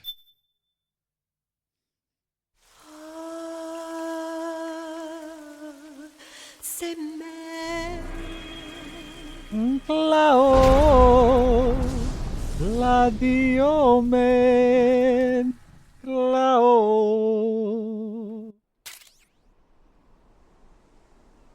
Winston, the e-girl respecter. Thank you for the tier 1, by the way. Righteous Jam, thank you for the prime. And Kuke, thank you for the prime. Look amazing.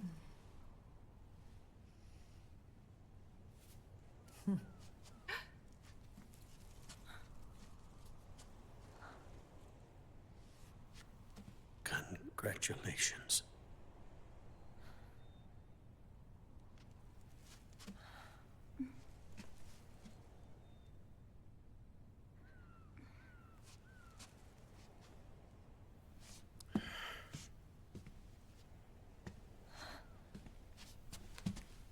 Colonel.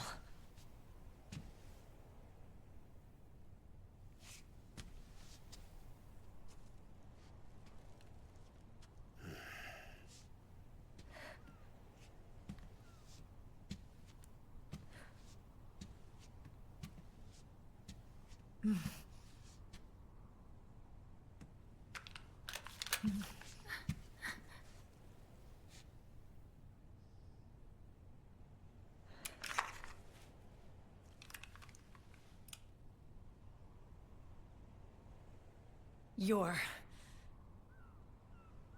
going to walk me down the aisle. You're not angry anymore. Oh, I'm still mad. But now, you've got a chance to win me over.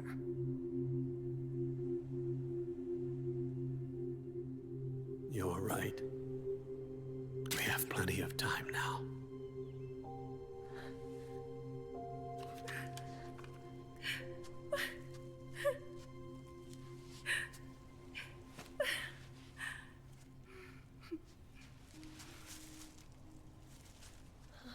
Meryl, you look beautiful.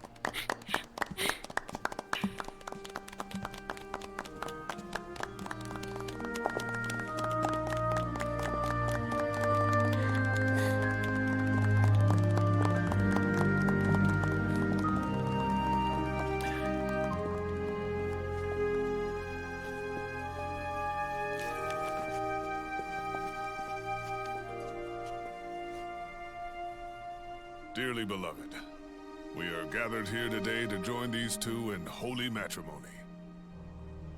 Let us give thanks for the life they will soon share. And pray they have love everlasting.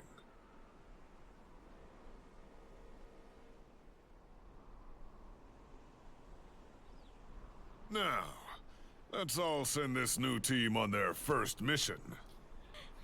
Huh? Hey, go on. Do it. Very risky with the white suit, Johnny.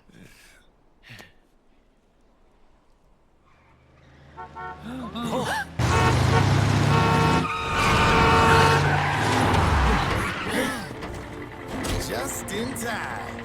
Drebin. And I brought gifts.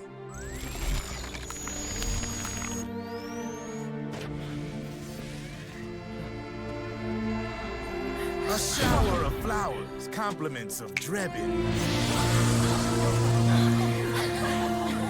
And a A little something extra from me.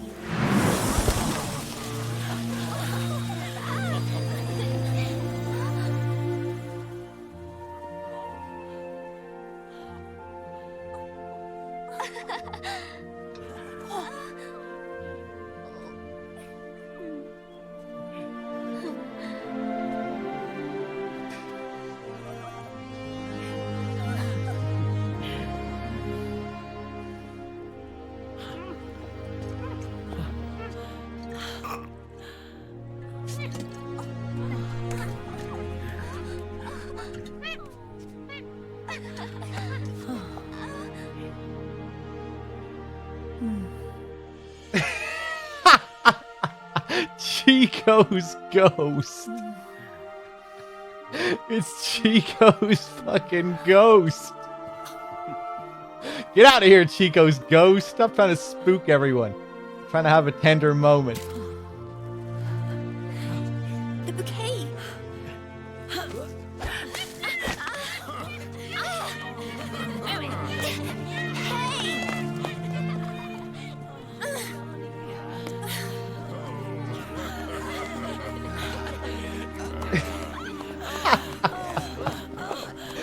Oh, that's good. Where's Snake? Who knows? That guy always keeps you waiting.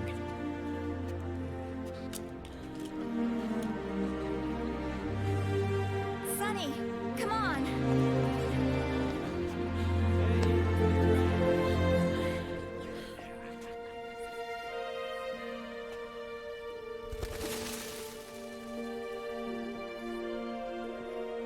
Snake.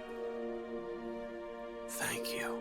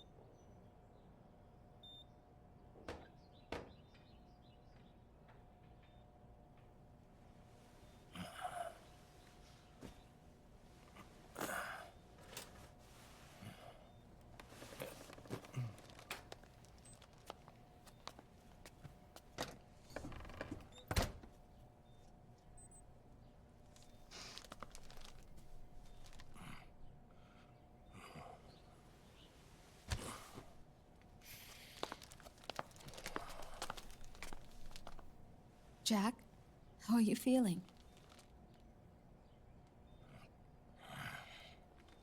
Do you mind if I sit down?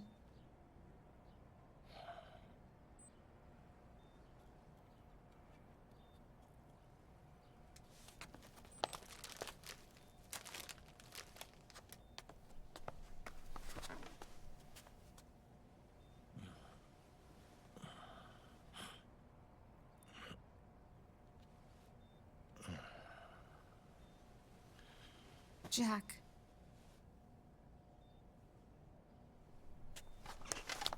Don't shut me out. I need you to listen to me. What do you want? Come to laugh at me?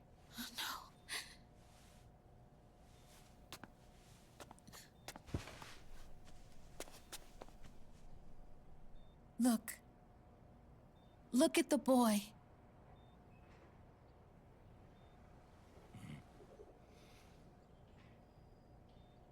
Cute. Campbell's kid. No.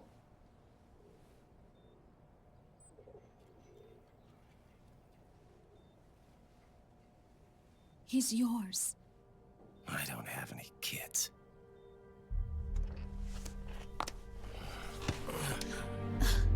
He's your son.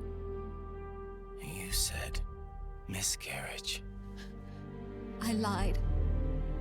I had a healthy baby boy.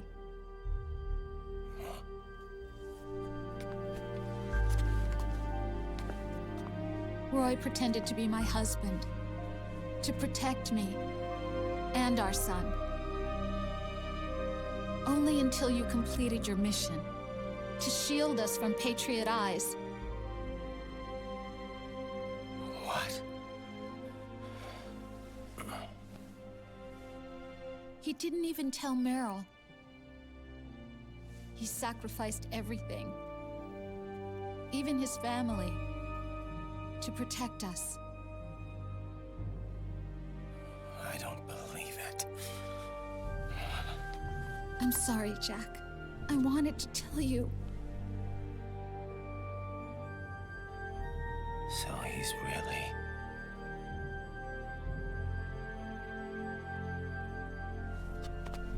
John, aren't you going to say hello?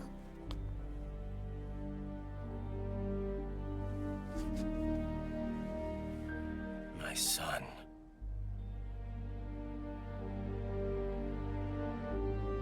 Little John.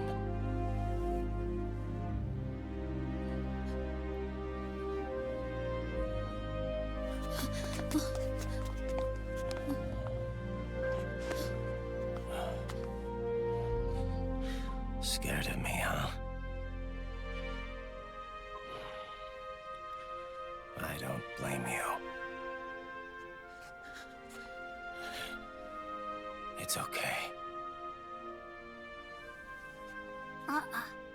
I'm not scared. I think you're cool. Kinda like a comic book superhero.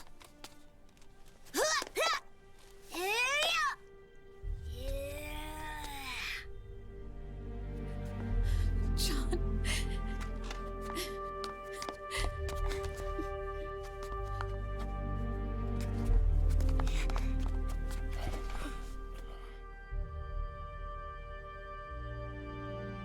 Rose.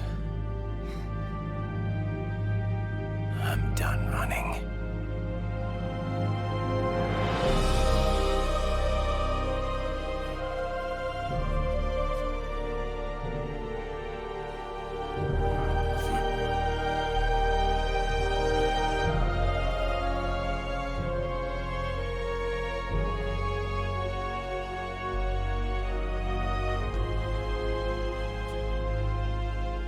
And I'm no longer afraid.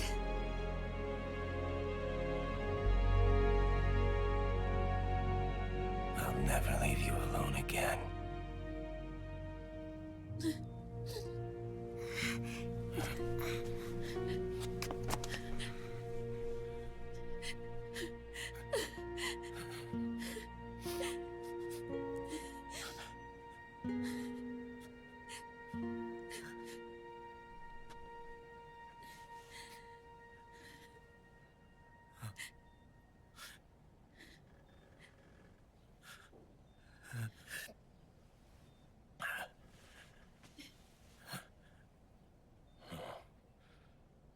Like a scene from Beauty and the Beast. Don't say that. You're no beast. He's talking about you, Rose. You're my husband You're the beast. and his father.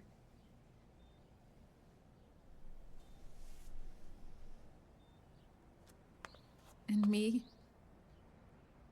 I'm going to do my very best to be the wife and mother this family deserves.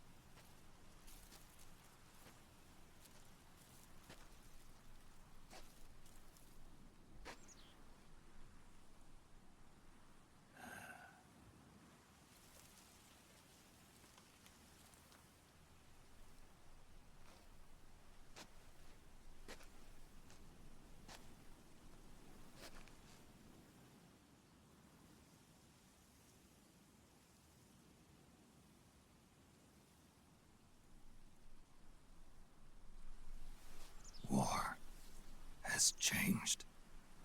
Our time has ended. Our war is over. But there's one more thing I must do.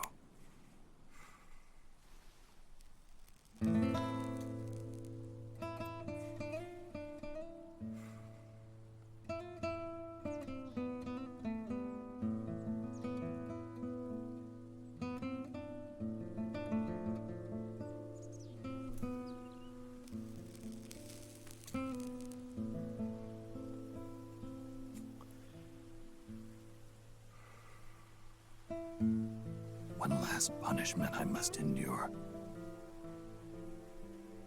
Erase my genes. Wipe this meme from the face of the earth.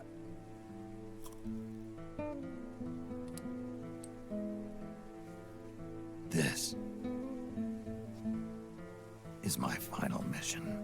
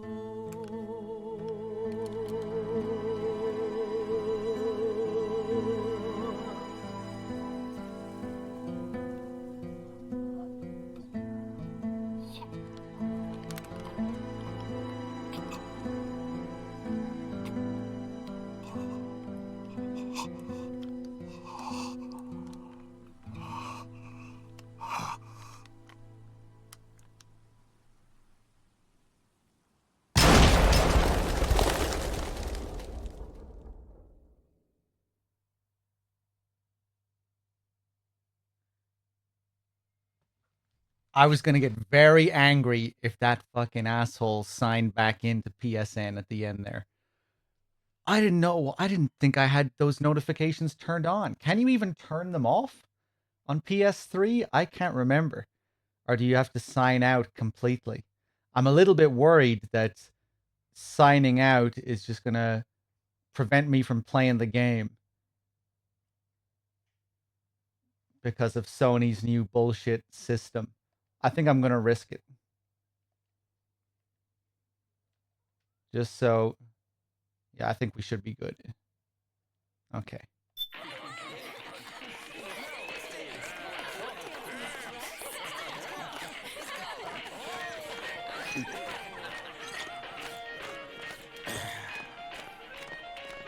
Nothing beats a stiff drink, huh?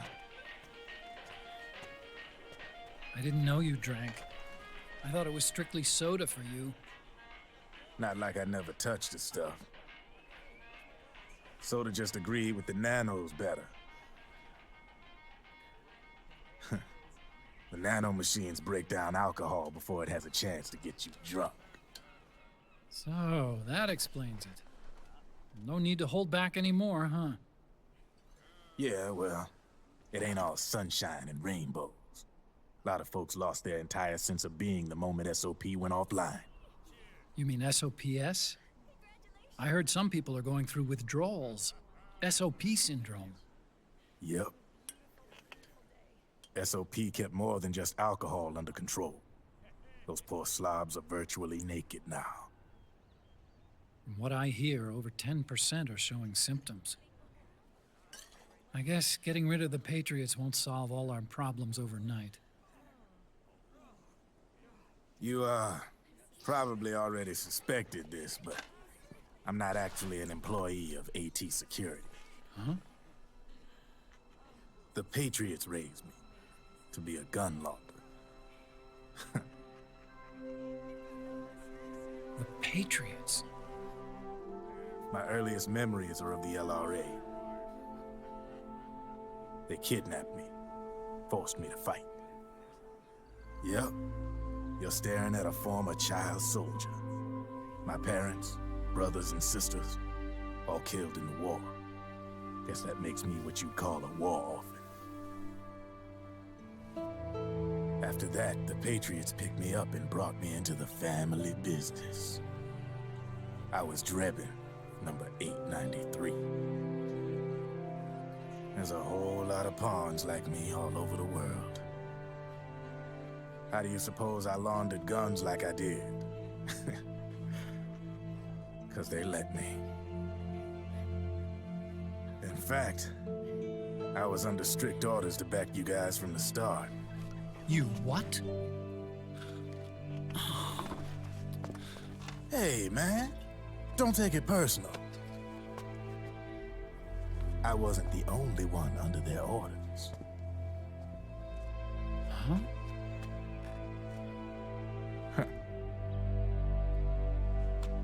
Meryl and... They probably never realized it themselves, but... Rat Patrol, Team 01. Voila.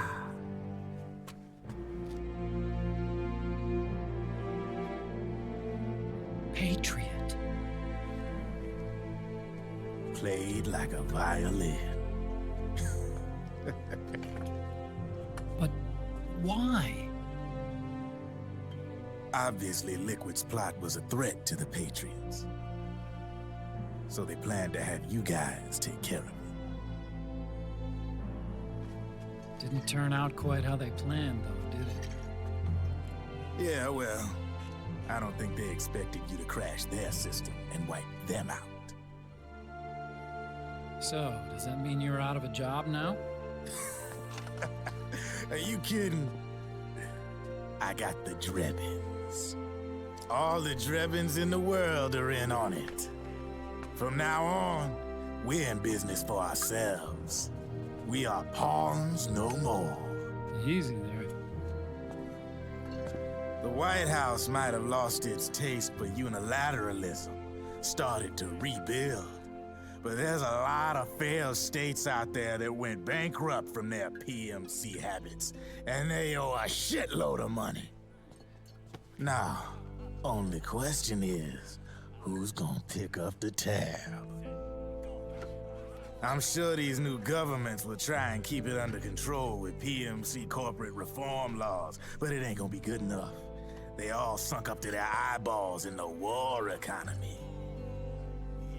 Might not be a new world order, but the old order under the war economy's gone for good. I'm guessing the UN is gonna be more important than ever, what with multilateralism and all. A certain president said it best back during the Cold War. For in the development of this organization rests the only true alternative to war. Then again, the UN itself's just an old 20th century relic. And if you think about it, when you look at its history, it ain't that different from the Patriots. Ah, that's right. The nanomachines used to keep you sober. Crush. Mix. Burn. Repeat. Hey, Uncle Hal, can I give him the Mark III? Huh? He's kinda a new friend.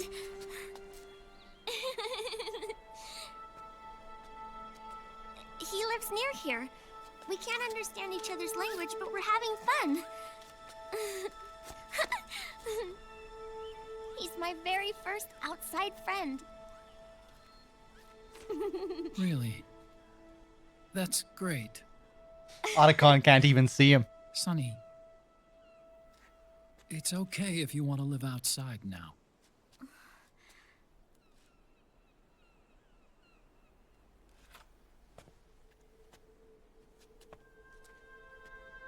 It's your life. There are other havens out there.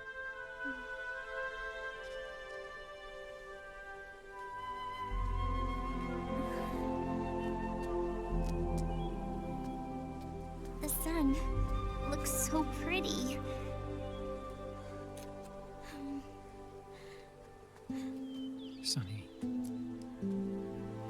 I like it outside.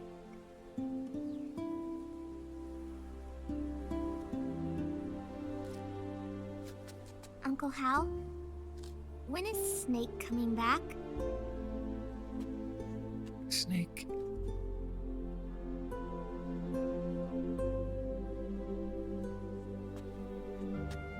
Is sick. So he went on a trip to help him get better. We're not going with him? No. He needs to be alone. I wonder if I'll ever see him again.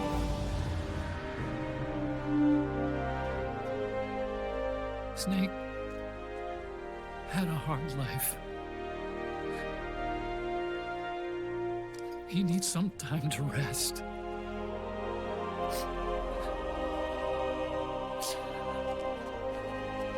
Are you crying, Uncle Hal?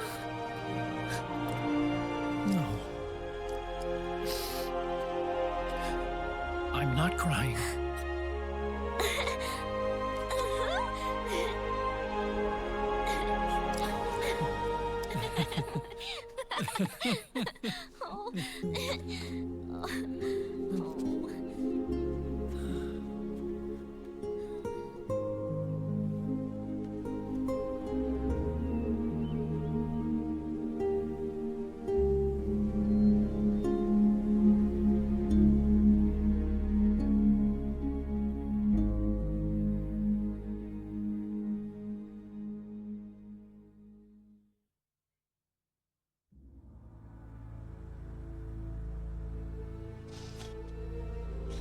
All right. Stick around.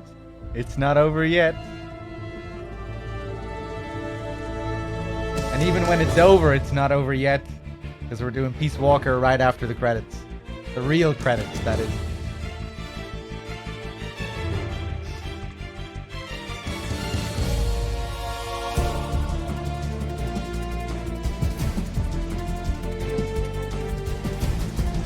Flux Monkey, thank you for the 2 months.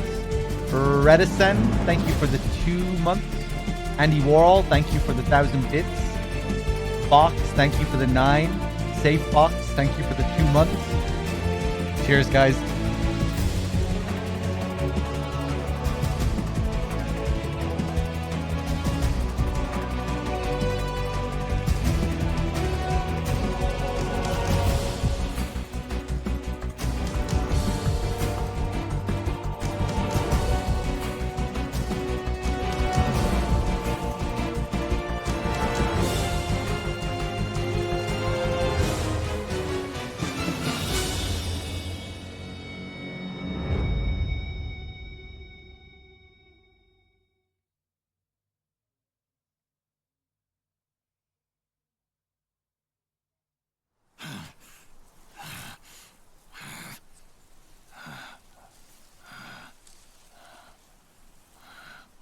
That's right. Good. No need for you to go just yet.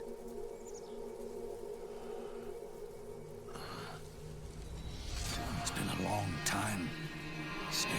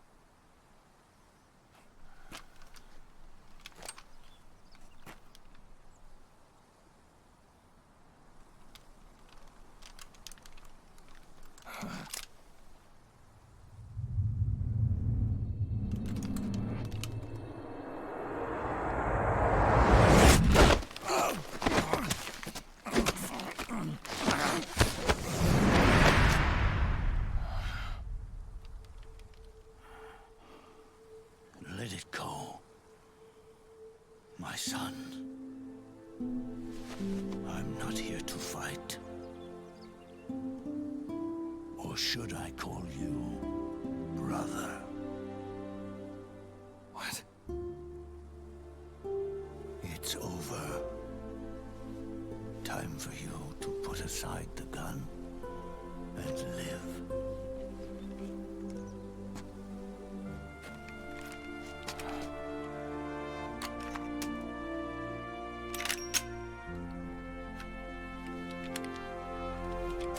It all began with a bunch of old fools.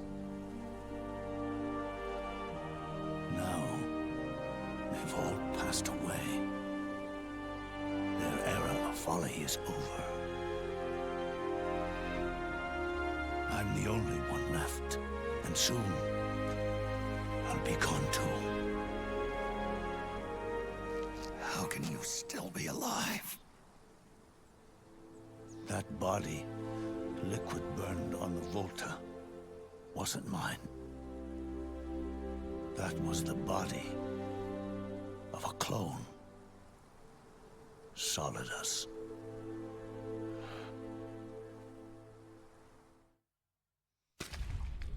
He was a perfect clone. Zero and the proxy AIs that came after him were convinced that Solidus was me.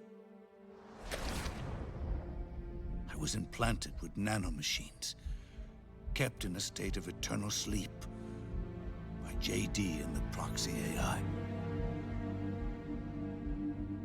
They had me sealed away completely. Not only my physical body, but my will, too. The technology was similar to what they used to restrain the B&B members you encountered. For me to wake again, the system had to be destroyed, one way or another. Ocelot and Eva wanted two things: to bring me back to life, and to end the Patriots. That meant destroying the AI and killing the man, JD and Zero. Right before you uploaded the virus into GW, the way to JD was opened, but only through the physical manifestation of GW. That's when we finally learned the location of this man, Zero. For me, and for them, for Naomi, nothing was more important. And it was for that they put their grand scheme into motion. Eva stole my body from them and reconstructed it by replacing the missing parts with pieces from Liquid and Solidus. And Ocelot, in order to fool the system, used nanomachines and psychotherapy to transplant Liquid's personality onto his own.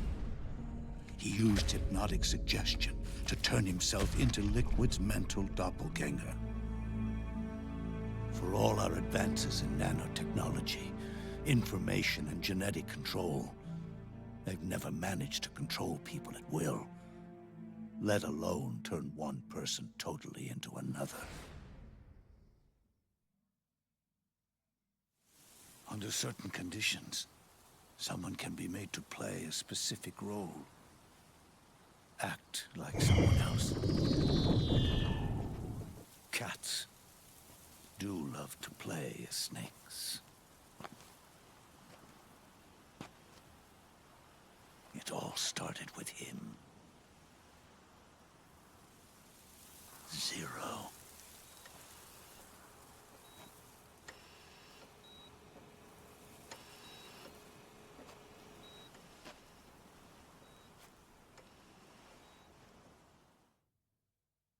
Zero grew old, and by the end his Patriots were being run by a network without shape or form.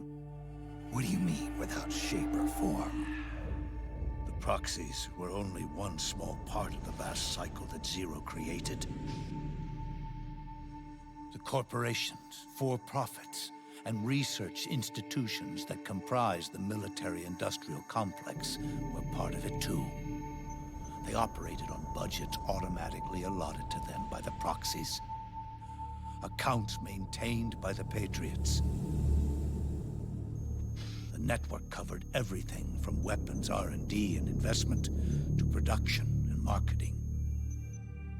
It encompassed the people, the companies, even the laws that protect them. Politics and economics became nothing more than iterations of the same oppressively uniform system. I don't think anyone realized that it was all a setup, a mere set of norms. The Patriots were those norms, a neural network reduced to its simplest form. That's what they really represented. Uniformity without individual will, without change.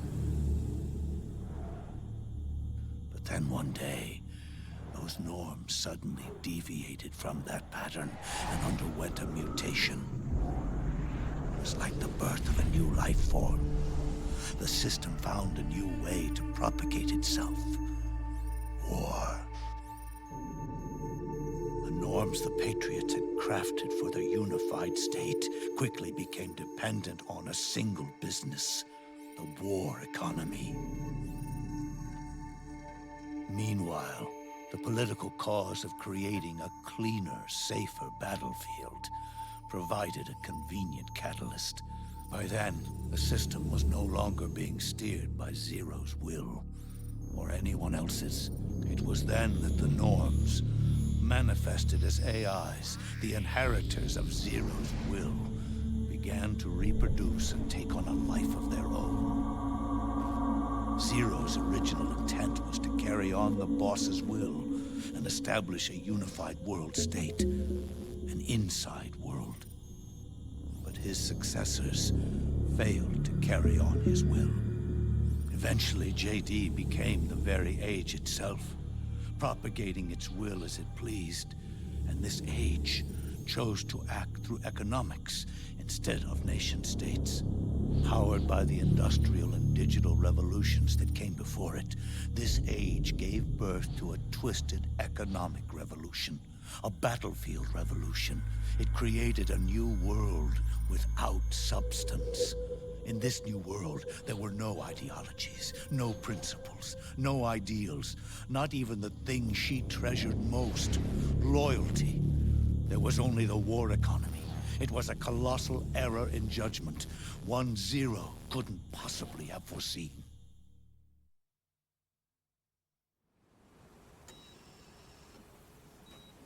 With the American system in a state of collapse, the Patriot Society has reverted to a blank slate.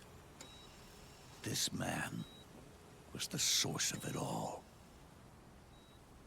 And he doesn't even realize it. He's completely unaware of the fact that he led the world to the brink of ruin. Even with so much bad blood between us, it's funny. Now that I'm actually face to face with him again, the hatred is gone. All I feel is a deep sense of longing and pity.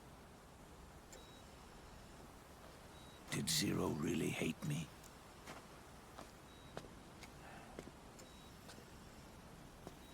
Or did he fear me?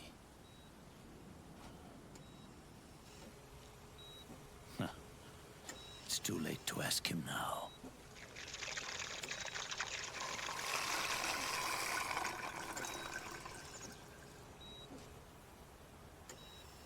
The original members, Paramedic, Sigint, Eva, Ocelot, they've all passed on. Only Zero is left.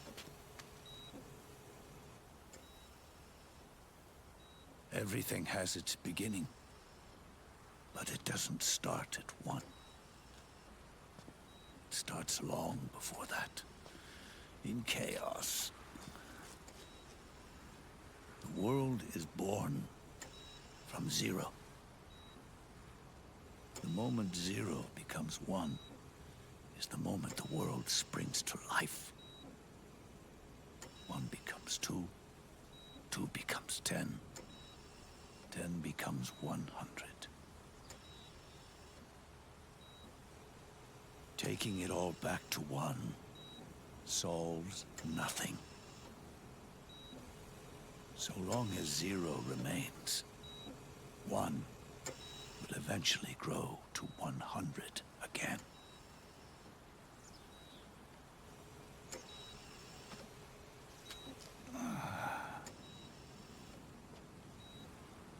And so, our goal was to erase 0.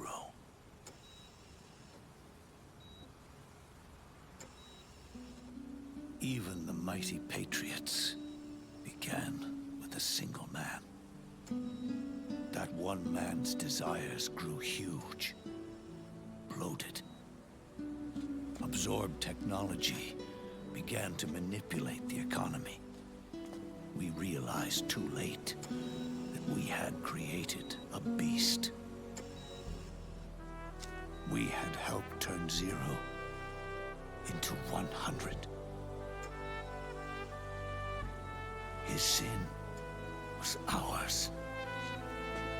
And for that reason, I'm taking it upon myself to send 0 back to nothing.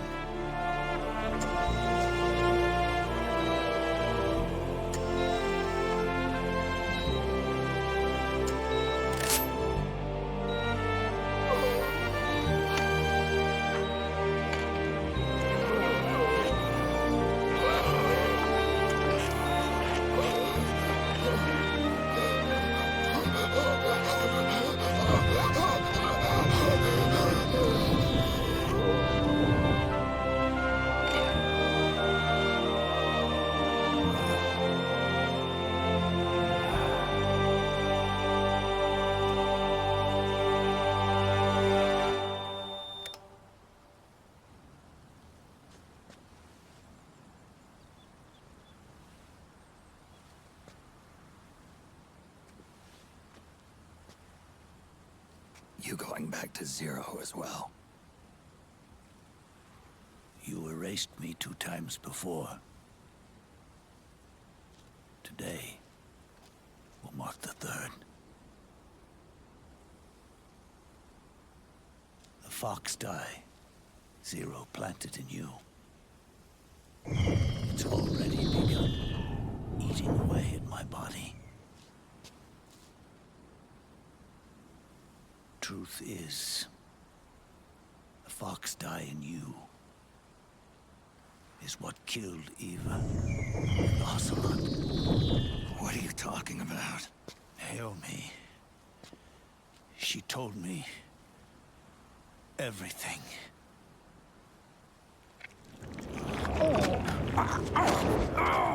What's wrong? They did it again. They used you to kill me. The Patriots. No, they're proxies. In order to bury us. They did it again. In the end, they're no more than a program. All they can do is repeat the same pattern over and over again.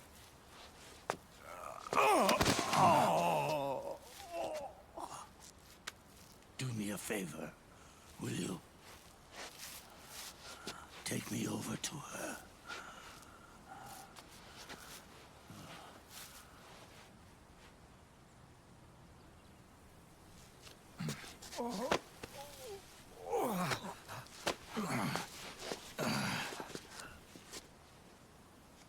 There's one more thing Naomi wanted me to tell you.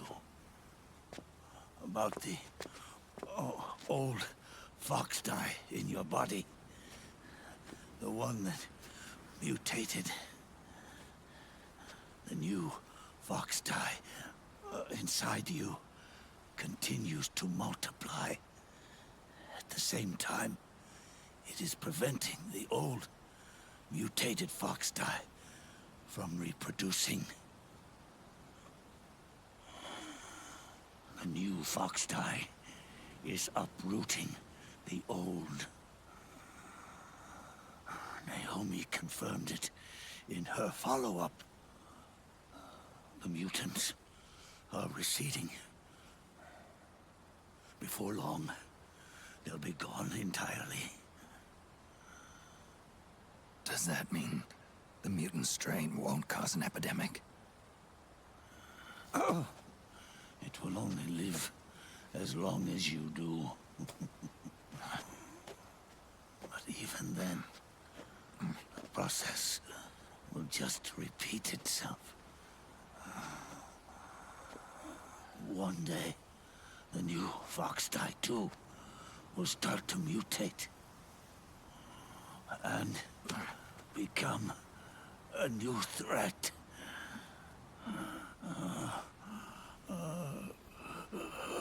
That is, if you manage to live that long.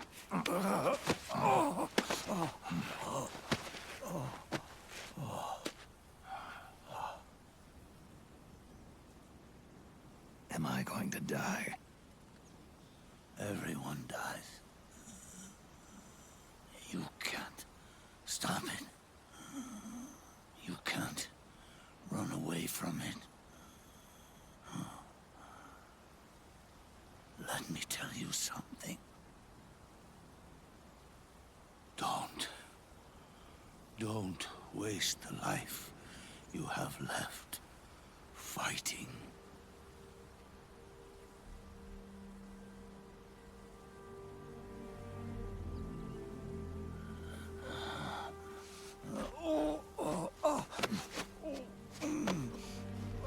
I never thought of you as a son.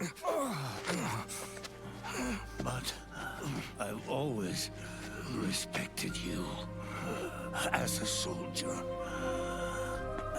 and as a man.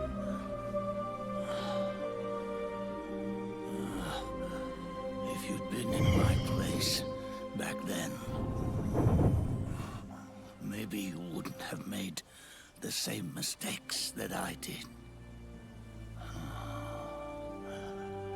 Ever since the day I killed the boss with my own hands,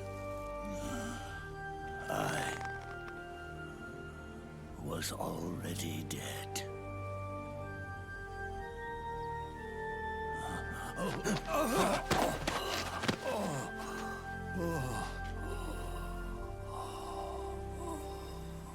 Boss, you were right. It's not about changing the world. It's about doing our best to leave the world the way it is. It's about respecting the will of others and believing in your own.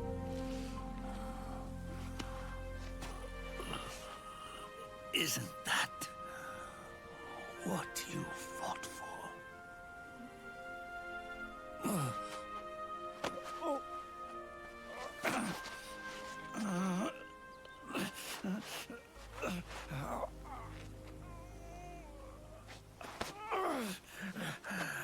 At last, I understand the meaning behind what you did.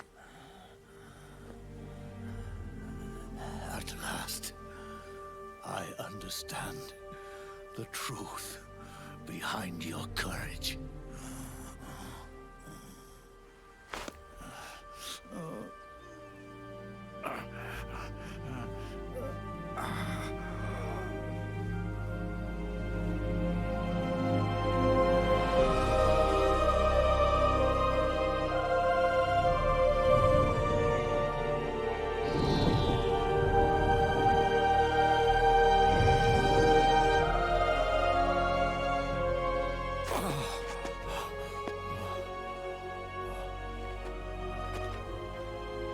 almost time for me to go. And with me, the last ember of this fruitless war dies out. And at last, those old evils will be gone. Once the source of evil returns to zero, a new one, a new future will be born.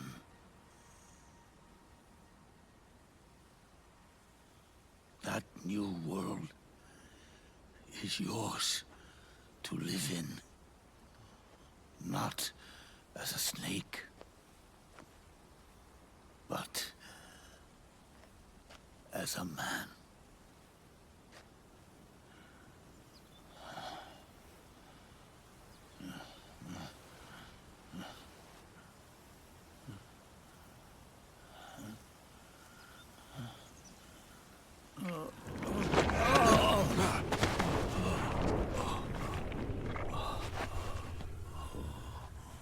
Know this.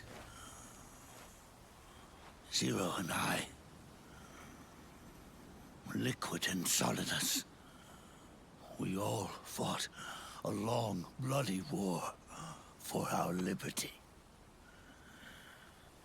We fought to free ourselves from nations and systems and norms and ages.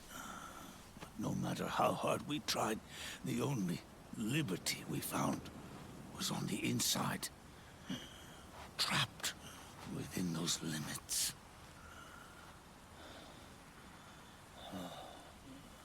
The boss and I may have chosen different paths, but in the end, we were both trapped inside the same cage. Liberty.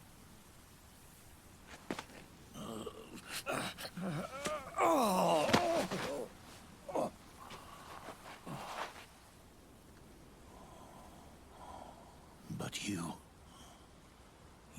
have been given freedom. Freedom to be outside.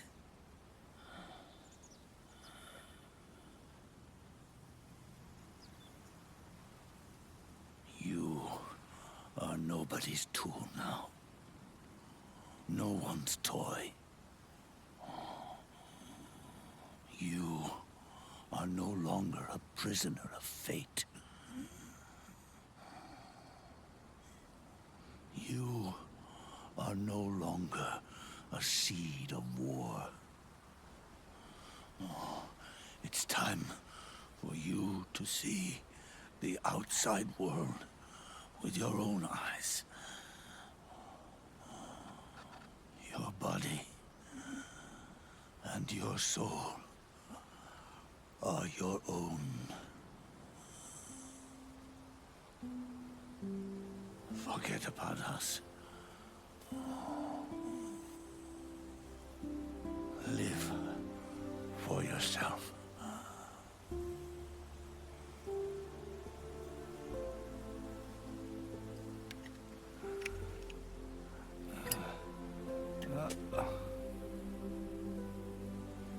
And find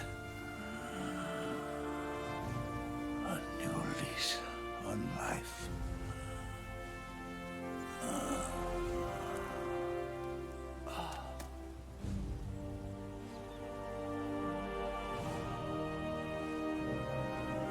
Boss, you only need one snake.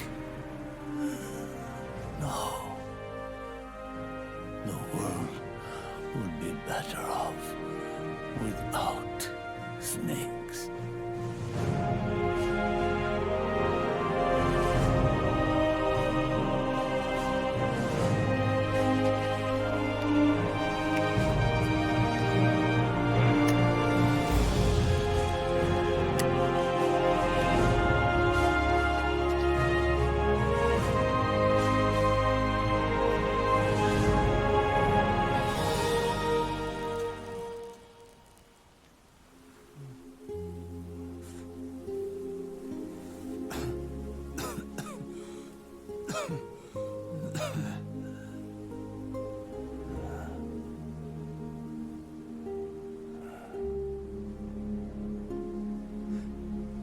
This is good. Isn't it?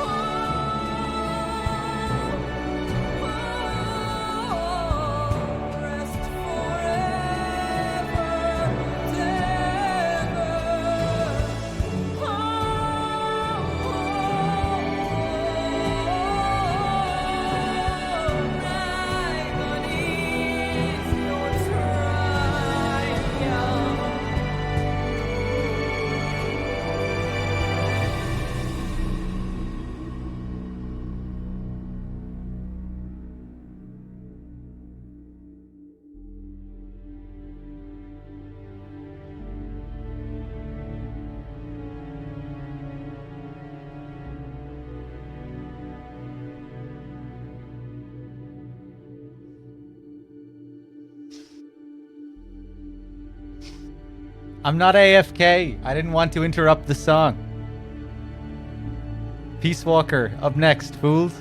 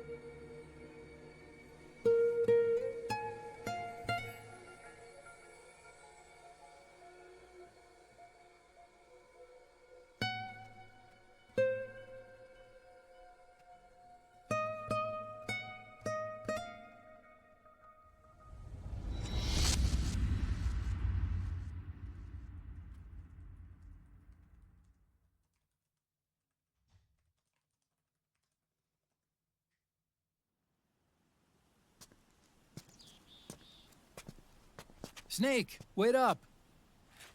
You forgot these.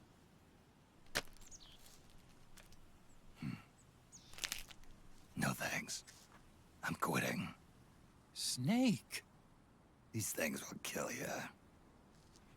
where will you go? Our fight is finished. There's nothing left for us to do. No. There's one thing I still have to do. I have to see this age off. See what the future brings. Sounds good to me. I'll go with you.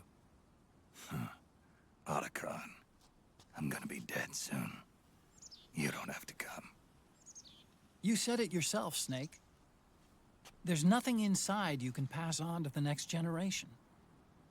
No genes, no memes. You're man-made.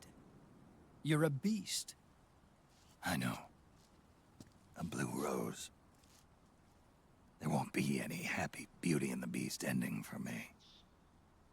What little time I have left will be spent living as a beast. A shadow of the inside. Of the old age. Exactly. That's why you need me. As a witness. A witness? Yeah. Someone on the outside to bear witness to your final days. Someone to pass on your story. Not that I'm the only witness. But I'll remember everything you were. And stick with you to the end. Otacon. Besides, you wouldn't let me suffer Sonny's eggs alone, would you?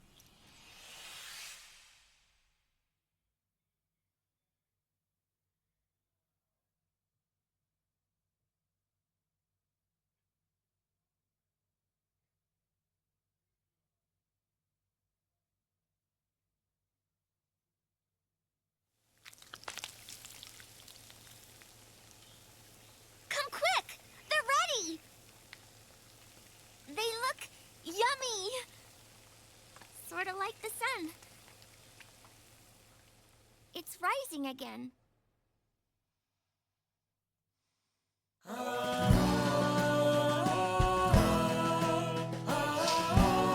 There we go. There we go. 20 hours. Could have been longer, but still pretty long. 29 continues. 58 alerts. 161 kills. 43 recovery items. 60 weapon types procured. 199 flashbacks watched. And stealth camouflage used, and we get the bear rank. Title awarded to soldiers accomplished at close quarters combat. So a lot of CQC. What other ranks did we get in this playthrough? Pig. Title awarded to ravenous soldiers with a hunger for health items. Ant. Title awarded to frisky soldiers with a fondness for frequent body checks. And Centipede, title awarded to persistent soldiers who rarely killed enemies, were seldom spotted, and died many times. Interesting. So there we go. That tragic last line of dialogue from Sonny. It's rising again.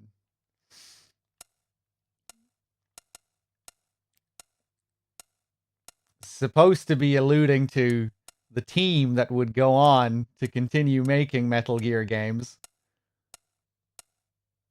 That's why they chose the name Rising to begin with. The Kojima Productions team, but then they had to hand it over to Platinum. A new dawn, a new sun is rising. A new Metal Gear, a new team. Nope. Doesn't happen yet again.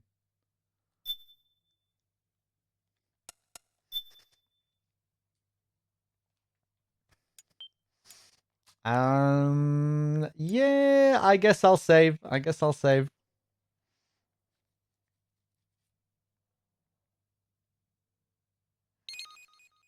I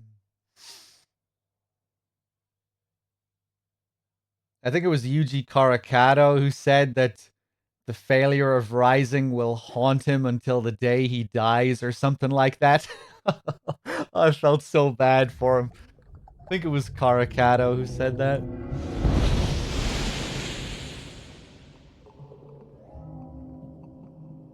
It's a shame we never got to see what that would have been. Taking place in between 2 and 4 as well. It might have made Raiden's character development in this easier to swallow.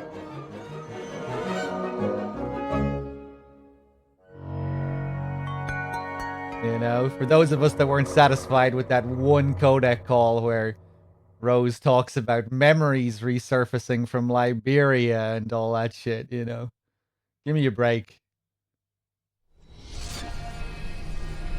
He changed as a character because the fans disliked him.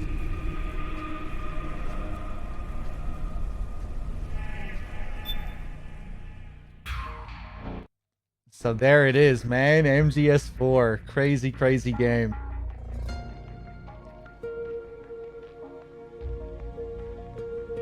How come Portable Ops isn't part of the marathon? Because it isn't a Kojima game.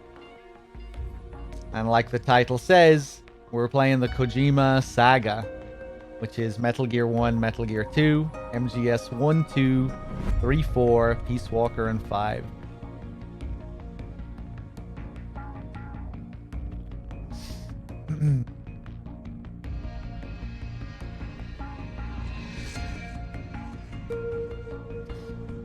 Good that MGS Rising didn't happen. I would have been much more intrigued to see that than the current Rising.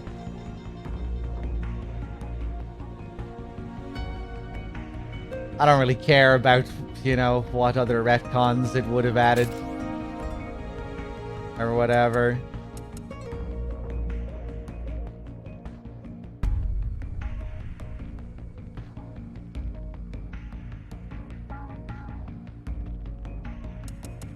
Would have been really interesting just to see Kojima's, you know, just to see the team finally get to make something.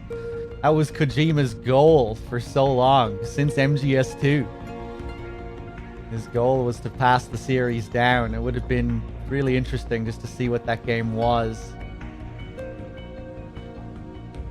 As a game just made by that team, but without Kojima. And yeah, surely the story would have reflected that. I think that's why they chose the title Rising. You know, just to stem from the ending of this game. Sonny's last line. Would you rather have seen that Metal Gear Rising or Silent Hills? Oh, Silent Hills. Yeah, if I had to choose, I'd definitely go for Silent Hills. Bam, bam, ba-dam. Carl B with the tier 1. Thank you. Cheers. We can add that to the goal as well. Thank you. Thank you.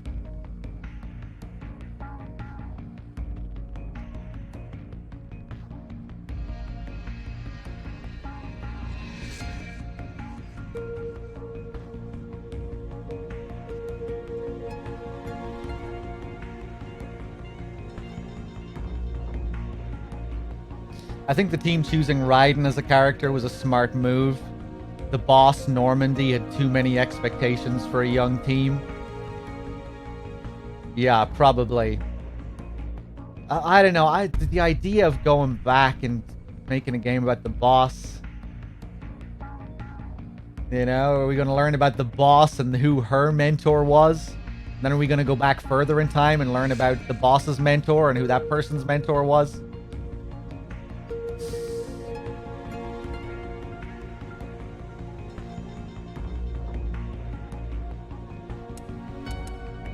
But, yeah, that's not to say that that there's no way that concept couldn't have worked.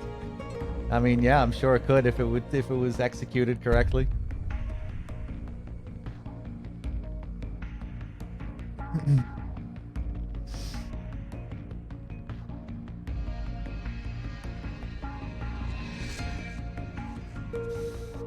Should have ended with MGS2. Then we wouldn't have this whole community though. Then we'd only have a couple of MGS games.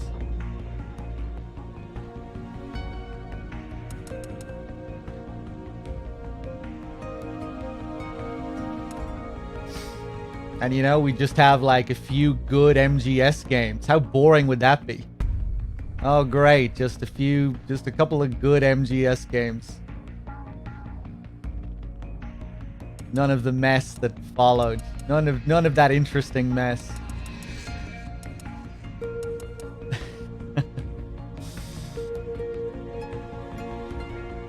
An interesting mess and some pretty good games, to be fair.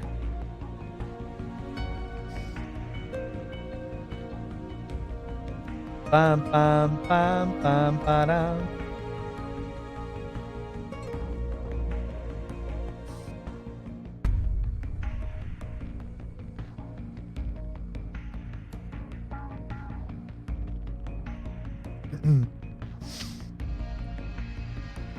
You think MGS is dead? I have no idea. Probably not. I mean, I'm sure it'll come back eventually in some form. But yeah, who knows where the series will go. I don't even know where I'd want the series to go.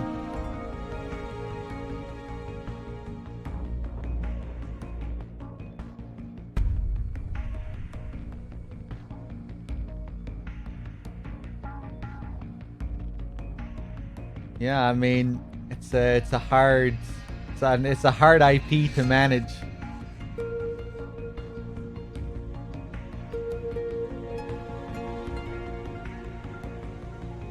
The mainline games being so story focused, being so interconnected, with an auteur figure like Kojima running the whole show for so long. Being so, you know, the games being so idiosyncratic, it's very hard to walk into it and just continue it. They have to really play carefully with how they handle it, Konami. Especially with all the bad press they've been getting with their, you know, lately, or over the last few years, ever since the team disbanded, ever since Kojima got fired.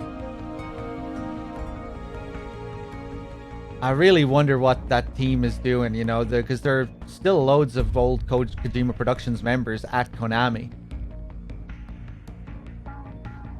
They're still employed there doing something.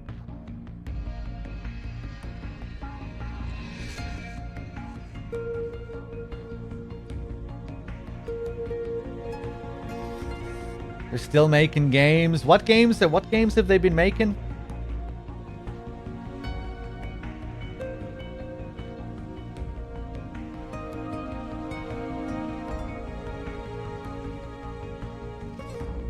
But yeah, who knows what they'll do next. Like, you'd think like a remake or something would be like a good idea, just in terms of like what would be a safe product to sell. You know, if you're thinking from just Konami's point of view, what would be a safe way back into the series? Some kind of remake of one of the classics, you would think, you know? That'd be much safer than making like another sequel or remaking one of the MSX games or something. I don't really give a shit about remakes. I'm not crying out for any remake really, but you know, that might be where they would go. It would make sense, I think. Remakes are all the rage these days.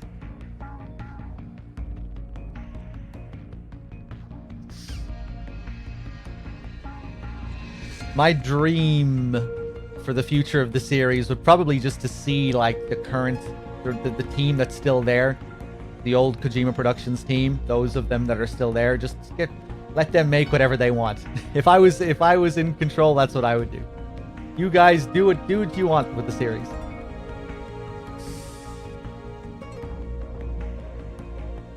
You know, I'd be intrigued just to see what they would do if they had the power to dictate it.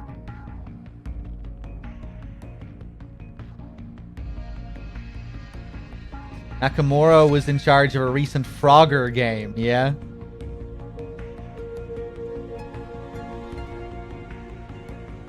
That would be the true Kojima game, what he wanted, yeah.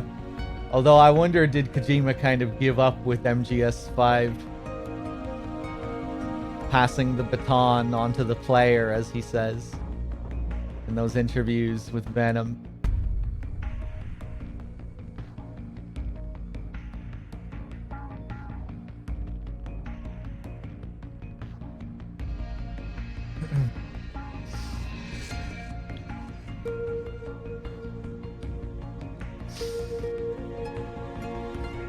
Is the series dead? What's left to explore? Well, the implication there is that the series has to be defined by the current story, right? The series could still exist in spin-off form. Some kind of reboot with a different story and a different timeline. Be interesting to see what they could do with a reboot. You know, with like a new story. Could you make a Metal Gear game without a Snake and without a Raiden? Could you make a whole new Metal Gear story without a Snake? That'd be crazy.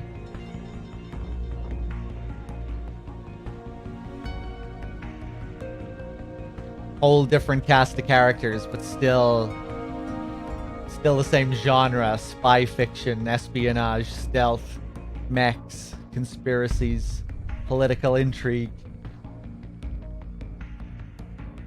Thematically focused, overt.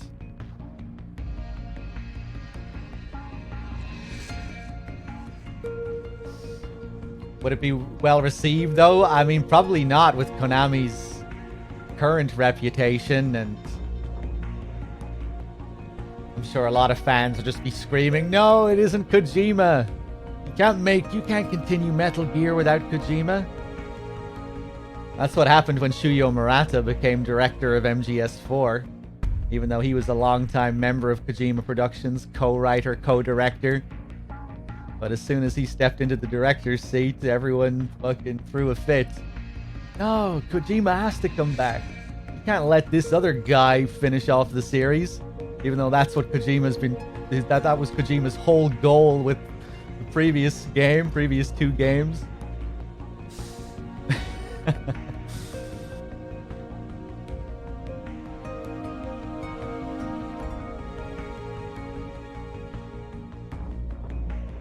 But I guess Kojima brings that upon himself, putting his name front and center. You can't expect the whole fan base to be in the know regarding, you know, to be completely knowledgeable on everything that they, you know, all of the meanings behind the game. You can't expect everyone to know what Kojima's intentions were.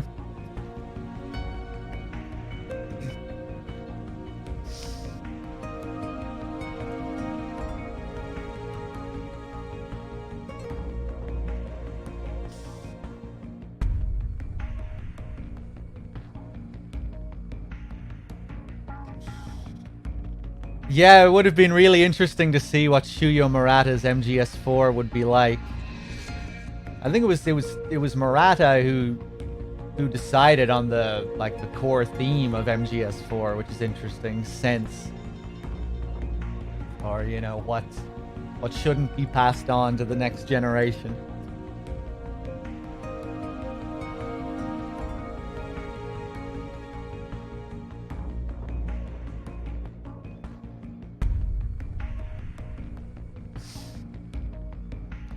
And Kojima misses Snake. Oh, I'm sure he has lots of many conflicted feelings regarding the series and how it's, you know, the messy situation with what happened at the end. I'm sure it was a painful experience having to let the series go and leave Konami.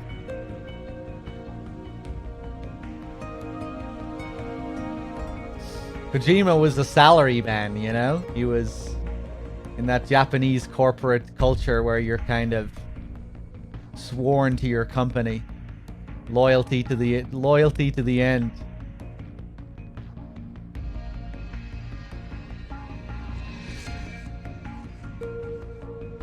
Working with that team for, you know, so many of those guys he was working with were working with him since Police Noughts and shit.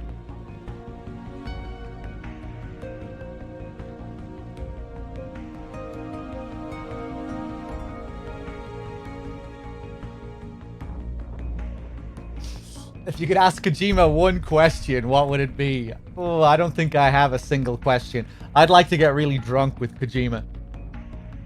And just try and get him in the mood for telling stories. That would be the best. Imagine being on the beer, going out on the beer with Kojima, hearing just all kinds of mad development stories. That's what I would want. I don't want a single question. I want a whole drunken session. In broken English, yes.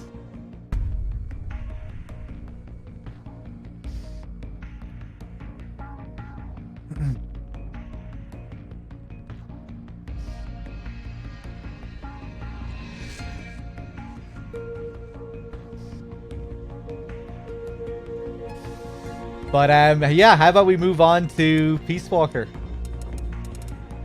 Let's do it.